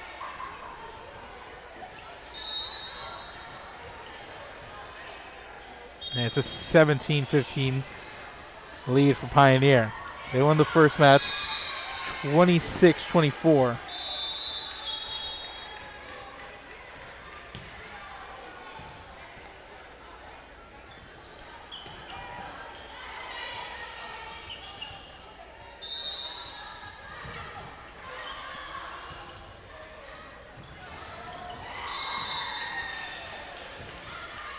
And they send that one right into the libero, Mackenzie Uribe. And Pioneer on a streak once again. They lead by 3.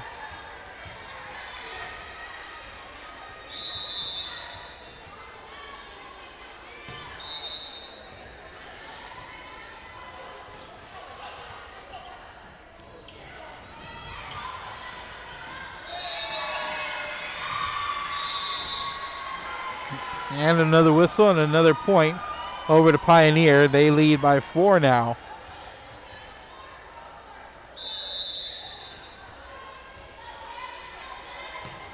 Nicole Wilson sends to that back row. And Moody. And there's Hill. And Mackenzie Uribe heads up play there, but gotta love the effort, but Lorelei Hill there, she's had a heck of a set. And it's 20-15, and time it on the floor. Pioneer on top of Moody by 5. Keep it here. This is Real Sports Live. Vacationing at South Padre Island, be sure to book your place to stay with Island Services. Locally owned for over 40 years. Trusted, reliable for condo and beach house rentals. Call and visit the website today. Island Services. We are Portisville, and you're watching Real Sports Live.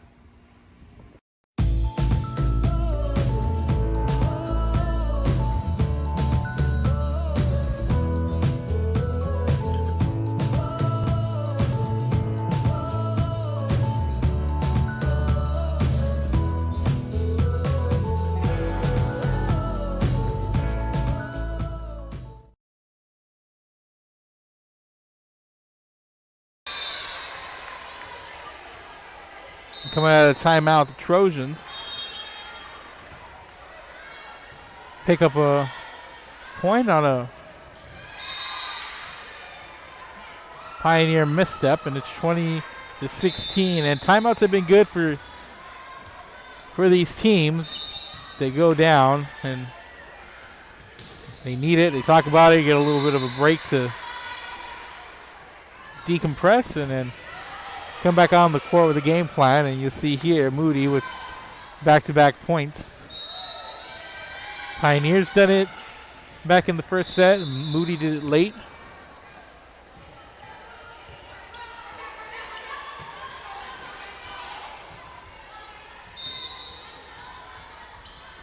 There's Lowe in the middle of the net. Looks like she might have mistimed it there. Didn't really know where the ball was. On the outside, that's Iana Salazar. And Moody now trails by 2. And Albrigueta in the serve.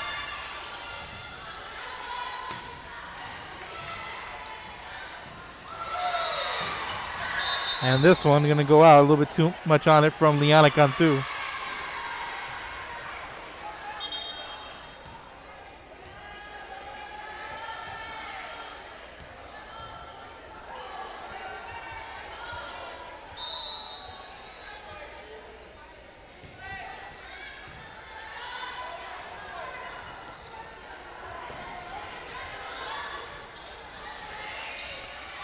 So it's a 3-point game. Pioneer up in front.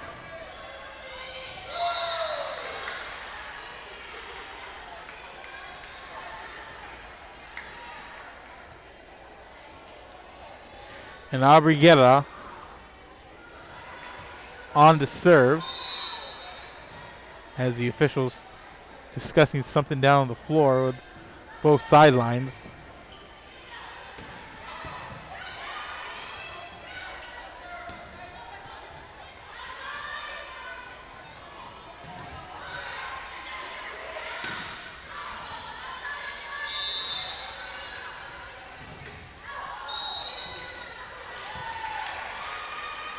And there's a serve. And there's Hill. Lorelei Hill.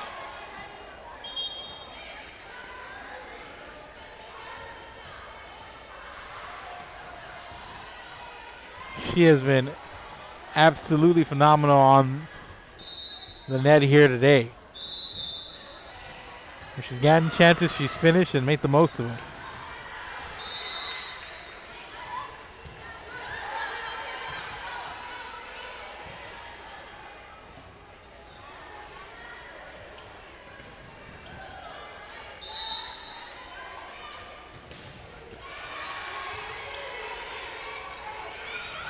And Trevina sends it over and picks up a point, and a couple of Lady Trojans end up on the ground, and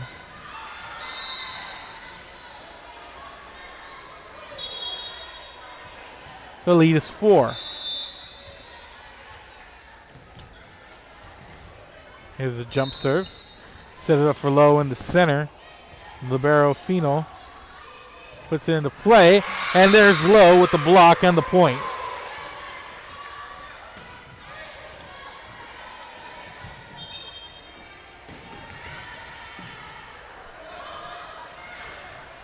And the lead's 3.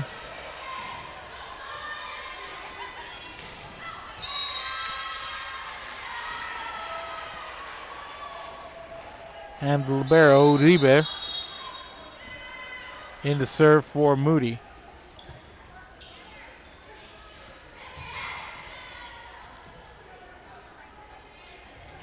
Lowe two-hands it over. And this one out of play.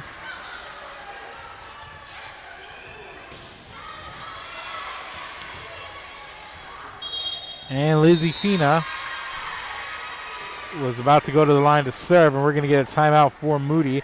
They're down by 4, 23-19, and we'll take a quick break, and let's see how Moody responds on the other end of it. Keep it here. This is Real Sports Live.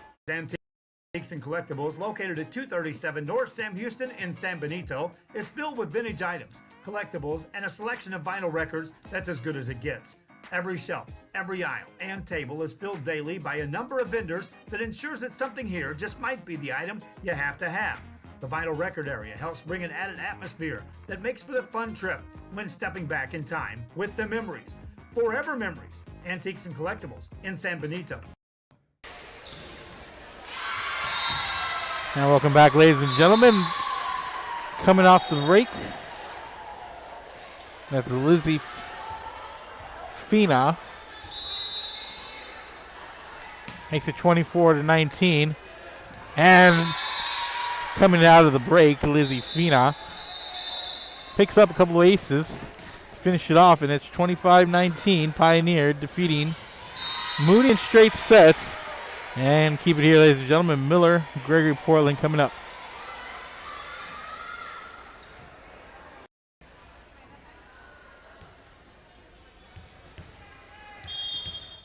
I've got my plan. I say lob it to Ryan Perez in the paint off a couple of screens.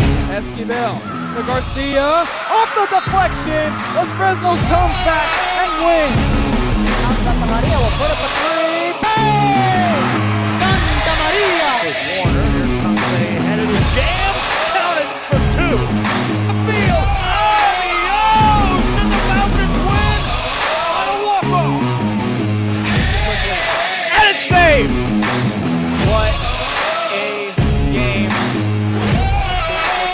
Smack to the left. That is gone. Lob for Perez. That's my play. Off the backboard. Counting and a win. wins the game for the Santa Rosa Warriors, and they... And welcome back, ladies and gentlemen. Next game up, Corpus Christi, London versus Cal Island here. And again, we're going to be doing our best to mix it up a little bit, but we are going to bring you games in progress. We will not bring you games in progress already. We will start you off with full new games. And this match coming up, as I mentioned, London taking on Cal Island. So both wearing maroon. So we're going to have London here on the near side as they get things going, and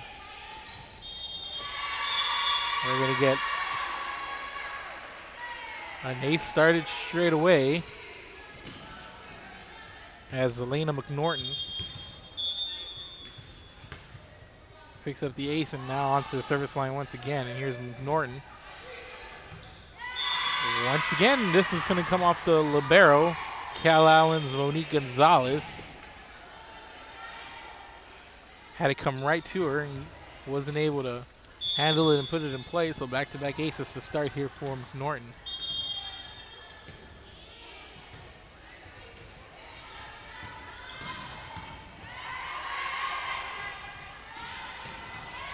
Set up in the libero. Taylor Marshall sends it over, and this one popped up. There's a set by McNorton, and it's sent over by Giselle Delgado.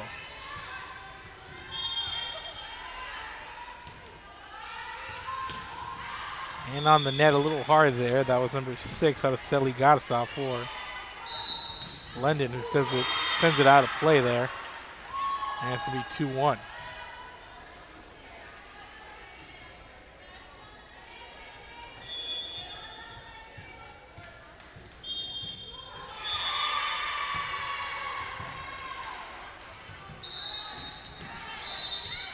And another point over to London to start things off, and they lead here 3-1 over Cal Island.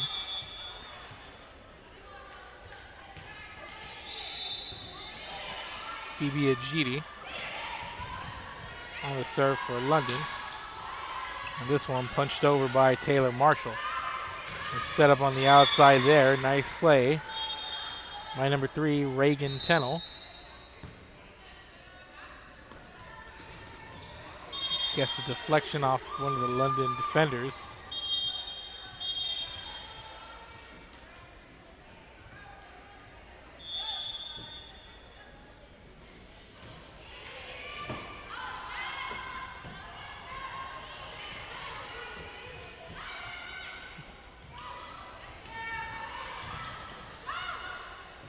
Oh, and McNorton did a nice job there keeping it alive.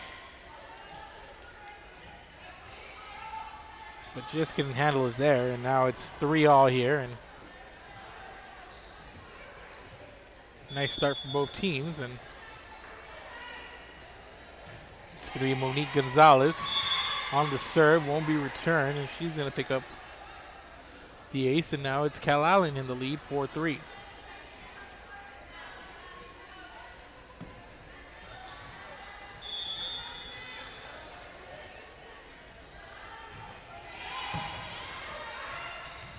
A nice play there on the net. It comes up short, but there's Tennell on the net, able to get a piece of it, put it down for the point.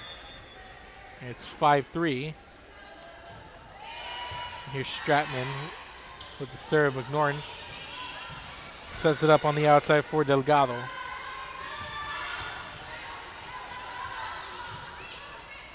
And this one sent over, not going to make it. There's the whistle, and that was Paris Cruz.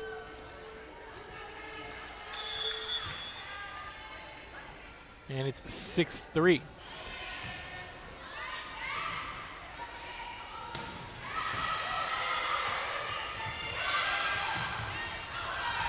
And nice job there. That was Cruz to McNorton, and then over to Delgado to get it over. And nice play there. Double block as Araceli Garza and Giselle Delgado, both on the front of the net there, picking up the defensive play and the point, and it's 6-4.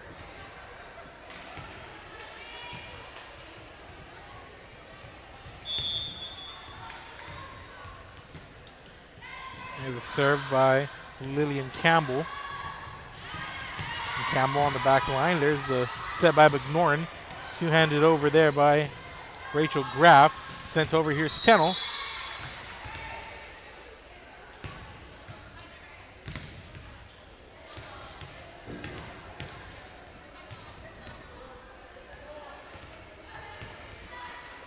And Tennell on the outside with a strong play for the point. And now to serve Ashley Robertson. Freshman here for Cal Allen. McNorton with the set. Set up for Tennell. Nice running approach there on the net. And another point going over to Cal Allen. And they've doubled up on London here in the early going, 8-4.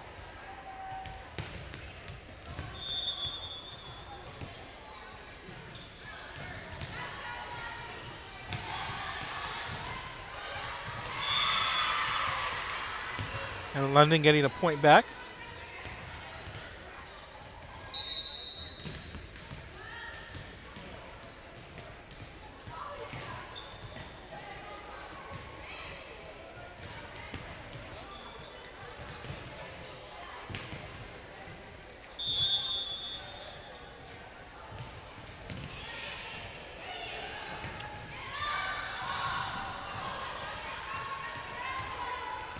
Ball put in play, sent over to the back row of Cal Allen. Here's the set on the outside.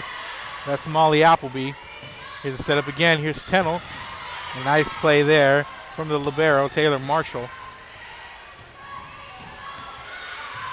And there's McNorton. What a sequence there. I believe that was London's Araceli Garza coming in and hitting the floor, keeping that one alive, and McNorton was there to make the play, but it's going to be point over to Cal Allen. But nice effort there as we see Reagan Tennell going to the service line for Cal Allen. McNorton sets it up on the outside. There's a punch, and going off of Tennell, it's kill for Elise Gonzalez. Nicely done there. You get a point back. And it's 9-6.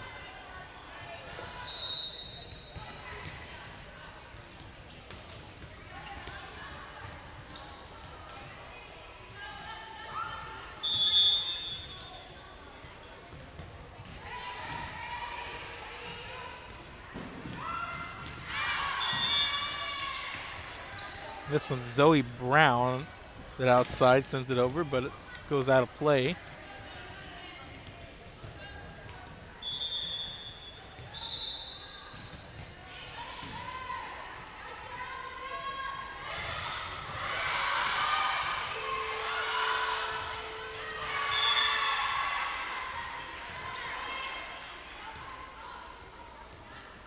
And it's 9-8.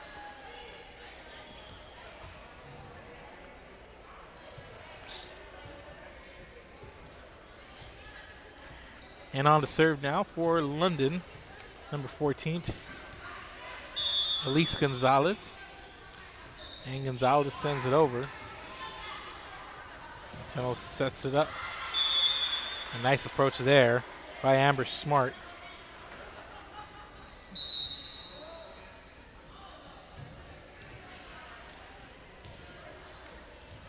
Gets credit with the kill, and onto the service line for Cal Allen, Amanda Cadena.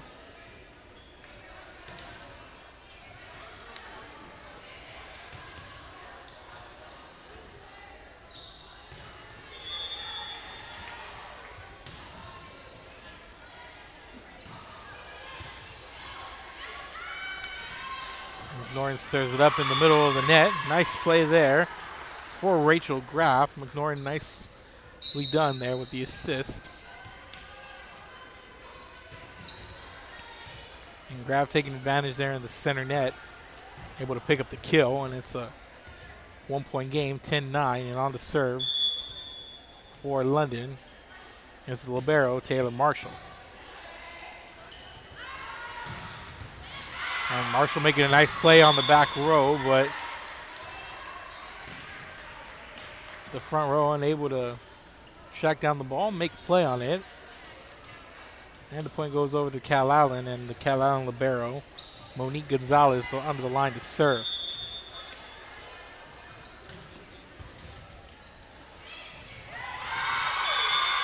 A nice play there from McNorton.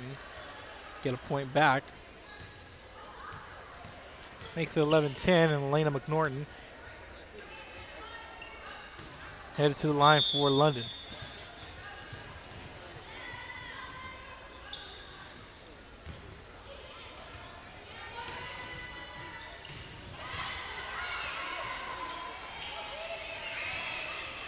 Ajiti sends it over. Here's Teno with the setup. Nice defensive play there. I believe that was Delgado making her appearance felt there on the net. This from the Marshall.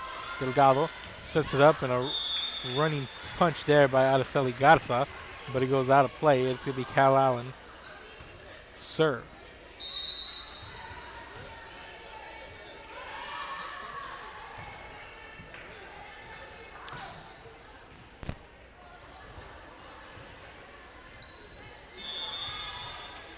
So the score is 12-10, and here's Kerrigan Valdez.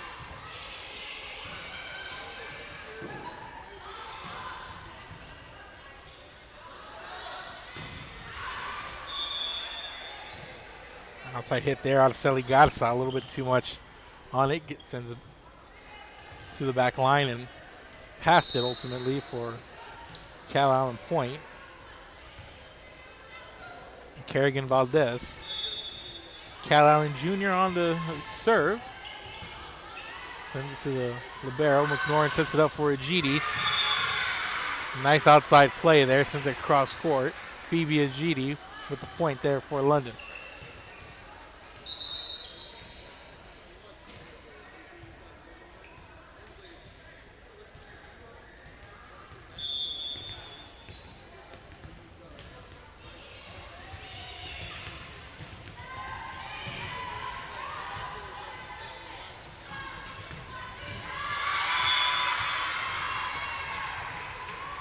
A nice play there from Elise Gonzalez. Sends it right to Amanda Cadena like a missile and off the hands of Cadena for a London point.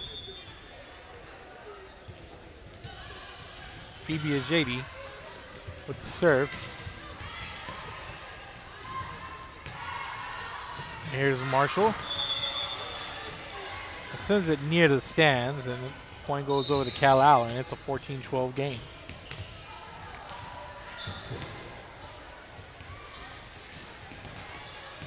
This is court 2. Court 1 right now. Moody getting ready to play Miller. That court is running pretty fast. This is the second game. We're at the start of the second game. And point over to London. And this is just the second game here. Third game started on the other court, court 1. We want to be going back and forth. But one of the courts running a little bit ahead. We are unable to get to the other court unless we send it in progress, and we do not want to do that. We want to put out complete games here, and we're going to try our best to focus and get to the other court. But if we cannot, we apologize with the scheduling.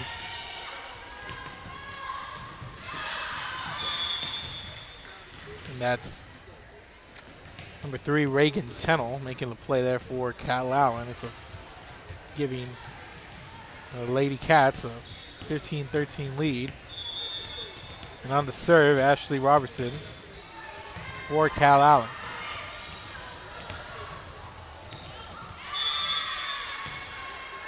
And London unable to get it over the net there, and point goes back over to Cal Allen. It's a 3-point game for the Lady Cats as Robertson gets ready to serve once again.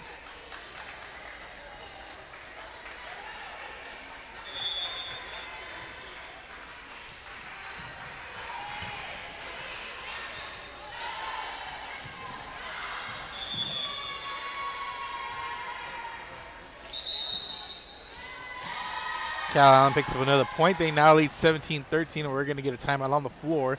We'll be back. This is Real Sports Live. Keep it here. And you're watching Real Sports Live. Uniforms, etc., you're going to find the opportunity to purchase the best high-quality scrubs. Soon after I learned about how the EDC was helping out the community, and so I did meet with Ms. Castillo. She made it very easy, very friendly, and she walked me every step of the way. I couldn't have done it without their help.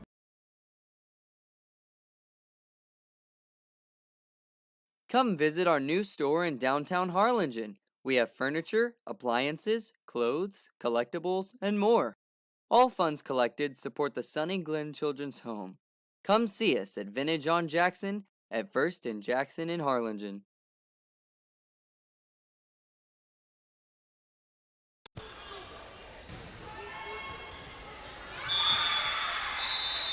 And coming out of the timeout, it's going to be a Cal Allen ace. I believe it went off one of the London players. And this one goes out of play as Ashley Robertson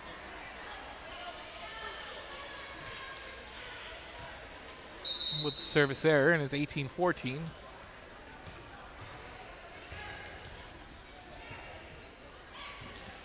And back for London is going to be Giselle Delgado. And Tano sends it to the back row, and there's Marshall, and here's Delgado. Sends it out.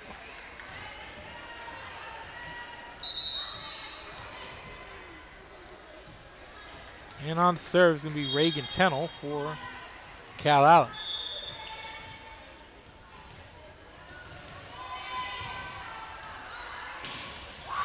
And McNorton met at the net by a block from Molly Appleby. And there's Tennell, sends it to the back row. It's not going to be returned.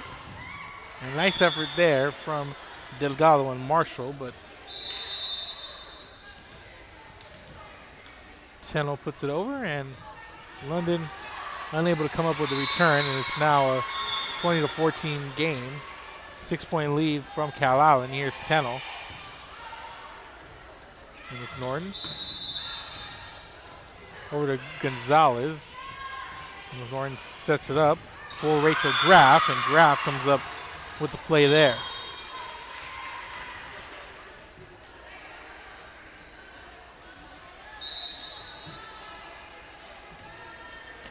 And it's a 5-point game, 20-15. Cal Allen leads. On the serve is going to be Elise Gonzalez for the London Lady Pirates.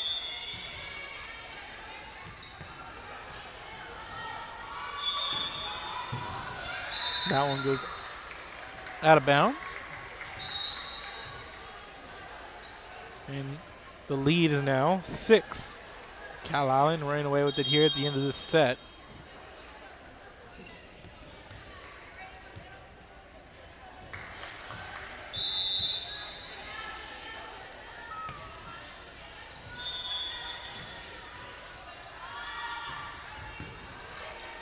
So here's Amanda Cadena on the serve. McNorton. That was a nice defensive play. Amber Smart there on the net. Nicely done. Here's the libero, Monique Gonzalez sending it over. McNorton sets it up in the middle for Rachel Graff. And after the whistle, it's going to result in a Cal Allen point. And it's a 22-15 lead for the Lady Wildcats.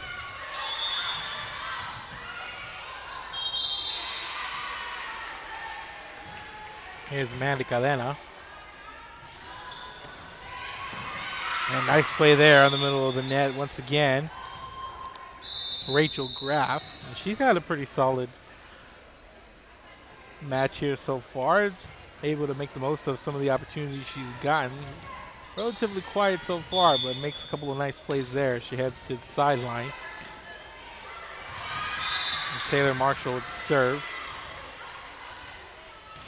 Put up, that one's sent over by Stratman. McNorton sets it up for a GD.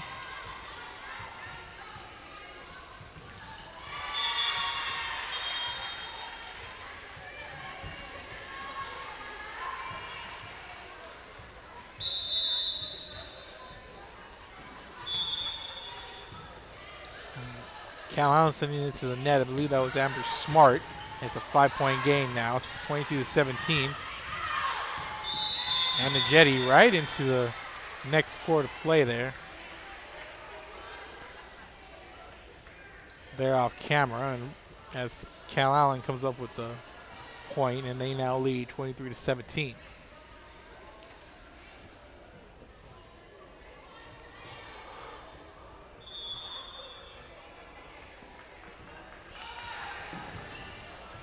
And Marshall coming up, trying to make a play.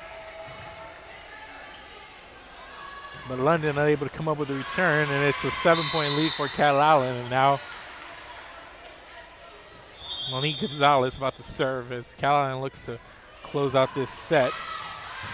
And they will, and it's off the ace, and that's going to do it here for set number 1. Cal Allen comes up victorious, 25-17.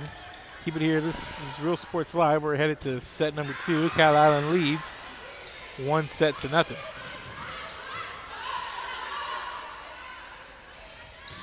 Independent School District continues to provide a safe environment for enriching education. From pre-K3 to early college high school, the award-winning district has advanced its legacy in curriculum, athletics, and fine arts. Teachers are driving the frontier of technology, bringing industry to the classroom. On and off the field, Brownsville ISD students engage in the experiences that make them college and career ready. Brownsville Independent School District, the best choice. And he throws it down. Hey! See you later, touchdown. Music lovers, you have to stop and see the assortment of records, tapes, and records memorabilia at Forever Memories today. Located at 237 North Sam Houston in San Benito, Texas, there's over 10,000 records on display and more coming every day. Looking for your favorite album from the past, first pressings, collectibles. How about a 45 with a single you just have to have? Freddie Fender, Johnny Cash, Hank Williams, Elvis, Beatles, blues, rock, classics, Tejano, it's all here. Organized and priced for you. Forever Memories, 237 North Sam Houston, San Benito. We are Rio Grande City and you're watching Real Sports Live.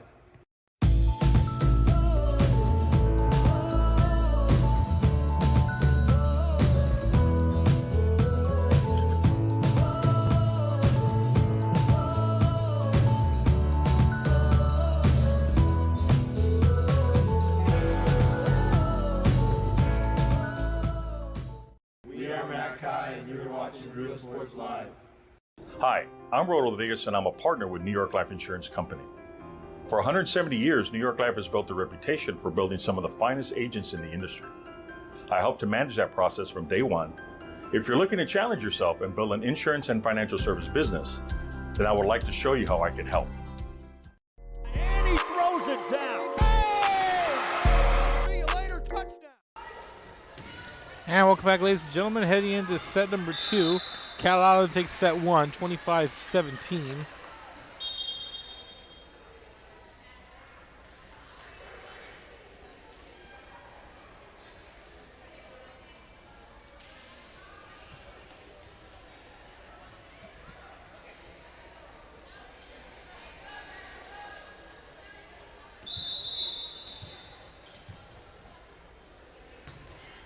So coming up, set number 2.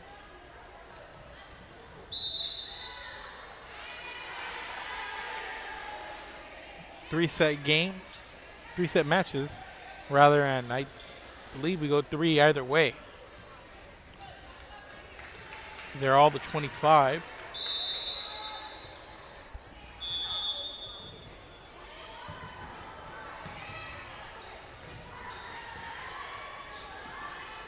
So get things going here is McNorton on that outside, sending it across the court and out of play as Cal Allen picks up the first point of set number 2.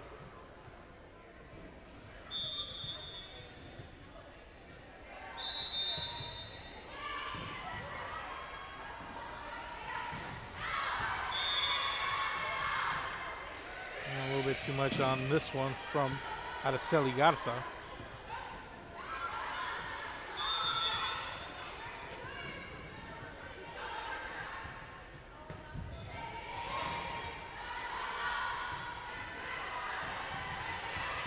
Sienna Suarez sends it over. And Set up there for Tennell. And off the arms of Suarez as he gets over. And the point going to be given over to Cal Allen as they now lead 3-0.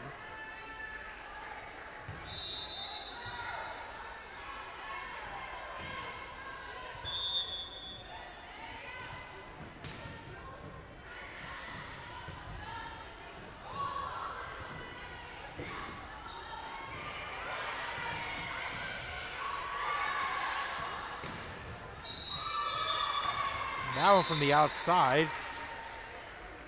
Nicely done there.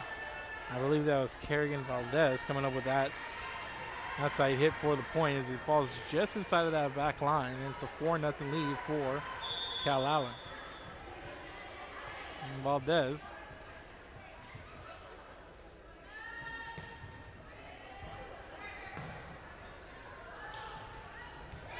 And there's Tennell.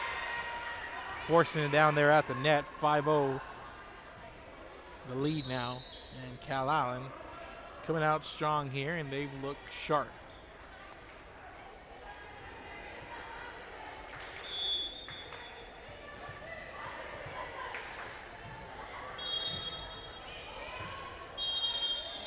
McNorton sets it up for a jetty in the center net.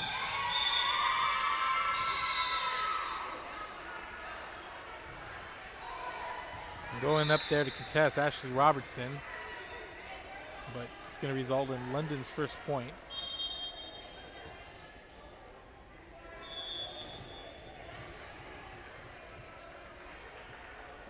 So Elena McNorton on to serve, sends it to the back row. Valdez sets it up. There's Tennell. Nice approach there, and it's going to be a London point after the whistle. And back-to-back points here for the Lady Pirates as they trail by 3 here in the early going with set number 2.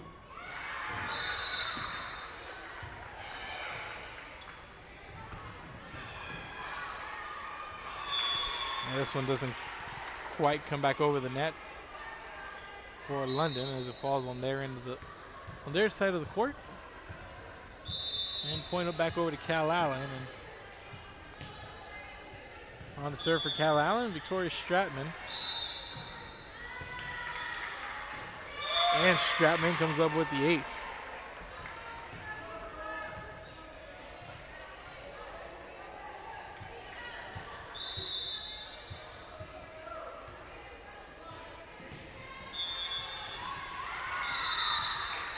Here's Stratman.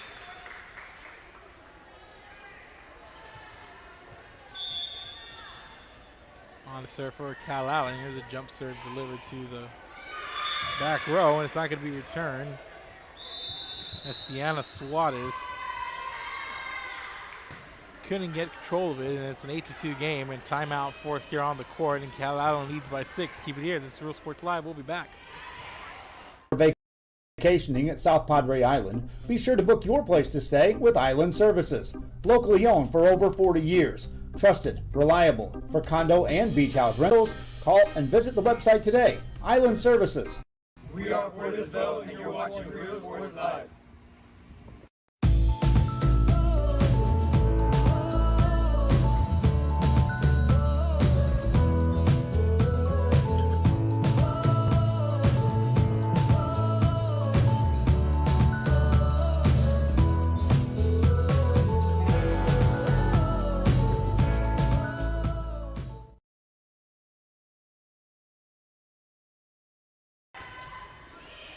And welcome back, ladies and gentlemen.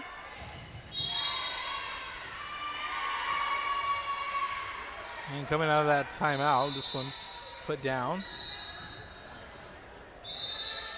Point going over to London as Phoebe Ajeti on to serve for London.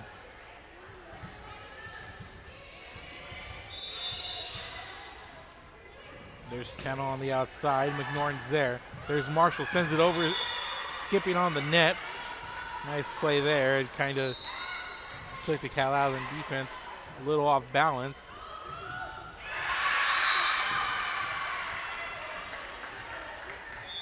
And the lead is now 4. And here's a Jetty on the serve for London. It's a little shallow, but Cal Allen unable to come up with it, and another point over to the Lady Pirates. They now trail by just 3.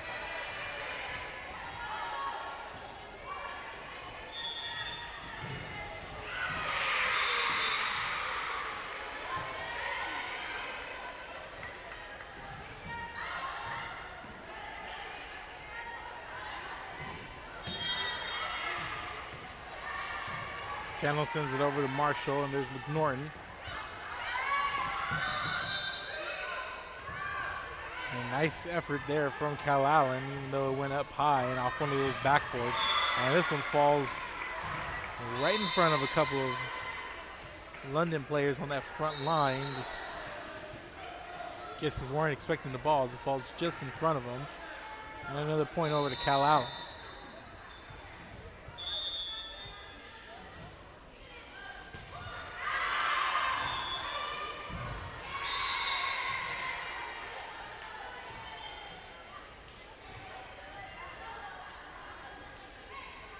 This one out of play. London with the point, and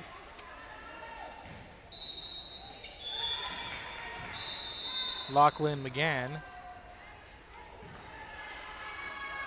on the serve, and have a whistle, stoppage in play here.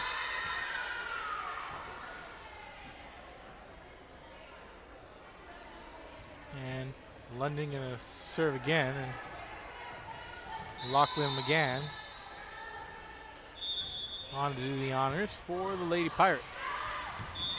And she sends that one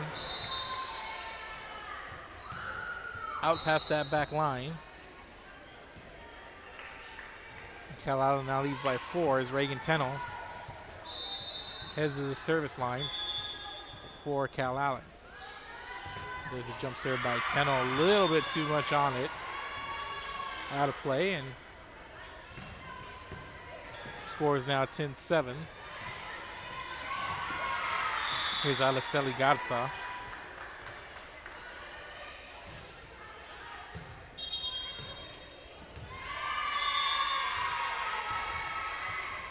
Now one blown dead. Another point back over to London.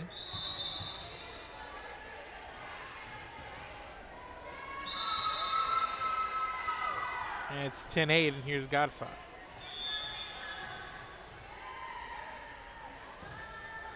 There's the jump serve. There's the set, and there's the return from Brooke Busenleonard.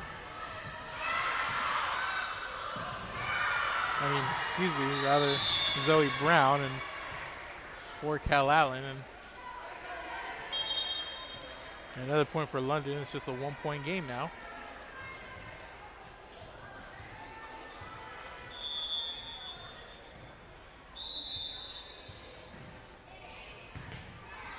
There's a jump serve by Garza.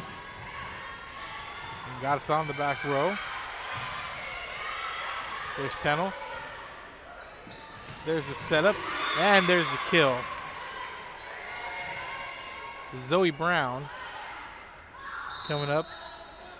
Sees an opportunity, takes it, and comes up with the kill for the point, and Cal Allen now leads by 2. And here's Amanda Cadena on to serve for Cal Allen.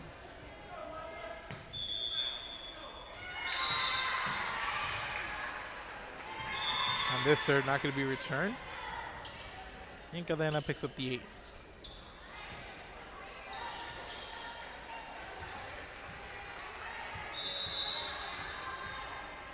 Cal Allen leads by 3, 12-9. They won the first set by 8, 25-17. And they come out and look sharp here. Here's the whistle as Tennell sends it over. And point going to go over to Cal Allen, and they now lead by 4.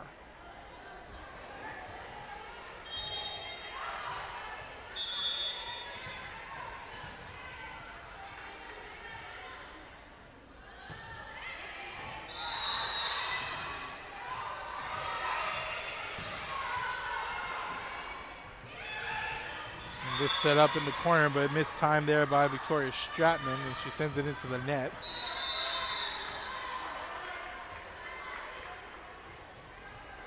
for the London point, and here comes Elise Gonzalez for the Lady Pirates on the serve. Here's a setup by Tennell, and nicely played there by Amber Smart, but London ready for it. Gonzalez sends it over. Marshall with the set. There's a setup, and there's Tennell to the back row. A little too much on it, and point over to London.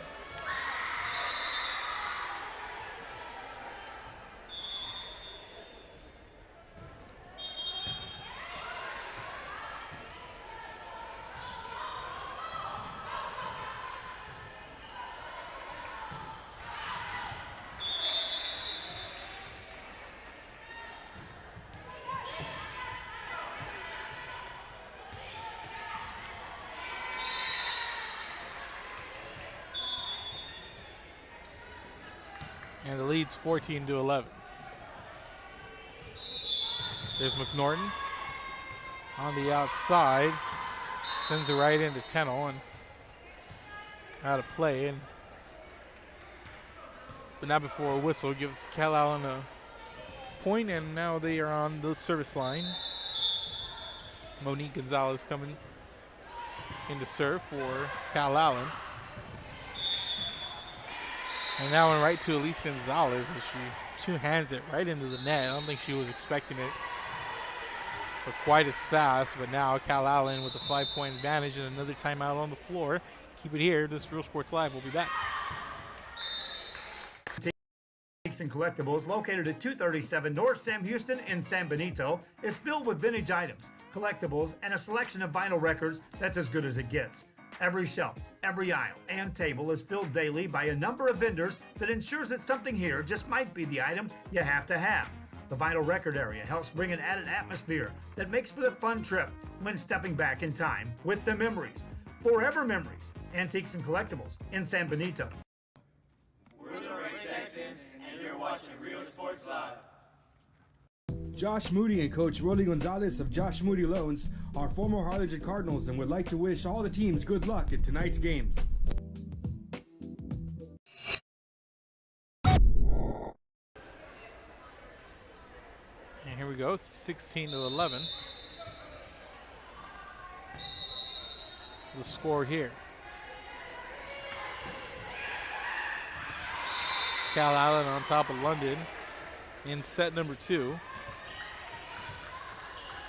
Cal Allen taking set number 1, 25-17, and they lead here 16-11.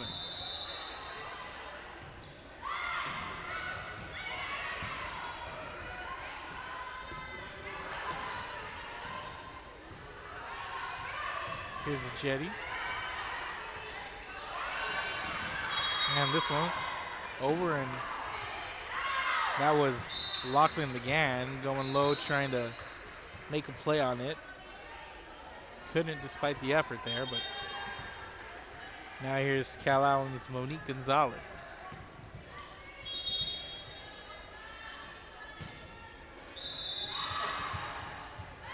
And Marshall keeps it alive. McNorton sends it over. Gonzalez. Here's Tennell with the setup. That was Amber Smart there on the outside for Cal Allen.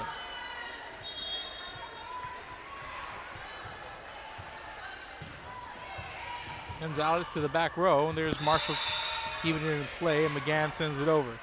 Here's the set by Tennell. And that was Victoria Stratman making the most of that. She gets credit for the kill and the point. 19-11, 8-point game, and Cal Allen rolling.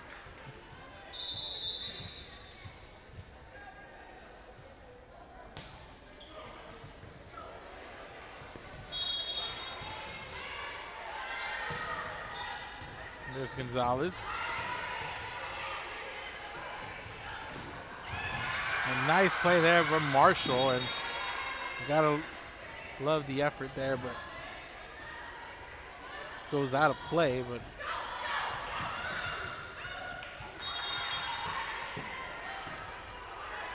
nice play there from Marshall. either way. And Marshall sends that one skipping over the net. And Cal Allen catches London off guard there of sorts. And they now lead by double digits, 21-11 here in set number 2.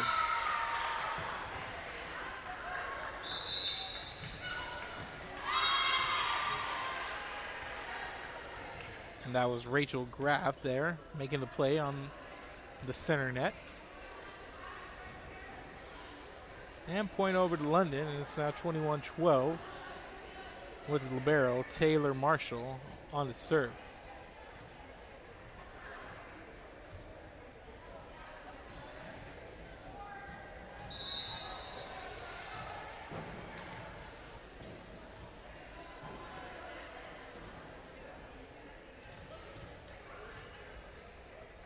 Actually, not Marshall on the serve. It's going to be Rachel Graff.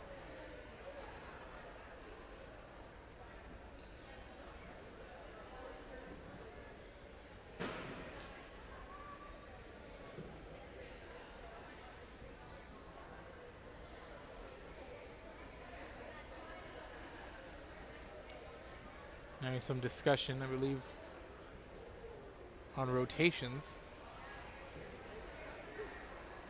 here on the London side, and it's been all Cal Allen here. We had a closer set number 1, but Cal Allen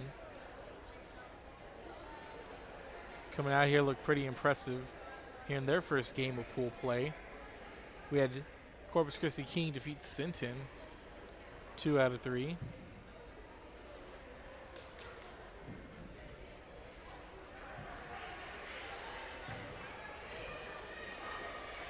I believe we're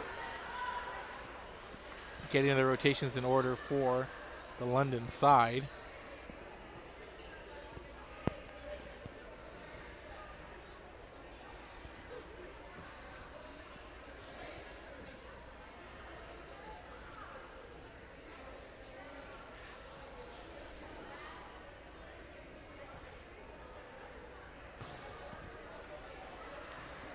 And the officials sorting this out, and while they sort it out, we'll take a break. Keep it here. This is Real Sports Live. That time again. It's time to register your child for school. There are 3 simple steps. Step 1, call McAllen ISD, 687-MISD. Step number 2, let us help you choose the right school for your child. With over 30 options in the city, we're bound to find the perfect match and fit for your child. Step 3, get ready for the first day of school. Classes begin August 26th. Remember, you can live anywhere and attend our schools. And even if you're already registered somewhere else, it's never too late to join the McAllen ISD family. We are Santa Rosa, and you're watching Real Sports Live. This game is brought to you in part by the Concession Stand in Santa Rosa, a locally owned business providing a terrific atmosphere before or after the games and supporting athletes of all ages. When you're in Santa Rosa, be sure to stop by the Concession Stand and choose from the wide assortment of goodies. An advertising partner with Real Sports Live is the Concession Stand. We are Edinburgh Villa, and you're watching Real Sports Live. Sherryland ISD, a nationally recognized district focusing on quality and rigorous instruction where every child is immersed in a culture of academic success. A district dedicated to preparing our youth for the future. Our mission is to inspire, educate, and empower all students to reach their full potential and become leaders of the highest moral character. Sherryland ISD, excellence is our tradition.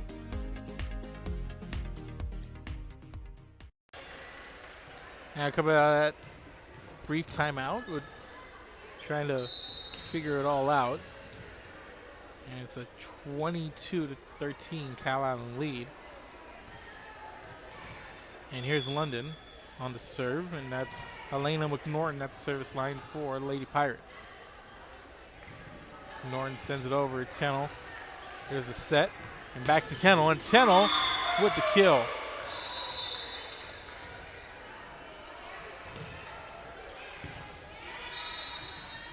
Tennell making first contact, bumps it over, and then they set it back right to her, and she's able to take advantage on the nice outside hit.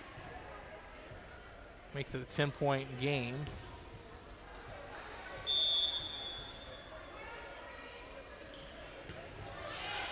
There's a jump serve from Victoria Stratman. Set up, here's a jetty. And set it up and into the net. That was Zoe Brown. Immediately turns around and says, "That's on me." But it's a 23-14 lead for Cal Allen, and Phoebe Ajetti on the serve. Set it up, Tennell two-hands it. There's Ajetti on the back row, ignoring on the set.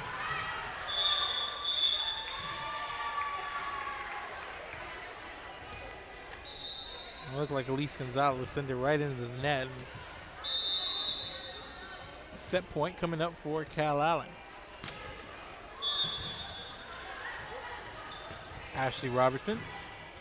To the back row, there was Marshall. Tennell. And a nice play there to end the set. And that was number 17, Kerrigan Valdez. It makes it 25-14. Cal Allen takes set number 2.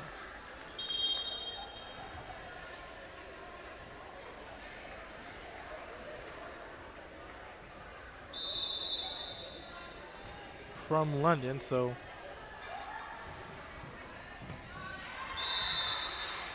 that's gonna do it here. They win in 2 sets. Oh, they're gonna switch sides, and I believe we're gonna get set 3 coming up.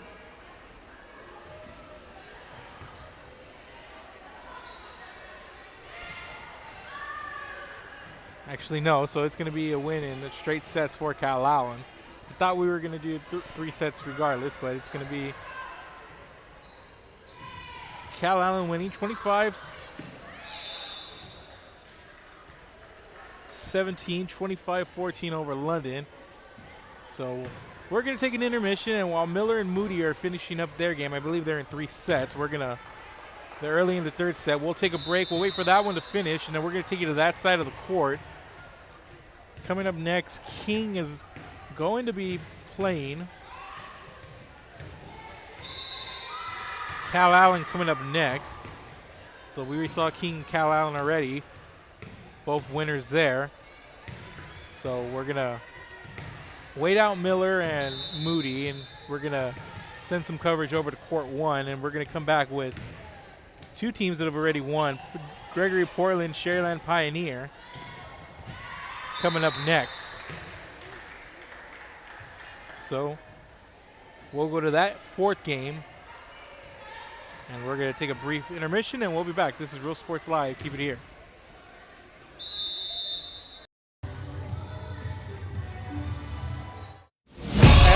I've got my plan. I say lob it to Ryan Perez in the paint off a couple of screens. Esquivel to Garcia. Off the deflection. Los Fresnos comes back and wins. Now Santa Maria will put up a 3. Bang! Santa Maria! There's Warner. Here comes a headed jam. Counted for 2. Field. Adios! And the Falcons win on a walk-off. And it's saved. What a game. Cortez snap To the left. That is gone. Lob for Perez. That's my play. Off the backboard. Counting and a win. And a win. Ryan Perez wins the game for the Santa Rosa Warriors, and they go nuts. And why not?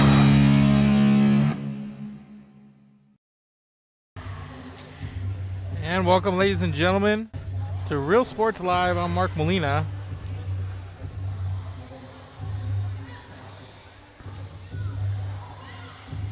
And we are coming to you from Bishop High School.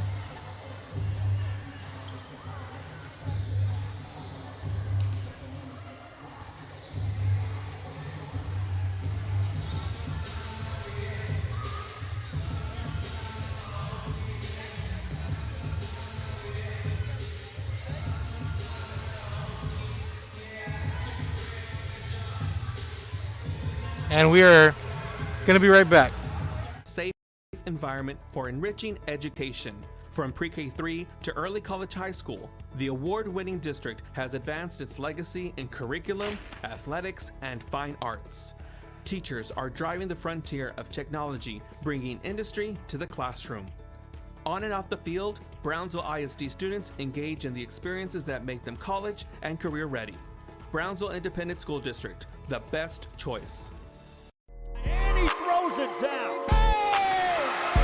See you later, touchdown.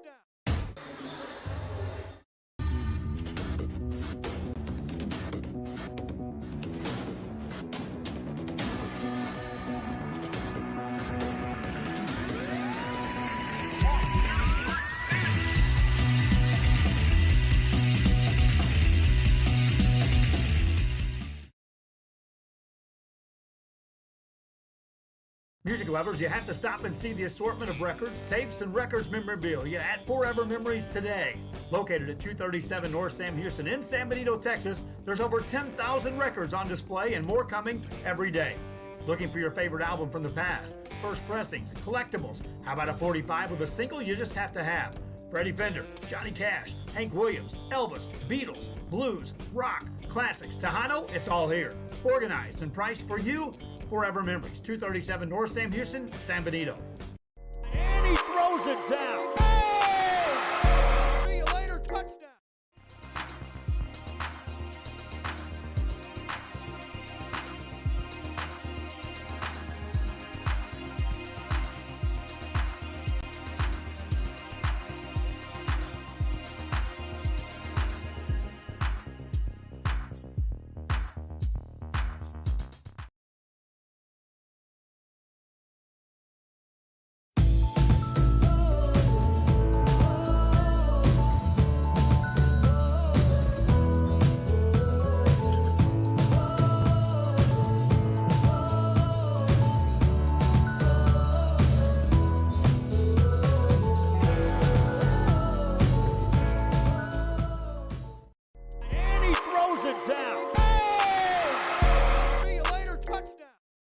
Hi, I'm Joe with Valencia Heating and Air. Are you worried that your AC might not make it through another brutal summer? Well, I can offer you affordable air conditioning comfort with custom prices that won't break the bank. We service all units across the Coastal Bend, and there's no additional weekend or after-hour fees. We treat our customers the way we would want to be treated, especially when it comes to costly repairs. So if you need service, repairs, or replacement, call Joe to keep you cool. Valencia Heating and Air.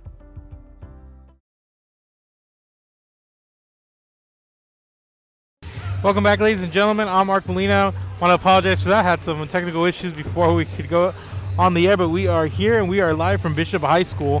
I'm Mark Molina, and we're calling the action here varsity volleyball action. Corpus Christi King taking on the hosting Bishop Lady Badgers. Best of five coming up here in about 30 seconds to a minute, and we're going to take one more break, and we're going to come back with the start of this. Make sure to follow, like, share, and let everybody know that you're watching here at Real Sports Live. We'll be back. First serve when we return. You're going to find the opportunity to purchase the best high-quality scrubs. Soon after I learned about how the EDC was helping out the community, and so I did meet with Ms. Castillo. She made it very easy, very friendly, and she walked me every step of the way. I couldn't have done it without their help. Forever Memories, Antiques and Collectibles, located at 237 North Sam Houston in San Benito, is filled with vintage items, collectibles, and a selection of vinyl records that's as good as it gets. Every shelf, every aisle, and table is filled daily by a number of vendors that ensures that something here just might be the item you have to have. The vinyl record area helps bring an added atmosphere that makes for the fun trip when stepping back in time with the memories. Forever Memories, Antiques and Collectibles in San Benito. And welcome back, ladies and gentlemen. We are moments away from the start of this matchup between Corpus Christi King and the Bishop Lady Badgers. Corpus Christi King coming off a long weekend of volleyball. They played in the McDonald's Spike Fest, made it to the gold bracket, and after coming out of pool play in first place and then going to the gold bracket where they ran into a lot of really good teams, a good team in their own right.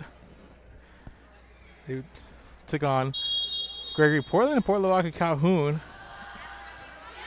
in Saturday action and finished 4th in the gold division. Did the Lady Mustangs. And here they are on the road. And let's go through their roster. Starting with number 1, Madison Pimentel. Number 3, Isabella Silva. Number 4, Harley Guerra. Number 5, Kyla Ross. Number 6, Yanali Scalarza. Number 7, Danae Cullum. Number 8, Natalie Garcia. Number 9, Lillian McCoy. Number 12, Gabriela Jones. Number 13, Jimena Sosa. Number 14, Miranda Lopez. And number 15, Libby Foster for the Corpus Christi King Lady Mustangs. And for the Bishop Badgers, number 1, Hannah Griffin. Number 2, J.D. Zamora. Number 5, Maddie Reese. Number 6, Sarah DuPont. Number 7, Mia Tamez. Number 11, Katie Winters. Number 12, Caitlin Vera. Number 13, Gabby Salazar.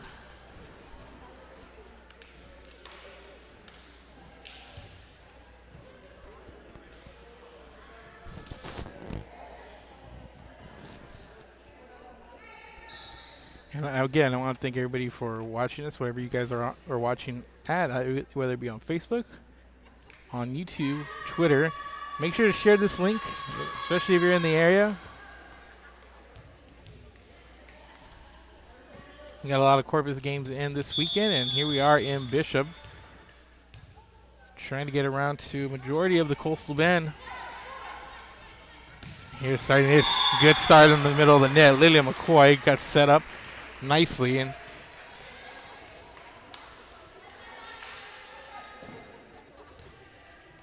a nice play there to get started.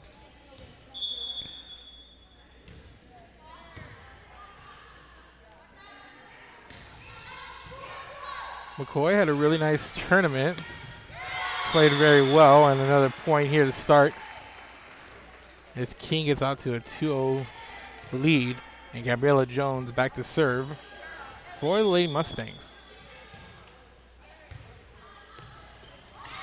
And there's McCoy on the net.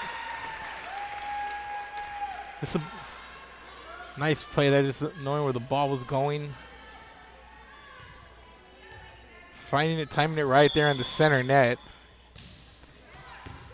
Getting the Lady Badgers on their heels, and the quick 3-0 start here. And a nice play on the outside, that far side. Outside hit for Bishop, yielding the first point there. And Gabriela Jones trying to come up with it, but could not. And here's the libero, Hannah Griffith. And there's McCoy on the outside once again. Picking up the kill. And this time moving out to that far outside position. A nice attack and on that outside hit there. And it's a 4-1 lead for King. And then here on this near side, it's Miranda Lopez. Lopez herself having a really solid outing at this weekend's tournament, and nice approach there at the net. Good attack, but Bishop was ready, and they're gonna. Here's Bishop, center net, right back at him, and that's Katie Winters coming up with the kill on the center net there, calling for it, timed it really well, got the placement down, and it's a 4-2 lead here for King. And on the service line, it's Sarah DuPont for Lady Badgers. Here's a jump serve, and this one out past the end line.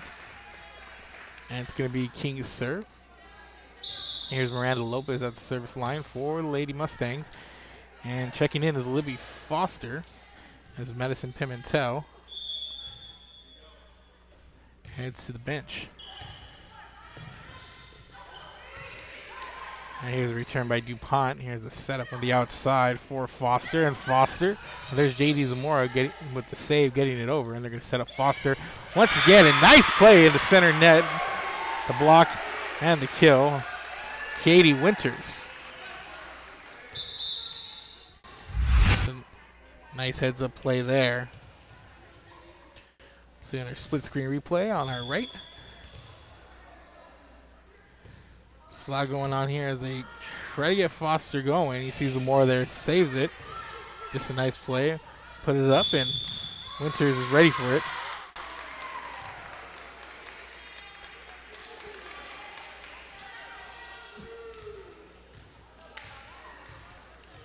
And the score 6-3 there as King puts up another point. And here's the libero, Harley Guerra, on the serve. The outside, two-handed move there by Maddie Reese.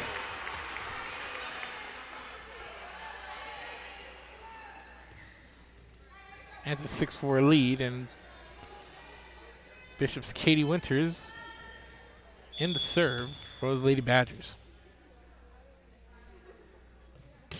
Jump serve there by Winters to the back row. Lopez is there. Guerra with the return. Bishop ready for it. There's the setup and a running attack there by Caitlin Vetta. Nice play on the back row by Katie Winters, and on the net, Libby Foster unable to get a handle on it for the return. And the jump serve by Winters skips just over the net. Now this one returned by Guerra. Winters with the bump. Here's the return by Zamora. Here's a setup for Gabriella Jones, and she's going to send it out past that end line, and 6-all. We're tied up.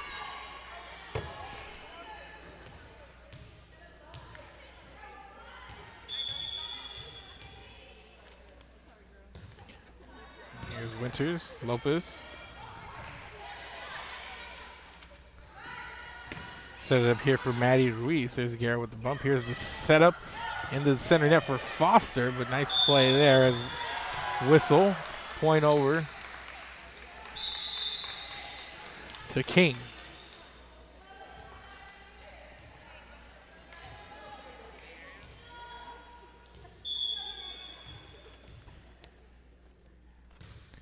Here's Cullum with the serve, and it's going to fall fair, and an ace served up here by Danae Cullum, and King back up by 2. It's 8-6 here in set number 1.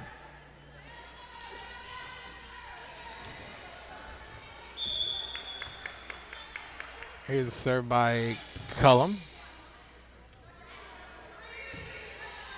This will return.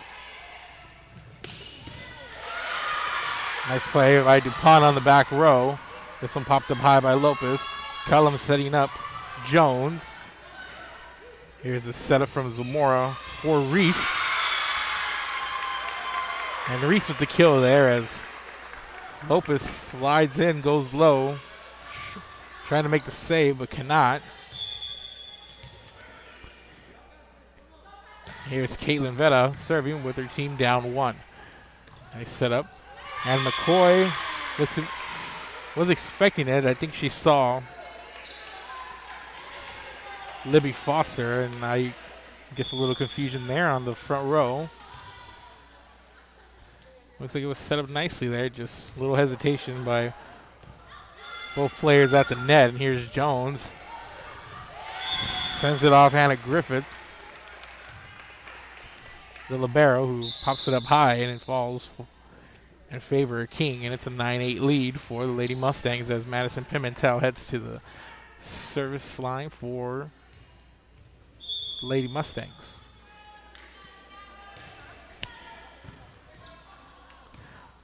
Zamora setting it up for Griffith. And here's Lopez on the outside.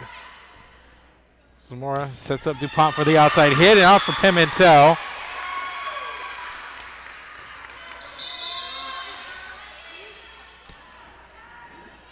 Now Sarah DuPont in that far outside part of the net, set up nicely there by Zamora.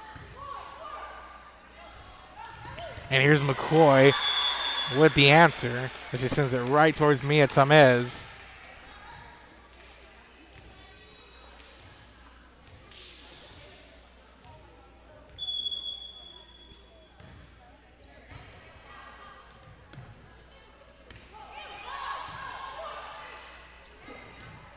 And there's McCoy, center net. Zamora saves it. Then there was a return by Salazar.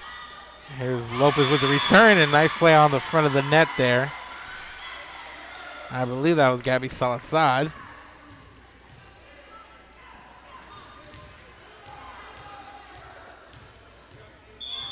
Great timing from the front row of Bishop. And here's the Hannah Griffith serve. They try to set up Galatasaray there, but Galatasaray sends it to that far right corner and out of play, and it's going to be Griffith to serve again for Bishop.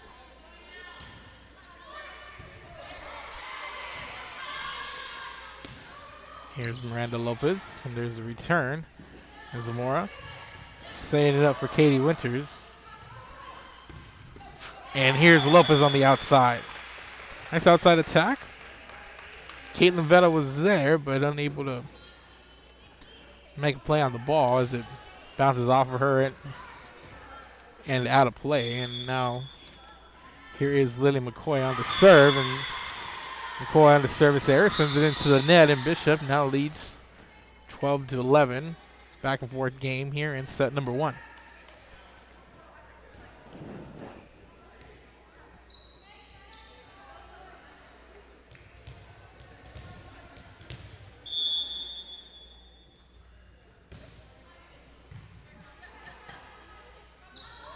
Set Lopez here in the center of the net, and Lopez just either mistimed it or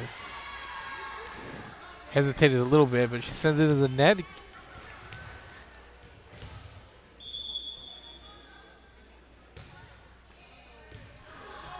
And this one out of play and past the end line and back over to King, but here's Lopez a moment ago. Maybe perhaps the setup not quite what she wanted or expected as she approached the net. And here she is serving. There's Griffin. There's the setup for Vetta. We're going to send it into the net and tie things up here at 13-all. And Miranda Lopez serves it. There's Griffith. There's Zamora. Nicely done. There's Winters, set up by Zamora, who's been relatively quiet there, but she's done a nice job at setting up her teammates there on the front of the net and giving them good opportunities. And specifically, Winters is taking advantage. Here's Foster coming back with the answer. But Zamora has played well here up front.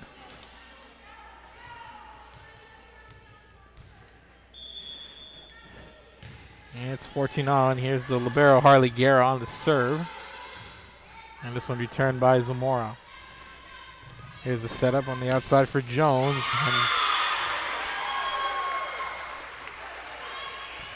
And that one sent back the other way, and Bishop back in the lead. It's 15-14. Lady Badgers on top. Katie Winters heads to the service line now for Bishop.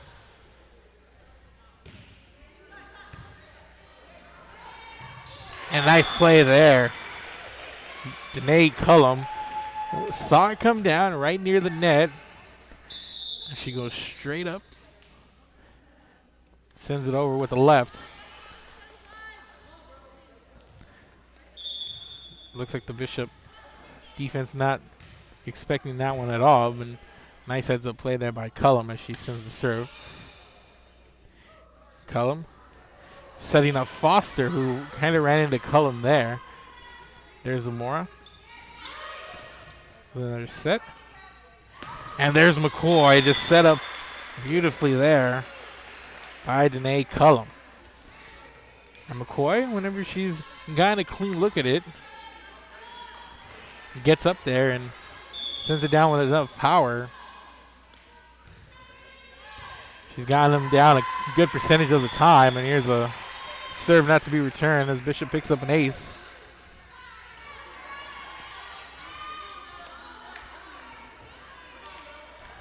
And Corpus Christi King up 17-15. And then A. Cullum sends it over Griffith. There's Zamora. Setting up Vetta. And Vetta this time the beneficiary of a nice setup there by Zamora in the center net.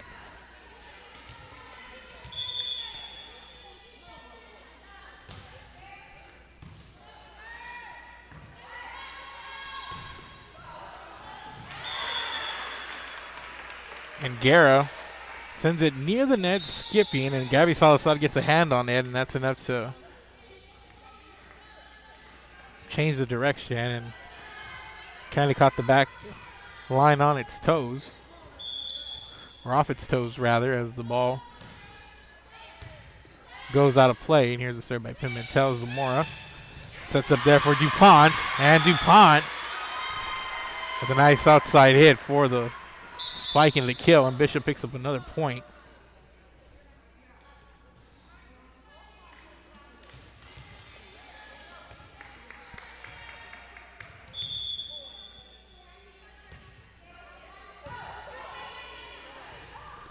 And there's McCoy set up by Cullum, and Cullum's done a good job, especially around the net. It's close. She's done nicely down there, at least close to the net. A nice play there by Zamora.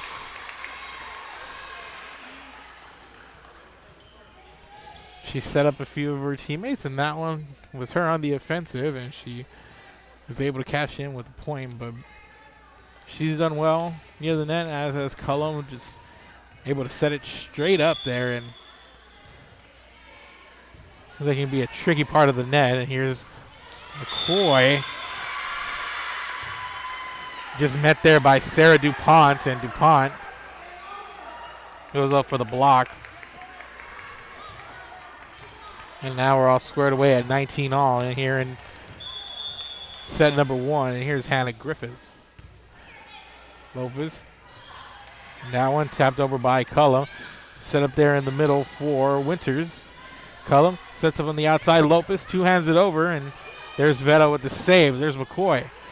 Winters pops it up. Zamora for DuPont. There's Guerra. And McCoy backhands it over to get the best of that rally. Lillian McCoy once again shows her prowess up front.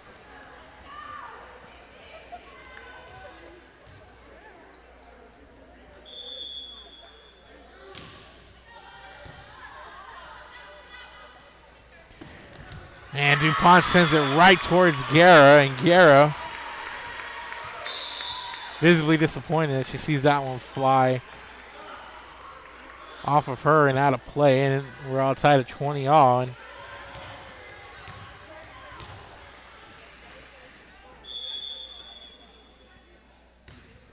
here's DuPont. Lopez with the return. Zamora setting up Winters in the middle of the net. Guerra. Pimentel pops it up, sets it up for Lopez. And here's Zamora setting up Winters, and Winters right towards Guerra, who's there to pop it up. Pimentel with the back row attack. And the center net. Nice play there by Galatasaray.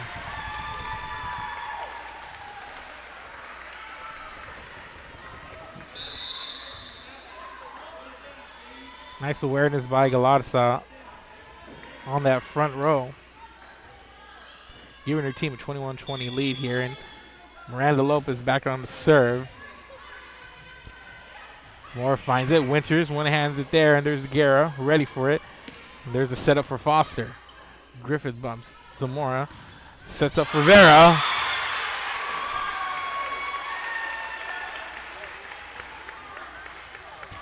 And it's 21 all here.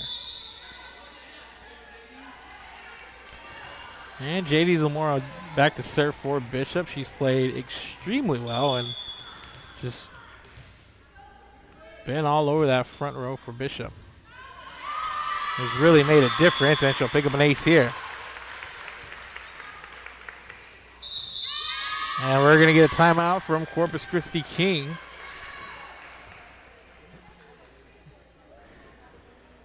And while the Lady Mustangs want to talk about it, the Bishop Lady Badgers in front 22-21. Let's take a quick break. We'll be back. This is Real Sports Live. Cherryland ISD, a nationally recognized district focusing on quality and rigorous instruction where every child is immersed in a culture of academic success. A district dedicated to preparing our youth for the future. Our mission is to inspire, educate, and empower all students to reach their full potential and become leaders of the highest moral character. Sherryland ISD. Excellence is our tradition.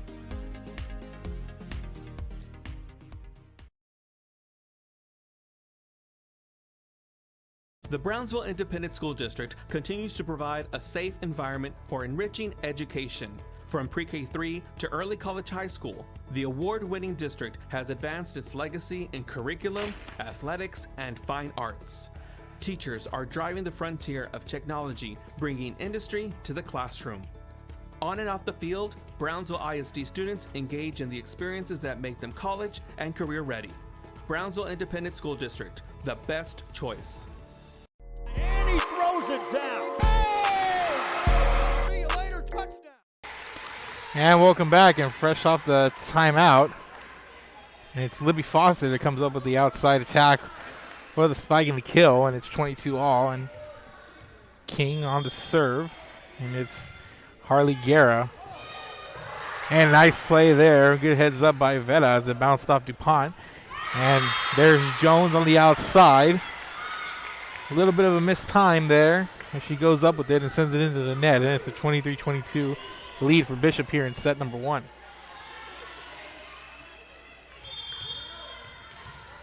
And at the line is Katie Winters. And once again, that's Gabriella Jones into the netting. There on the outside, maybe not getting the height that she's desired, or just set up not what she expects there as Winters sends this one over. Serve receives, set up there for Libby Foster. And Libby Foster gets up high and kills it for the point. And here's Danae Cullum. Zamora. Nice play there by McCoy on the net. And Zamora sends it to the back row. Lopez for Jones. Griffith. Zamora is setting up Vera.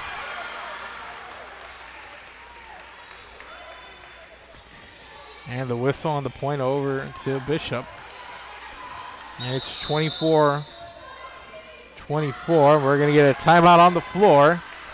And this set number 1, a close one. Keep it here, ladies and gentlemen. Tied 24-all. This is Real Sports Live. We'll be back.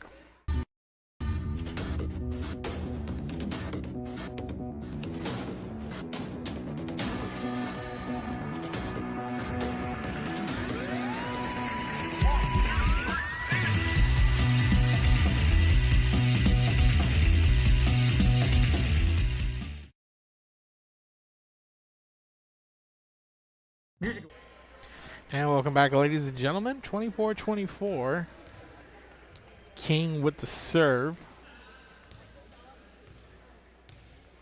And Mia Tamez on the serve for Lady Mustangs.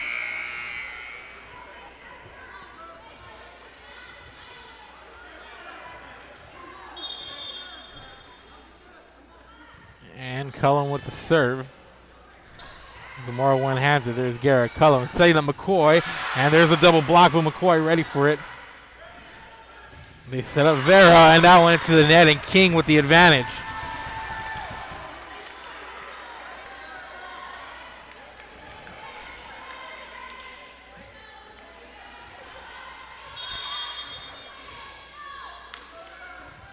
And Cullum with the serve. Zamora pops it up. Griffith with the return. Lopez sets to McCoy, and McCoy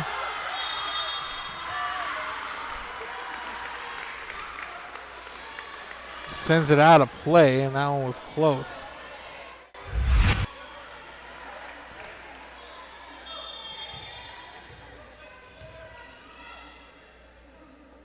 So here in the split screen.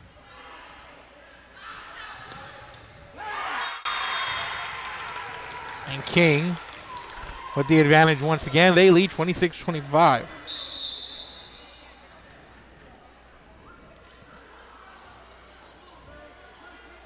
Madison Pimentel.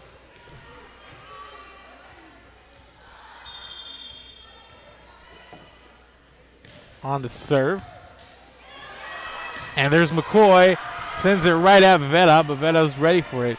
Griffith to DuPont, who returns it. They're going to set up. And McCoy, with the finesse touch, sends it over a couple of defenders there.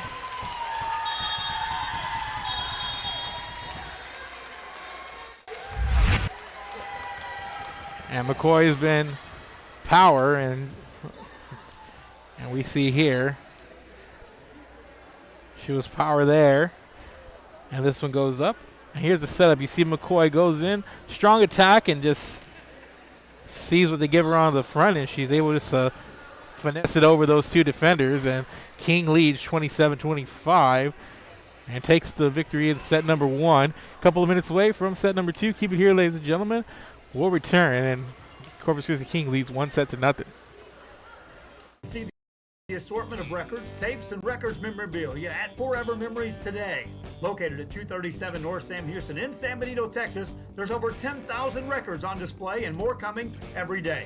Looking for your favorite album from the past, first pressings, collectibles. How about a 45 with a single you just have to have? Freddie Fender, Johnny Cash, Hank Williams, Elvis, Beatles, blues, rock, classics, Tejano, it's all here. Organized and priced for you, Forever Memories, 237 North Sam Houston, San Benito. And he throws it down. Hey! See you later, touchdown.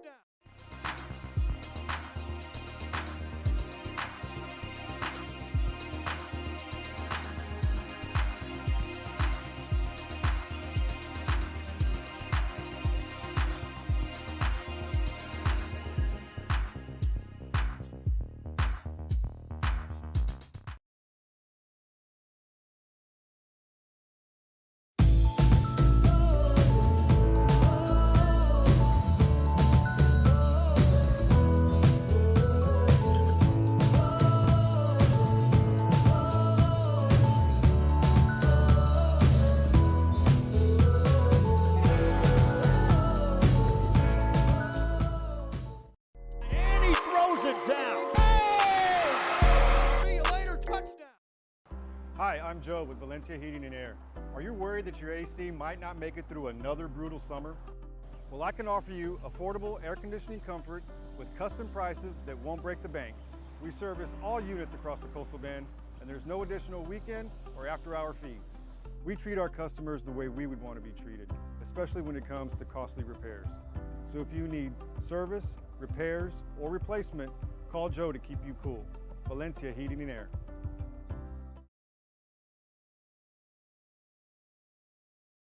Uniforms, etc., you're going to find the opportunity to purchase the best high-quality scrubs. Soon after I learned about how the EDC was helping out the community, and so I did meet with Ms. Castillo. She made it very easy, very friendly, and she walked me every step of the way. I couldn't have done it without their help. Forever Memories, Antiques and Collectibles, located at 237 North Sam Houston in San Benito, is filled with vintage items, collectibles, and a selection of vinyl records that's as good as it gets. Every shelf, every aisle, and table is filled daily by a number of vendors that ensures that something here just might be the item you have to have. The vinyl record area helps bring an added atmosphere that makes for the fun trip when stepping back in time with the memories. Forever Memories, Antiques and Collectibles in San Benito. And welcome back, ladies and gentlemen. We are on our way. Set number 2 starting with the serve from Madison Pimentel. And here's Lopez on the outside, setting that one, but Griffith ready for it. That's Winters sending it over. Cullum setting up for McCoy. And McCoy, another finesse play up on the net. And McCoy rolling here, having a really good start in set number 1. Finishing that set strong, and here's Pimentel with the jump serve. Zamora setting up DuPont, and DuPont right towards Guerra, and Guerra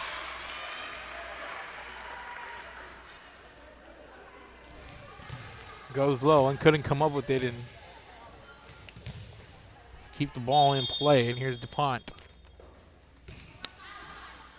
Sends that one right onto the top of the net here, and King with the 2-1 lead.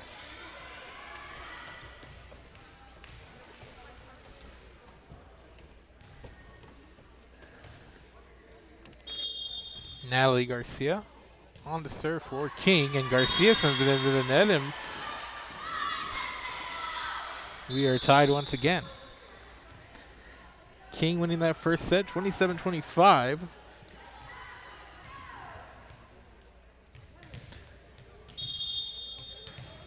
They lead 1-0, and here's JD Zamora with the serve. It's set up, here's McCoy, and McCoy into a double block. Courtesy of Katie Winters and Caitlin Vetta.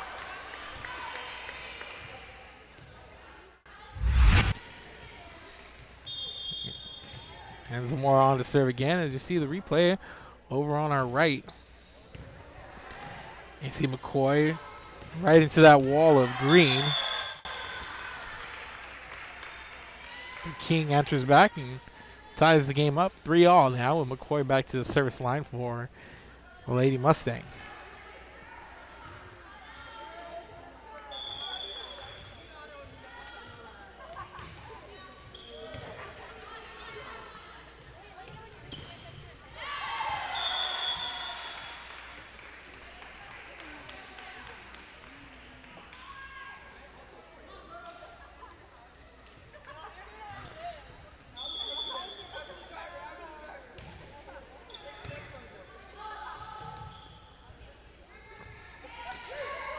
Ball sent over. There's Lopez. There's Zamora. It's popped up, but whistle and over to King.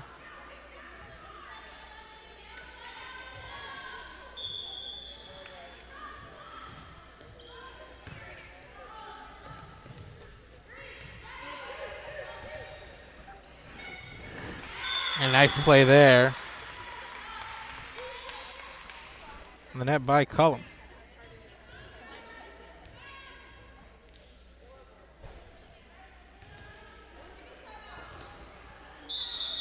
And King doubling up Bishop, and we're going to get an early timeout from the Lady Badgers.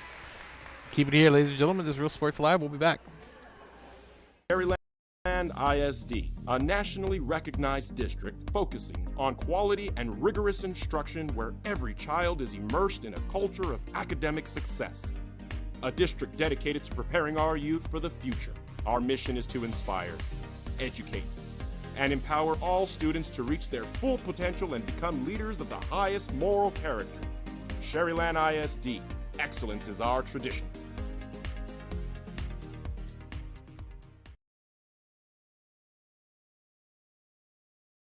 The Brownsville Independent School District continues to provide a safe environment for enriching education.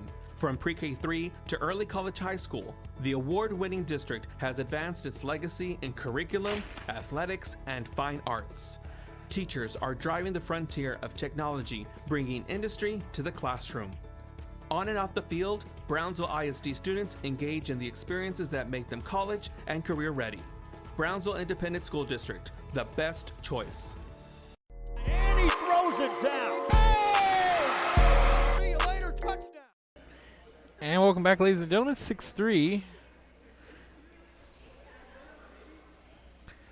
King in front of Bishop, and Lily McCoy over to serve for the Lady Mustangs. Here in set number 2, Lady Mustangs leading 1-0. They took set number 1, 27-25. A lot of power there in that outside. And it's Katie Winters coming out of the timeout strong for Bishop, and sends it into a couple of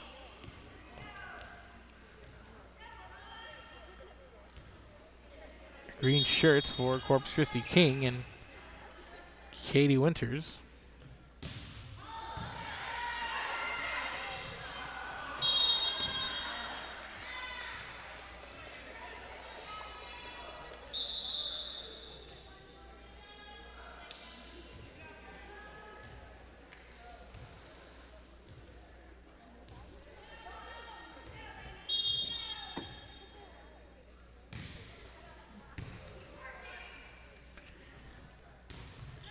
And there's DuPont.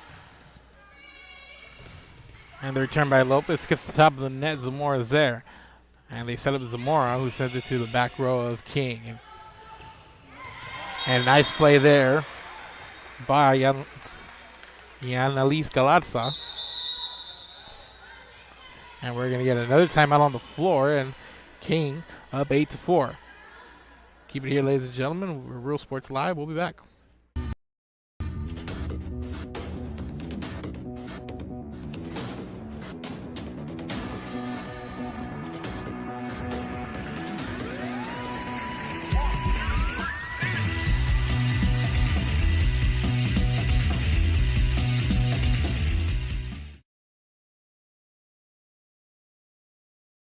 Music lovers, you have to stop and see the assortment of records, tapes, and records memorabilia at Forever Memories today. Located at 237 North Sam Houston in San Benito, Texas, there's over 10,000 records on display and more coming every day. Looking for your favorite album from the past, first pressings, collectibles? How about a 45 with a single you just have to have? Freddie Fender, Johnny Cash, Hank Williams, Elvis, Beatles, blues, rock, classics, Tejano, it's all here. Organized and priced for you. Forever Memories, 237 North Sam Houston, San Benito. Down. See you later, touchdown. And welcome back, ladies and gentlemen. Coming out of that timeout. And it's King here making a nice play on the net defensively, and now they lead 9-4.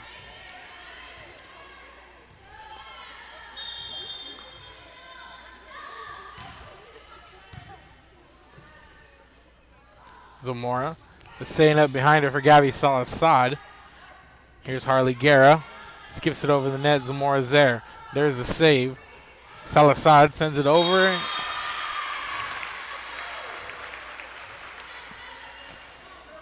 And picks up the point.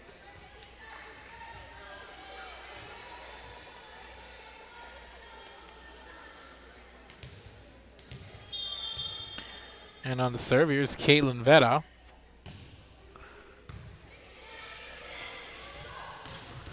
And there's Galarza. Strong outside hit for the point. And King double up again, and it's a 10-5 lead. And here's Guerra. And it's going to fall out of play. That one was rather close.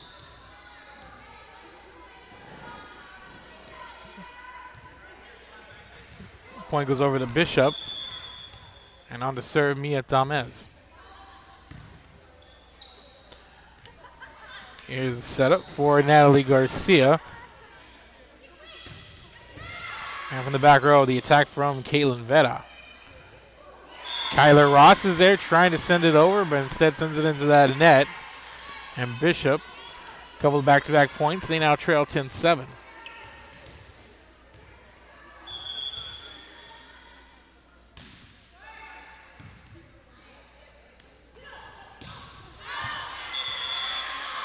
And Libby Foster, a little bit too much on it there.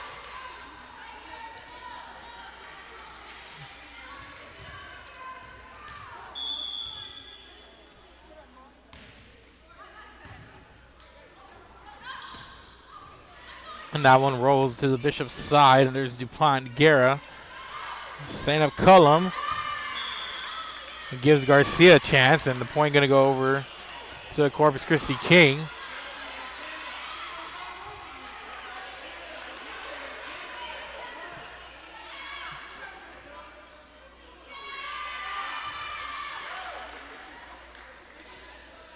Or rather, the point's going to go over to Bishop as the officials figuring it out here.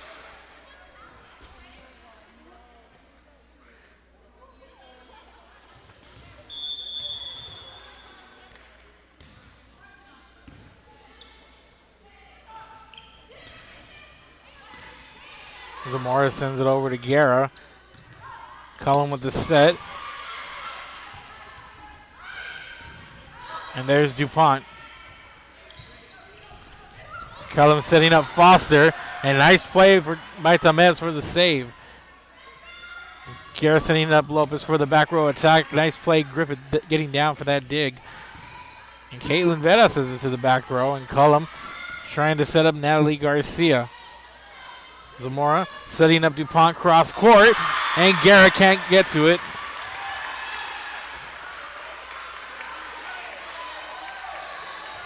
And nicely done as Bishop ties it up. It's 10-all.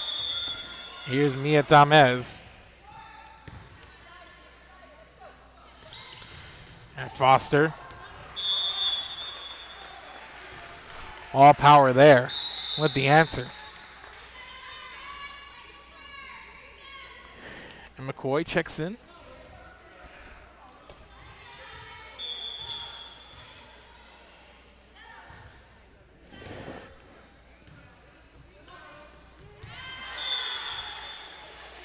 And a miss hit there by Caitlin Vetta.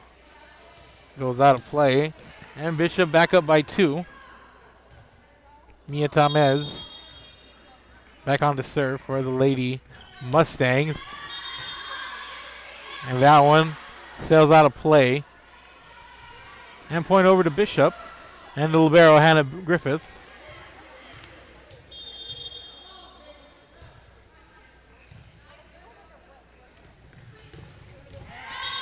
And there's McCoy. Just checking in a moment ago and comes out, makes a play.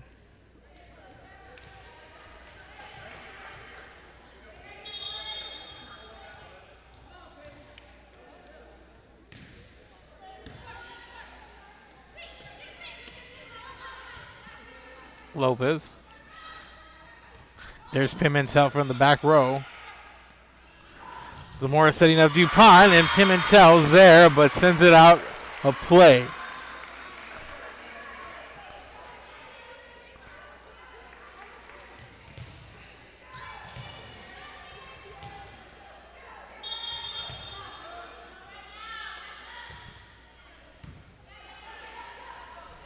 They set up McCoy there, but Zamora and Winters were ready for it. Nice defensive play by the Lady Badgers, and we're tied at 13.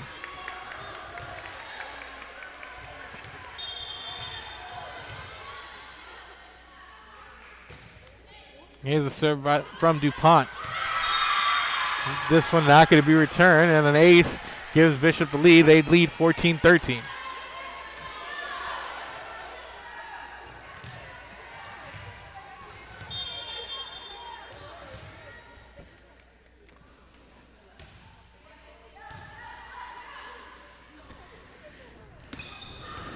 And Lopez with the spike sends it back deep. And that's going to be off of Griffith.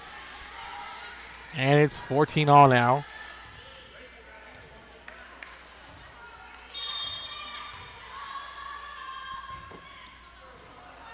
Natalie Garcia on the serve. Zamora sets up Vetta. There's Garcia. They set up McCoy again, and Zamora's ready for it, and DuPont returns. Set up Lopez on the outside, and that one out of play, and Bishop back in the lead.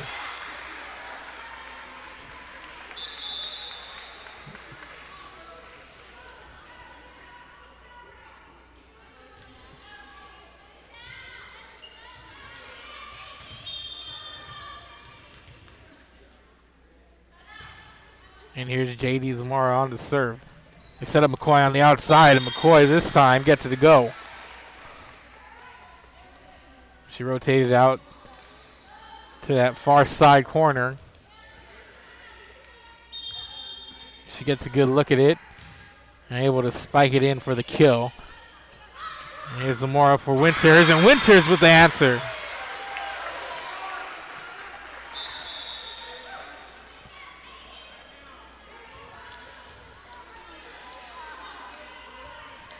Bishop in front, 16-15.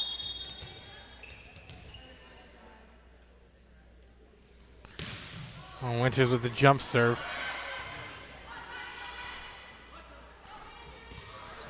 Galarza with the return.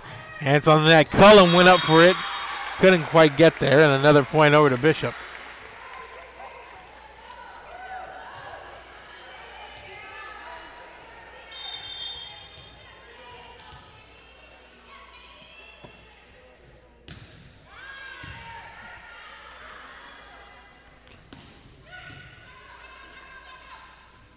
Morris sets up Back row attack for Winters. Falls, and it's a 3-point lead for Bishop.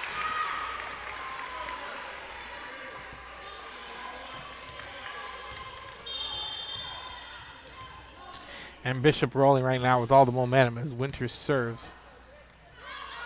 Set up for Galarza. Galarza over to Winters, way up high, but Zamora sets up Veta, and Veta sends it over and out.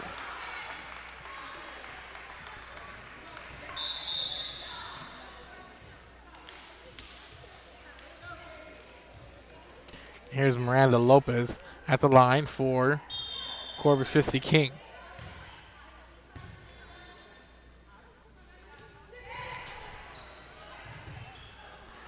Lopez waits for it, sends it over. Zamora setting up Veta on the far side, but there's Lopez. Here's Libby Foster, and Foster with authority. Sends it right towards Hannah Griffith, who wasn't ready for it. Or rather, she was, but a lot of power. Put out there by Libby Foster.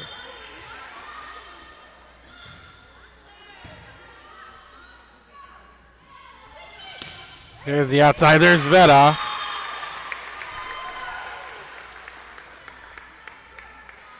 And her spike heads to the back row, and Kyla Ross tries to find it, goes low, can't get there in time, make a play. And Veta with the serve. There's Ross. Galarza. Met by Gabby Salazar at the net, and it's a 3-point game once again, 20-17, and Bishop in front.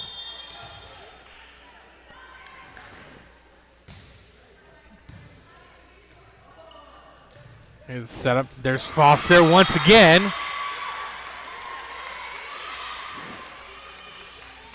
And Foster just to the middle part of the floor on that back row.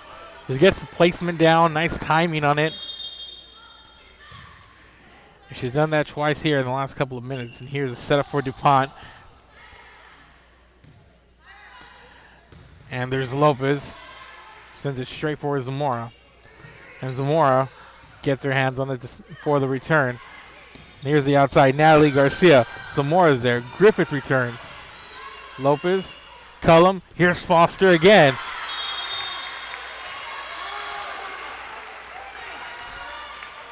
And they're going to say that one out of play. It looked like it might have went off one of the hands of a Bishop player, but no dice if you're cheering for King. And it's a 3-point game once again with Bishop in front. And here's Mia Tamez with the serve. And they set up Foster again. And there's Zamora getting low for it. They're going to set up Foster once more. Nice play there by Veta. Whistle. King point.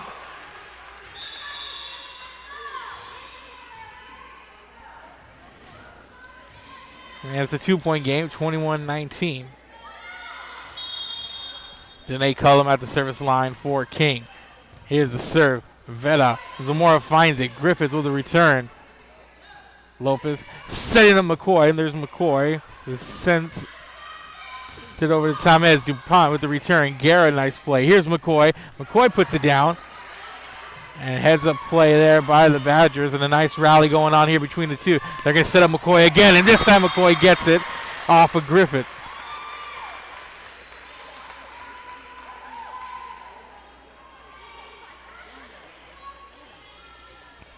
And Lillian McCoy makes it a 1-point game, and that size around the net for King, whether it be Foster or McCoy, a really big reason why King's been successful. And there's an ace there by Cullum, and we're all tied up at 21 all.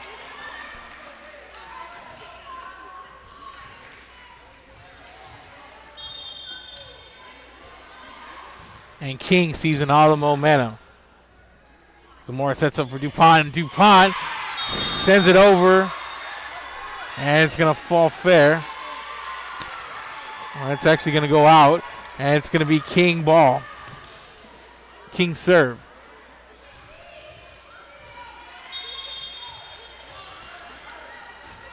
And here's Cullum on the serve. Zamora sets up DuPont. And that one out of play. But they're going to say one of the King players got a hand on it. It's 22-all.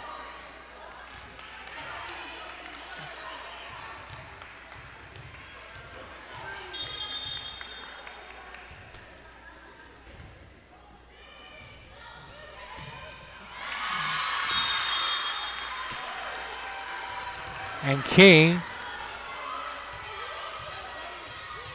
gives up the lead once again. Bishop on to serve. Here's Griffith.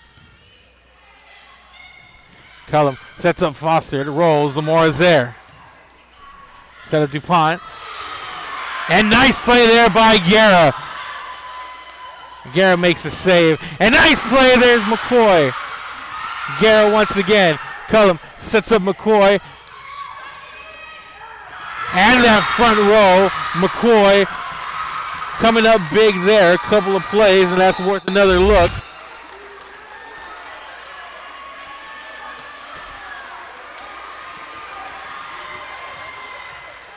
See, and then McCoy got a couple of shots at it and finally able to get it to go, and it's 23-23.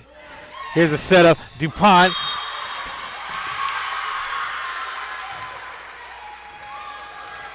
Into a double block. And King with a chance now. Take a 2-0 lead. And we're going to go to that replay. We'll see what happened.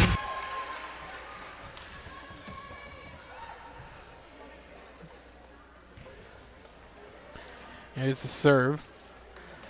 And DuPont set up nicely there, but Lopez and McCoy were there making all the difference. And it's a 24-23 lead for King. They lead by one set. They won the first 27-25. Another close set here. And things really picking up here late.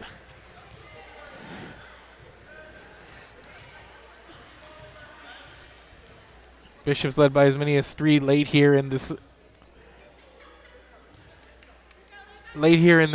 set. So Madison Pimentel on the serve for Corpus Christi King. Her team a point away from taking a 2-0 lead.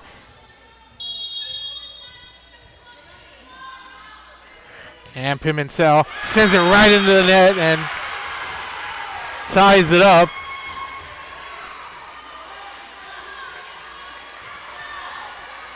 And now what you like to see, especially with the set on the line, it's 24 now with DuPont back to serve for Bishop.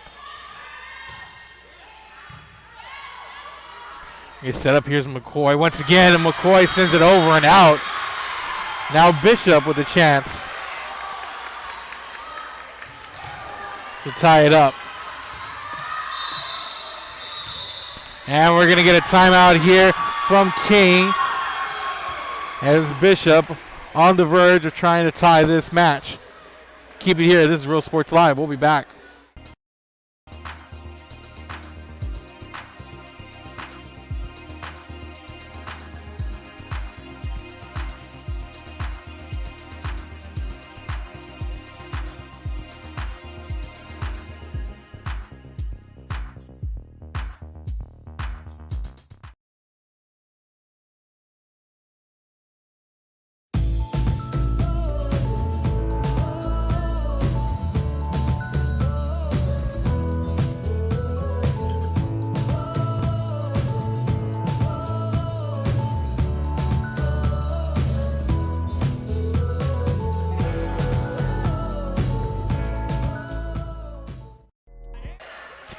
And we're back, ladies and gentlemen.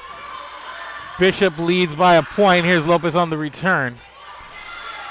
Here's a setup from Zamora. And Cullum's there, but Guerra makes a nice save, and McCoy sends it over. Here's Zamora for Winters. DuPont setting up for Winters again. Lopez. Guerra's there. Pimentel on the return. Griffith. And here's Winters. Pimentel on that back row. They set it up for McCoy again, but Zamora's there. Here's Lopez on the outside. Griffith there ready. DuPont sends it to Garcia. And here's Pimentel. Zamora setting up Winters center of the net. And it's a tie game. As it goes off of Danae Cullum after a lengthy rally. And Bishop wins 26-24. We're all squared away here in this match. Couple of nice plays on both sides. And there's Winters. Finally is getting it to go there as Danae Cullum sends it out of play. And Bishop wins set number 2, 26-24. To set 3 we go. We'll be back. This is Real Sports Live.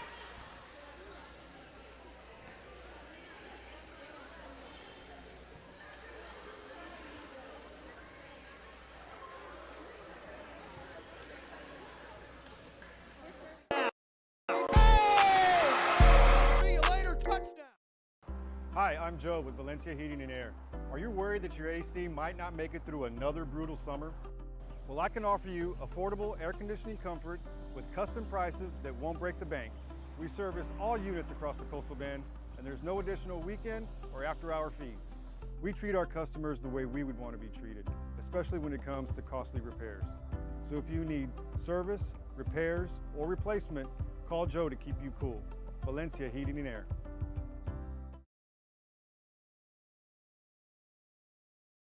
Uniforms, etc., you're going to find the opportunity to purchase the best high quality scrubs. Soon after I learned about how the EDC was helping out the community, and so I did meet with Ms. Castillo. She made it very easy, very friendly, and she walked me every step of the way. I couldn't have done it without their help. Forever Memories, Antiques and Collectibles, located at 237 North Sam Houston in San Benito, is filled with vintage items, collectibles, and a selection of vinyl records that's as good as it gets. Every shelf, every aisle, and table is filled daily by a number of vendors that ensures that something here just might be the item you have to have. The vinyl record area helps bring an added atmosphere that makes for the fun trip when stepping back in time with the memories. Forever Memories, Antiques and Collectibles in San Benito.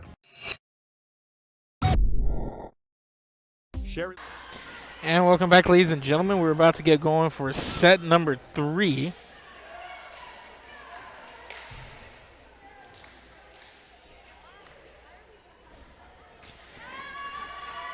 And we are squared away at 1, set 3 coming your way. And Bishop with a strong finish to set number 2. They've tied up this match, and it's now a best of 3.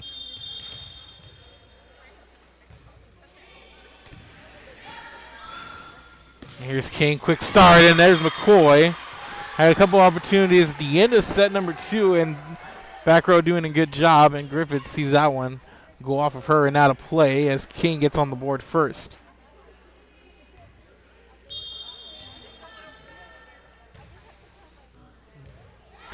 And here's a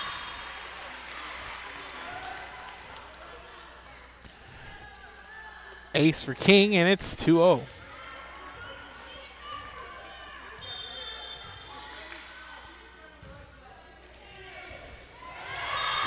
And another. And King with a 3-0 start here coming out.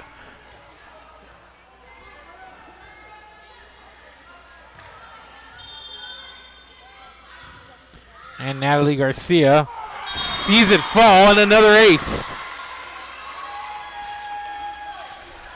And Natalie Garcia can't believe it as she heads back to the service line.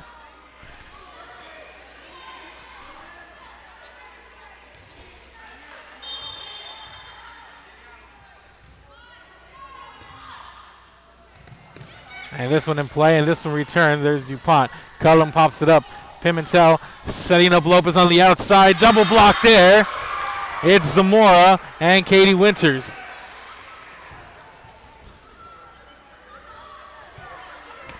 Coming up with a double block there on the net.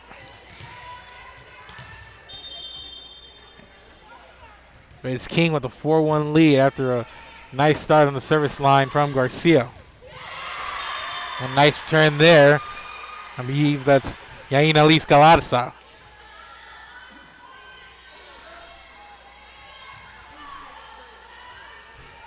Lily McCoy on the server, team up 5-1.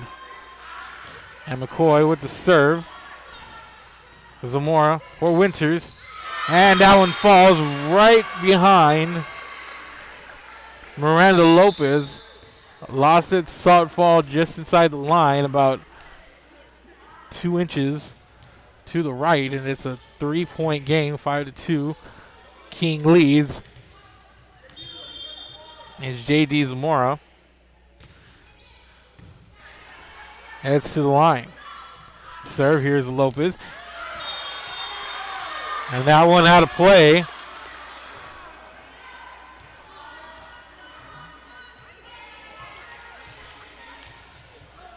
And it's 5-3. Zamora. Here's a setup. Galarza. And DuPont's waiting for it. Zamora setting up Vera. Cullum on the outside, and Lopez is ready for it. And Lopez with a nice attack on the outside. Picking up the kill.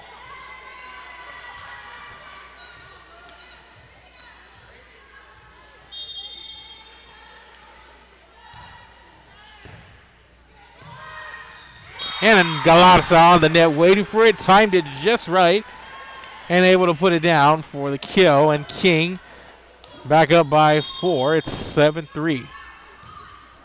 And Lopez into the net.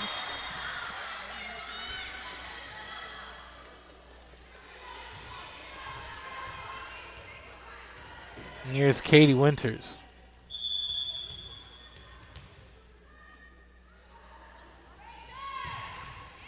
Winters with the jump serve. There's Lopez. Cullum. And Harley Garrett sends it over. And Garrett with the back row attack for the kill.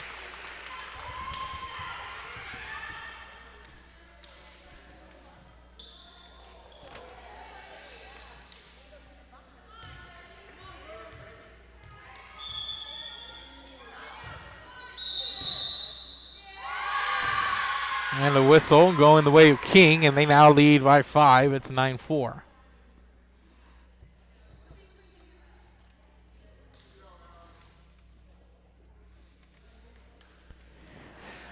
A little bit of discussion on the court between Bishop and one of the near side officials.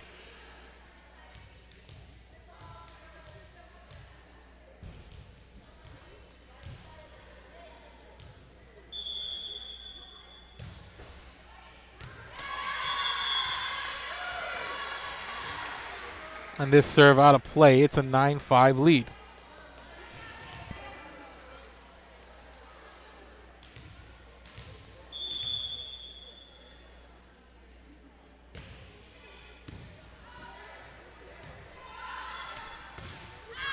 Harley Garrett sends it over and out, and a couple of points in a row off of some King miscues, and it's a 3-point lead. King leads 9-6 with the serve. Belongs to Bishop, and here's Caitlin Vetta.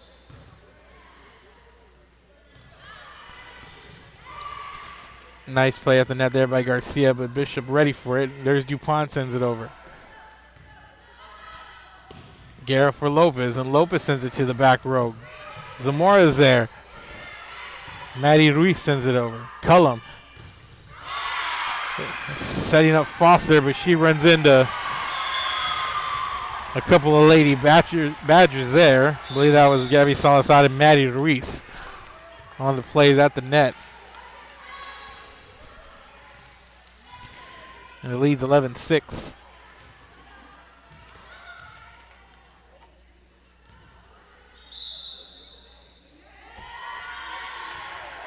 And we're going to get a timeout on the floor. King leads Bishop 11-6 here in set number 3. Keep it here. This is Real Sports Live.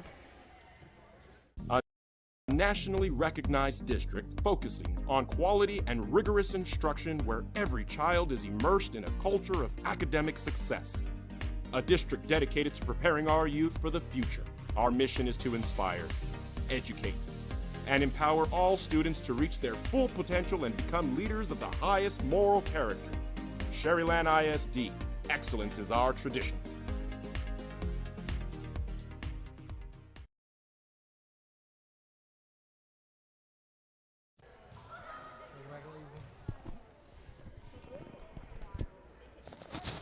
Welcome back, ladies and gentlemen. We're in the middle of set number 3. King coming up big here at the start of set 3. They're up 11-6.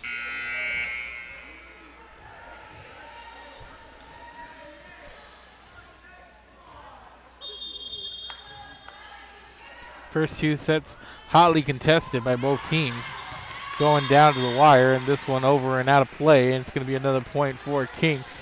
First set went to King, 27-25, and then Bishop winning set number 2, 26-24.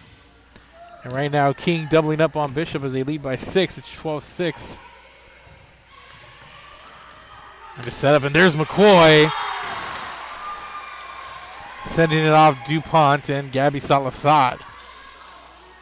And it's a 7-point. And Athletic on the net here. And this one a little bit too much by Maddie Ruiz. And King just rolling here in set number 3.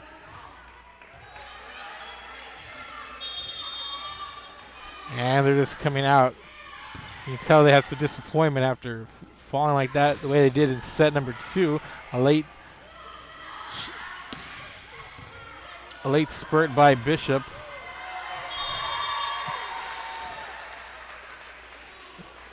Gave him the win in set number 2, but they've come out here a little sluggish, and King up by 10. It's 16-6. Here's Cullum with the serve. Here's a setup for DuPont and into the net there.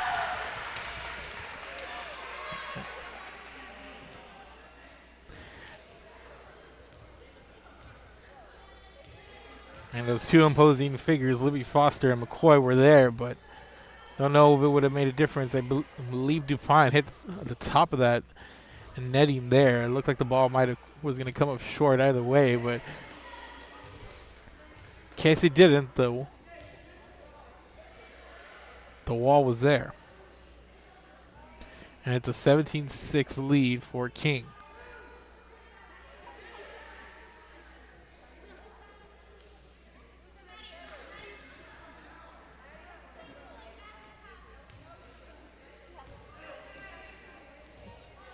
So Danae Cullum back to serve. After 2 tight back and forth sets to start, King has come out here and put it on Bishop. And we have the officials checking the rotation, making sure all is in order. I believe we're ready to go now with Danae Cullum back to serve for Corpus Christi King.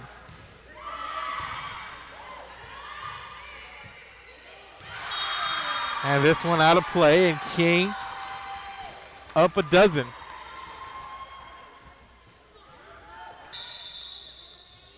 And they're right back there to Tamez.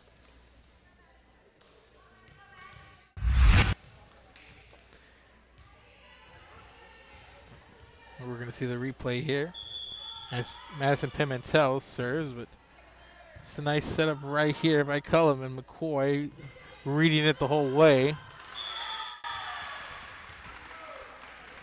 Another ball out of play, and it's a 20-7 King lead. They lead by a baker's dozen. It's Madison Pimentel sends it over. Zamora. Guerra on the outside for Lopez. Lopez to Tamez, who puts it up, and it hits that near side pole and out of play.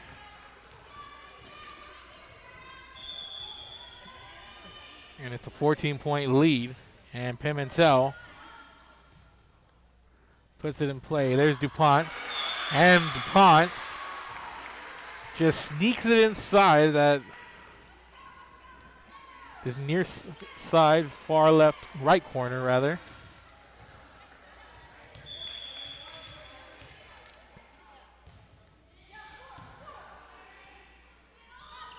Set up on the outside for Lopez, and Veda's there for it. And Zamora runs into Griffith. McCoy setting up Cullum, and McCoy right back the other way.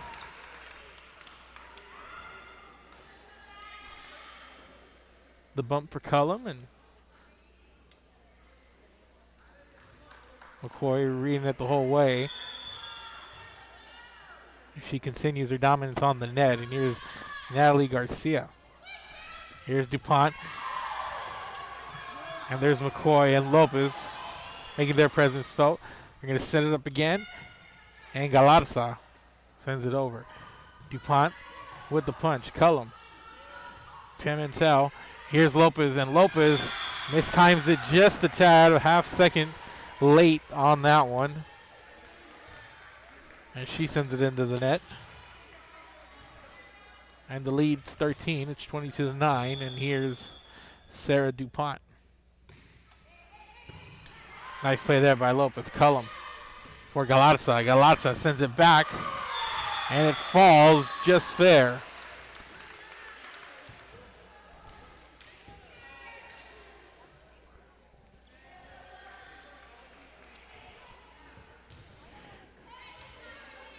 And here's McCoy on the serve. Zamora for Winters. And Winters over and out.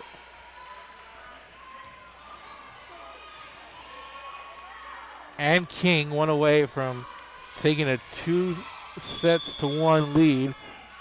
They lead by 15. Barring something drastic here.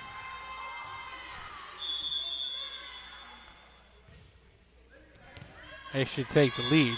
And this one sent out a play, and it's back down to a 14-point lead. And McCoy gonna have a seat, take a breather, well deserved. It's just had a monster game. And on the line to serve is gonna be JD Zamora, who's had a really solid game in her own right.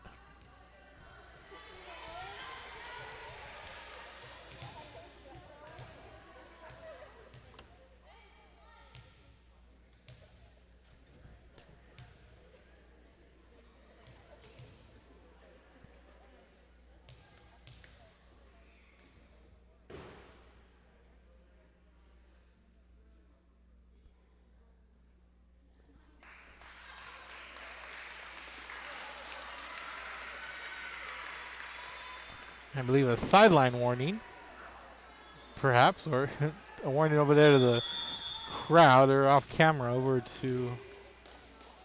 on the home side. Here's Cullum. Galarza with the runner. Here's Winters, and she sends it out, and that's going to do it here for set number 3. Corpus Christi King with an emphatic answer. They win 25-10 in set number 3. Headed to set 4. Can King wrap it up here, or can Bishop rebound and force a 5th set? Keep it here. This is Real Sports Live. We'll be back. District continues to provide a safe environment for enriching education. From pre-K3 to early college high school, the award-winning district has advanced its legacy in curriculum, athletics, and fine arts. Teachers are driving the frontier of technology, bringing industry to the classroom. On and off the field, Brownsville ISD students engage in the experiences that make them college and career ready. Brownsville Independent School District, the best choice. And he throws it down. Hey! See you later, touchdown.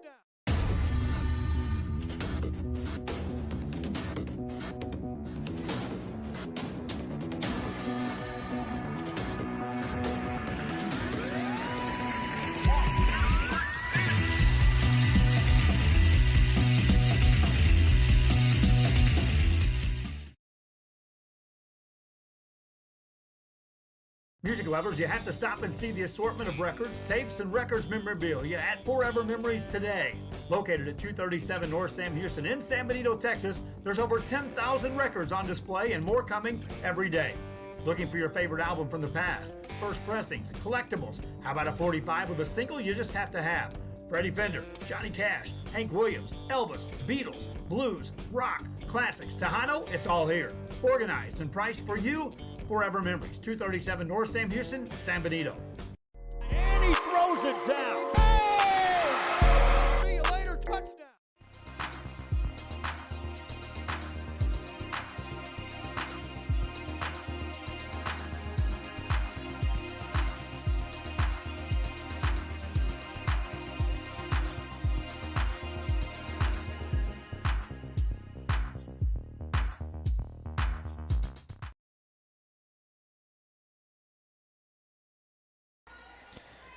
Welcome back, ladies and gentlemen. We are headed to set number 4.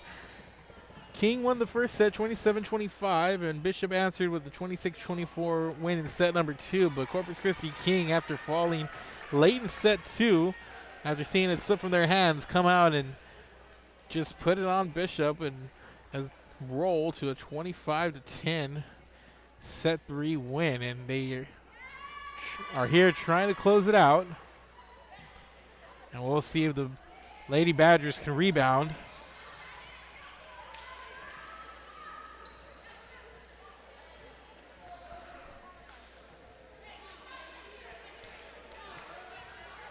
So starting things off here is going to be Madison Pimentel for the King Lady Mustangs. Here's a jump serve, Pimentel.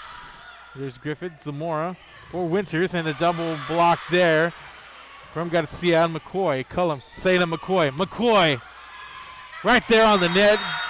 Gets a return after a nice play by Veta, but McCoy is ready for it. And she has just had herself one heck of a night.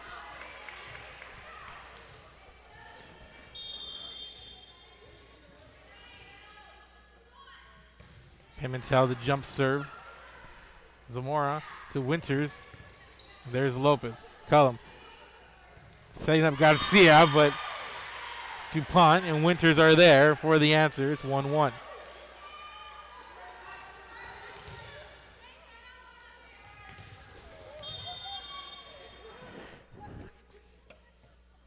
DuPont with the serve. Set up. There's McCoy, and McCoy on that center net once again, almost automatic.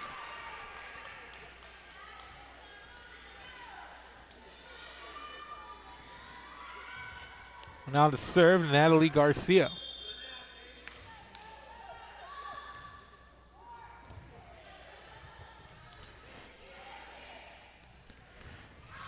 And McCoy at the net, and Winters is there, as is Veta. And 2-2, and we are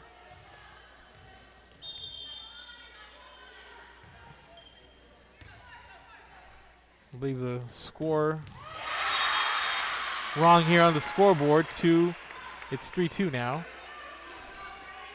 We correct on the home scoreboard here, and we correct it on our screen, and it's a 3-2 lead after Bishop comes up with that point. And here comes J.D. Zamora. Zamora has had one of those quiet, solid games as a setter, but she's been on point here, and she's played very well up front. And Galarza gets to send back her way from Winters and Ruiz. Guerra pops it up. They set it up, and there's McCoy. Zamora ready for it. Ruiz setting up Veta. Veta over. Pimentel ready for it on the back row. And there's Lopez. And Ruiz and Winters there for the double block. Send it rolling back to the other side of the net, and we're tied at 3-all.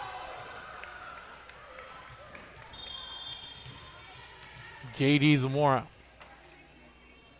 on the serve now. Pimentel, Cullum, Lopez, center net. Griffith is there, gets down low for that dig. And there's McCoy, goes head-to-head with Winters, and point McCoy.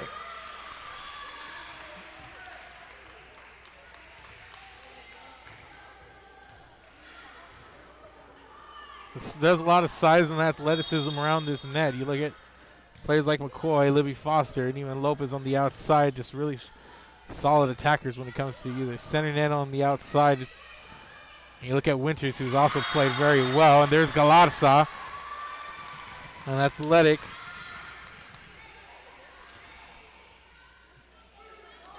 tall presence on the net in her own right. And King with a 2-point lead. And here's Lydian McCoy. Zamora sets up Winters, and Gers Galarza. Nice play there by Galarza on the net, and as Veta able to save it sort of and send it over, but out of play, and King doubles up on Bishop. It's 6-3.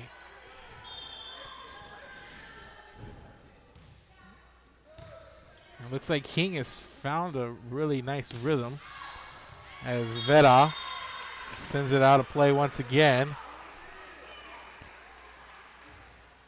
And the lead's 7-3, and another early timeout here for Bishop as King comes out swinging once again. They lead.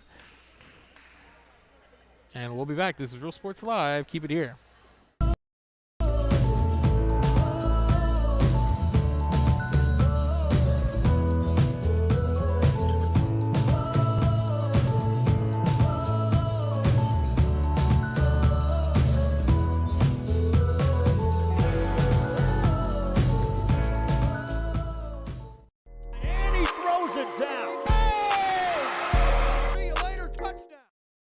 Hi, I'm Joe with Valencia Heating and Air. Are you worried that your AC might not make it through another brutal summer? Well, I can offer you affordable air conditioning comfort with custom prices that won't break the bank. We service all units across the Coastal Bend, and there's no additional weekend or after-hour fees. We treat our customers the way we would want to be treated, especially when it comes to costly repairs. So if you need service, repairs, or replacement, call Joe to keep you cool. Valencia Heating and Air.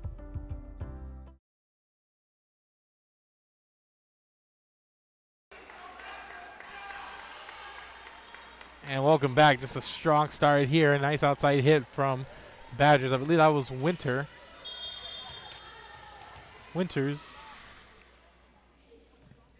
Coming out strong, and she comes up with the ace. So back-to-back good plays, and Bishop coming out strong in that timeout is what you want to see.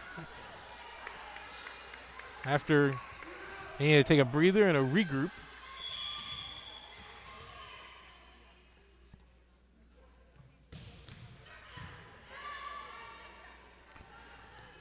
Galarza runs into a couple of Lady Badgers on the net. Gabby Salazar and Maddie Ruiz. And that's 3 straight points coming out of a timeout by Bishop. And the lead's 1. There's Lopez. Over to Zamora.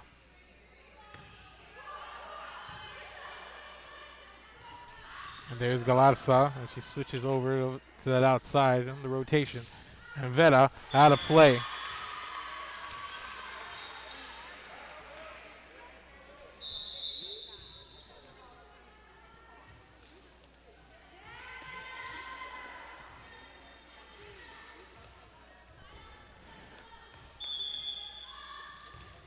Miranda Lopez on the serve. Zamora sets it up for Reese. And Guerra for Foster on the outside. And then another nice defensive play. Salazar and Ruiz come up big on that net.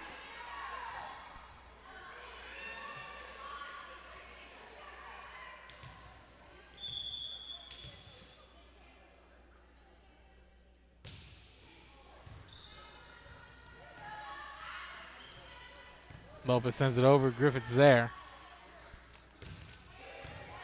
Veta. And Guerra keeps it alive.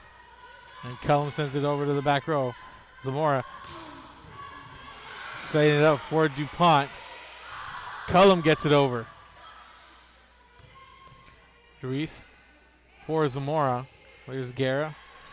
Cullum setting up Foster, and Foster delivers.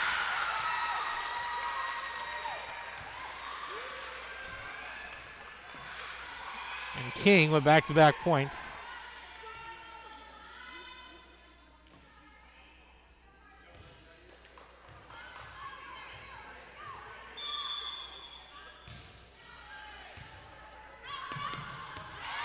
And this one won't be returned, and King back up by 3. And it seems like they've established a rhythm heading into that third set, and a lot rolling their way now for the Lady Mustangs. There's DuPont. Guerra for McCullum. On the outside, here's Garcia. Griffith ready for it. Zamora setting up DuPont. DuPont goes up strong, and Guerra sends it up high. Zamora setting up for DuPont. DuPont hesitated a little bit, and they set it up for Garcia on the outside. Zamora, DuPont is going to go again. Garcia, Cullum, setting up for Lopez on that back row attack. And nice play by Lopez as she comes up, and they're going to set up Foster, and Foster with too much on it. But she sends it to that far near side left part of the floor, that far corner. After a pretty lengthy rally, King leads 10-8, and it's going to be Mia Tamez. And nice play there by Cullum. And Foster's there, out of play.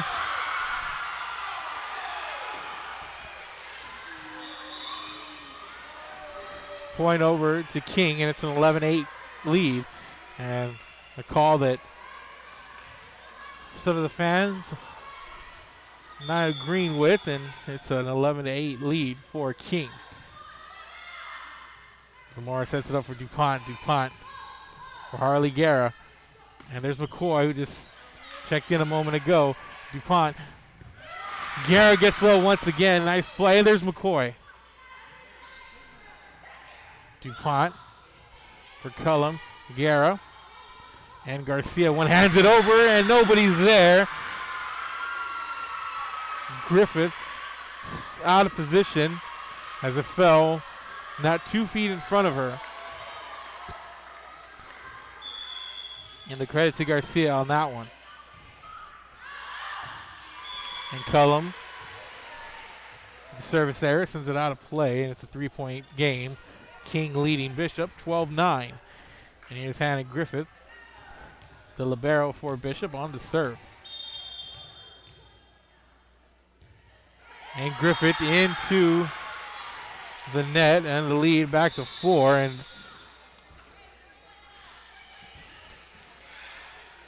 2 sequences back to back for Griffith, and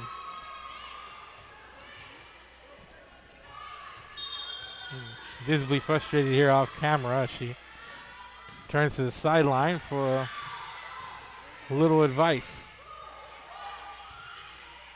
Cullum, and here comes McCoy strong, and Vetta's there. DuPont sets it up, and Griffith returns. McCoy to Cullum, way high on the outside, and there's Lopez. It looks like they were reading McCoy on that one, but Cullum with their head on the swivel.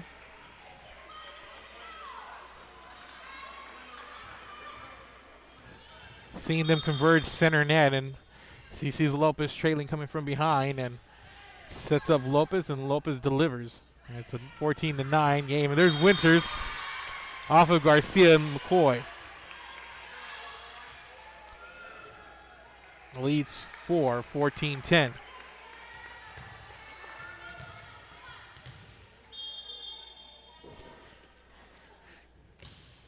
And DuPont. Here's Guerra. Pimentel into the net.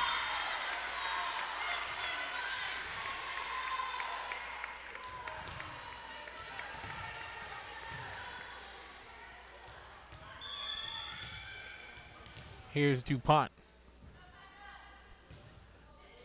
On the serve.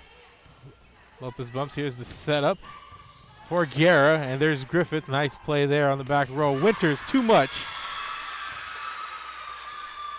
Out of play, and it's a 15-11 lead. Again, King leads 2-1. Took set 1 and set 3. And here they are trying to finish it off in set 4. They lead 15-11, but Bishop trying to hold on and force a 5th set. Galatza sends it over. Tamez. Here's Zamora. DuPont. And Galatza got a hand on it, but it falls, and nobody in the vicinity to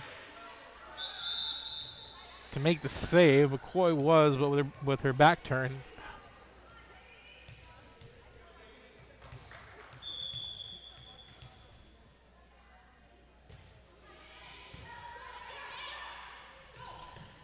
And there's McCoy. McCoy sends it over. Zamora goes low.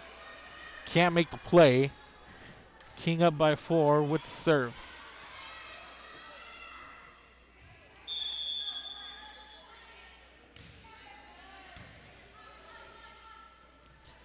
Zamora for Winters. And that one too much. And Bishop through set number 3, and now this one. It seems like they went off on their placements as they trail by 5. And this one out of play once again for Veta.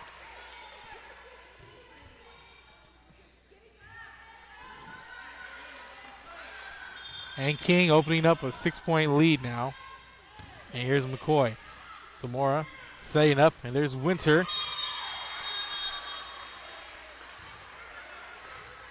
Good effort there on the bottom of the net for King, but Bishop's Winters coming up with the point there.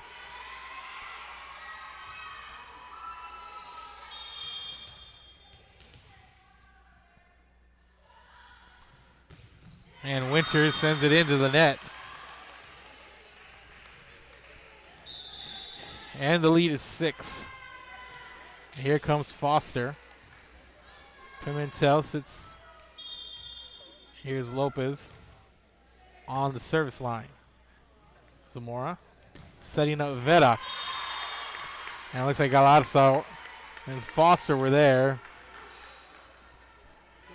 One of them made the contact, and the point going over to Bishop. And the lead's 5, and it's 19-14. Bishop trying to stage a comeback here. King trying to finish it off, and there's Cullum. Nice heads-up play on the net. Here's DuPont. And Cullum sends it over, but Zamora's there. And Salazar just, I don't want to say she wasn't ready. It seems like she saw it, might have lost it, or felt somebody coming behind her. Just sort of a play that went awry there. Here's DuPont. Zamora. Ruiz. And Ruiz on that outside attack. Picks up the kill. And leads 5, 20-15.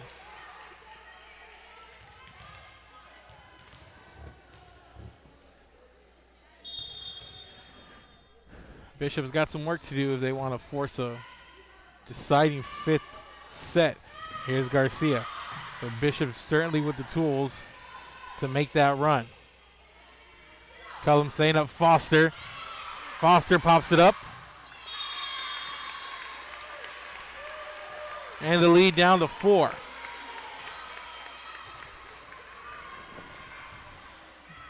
Here comes Tamez on to serve. Instead of Foster, and Foster taps it home, but Zamora was there. DuPont sends it over. Guerra, Cullum. Here comes Foster, and Foster, her attack met by Veta. And King comes out on top of that rally, and they lead by 5 once again. And here comes McCoy back in. Her and Foster now on the front row.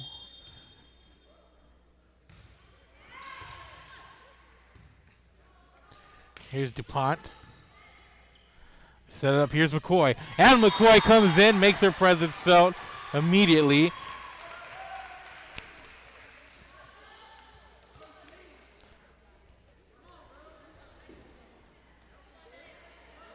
And here's Cullum on to serve. It's a 6-point game now. And we're going to get a timeout. King on the verge. They are just 4 points away from closing this out in 4 sets, but Bishop wanting to talk about it. They trail by 6. Let's see how they come out of this timeout. Keep it here. This is Real Sports Live. We'll be back. You're going to find the opportunity to purchase the best high-quality scrubs. Soon after I learned about how the EDC was helping out the community, and so I did meet with Ms. Castillo. She made it very easy, very friendly, and she walked me every step of the way. I couldn't have done it without their help. Forever Memories, Antiques and Collectibles, located at 237 North Sam Houston in San Benito, is filled with vintage items, collectibles, and a selection of vinyl records that's as good as it gets. Every shelf, every aisle, and table is filled daily by a number of vendors that ensures that something here just might be the item you have to have. The vinyl record area helps bring an added atmosphere that makes for the fun trip when stepping back in time with the memories. Forever Memories, Antiques and Collectibles in San Benito. And welcome back, ladies and gentlemen. Coming out of the timeout, let's see if Bishop can get back into this. Here's McCoy. Zamora ready for it. Veta pops it up. DuPont sends it back over. There's Lopez. And there's Cullum. And McCoy sends it down and went out of play. Falls just out. They're at that far end of the court. And the lead back down to 5. Here's Hannah Griffith. Serves it up. Cullum setting up one of her bigs. And Griffith, what a play. They're going to set up another big, and there's Foster. No dice either. DuPont goes up. Lopez sends it over and out. And Bishop coming out of the timeout with 2 straight points, and it's a 4-point game.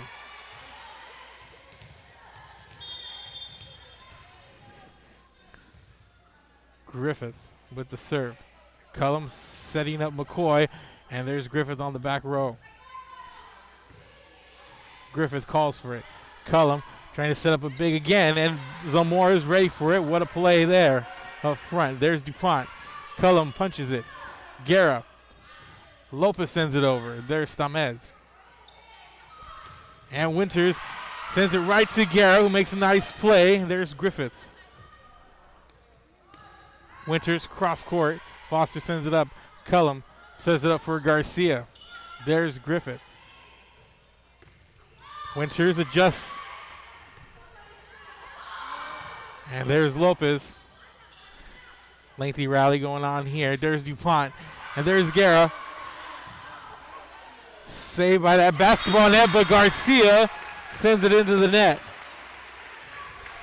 The basketball hoop up there saved it on its way down, and it's a 3-point lead now.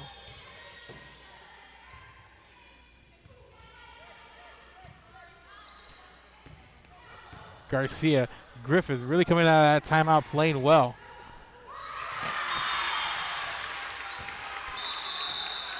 Make it 4 in a row, and Corpus Christi King calling a timeout now. And Bishop with all the momentum. And they trail by 2. Can King close it out, or can Bishop finish off the comeback? Keep it here. This is Real Sports Live. Sherryland ISD, a nationally recognized district focusing on quality and rigorous instruction where every child is immersed in a culture of academic success. A district dedicated to preparing our youth for the future. Our mission is to inspire, educate, and empower all students to reach their full potential and become leaders of the highest moral character. Sherryland ISD, excellence is our tradition.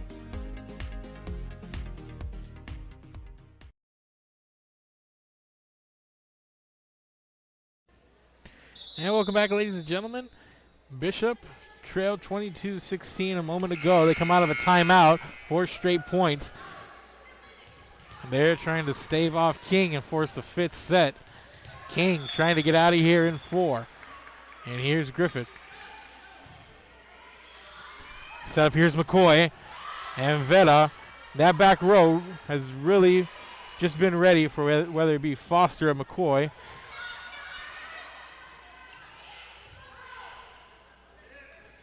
Here's Garcia. And Veta, nice play. Sets it up, and there's McCoy. Veta once again. Winters sends it over and out.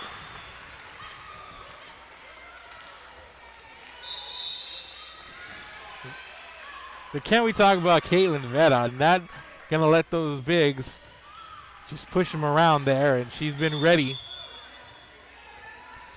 Here's Madison Pimentel.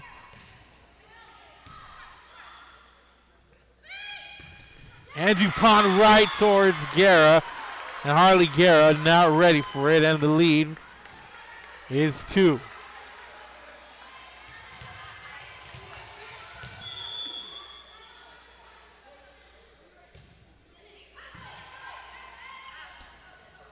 And McCoy and Zamora was ready for it. They're going to set her up again. Far side, it's Lopez. And there's Veta this time on the front. Sends it over. Lopez. Cullum. Back to Lopez. Lopez punches it. Set up for Winters. Center net. There's McCoy. There's DuPont. Pimentel's got it on the back row. Cullum setting up Guerra. Winters once again. And it goes off Guerra.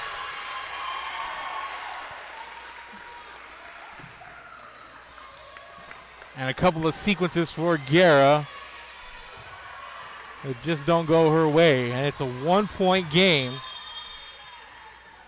Bishop trailed by as many as 6.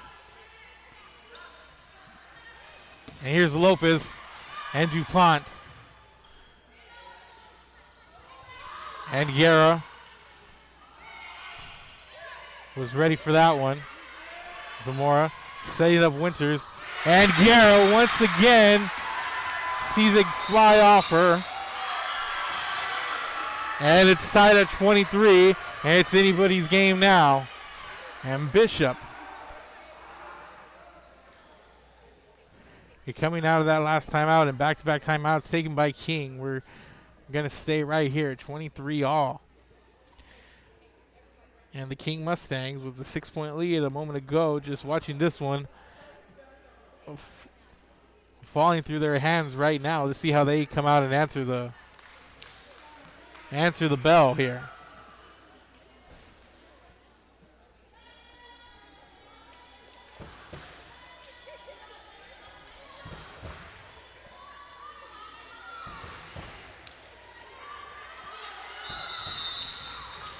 (23-23). And it's DuPont.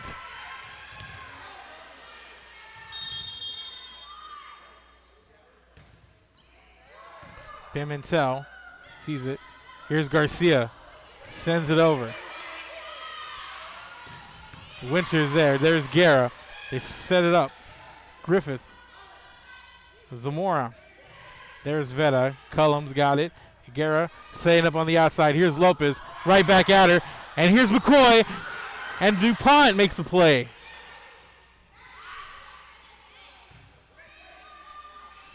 And Pimentel skips it over. Zamora's got it.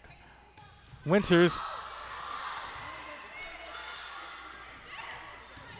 Griffith comes up to make the play. Here's Winters. Sends it cross court.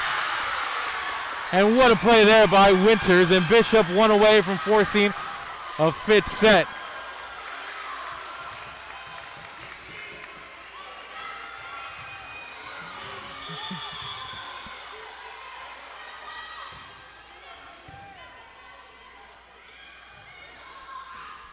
Pimentel sends it over. And Bishop has just been the aggressors as of the last few minutes in this one. And DuPont's there.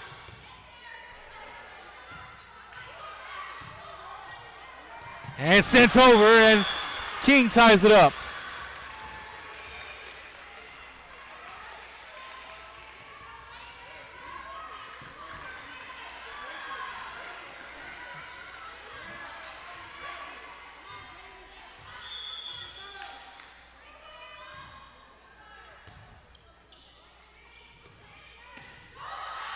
Pimentel, nice play there. The outside for Lopez. Lopez sends it over. Nice play there by DuPont. Winters two hands it over. Cullum. Pimentel sets up for Lopez. Lopez to Griffith. Zamora, and there's Veta. Pimentel's there. And Lopez gets it to fall.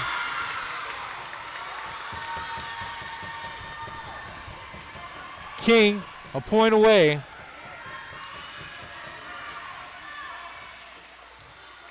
Back-to-back points by the Lady Mustangs. And Garcia.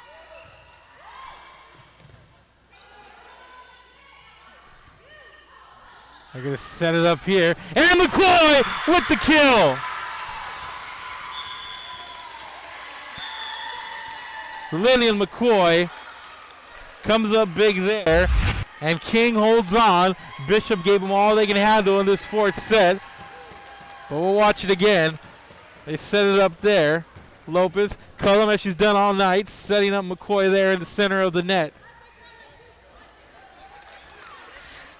And Lillian McCoy comes up big, 26-24. King wins in straight sets. Thank you for watching, ladies and gentlemen. Make sure to go follow us on all our social media accounts, Facebook, Twitter, YouTube. Make sure that everybody who's probably looking for this game, let them know it's here, share it, and go rewatch it. Thank you guys for watching and have a great night.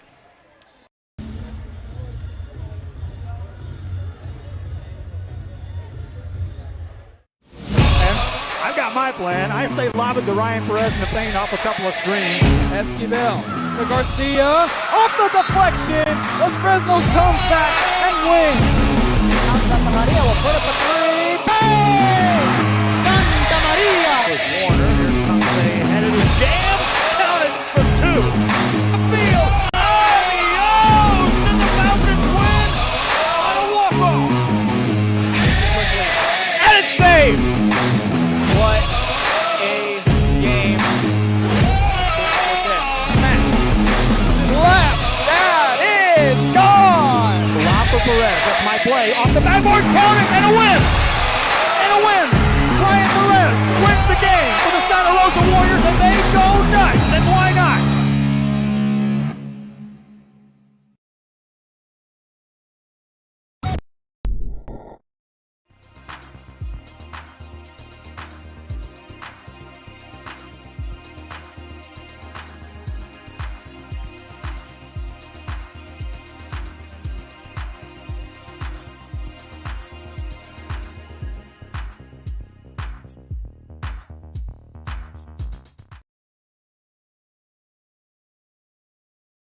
If you want to get in the game, come to Myra Sports and more. Basketball gloves and uniforms too, customized for you. Your family tradition, from generation to generation. From Pee Wee to the MLBs, you can count on us. Your hometown sporting goods store since '76. Myra Sports and more, where kids get cool stuff. Hi, we're the Carol Cheerleaders, and you're watching Real Sports Live. Come on down to Staple Street Meat Market with the best selection of quality meats, beef ribs, Angus beef fajitas, and Staple Street brand sausage, featuring our new authentic family recipe for pony spices. Check out our weekly specials. Your one-stop shop for everything you need for your next barbecue: ice, charcoal, wood, and adult beverages. We are your local football headquarters. Look for our new location coming early 2022 at 7418 South Staple Street. We're a proud advertising partner with Real Sports Live and the Coastal Band and RGV, and supporting all our local sports and athletes. Staple Street Meat Market. In honor of the United States of America, we ask everyone please rise. And welcome, ladies and gentlemen, to Real Sports Live. We're here from Corpus Christi Veterans Memorial High School for a big game, district game between Corpus Christi Veterans Memorial and Flower Bluff. We're going to have the national anthem, and then we'll be right back.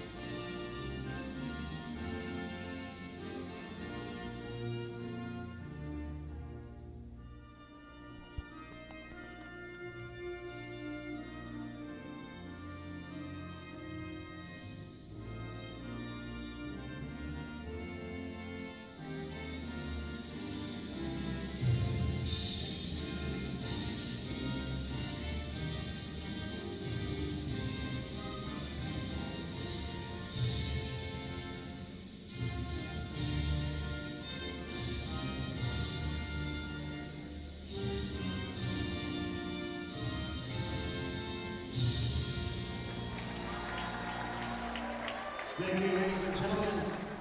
And as always, we tip our hats to all those veterans in the house and To all the veterans who lost their lives defending the greatest country in the world, the United States of America, from all 5 branches. Thank you all very much, and God bless for that. Before we introduce our starting line, our visiting team and our home team, we have some special guests in the house. Childhood Cancer Awareness Month is occurring now. And we Welcome back, ladies and gentlemen. We're Real Sports Live. That are going to represent the Childhood Cancer Awareness Month. As a volleyball program, Corpus Christi Veterans Memorial getting ready to take on Flower Bluff here in a big district game. It's a fight against cancer. Packed house here. Well, as packed as it can be, but big crowd in the house for Veterans Memorial as they have a red out night. Aiden, where are you, Aiden? Aiden, go ahead and go over there. Get your volleyball. Young man right here.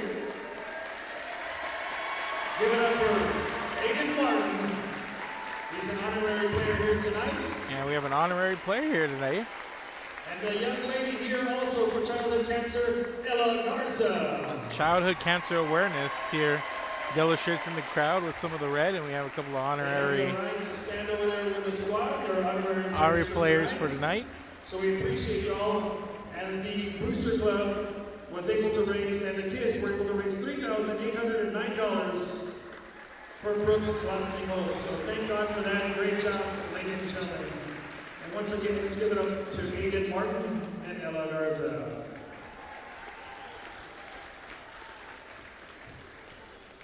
All right, ladies and gentlemen, it's now time to meet the visiting Flower Bluff Lady Hornets. Now we're going to have the introduction for the visiting Flower Bluff Lady Hornets.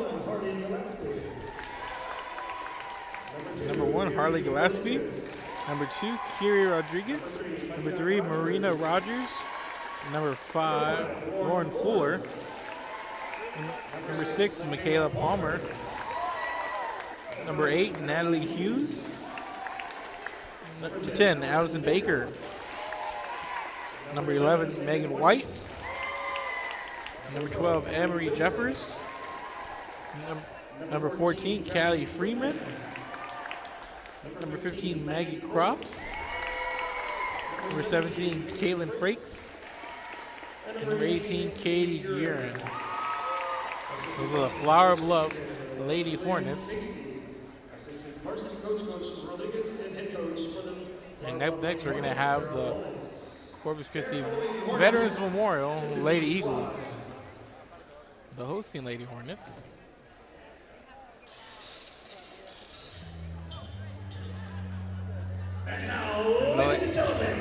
So we're going to start from the top with the Lady Hornets. The Lady Eagles for Corpus Christi Veterans Memorial. Up first, Mia de la Peña. And number 2, Amber Geyer. Number 4, Julia Anguiano. Number 5, Jordan Lott. Number 6, Tatiana Mosley. Number 7, Amari Lisa Pettis. Number 8, Mia Rodriguez. Number 9, Jillian Rye. Number 10, Olivia Salgado. Number 11, Miranda Valenzuela.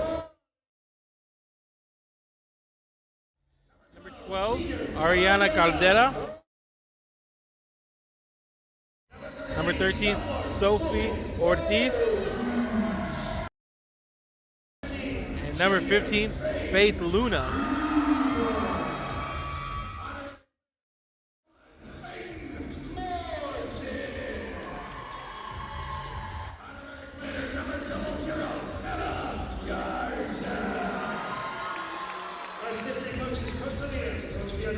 Ladies and gentlemen, those are the team rosters and the opening announcements. We're going to take a quick break, and then we're going to be right back with the opening serve right after this. We're Real Sports Live. Keep it here. At Texas A&M University, Kingsville, we are a family. We support each other through thick and thin. We work together, grow together, excel together. We inspire each other to become the great minds of the future. We are here to ensure you succeed. Apply today to get started. This is your time.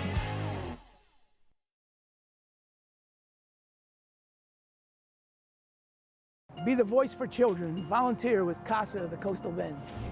Help us break the cycle of child abuse and neglect. Attend one of 4 information sessions and learn how you can become a CASA volunteer, providing children in foster care strong voices, healing hearts, and the opportunity to thrive. After all, these children are our future.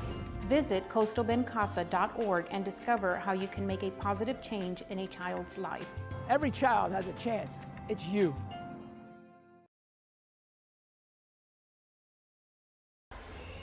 And welcome back, ladies and gentlemen. We're Real Sports Live, and we are about to get underway here. Corpus Christi Veterans Memorial hosting Flower Bluff in a big-time, high-stakes game here in the district.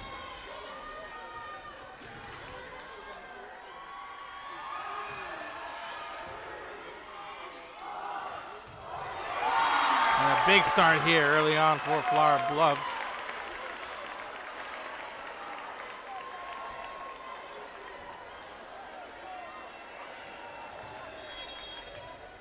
On the net there, the Lady Hornets start off aggressively, and here's a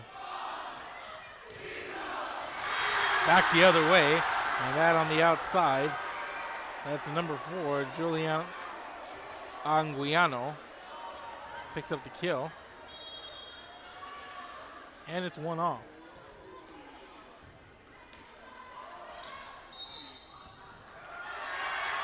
And a whistle on the infraction going to go against Flower Bluff.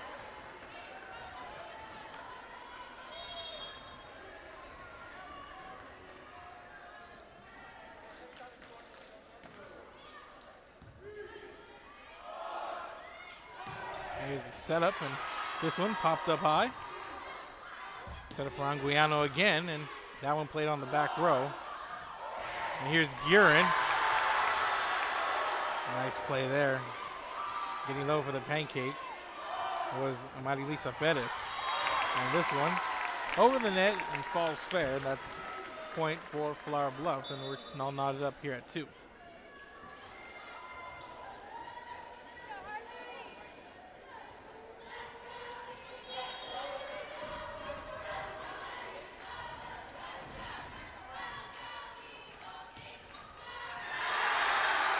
And this one, the hit on the outside for Veterans Memorial, and they lead 3-2. And back and forth here in set number 1, and on the serve for Veterans Memorial is going to be Ariana Caldera. And Caldera on the serve. Hits it out of play, and we're all knotted up at 3-all.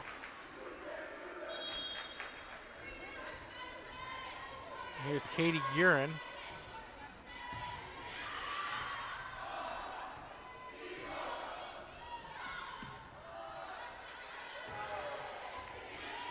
Here's a back row attack from the libero. That's number 6, Michaela Palmer. And this one goes out of play, and it's tipped, and it's going to go the way of Veterans Memorial, and it's 4-3 start here for Lady Eagles.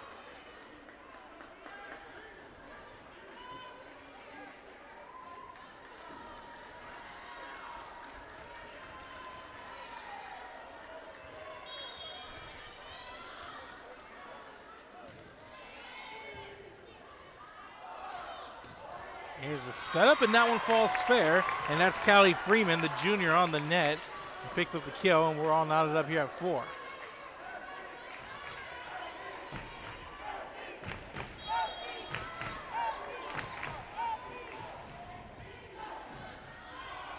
Here's a nice setup, and Tatiana Mosley sends it firing right towards Gillespie. And there's Mosley on the net, comes up big. That was Palmer trying to send it over the net, and Tatiana Mosley comes up big, picks up the kill from that middle blocker position. And here's Jillian Rye on the serve. Here's the setup for Croft. Rye pops it up high. And Mia de la Peña returns it. Here's the setup. And a nice setup and a strong attack. That's Maggie Croft. Tied up at 5. And the freshman from the middle hitter position. Yeah, she's a freshman, as Flower Bluff faithful that have shown up in droves here, letting everybody know, and it's 5-all. Strong attack here by Rodriguez, but Lady Hornets on the net. There to come up with the block, and they take the lead. And on the serve, here's Emery Jeffers, and Jeffers puts this one in play. And there's Geyer. Here's the setup, and there's Croft again. A nice play there by Caldera to keep it alive, and De La Peña returns it. And there's a setup and a strong attack. Lauren Fuller takes that setup and picks up the kill. And let's go to that replay. And this is a nice setup there from Gillespie. Here's the bump. Gillespie gonna set it up nicely, and Fuller comes up, takes advantage, picks up the kill. So, quick timeout. We'll take a quick break. Keep it here. We're Real Sports Live. Back after this. Hi, I'm Joe with Valencia Heating and Air. Are you worried that your AC might not make it through another brutal summer? Well, I can offer you affordable air conditioning comfort with custom prices that won't break the bank. We service all units across the Coastal Bend, and there's no additional weekend or after-hour fees. We treat our customers the way we would want to be treated, especially when it comes to costly repairs. So if you need service, repairs, or replacement, call Joe to keep you cool. Valencia Heating and Air.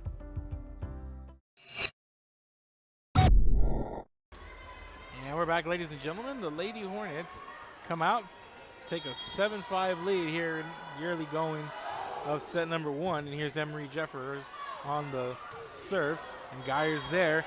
But so is Fuller, who backpedals and falls, and that's going to be a point over to Veterans Memorial.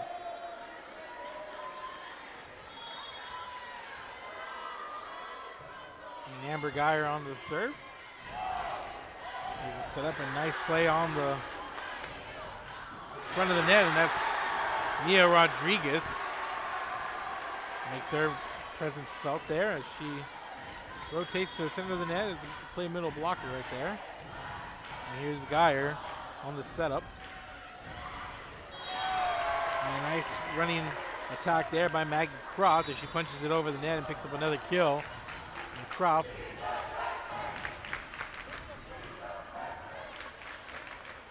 good start for her.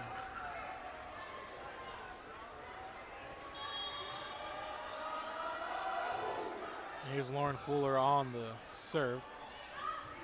Here's the setup, and there's Faith Luna, goes up hard on this near side corner and picks up the kill on the outside attack. Picks up the outside hit there. And all we're knotted up at 8. And here is Marilisa Perez. She puts the serve in play. It's set up nicely for Guerin, and Guerin sends it to the back row. Sends it off Jillian Rye.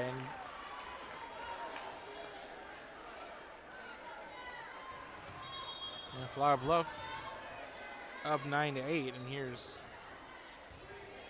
Croft on the serve. Here's the setup for Caldera, and Caldera gets it to fall on that outside corner. And she'll get it off the deflection. And it's all knotted up here at 9.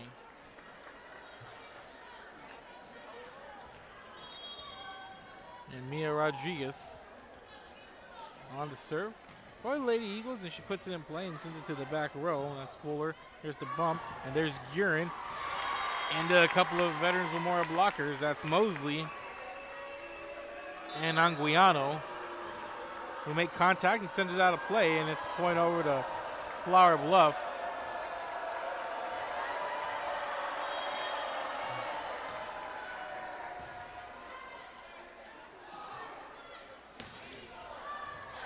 And Caldera goes cross court again from the outside and picks up the kill.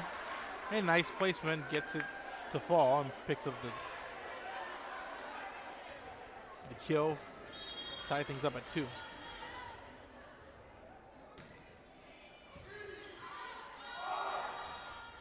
There's a setup, and Michaela Palmer returns it. Caldera was there.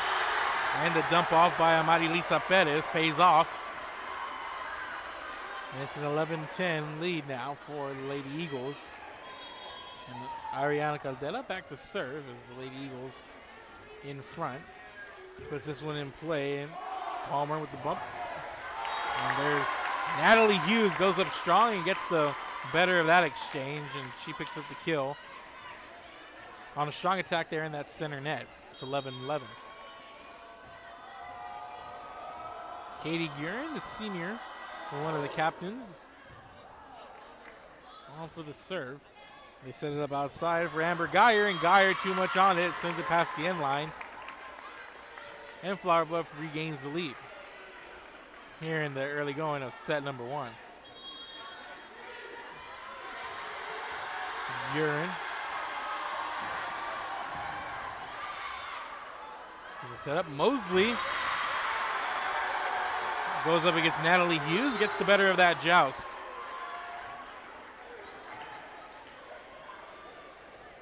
And Mosley's efforts tie up this one here in set number 1. 12-all. Here's Mia de la Peña. On the serve for the Lady Eagles, puts this one in play, and it forces Palmer to backpedal. And there's a whistle. And on the net, that was Callie Freeman trying to make a play, but the effort's going to draw the whistle, and it's an infraction leading to a Mia de la Peña serve after the point. It's 13-12. And this one skipped over. De la Peña pops it up. And Faith Luna on the return, where Palmer's waiting for it. She sends it to the front row, and veterans able to recover there. And De la Peña with a soft tap over, and there's Luna and Mosley ready for it, but the Lady Hornets take the point on that one. It's 13-all. And Michaela Palmer puts the ball in play. And what a play there by Palmer on the attack from Geyer. This one's sent way up. De la Peña's there.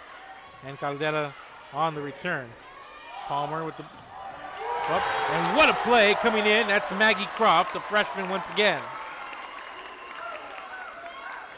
And just a nice setup there. And Croft with a really, really strong approach to the net. Goes up. Timed nicely. And she just hammers it home for the kill. And it's a 14-13 lead for Flower Bluff. And here's the libero, Palmer, on the serve. And there's Mosley. Gets it sent right back to her. And that was Fuller and Croft doing the honors there. And here's the outside attack. And Mosley and Geyer are there to send the block back, pick up the point in the process. And we're all knotted up at 14. Back and forth we go here in this first set. And Jillian Rye, the libero for Veterans Memorial, sends that one past the end line and out of play. And the service there going to give the Hornets a lead once again. And Emery Jeffers, Jr., onto the service line for the Flower Bluff girls. De la Peña sets it up, and Luna just mistimed it, goes up with it, and De la Peña set it up for her, but Luna just lost it there, and now it's a 16-14 Flower Bluff lead.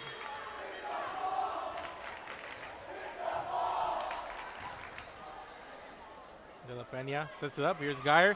One hands it over, and the light tap does the job for Amber Geyer.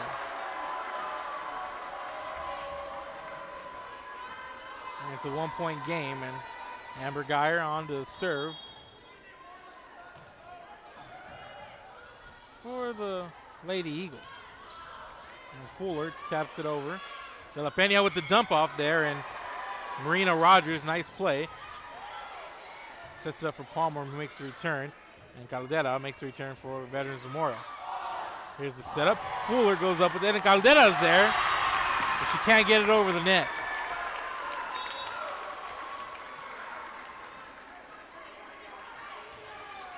And Flower Bluff takes a 2-point lead. 17-15 here in set number 1.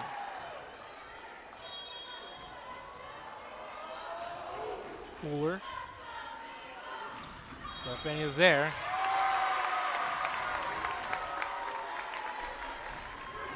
And the whistle, and the point goes over to Flower Bluff as looks like Mia Rodriguez went up. Try to play the ball before it crossed over on the net. Here's a setup. Here's Luna. Right to Palmer.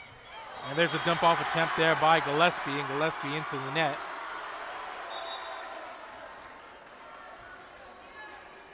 Makes it an 18-16 game.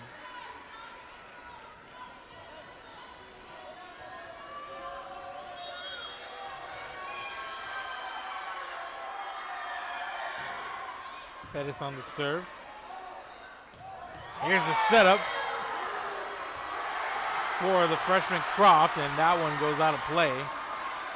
That one was close, but it looked like the ball was just about an inch or so out of play in favor of Veterans Memorial, so it's a point for the Lady Eagles as Marilisa Pettis is on the serve once again. That one shallow, but gets over the net. Here's the setup for Guerin, and Caldera can't make a play for it as Guerin picks up the kill.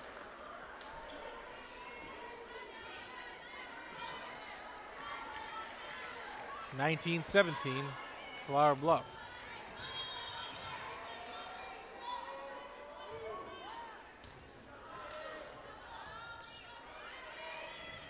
This one returned by Anguiano. Nice play there by Caldera on the front of the net. Here's a setup cross court to Guerin, and Guerin picks up another kill.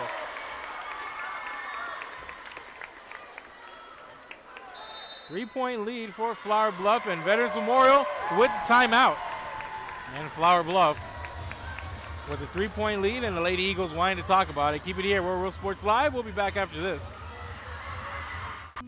Fisherman's Place in Corpus, located at the Arcadia Shopping Center, offer real diagnostics and cleaning, sell lures, tackle, bait, and clothing. Also new and reconditioned rods and reels featuring a limited warranty. Located at 3911 Ayer Street, call 361-687-6754, Fisherman's Place.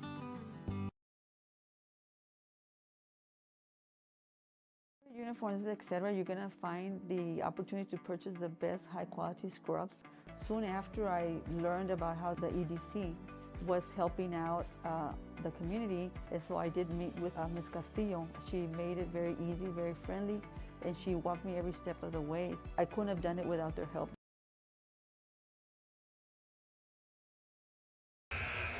And we're back after that timeout. Flower Bluff with a 3-point lead on Veterans Memorial here on the back end of set number 1. And here's the setup for Anguiano. Anguiano and the Lady Eagles come out strong out of the timeout and pick a point. Here's Mia Rodriguez. Rodriguez on the serve. And there's a soft touch, taking it over is Hughes, but here's Caldera, one-hands it. Nice job by Palmer on the back row. And that's Katie Guerin. Once again, she's had a strong back end here of the first set.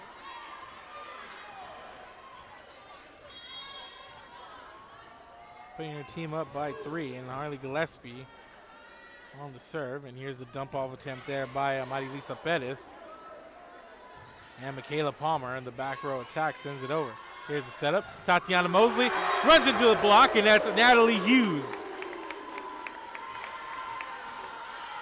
Hughes strong on the net there and sends it back, picks up the kill.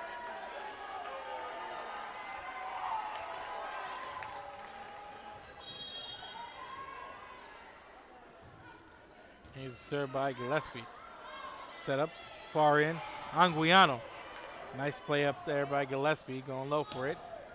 And Guerin sends it cross court and picks up the deflection and the point. And it's 23-18 in Flower Bluff. Opens up a 5-point lead, biggest of the set so far. And here's Gillespie on the serve.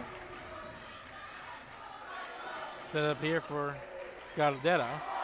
Set up, back to Gurin. Mosley and Anguiano are there.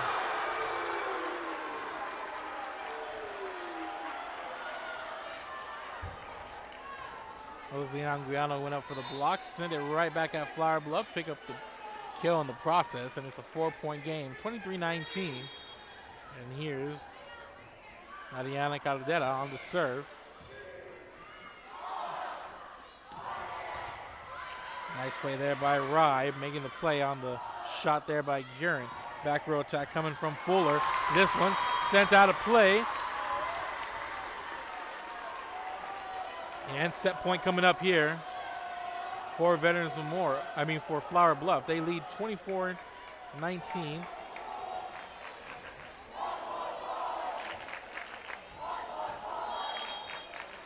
just a really aggressive start here for Flower Bluff. They came out strong. They haven't really let up. There's been a lot of back and forth, but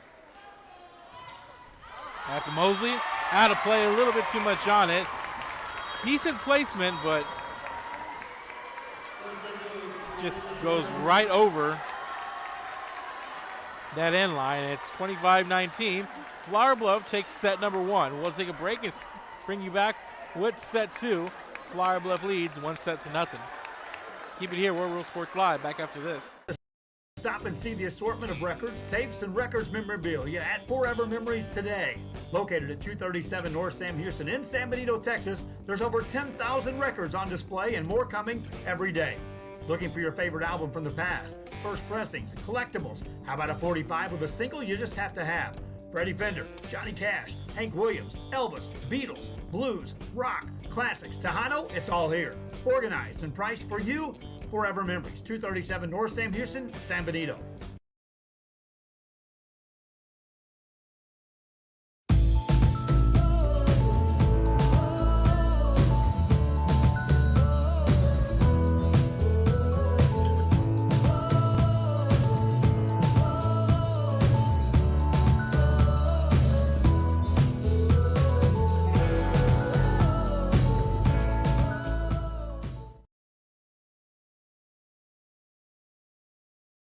Hello, I'm Sandra Valencia, principal of Por Vida Academy at Corpus Christi. Our program is individualized to fit the college or career your student is interested in. We cover all fees for testing and tuition. Our campus is small, providing a family-like atmosphere where teachers provide engaging, hands-on instruction. If you're looking for a school where your child can prepare for the future, then look no further than Por Vida Academy at Corpus Christi.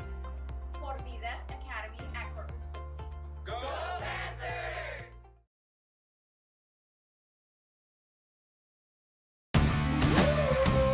Service is attitude. How far are we willing to go to service our community, our dealership here for you, and you? Sky's the limit.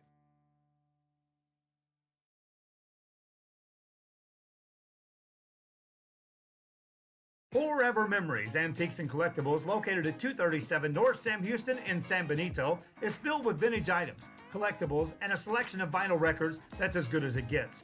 Every shelf, every aisle, and table is filled daily by a number of vendors that ensures that something here just might be the item you have to have.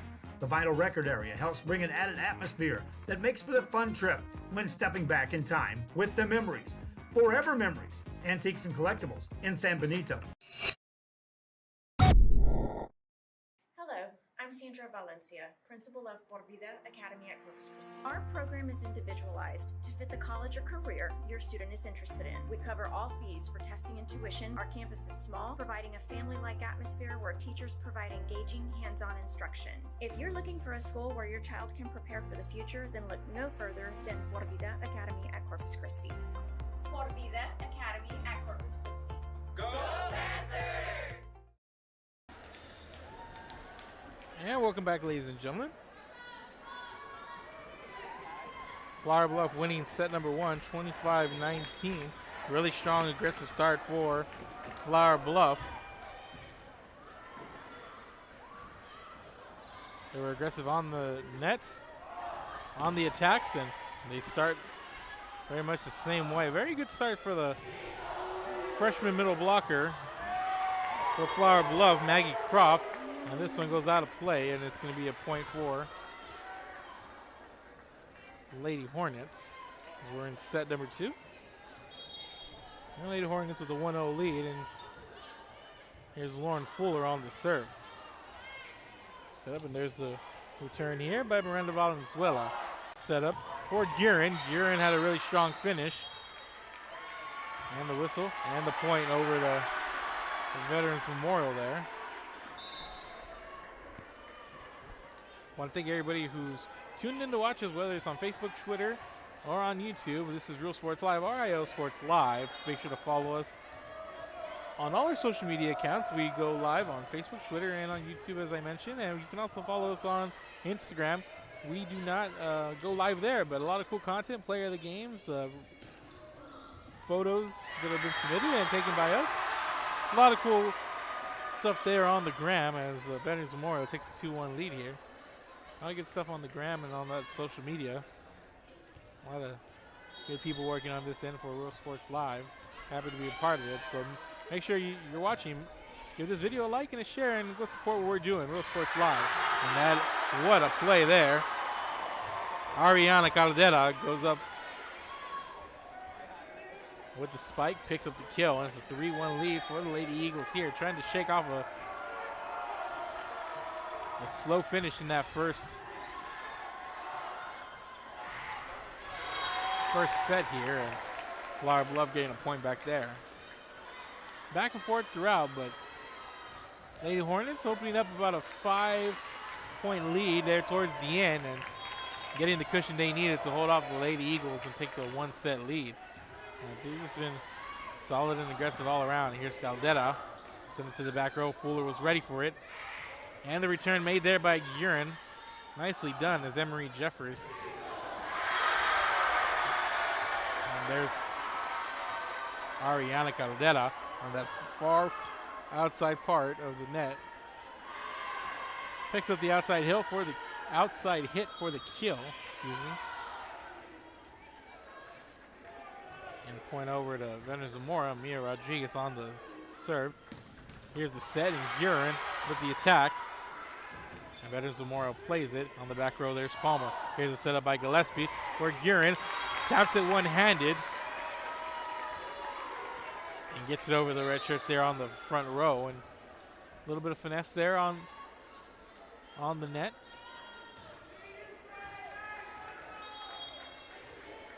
Went up and just kind of dumped it over that front row and was able to get a nice placing on the attack. And here's Guerin again, goes up strong, gets the contact, deflected out of play, and that's a point over to Flower Bluff, and we're all knotted up here at 4.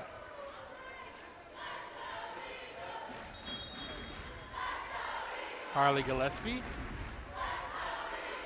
serves it.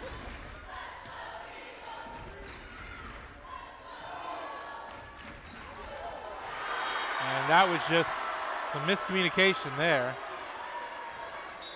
as Gillespie tried to come over the back there of Natalie Hughes, it looked like.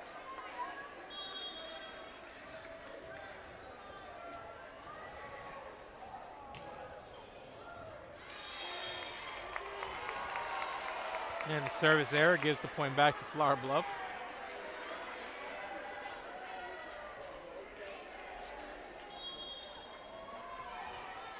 So now Guerin on the serve.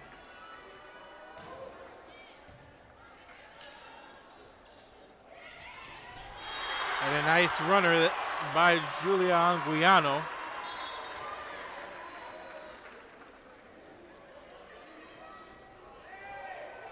It's easy to want to go up high and attack the net aggressively, but there's also a bit of an art to go up, soft tap it over, and just trying to concentrate more on the placement and the power of the shot as Mia de la Peña serves it over. And on the outside, that's Fuller. And Fuller gets the point off the deflection out of play.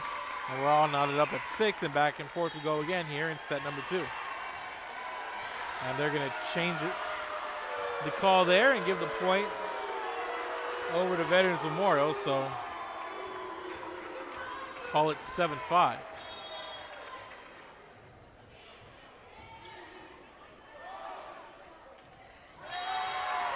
And a dump off there.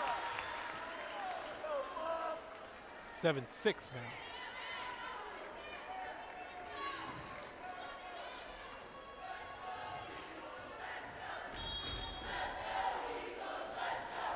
Flower Bluff's Michaela Palmer. Nice setup there for Geyer, but Flower Bluff ready for it. And the return there by Veterans Memorial. And the rally continues as Callie Freeman with a strong attack, but there's Amber Geyer. Picks up the kill on the far end. And it's 8-6. Lady Eagles on top here.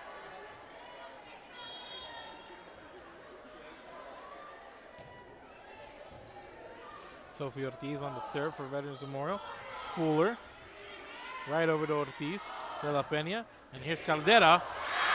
And Caldera rifles it into Michaela Palmer, who went low for it and couldn't quite get there. And Veterans Memorial leads by 3. And a timeout called by the Flower Bluff Lady Hornets. They look to talk about it here as they trail here in this early going. We'll be back with Real Sports Live. Keep it here.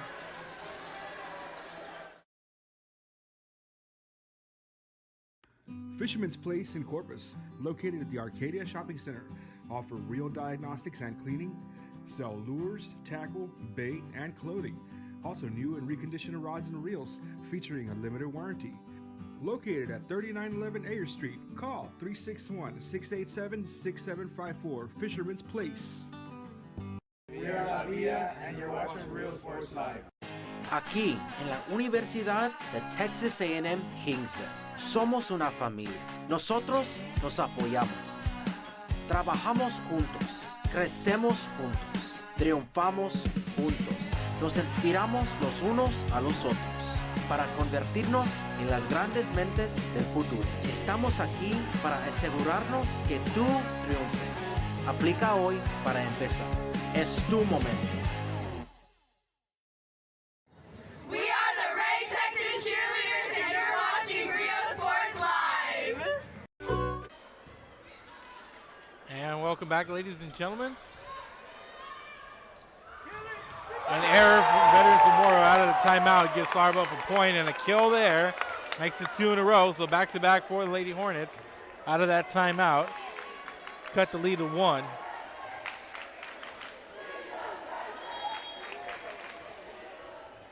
Emery Jeffers for Flower Bluff. Serves it. De La Pena. And there's Geyer. Over to Palmer. There's Fuller. There's a setup, and there's De La Pena. Back over to Palmer. She's had a pretty solid game on the back row at the libero position for the Lady Hornets. And Caldera skips it over. And Palmer tries to keep it in play, but Marina Rogers not ready for it as it goes off her fist and out of and hits the ground, and that's going to be a Lady Eagle point as they now lead 10-8. Here's a setup for Fuller, and it's sent right back to her. Mia Rodriguez and Faith Luna in on the block. And it's 11-8. And the lead's 3 again for Veterans Memorial. Set it up for Fuller. And Caldera tries to make contact on the bump, but didn't quite work out how she wanted, and Lady Eagles trying to chase the ball down there, but to no avail. It's going to be a point over to Flower Bluff. And Lauren Fuller on to serve.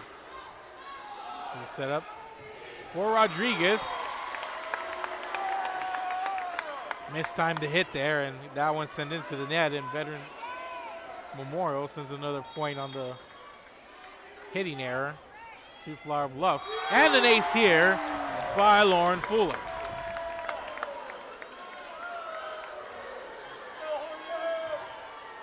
And we're all knotted up here at 11. Biggest lead of this set, 3 by veteran Zamora on a couple of occasions. Here's Caldera. Nice play there on the net. And the freshman Maggie Croft, what a game she's had up front. There's Croft, goes up strong, and she picks up another kill. My, oh my. And we have a timeout on the floor, and the Lady Eagles want to talk about it as they see a 3-point lead after the timeout dissolved. Keep it here, ladies and gentlemen. We'll be back. We're a world-class Cadillac, Buick, and GMC dealership, and we're in your neighborhood. Come by and check us out. We're waiting for you.